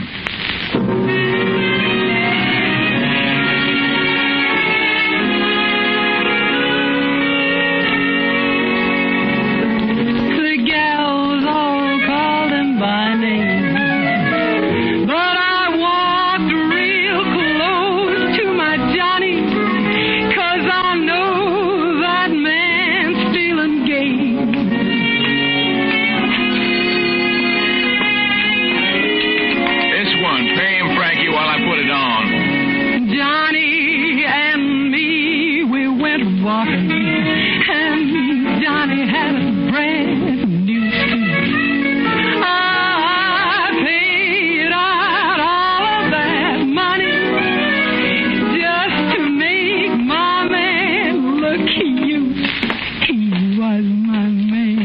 Show me off, Frankie. Sure, honey. We'll walk down here to Esplanade and down Esplanade where the lights are and everybody can see you fine. Hey, lights are right in there, baby. We won't have to walk so much. I kind of like it where the lights are inside, anyhow. Anywhere you want, Johnny. Sure.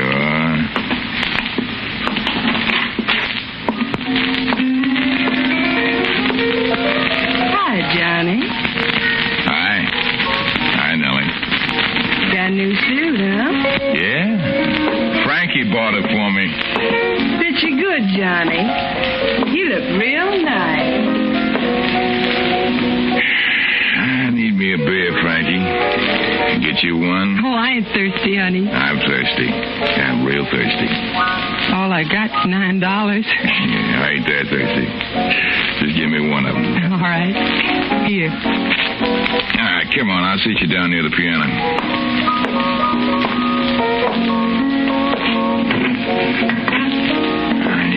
You wait here, Frankie. I'll bring me back my beer and sit with you.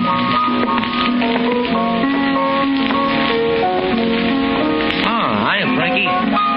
Want me to play you a song? Just do what you're doing, Tiso. I like it. Dreamy like, huh? Yeah, I feel dreamy.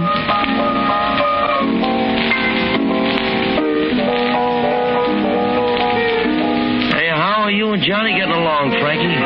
Like that music you're playing? I'm glad. I'm mighty glad.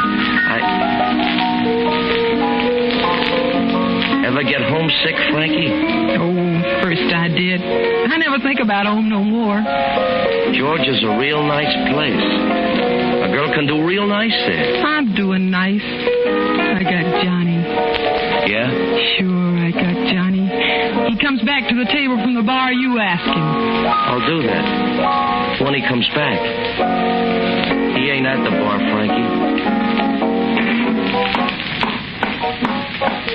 Bartender. Yeah, what you want, man? Where's Johnny? Your name Frankie, ma'am? Yeah. Where's Johnny? He told me to tell you something. He said he had to leave. He said don't wait up for him.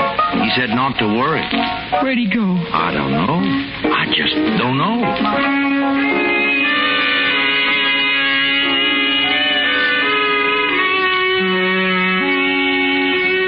I ran to the street in a hurry.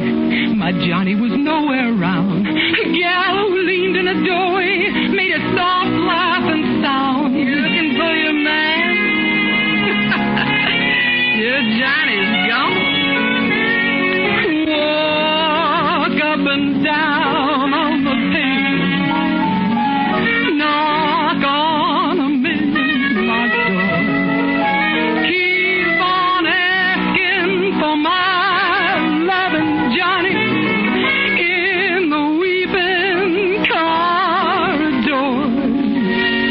Guys tried to tell me some nighttime, tried to kiss away tears and said, come along, pretty Frankie, I'll love you for years and years. Forget your man. Forget your man. But I just walked toward North Rampart, searched the dark night in between. Keep looking for loving Johnny, right down to old Dorothy. He was my man.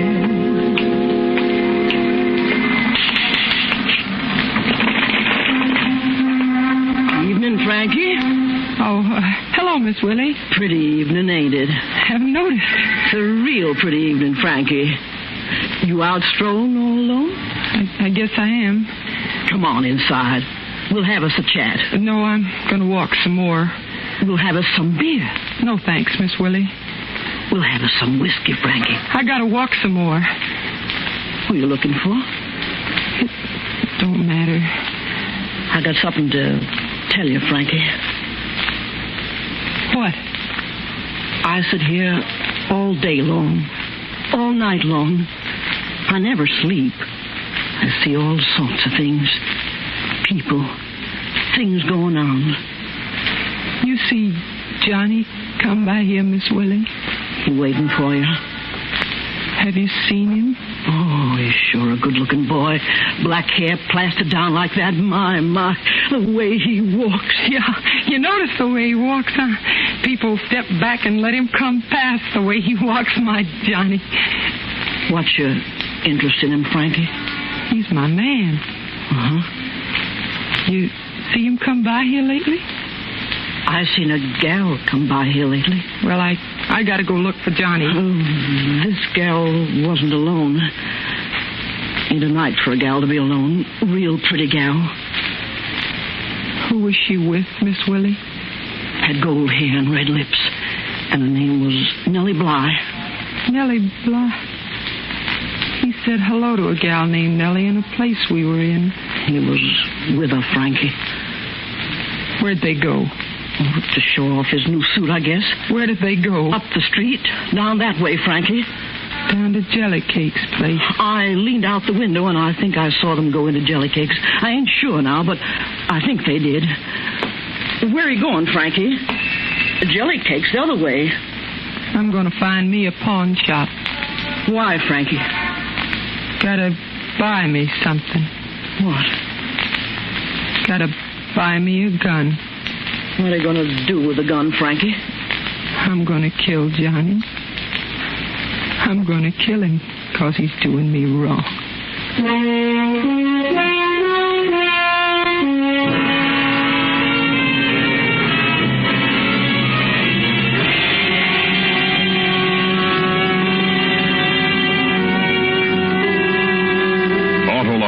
Bringing you Miss Dinah Shore in Frankie and Johnny. Tonight's production in radio's outstanding theater of thrills, Suspense.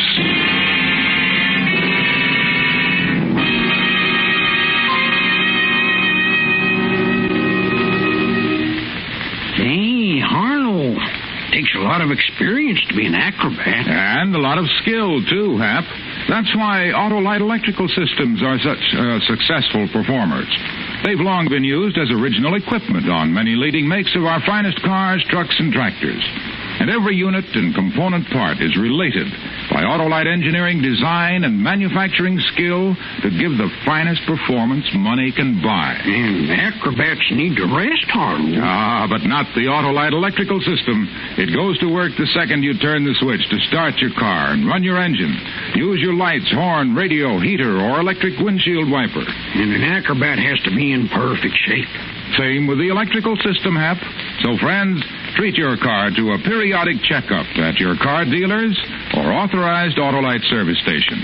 Make sure the electrical system is always in top shape for top performance. You can quickly locate your nearest authorized Autolite service station in the classified section of your telephone book or by calling Western Union by number and asking for Operator 25. And remember, from bumper to tail light, you're always right with Autolite. And now, Autolite brings back to our Hollywood soundstage Miss Dinah Shore in Elliot Lewis's production of Frankie and Johnny. A true story, well calculated to keep you in suspense.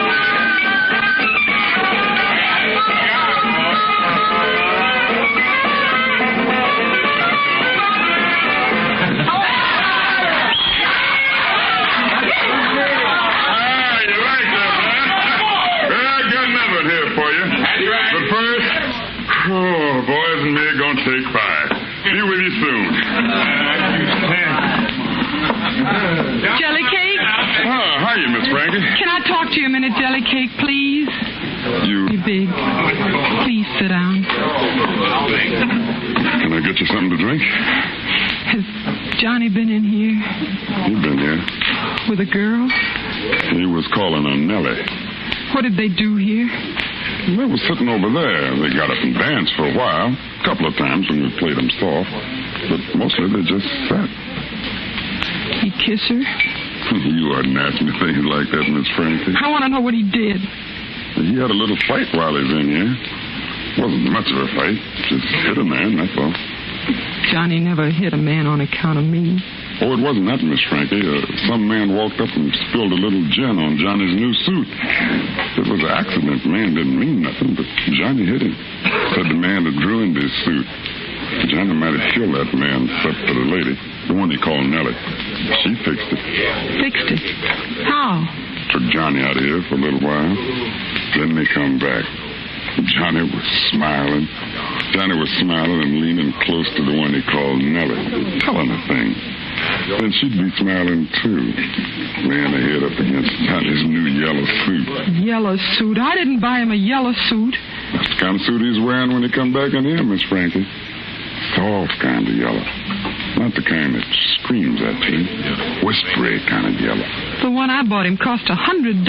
Oh, you couldn't buy that yellow suit for no $100. This was 5 pearl buttons on the coat. And the vest was silk.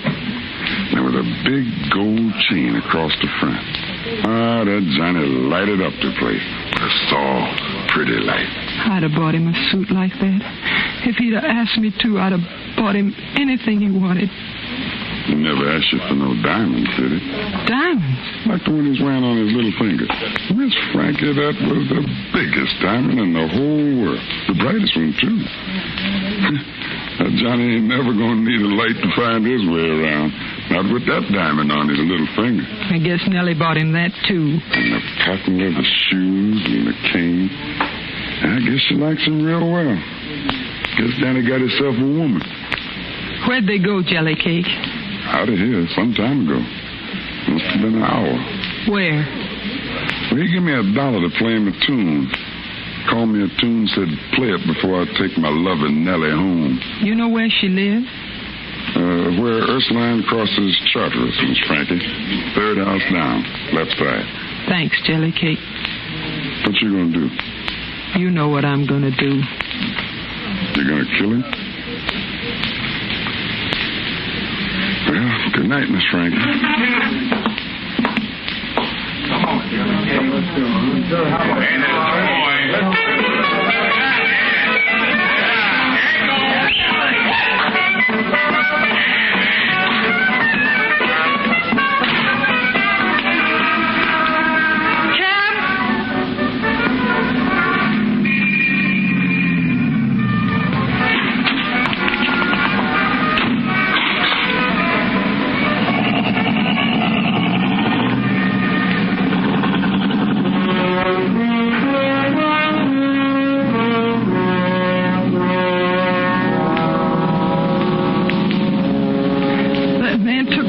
money. That man took all of my love. He left me so sad and so lonely. My heart's a broken winged dove. He is my man. But he's doing me wrong. Got a big rock on his finger and a yellow suit on his back. Making love to that Nellie Bly. So driver, roll this hack. Gonna kill that man. What'd you say, lady? Gonna kill that man.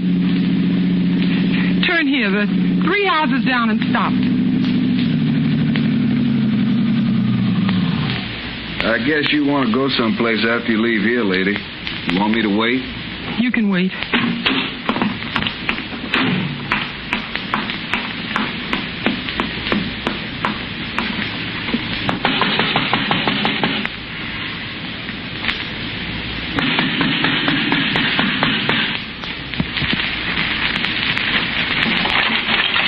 What do you want? Where's Johnny? I know what you're talking about, lady. Nellie Bly live here? She's gone, lady. She ain't never coming back. A man with her wearing a yellow suit and a gold chain and a diamond ring? Name's Johnny, huh? Oh, gent, real gent. He's gone, too. He's gone with Nellie Bly. They talk about where they were going? They talked about Memphis and St. Louis. About riding the riverboat come morning. That Johnny's a real sport. Laid a $5 bill right here where my hand is. I only got $2.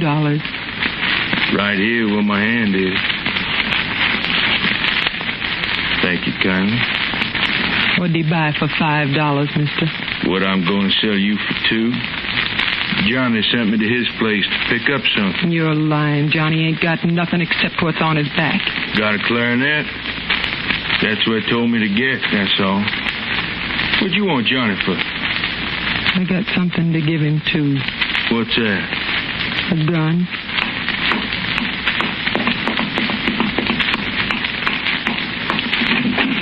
You find him, lady? I know where he is. I know for sure where he is. Is that where we're going? To Kookaloo's. On Basin Street? That's right. Well, I know where that is. Won't take long.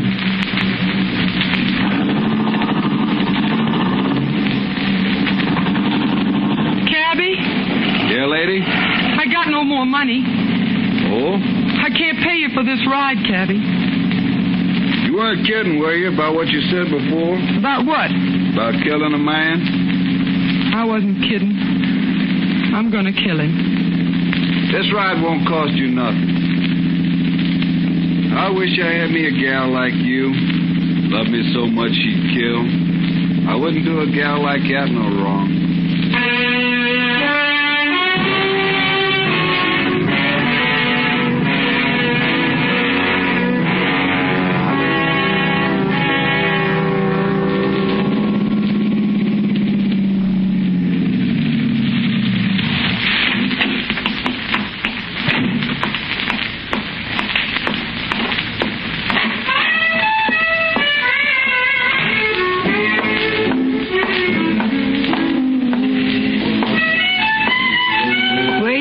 Frankie. Get out of my way, Nellie Bly. You can't go in that back room. Johnny won't even let me go in there, so he ain't gonna let you. I got no argument with you, so get out of my way. You got an argument with my sweet man. You got an argument with me. You want to go to Memphis, Nellie?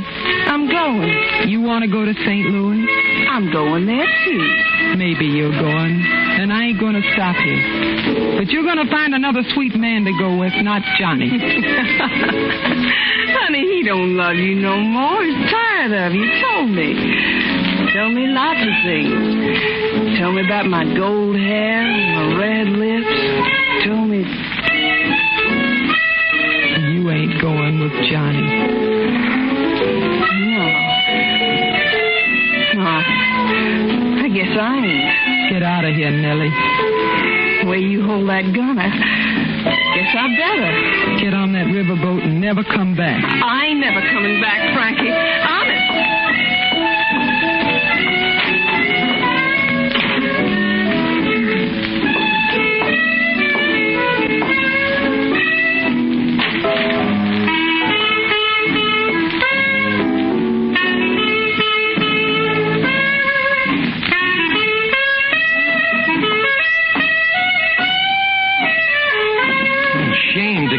Frankie.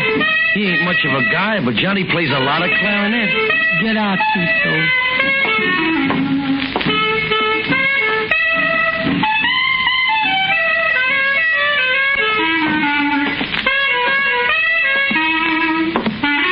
You ought to kill him, Frankie. When you leave here, mister, close the door.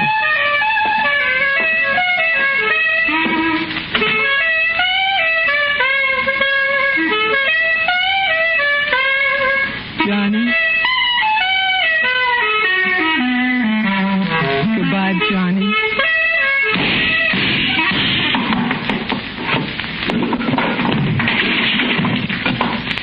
Johnny. Johnny.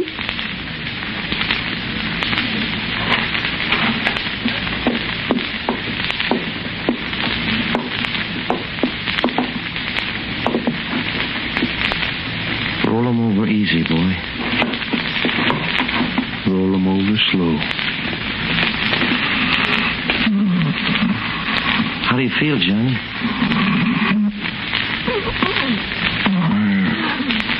Hurt.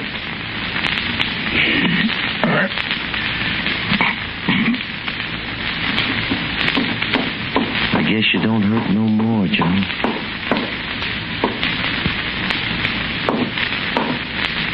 What happened to him? He got shot. He died. You do it, Frankie? I gotta take you to the jailhouse, Frankie. We better go.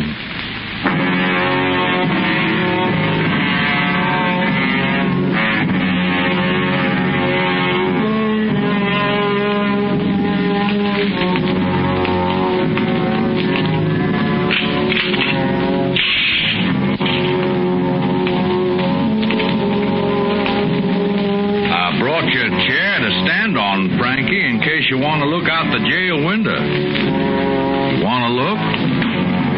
You want to look, Frankie?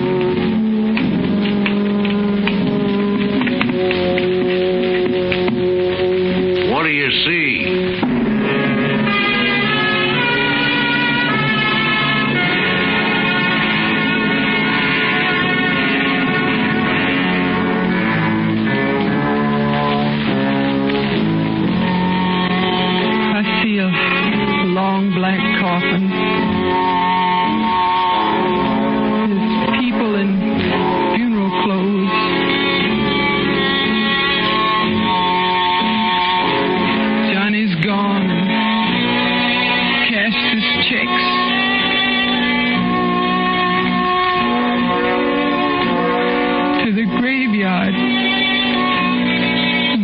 Johnny goes. There goes that rubber-tied carriage. There goes that rubber-tied hack. 12 men going to the graveyard. And 11 coming back. Johnny was my man, but he done me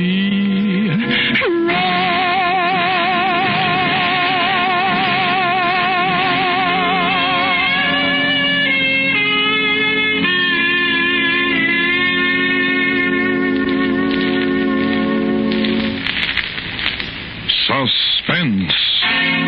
A true story presented by Autolite. Tonight's star, Miss Dinah Shore. This is Harlow Wilcox speaking for Autolite, world's largest independent manufacturer of automotive electrical equipment. Autolite is proud to serve the greatest names in the industry. They are members of the Autolite family, as are the 98,000 Autolite distributors and dealers in the United States and thousands more in Canada and throughout the world. Our family also includes the nearly 30,000 men and women in 28 great Autolite plants from coast to coast, and in still other Autolite plants in many foreign countries, as well as the 18,000 people who have invested a portion of their savings in Autolite. Every Autolite product is backed by constant research and precision built to the highest standards of quality and performance. So remember, from bumper to tail light, you're always right with Autolite.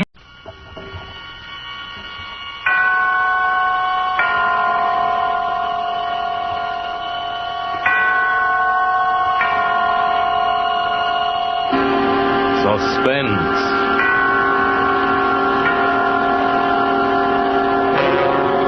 Autolite and its 60,000 dealers and service stations bring you radio's outstanding theater of thrills. Starring tonight, Mr. Gregory Peck in Anton Leader's production of Hitchhike Poker. A tale well calculated to keep you in suspense.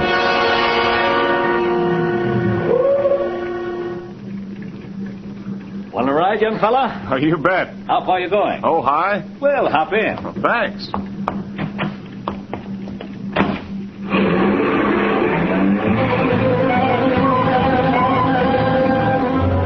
That's how I met J. Stewart Belden in his canary yellow convertible. That's how I took the ride. I'll be a long time forgetting. He looked to be about 45, and he wasn't bad looking for a guy that old. He was well built, about my size, no gray in his hair. And that coat he was wearing, boy, I'll bet plenty of camels went under the clippers for that one. So you're a student, eh? I graduate from Berkeley this year. I suppose you're a vet. Oh, yes, more than half the guys are vets. What's your name, son? Ridge Fowler. Married? Not me. Don't tell me you're a woman hater. Oh, no, it's not that. It's just, well, I have enough trouble feeding myself. I said the same thing years ago. Ah, but you'll change your mind when the right girl comes along. 9B 1863. Dud. Huh? Oh, didn't you ever play license plate poker? License plate poker? Never heard of it. It's just like regular poker, except instead of drawing cards, you draw license plates. Now, I drew that hand. There was nothing in it. Next card we see will be your hand. Here comes one now. Watch the license plate. 4J3134. 2 pair. 3s and 4s. You beat me. Hey, that's a good game. What are the stakes? Well, make it easy on yourself. Shall we say $100,000 a hand?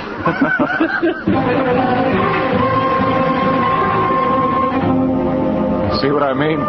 Good Joe. A lot of laughs and small talk. And all the time that convertible eating the miles up. What a car. We practically flew through Salinas, San Luis Obispo, and Santa Maria. Well, son, what do you say to a hamburger? I know a little place in Santa Ynez where they make a hamburger that drips with royalty. Oh, you got me sold. And on the side, French fried onions, shoestring potatoes, and the coldest beer in the world. Stop, you're killing me.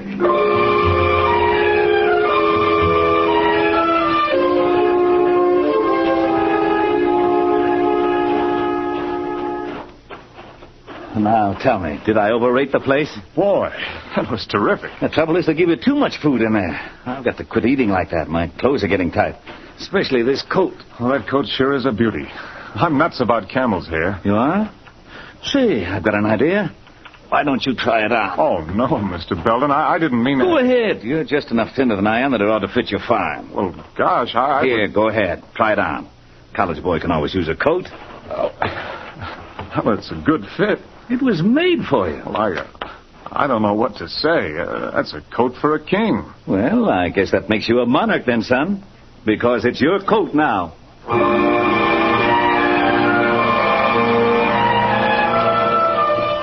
couldn't get over it. A coat like that, mine? I'll bet Mom's eyes will really pop when she sees it on me. Must have cost a year's tuition. I climbed back into the car and slouched down into the maroon leather seat and waited for him while he made a phone call. Boy, I felt like a king, all right. I was deep in a daydream when he came out of the phone booth. Okay, Ridge, here we go.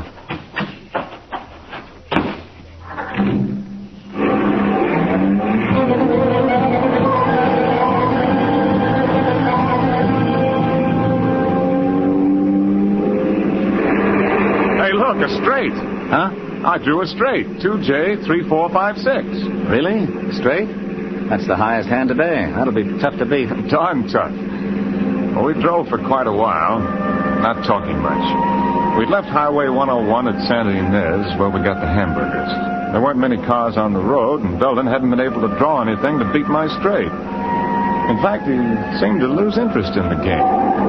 He was concentrating on the road. It was a treacherous road, curved and high, full of hairpin turns, but he handled the car beautifully, taking those curves fast but sure, never slowing down a bit.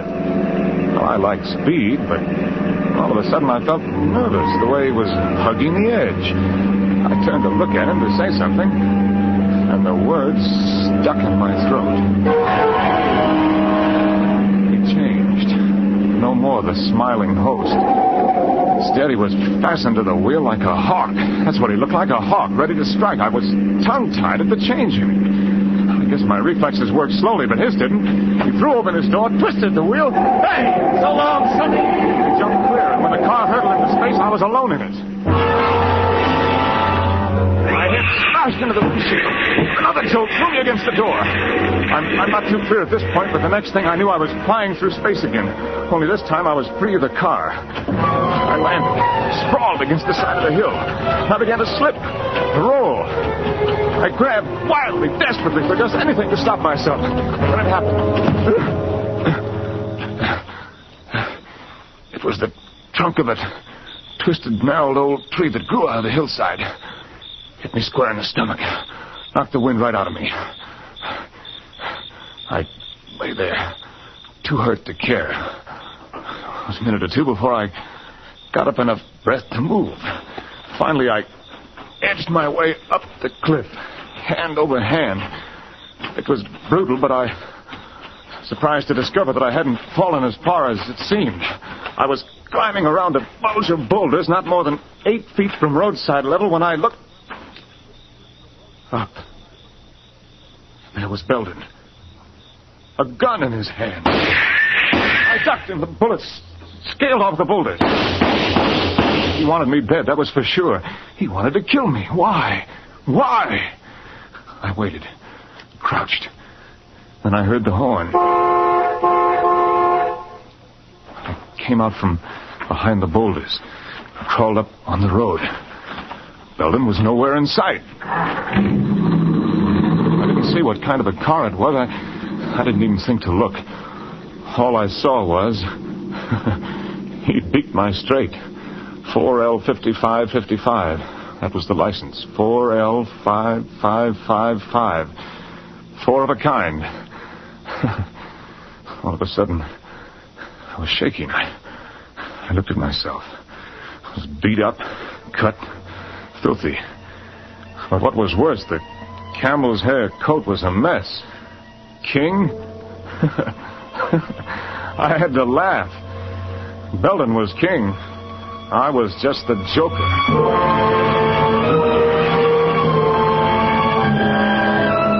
My back hurt, my head throbbed, I ached all over. But I walked every inch of the way back to Santa Ynez. It was dark by the time I got there.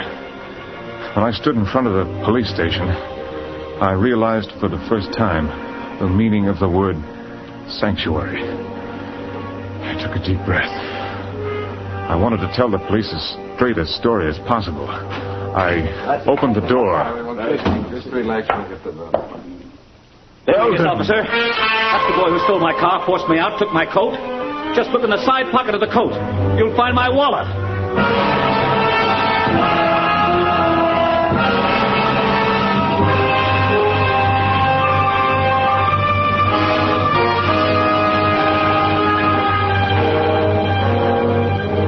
For Suspense, Autolite is bringing you Mr. Gregory Peck in radio's outstanding theater of thrills, Suspense.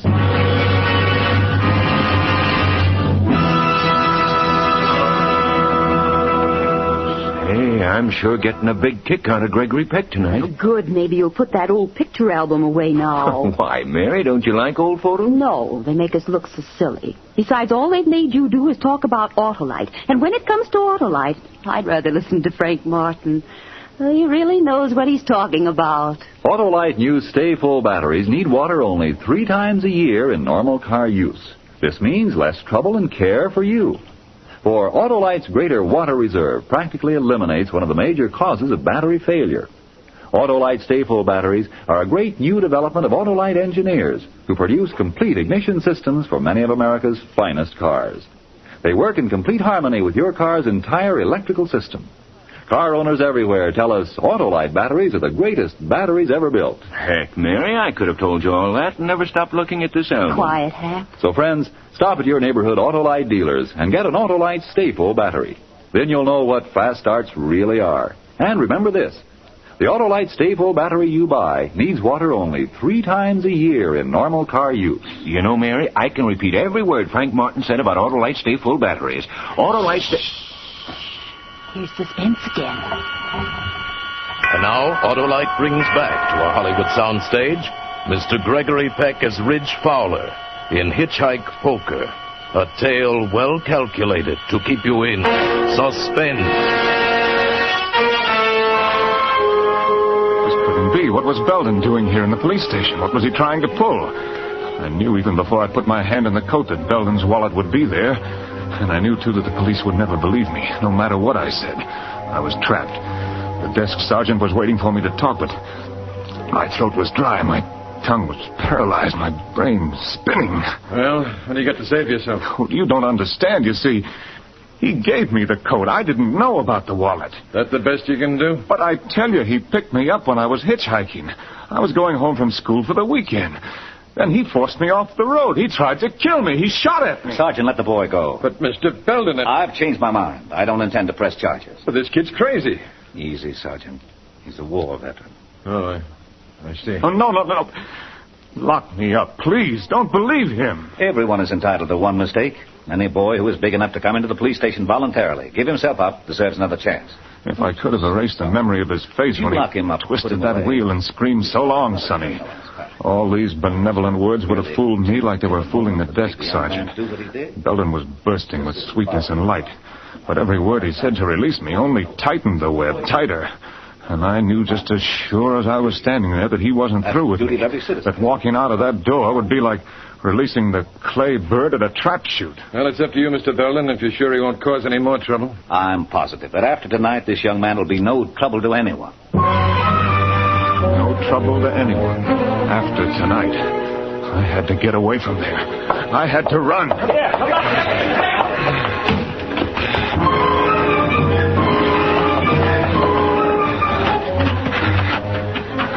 I don't know how long I ran. I didn't know where I was.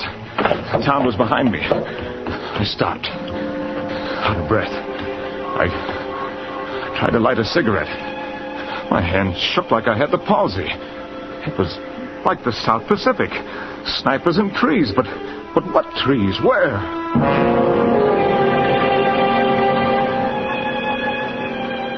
Then I saw the bright, glaring neon ahead. Mac and Al's, one sign said, and Wayside Rest, Trucks Welcome, the other. Just a dinky service station and a lunch wagon, but it was an oasis to me. Howdy. Hey, what's the matter, bud? You sick? No, I'm all right. You sure look green around the gills. Been in a fight? How soon will the trucks start coming through? You got a long wait, about 2-3 hours. Been in an accident? Look, mister, I've got to get a ride to Ojai. Do you mind if I hang around and wait? No, I don't mind. Won't do no good, though.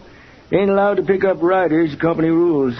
Might be lucky and catch a wildcatter, but I doubt it. Oh, thanks. You sure you're all right? Maybe you better go next door and get yourself a cup of coffee. Sure look like you could use one. Yeah. That's a good idea. If a ride turns up, I'll call you. Thanks, Mac. Oh, I'm not Mac. I'm Al. Mac works days. Well, I felt halfway decent when I came out of the lunch wagon. I'd cleaned myself up and reduced my capital to 15 cents. Al had a customer. Gas and oil, that'll be $2.80. Hey, Bud, come here. Huh? I got you a ride to Ojai. Oh, you have? Who with? The little lady here. She's been driving all day, got an awful headache. She's going straight to Ojai. Here's the fella I was telling you about, lady, that needed a ride to Ojai. Oh, I'm afraid you misunderstood. I just said I wished I had somebody to drive me. Oh, well, I don't blame you for not wanting to take a rider, but I'd appreciate it if you'd change your mind. I've got to get to Ojai tonight. Well, I am tired. Oh, go ahead, miss. He's a nice fella. Well, if you'll vouch for me. Now, wait a minute, lady. I don't vouch for anybody. All right. I guess it'll be all right.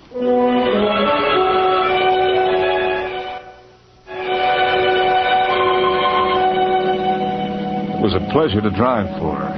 She didn't say much, and I didn't feel like talking. She just sat there beside me, her eyes closed, resting. Once in a while, I snatched a quick look at her. She had long, dark eyelashes resting on her marble-like cheeks, hands folded in her lap. I found myself remembering when the right girl comes along. I was trying to remember who said it when I saw her looking at me. Feel better? Much better. I'm ashamed of myself, hesitating to let you drive my car. I'm afraid I'm overcautious. Oh, I wouldn't say that. Can't be too careful. One reads of such awful things happening on the road. Yeah. Awful things.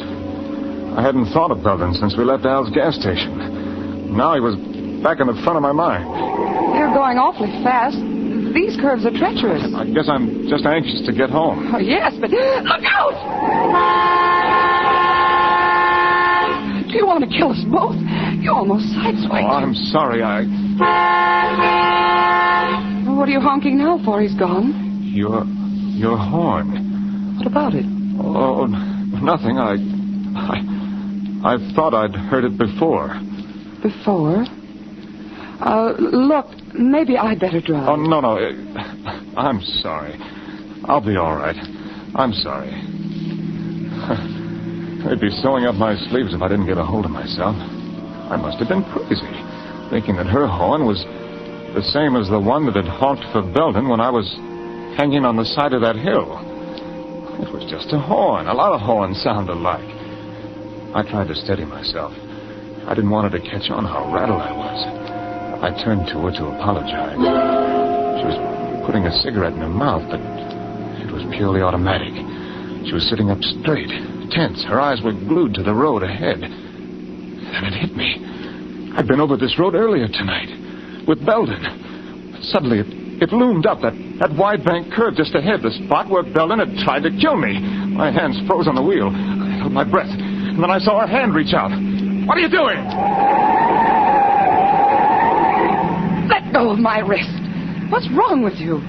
I was only reaching for the cigarette lighter on the dashboard. Oh. I'm sorry. That curve back there, it... Pull over and stop. Huh? Pull over. I'm going to drive.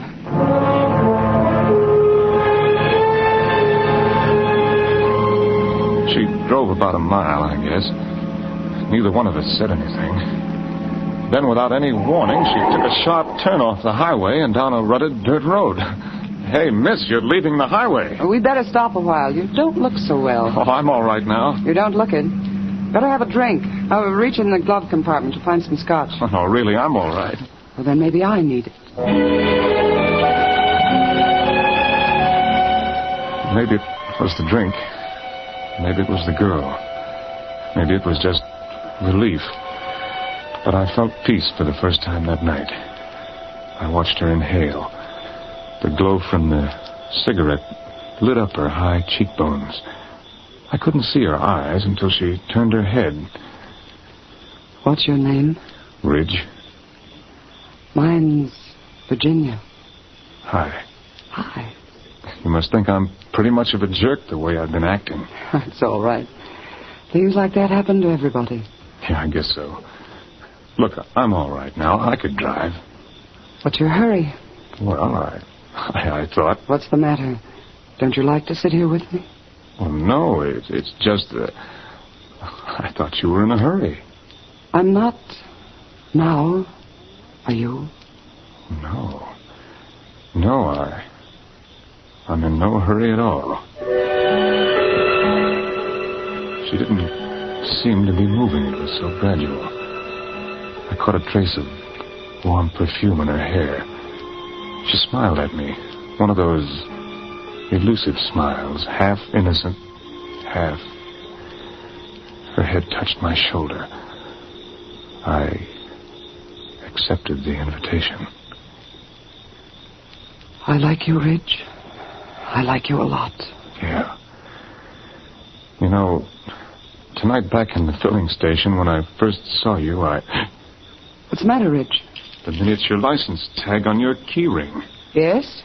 4L5555. Four of a kind. You play license plate poker? I'm afraid so, Ridge. 4 5s.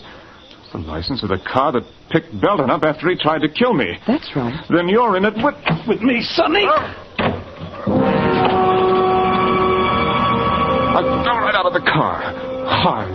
My face buried in the dirt. I didn't black out, but it would have been much easier if I had. Only my mind functioned. Everything else seemed paralyzed. Well, you took your time getting here. I was delayed. He was supposed to be here waiting. What if I hadn't been able to keep him? Oh, I knew I could depend on you, darling, to detain him. What is that supposed to mean? Did you have to go as far as you did? Did you have to let him kiss you? Do you know a better way to keep a man on ice? A perfect wife, a little helpmate. Oh, shut up. Put him in the back seat. Now, just a moment, darling. I'm going to do it right this time. There'll be no slip-ups. You fool! Put that gun away. Why? Don't you realize if a bullet is found in the body, it won't be accidental death? You're always so right, aren't you, darling? Only because you're so stupid. Stupid, am I? Who planned this whole thing? You did, and badly. If you'd handled it right in the first place, his body would be burned up by now, along with the car. Now put him in the back. Belden's wife. But what? Why did they want to kill me? Why? Belden picked me up, threw me in the back of the car. Uh-huh. Hand me the wrench, Virginia. Stewart! This time, Warm, black oblivion rushed over me. After a second, the pain was gone. And so was I.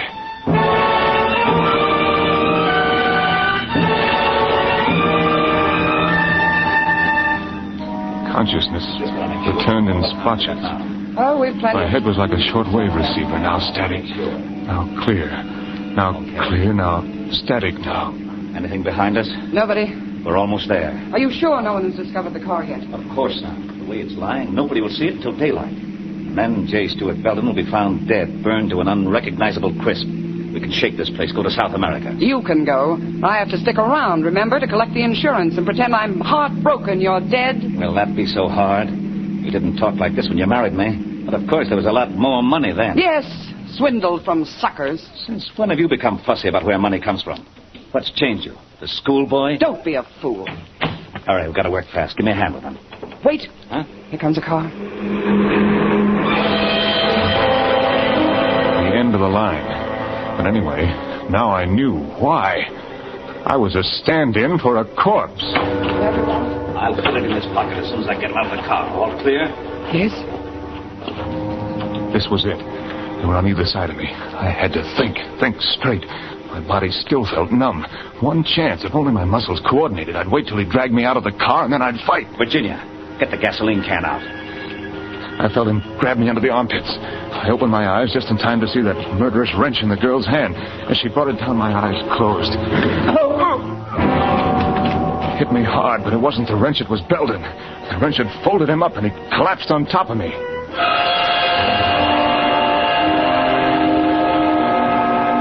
Every nerve in my body was alert now. I didn't know what would come next, but I was ready for it. She pulled Belden's body off me. She wasn't aware of me watching her. She was too busy dragging Belden over to the rim of the cliff. She was transfigured with hate. Well, Stuart, that's how you planned it. Accidental death. And then she kicked him, and he disappeared over the edge. I didn't wait to see any more. I crawled out of that car, and I started to run right down the middle of the road. She saw me. Wait! Stop! Wait, Fred! But I kept right on going. I glanced back. She started the car.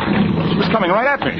First, I thought she was just trying to catch up to me. Then I realized she was trying to run me down. She was trying to kill me. I was crossing to the left side of the road. She was right behind me. It was just a question of seconds, and suddenly, around the bend, a big truck. I was sandwiched between them.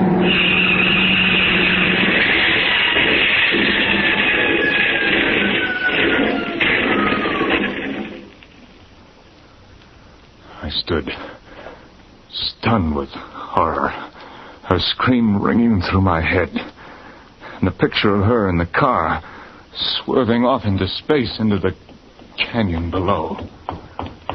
Hey, Bud, you all right? Yeah. What happened? She went off the road. A crazy woman driver. We'll have to report it. Come on, I'll give you a ride into town. Do you hear me? Don't you want a ride? Yeah, sure. What are you staring at? Your license plate. CM1111. Hey, it wasn't my fault. You saw how it happened. 4 aces. I'd won. I'd taken the last hand. But as long as I live, I'll jump out of my skin whenever a car pulls up and a voice asks, "Want a ride?"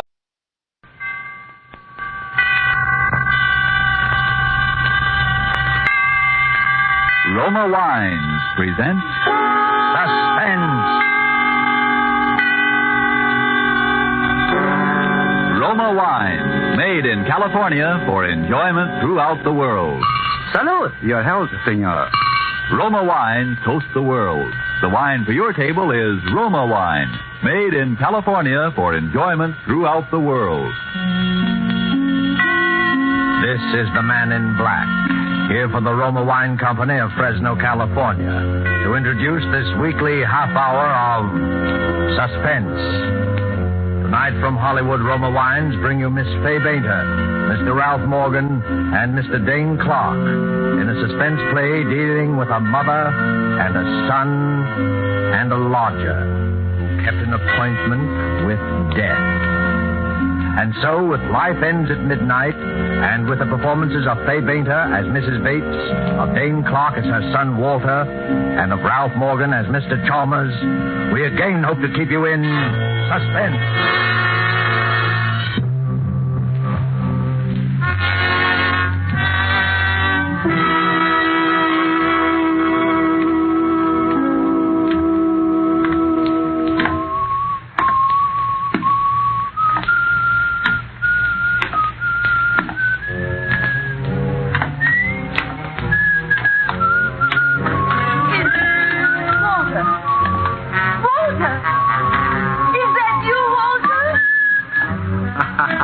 That's right, Mom. It's your little sonny boy, Walter. You still remember my whistle, eh? Oh, yes, I didn't know. No one else turn up, eh, Mom? What's the matter? Do we have to stand here in the hall? Oh, no. Come in. It's just... Come in, Walter. Well, it's the same old crummy joint. I do my best to keep it clean, Walter. Yeah, I know. Regular old Mother Hubbard. You have to clean up the whole south side before you get the magoo out of this flea bag. Oh. Boy, am I tired. Up all night in a stinking day coach full of snoring jerks and squalling babies. Babies are the worst. All they do is bawl and slobber. You left Pittsburgh last night? 1 a.m, didn't sleep a wink. Yeah, look at my collar. But tomorrow is Monday. You have to be at work in the morning. Sure, What's the matter? You worried? Oh, no, I just... Don't just. Can't a guy come home to see his mother once in 6 months? That's a mother for you. You break your back, you sit up all night to see your mother for one day, and she tells you have to be at work in the morning. How do you like it? Walter, I'm sorry. I didn't miss you so. I just worried about... Yeah, I know. Well, don't worry so much. It makes me nervous. Here, sit at the table, dear. You must be starved. Oh. All right. Now it's like coming home. Oh, my baby. I'm so glad to see you. You did come just to see me, didn't you? Who else? Hattie Lamar? Well, of course you came to see me. It's just that I always worry so about you, I mean. Forget it. Well, what's these? I was just making a chop for my lunch. That's all there seems to be in the house right now. That'll be enough for me. It'll be ready in a minute. Now tell me about yourself, your job. Never mind about me. How you doing? Well, I try not to complain, Walter. Things are not easy. Prices high, rents going up all the time, even on this old house. Honest, I don't know what I'm going to do if things don't... You had some bonds Papa left you. You had about $2,000 bonds you left you. Well, I'm trying to tell you, Walter, things haven't been easy. Always the poor mouth. Every time I see her, she's putting on a poor mouth. I'm just saying things aren't easy. And for me, do you think it's a picnic? I got enough trouble, and for what? For what? All year I worked like crazy. For what? A man must work, Walter. A man must work, Walter. Yes, that's true. A man must work and live like a person, and not be afraid so that he can sleep without worrying about... About what? About a bell ringing at night, or a knock on the door in the morning, or someone touching you on the arm. Yes, it's a nice feeling and a free feeling to be able to walk down the street in the sun with your eyes meeting another man's without wondering if he... Shut up! I ain't in trouble again, so stop mouthing at me. You're always mouthing at me. You haven't... You know what the judge said the last time, Walter? He was nice. Now he gave you another chance. He saw you were really a good boy, and he gave you another chance. He got you a nice job, and you promised to... You must... Oh, you're all right, Walter. You didn't... Meatball. A herring on a plate all your life. You're a tomcat in the garbage. You find a fish head and you say, thank you, mister. You chew a fish good and you smile pretty. Well, not for me. You take a chance and you throw away the fish heads. You get one break and you're out of the garbage can for life. You threw a time clock and shiny pants. You're in a higher bracket than nobody gets you. Yeah, you're a mister with a future. You hold your nose when you walk in the day coach of your compartment. You leave the stinks behind in a pot of dusty air in front of you, and that's for me. One break. One break and you're as hot as a rocket shooting diamonds for sparks. You're a P-38 in a world full of slivers. A buck gets you two gets you four. Walter! Look for one blonde to kicker and a kisser. Walter! It's all right. I took another chance. I tried to run it up. No dice. I gotta make it good. Tomorrow morning, I gotta make it good. The books at the office will show it, and I gotta make it good. How much? $1,500. $1,500? By midnight tonight, $1,500. If I miss that 12:20 for Pittsburgh, it's all up. I might as well take gas. $1,500. By midnight tonight. Where am I going to get it, Walter? The bonds. You got the bonds, Papa. The bonds. How do you think I got you out of the last trouble? Bribes, bail, paying back every dime. Where do you think I got I'll it? get 10 years. You heard the judge last time. What can I do? What? 10 years and start. 10 years. There won't be no reform school this time. Look, please, Ma, please, get me the money. I'll be good. I'll work hard. I won't give you no more trouble, but help me now. Please, Mama, please. Will Where you? can I get it, Walter? Nothing left. Nothing. I don't care where you get it. It's your fault, and you gotta help me. I only wanted to help you. Yes. Now I'm gonna... Yes. It is my fault. I've always protected you, but I can't protect you anymore. I'll give you the few dollars I have. Go away. It'll be enough to help you run away. That's all I can do. You're holding out on me. You're worrying about your old age. You're making yourself a cushy little...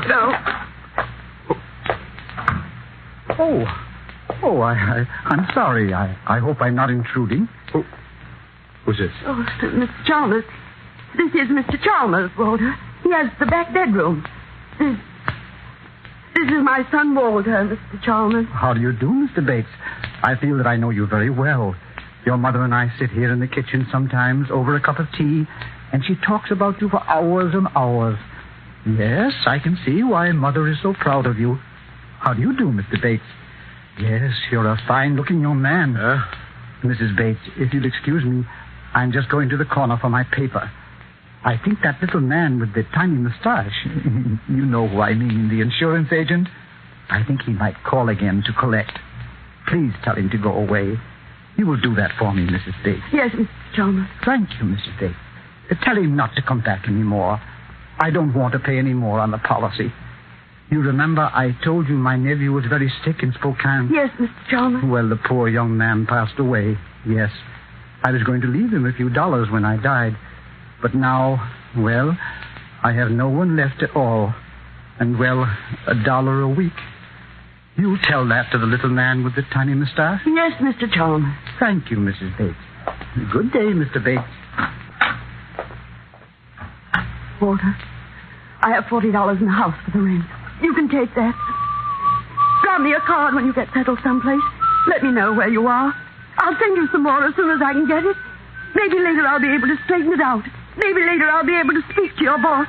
I'll promise to pay back every dime, but you must go away. You must. Tell me something about Mr. Chalmers. He interests me very strangely. Walter. Don't be so nervous, Ma. We got plenty of time. We got till midnight.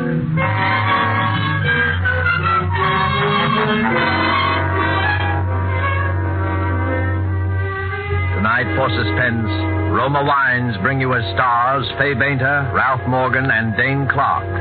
You have heard them in the prologue to our suspense play this evening, Robert Tallman's story, Life Ends at Midnight.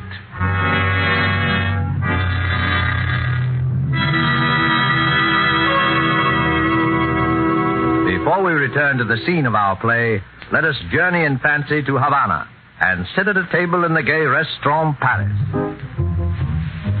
At the next table, we see perhaps a farewell party given for an American visitor. The American is wondering how he'll be able to repay in his own country the hospitality shown him in Cuba. Reassuringly, his Cuban host might remark, "Es muy fácil, amigo. Just be sure to serve wonderful Roma wine. It is wine imported by us from your own country. Roma wine." Indeed, Americans can well be proud that judges of fine wines in so many lands now acclaim the wines of California among the world's most enjoyable of all time. Of these truly superb wines, Roma wines are especially honored by the number of countries now importing them for enjoyment as rare luxuries. But Roma wines are not lacking in honors bestowed them here in America, because Roma wines are America's largest selling wines. If you aren't already one of the millions enjoying Roma wines regularly as a delicious beverage any time, to add sparkle to any meal, to smarten your entertaining, make your own taste test to choose your favorite, choosing from Roma wine's many different wine types. When you learn their modest cost here in America, with no import duty to pay, no expensive shipping charges to absorb, you'll know why we say Roma wines are for your daily enjoyment. I'll spell out the name for you. R-O-M-A, Roma wine, made in California for enjoyment throughout the world. And now it is with pleasure that we bring back to our soundstage Fay Beta, Ralph Morgan, and Dane Clark in Life Ends at Midnight, a tale well calculated to keep you in suspense.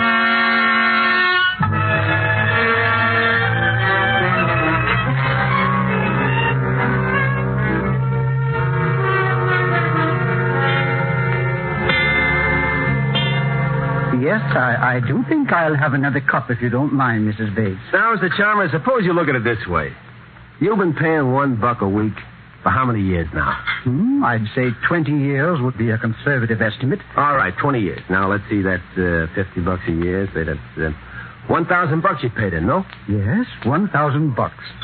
This coffee cake, Mrs. Bates, is excellent. You like it? I made it yesterday when Forget the coffee cake. Now, let's figure percentage. How many more years do you figure to live? Walter. Oh, that's all right, Mrs. Bates. After all, I'm an old man, and at my age, one rather, comes to terms with death. It's like the end of a long, busy day. Life ends at midnight, and a new day begins. Yes, Walter, I think you're on the verge of making a very profound observation. You see? My policy is for $2,500. And in the days that are left to me, I certainly will not be required to pay in as much as I have already paid out. That's the exact point. And if you drop it now, will you get anything back? No. You got a straight life with no cash in value. If you drop the policy now, the insurance company is the winner. But say you live another couple of years. You pay a couple of hundred more. And you leave the $2,500 to somebody. Now, which is a smart thing? I leave it to you. Yes, I should like to think that when I'm gone, I've left something behind for someone. Mr. Chalmers? Oh, yes, I'll always remember him for this. It's nice to live on in somebody's memory for a little while after we're dead. But A, I have no one in this world. And B, I must be very, very frank and tell you that I can no longer afford to pay even $1 a week. You see, I live on a... That's a problem of the most minor importance. For anybody who invests in you now, $1 a week would be gilt-edged. I mean, for instance, take my mother here. Now, suppose you made her the beneficiary. Now, suppose she continued to pay the $1 a week. Who can lose on such a deal? Who can lose? Nobody. You get the point? Oh, no, I couldn't. Why, it's... Why not? It's simple, huh? Oh, no, Mr. Chalmers, no, you mustn't. Let Mr. Chalmers decide. Huh, Mr. Chalmers? It makes good sense, no? Makes everybody happy, no? But we're practically strangers. We just... What do you mean, strangers? Who's a stranger in this world? We're just little people trying to make each other happy. Huh, Mr. Chalmers? Now, Mr. Chalmers here can die feeling he didn't waste $1 a week for 20 years, and you'll know he'll live in your memory. That's what he wants. Now, why shouldn't he have it? Ain't every man entitled to at least live in somebody's memory? Yes, but Mr. Chalmers doesn't have to do that. I'll think about him anyway. I promise I will. He don't Let have... him say something. You're always mouthing. Now, what do you say, Mr. Chalmers? Oh, that must be the little man with the tiny mustache. I'll tell him I'm keeping the policy and changing the beneficiary. Oh, could you let me have the loan of $1, Mr. Bates?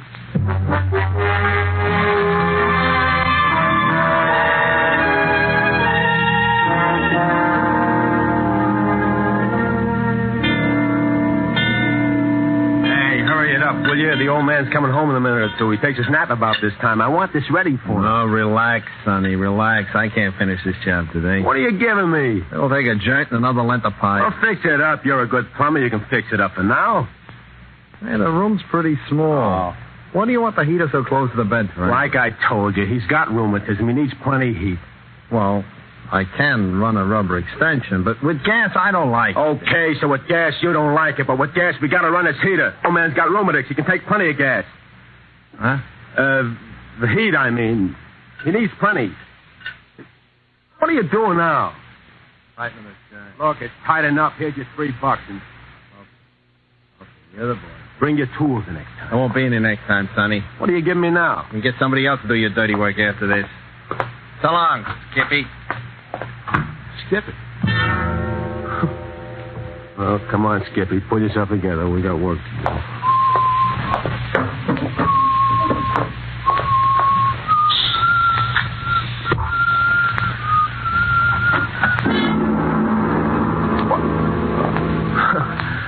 Hiya, Pop. Well, this is a pleasant surprise.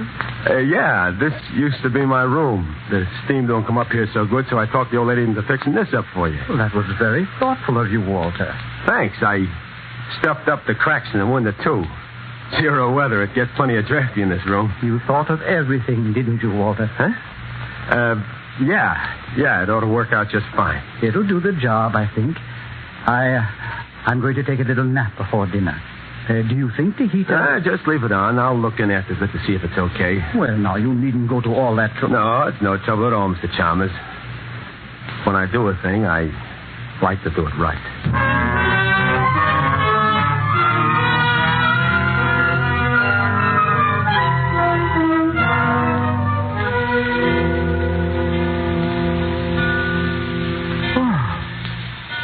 Who's there? Is that you, Walter? Yeah, go on back to sleep, Pop. I'm just turning the heater off. It's getting stuffy in here. Oh, you're a good, considerate boy, Walter. Oh, I'll skip it. Go on back to sleep.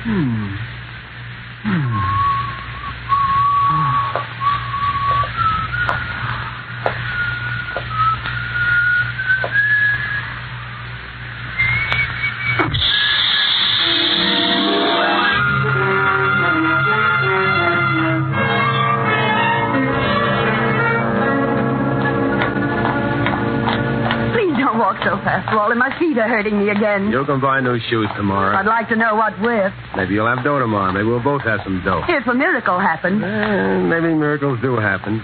Maybe if you're smart. Where are you taking me to, Walter? Nowhere in particular. I thought we'd stroll around the old neighborhood. Like old times. Oh, that's a nice idea, Walter. But my feet... Hello, Mrs. Bates. Good evening, Officer Flanagan. This is my son, Walter. He's just here from Pittsburgh. Glad to know you. How's business, Copper? Oh, much the same. Vagrancy, petty larceny, once in a while suicide. Suicide? Yeah, that's what they start out to do, but it's harder to get bumped off than most people think. Huh? Case just last week over in the next precinct. Dame turned on the gas in her room and lay down on the bed. What happened? Nothing. They always bungle somewhere. Amateurs. Gas petered out. Forgot to put a quarter in the meter.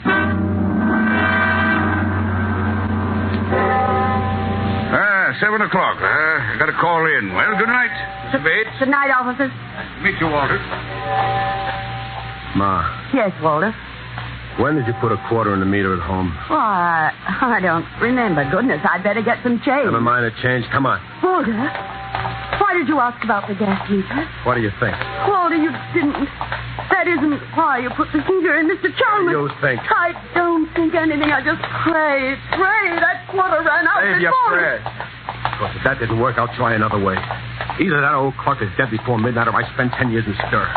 He's going to be dead before midnight, see? And if you try to make any trouble, you'll be pushing daisies right along with him.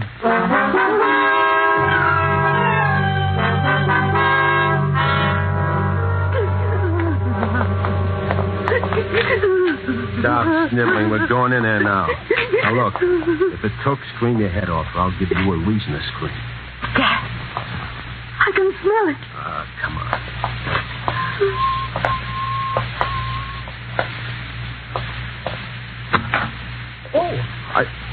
Well, good evening, Walter. Mrs. Bates. I was just on my way out. Oh, Mr. Chalmers, you're all right. You're all right. Of course he's all right. What's eating you? I have a slight headache, it's true. But a brisk walk in the open air will cure that, I'm sure. Hey, will you look at this? What is it, Walter? Well, this hose on a heater. Got unhitched. No wonder you got a headache. I thought I smelled gas. Boy, it's lucky for you, Mom forgot to put a quarter in the meter. Providence works in strange ways, doesn't it, Walter? Well, I must be getting on. I'll be coming home rather late, Mrs. Bates, so I'll just let myself in. How late? Well, I thought I'd stop at the neighborhood picture house for dinner. That'll be around 9 o'clock. So I imagine I won't be home much before 11. Mr. Chalmers, there's something I wanted to say. Yes, Mrs. Bates. Walter's a good boy at heart, you know, but he's been in some trouble lately, and... Is there anything I can do to help, Walter? Yeah, plenty. I'll tell you all about it when you get back. Come on, you better run along now, Mr. Chalmers. You don't want to be late for that picture. Yes, of course. Well, good night, Mrs. Bates. Mr. Chalmers, Good night, Mr. Chalmers. Yes, good night. Oh, Walter, Walter, no! You were going to tell him worse. You'd like to send me to the chair, wouldn't you? trust your own mother. I ought to have messed up your sad, mutton face with it. Oh, It's your fault I balled us up in the first place. Why didn't you remember to put a quarter on that meter? Why didn't you? I'm glad I forgot. He wouldn't be alive. I shouldn't have messed around with gas, trying to spare your feelings, making you look like an accident. Oh, no. The thanks I get for it. She wants to blab the whole thing. Turn me in, my own mother. No, Walter, no, that's not true. Why, you... Don't strike me again, Walter. I can't stand it. Okay. Maybe now you'll cooperate. Now, look, let's put it this way. It's either you or him. If it's you, I don't care whether they get me or not. Are you listening? Oh, yes, Walter. Okay, now, like I said, I got very little time to get this thing done. I ought to have done it neat and clean in the first place, like I said. He's old and weak. You just push him over on a bed, hold a pillow over his face for a few minutes, and the job's done. Nobody will ask any questions, a guy that old. Walter, for the last time, I'm begging. Okay, make sure it's for the last time. Remember, it's you or him, like I said. What are you going to do? Now, look. I'll be waiting in his room when he comes home. Shot anyway, so I'll lay down and get 40 winks. You wait up for him. Tell him I've left to catch a train. That's in case he suspects anything. When he comes to his room, I'll take care of the rest of it. How do you know I won't warn him? Because it's him or you, like I told you. I don't think you'll warn Mr. Chalmers. And don't try to stall him when he comes in. He's got to be dead by midnight. Or else.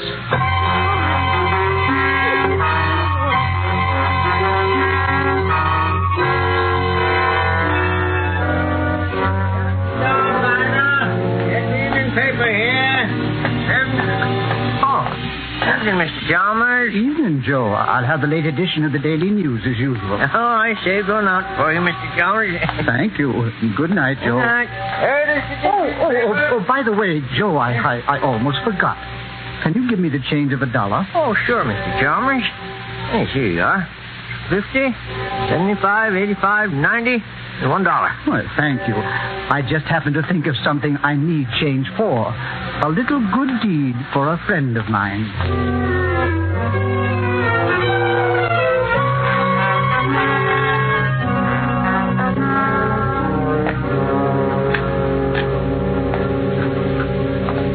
Oh, Mr. Chalmers. Well, I didn't think you'd be up so late, Mrs. Bates. I waited up especially. I wanted to talk to you about Walter. Mrs. Bates, your eye, it's all discolored. Yes, the light burned out in the bathroom, and when I went to replace it in the dark, that is, I bumped into the door. Now, I would have thought Walter would have done that for you. No, Walter didn't. I mean, Walter's left already. He had to catch the 12:20 for Pittsburgh, you know. But it's only 11 now. The clock... Perhaps he had some things to do on the way, I mean. Of course. Well, I'm afraid I must be getting on to bed. No, not just yet. I mean, won't you sit down for a minute and have a cup of tea with me? Well, I'd like to, but tea keeps me awake, Mrs. Bates. I'll be getting along to my room now, if you don't mind. No, don't go into that room, Mr. Chalmers. Why, Mrs. Bates, whatever's the trouble? My son, Walter, there's something I must tell you. Forgive me, Mrs. Bates, but I'm an old man, and I need my rest. If it could possibly wait until morning. No. It can't wait until morning. It's got to be told before midnight. What was that? It sounds like someone moving about in the back of the house. It's one of the shutters. It's loose. The wind. Oh, you were saying, Mrs. Bates? Nothing. I can't tell you after all. I'm afraid. I'm afraid to tell it. Afraid. There, Mrs. Bates. Perhaps in the morning. Try to get some rest. You're going in there now? I think that will be the best thing to do all the way around. Don't you, Mrs. Bates?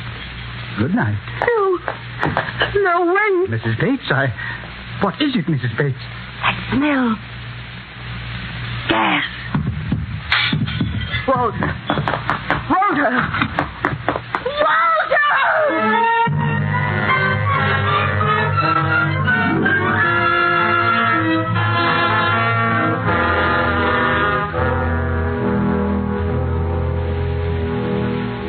Why, Why don't you lie down for a few minutes, Mrs. Bates?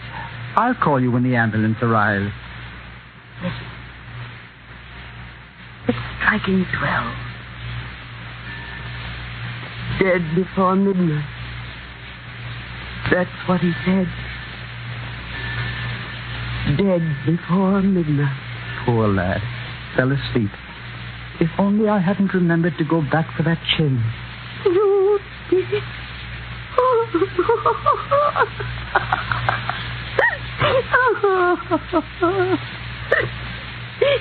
You put the quarter in the meter. That's what turned on the gas that killed him. Well, you mentioned the gas having gone off and forgetting to put a quarter in the meter. So on the way to the picture house, I just went around to the back entry and dropped the coin. I suppose I should have remembered about the connection being loose on the heater in my room. But I wanted to surprise you with my good deed. I didn't mean to do anything wrong, Mrs. Bates. Truly, I didn't. No. You didn't do anything wrong, Mr. Chalmers. You didn't do anything wrong.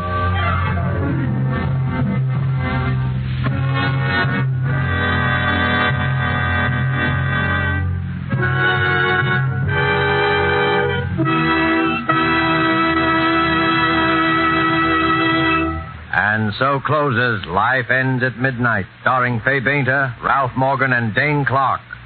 Tonight's tale of suspense. Miss Bainter appeared by courtesy of Metro-Goldwyn-Mayer, producers of Madame Curie. Dane Clark is currently being seen in the Warner Brothers production Destination Tokyo. Before Ralph Morgan returns to our microphone, let me give you a suggestion. The suggestion you will find can add to the success of your next dinner party at home.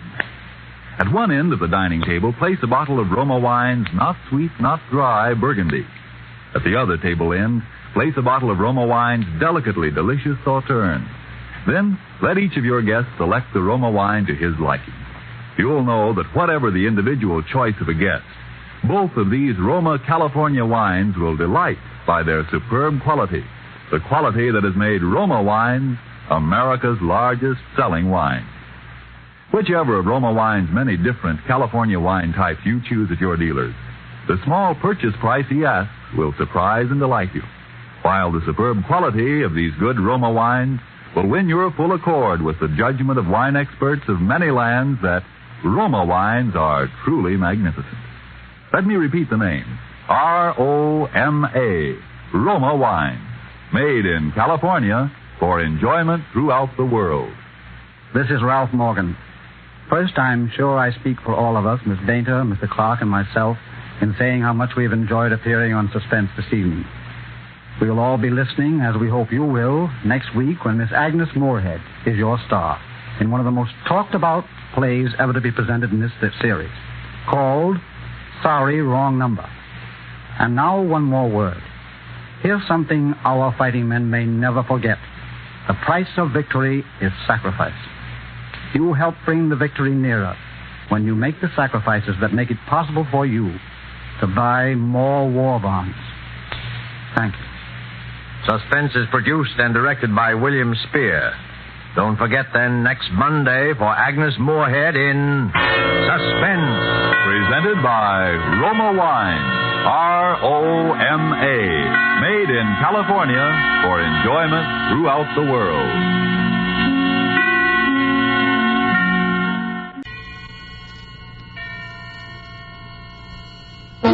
Suspense. On the wine lists of America's most distinguished hotels and restaurants, the honored wine featured is C-R-E-S-T-A, B-L-A-N-C-A, Cresta Blanca, Cresta Blanca. Yes, Cresta Blanca wines are featured in America's smartest dining places, because these treasured wines are favorite selections of those who know fine cuvées. Let Cresta Blanca California wines lend gracious distinction to your dining, too. Enjoy delightful Cresta Blanca Burgundy, Sauterne, or any Cresta Blanca table wine soon. Shenley's Cresta Blanca Wine Company, Livermore, California. And now, Shenley brings you radio's outstanding theater of thrills, Suspense. Presented by Roma Wines. That's R-O-M-A. Roma Wines. For your everyday enjoyment. Tonight, Roma Wines of Fresno, California bring you Jerome Cowan in Mortmain, a suspense play produced, edited, and directed for Shenley by William Spear.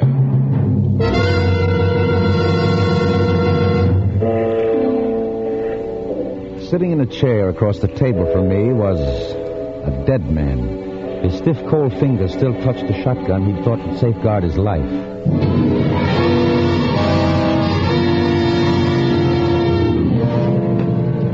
Police Chief Martin couldn't seem to sit still a minute. He kept pacing the floor behind me, back and forth, back and forth. We'd been waiting a couple of hours already for the coroner to arrive and examine Screed's body. Meanwhile, every cop in the city was out looking for George Perry, the obvious murderer. Where the devil was that coroner? You know, it's not the pleasantest thing in the world to sit around a dirty kitchen with nothing to do but stare into the face of a dead man and think. Think how it all started that day less than 3 years ago, when George Perry, my law partner at the time, walked into our office and told me the good news. Sam, oh boy, congratulate me. What for? You're looking at the next district attorney. What? You? Yep, it's in the bag.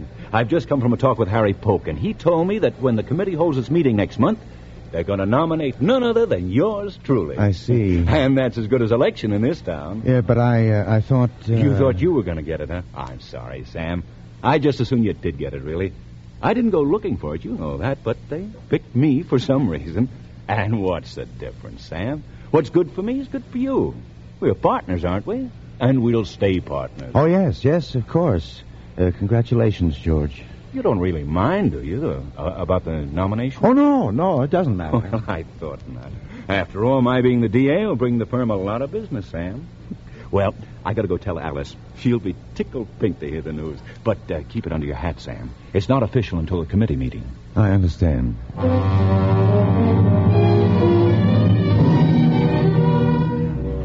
I watched George leave the office. George, the smiling and the debonair, the most popular lawyer in town. But it was my work that made him look good in court. My brain that brought him every easy success at the bar. And I hated him for having so easily gotten what I'd have given half my life for. He'd gotten himself engaged to Alice, the girl I wanted almost as much as I wanted to live. Now he'd taken the first step in a political career that could lead anywhere. I'd tried by fair means to get the same things and failed. Now I would try other means. I picked up my hat and walked out of the office. I went down to the waterfront to see a certain Mr. Screed.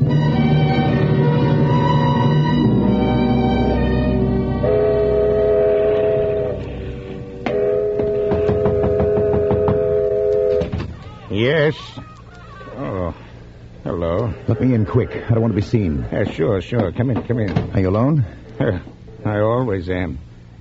It ain't quite right, is it, Mr. Boston? Coming to see the foreman on a case you're going to try tomorrow? I'm not going to try that case tomorrow. I know I picked the jury today, but I won't be at the trial.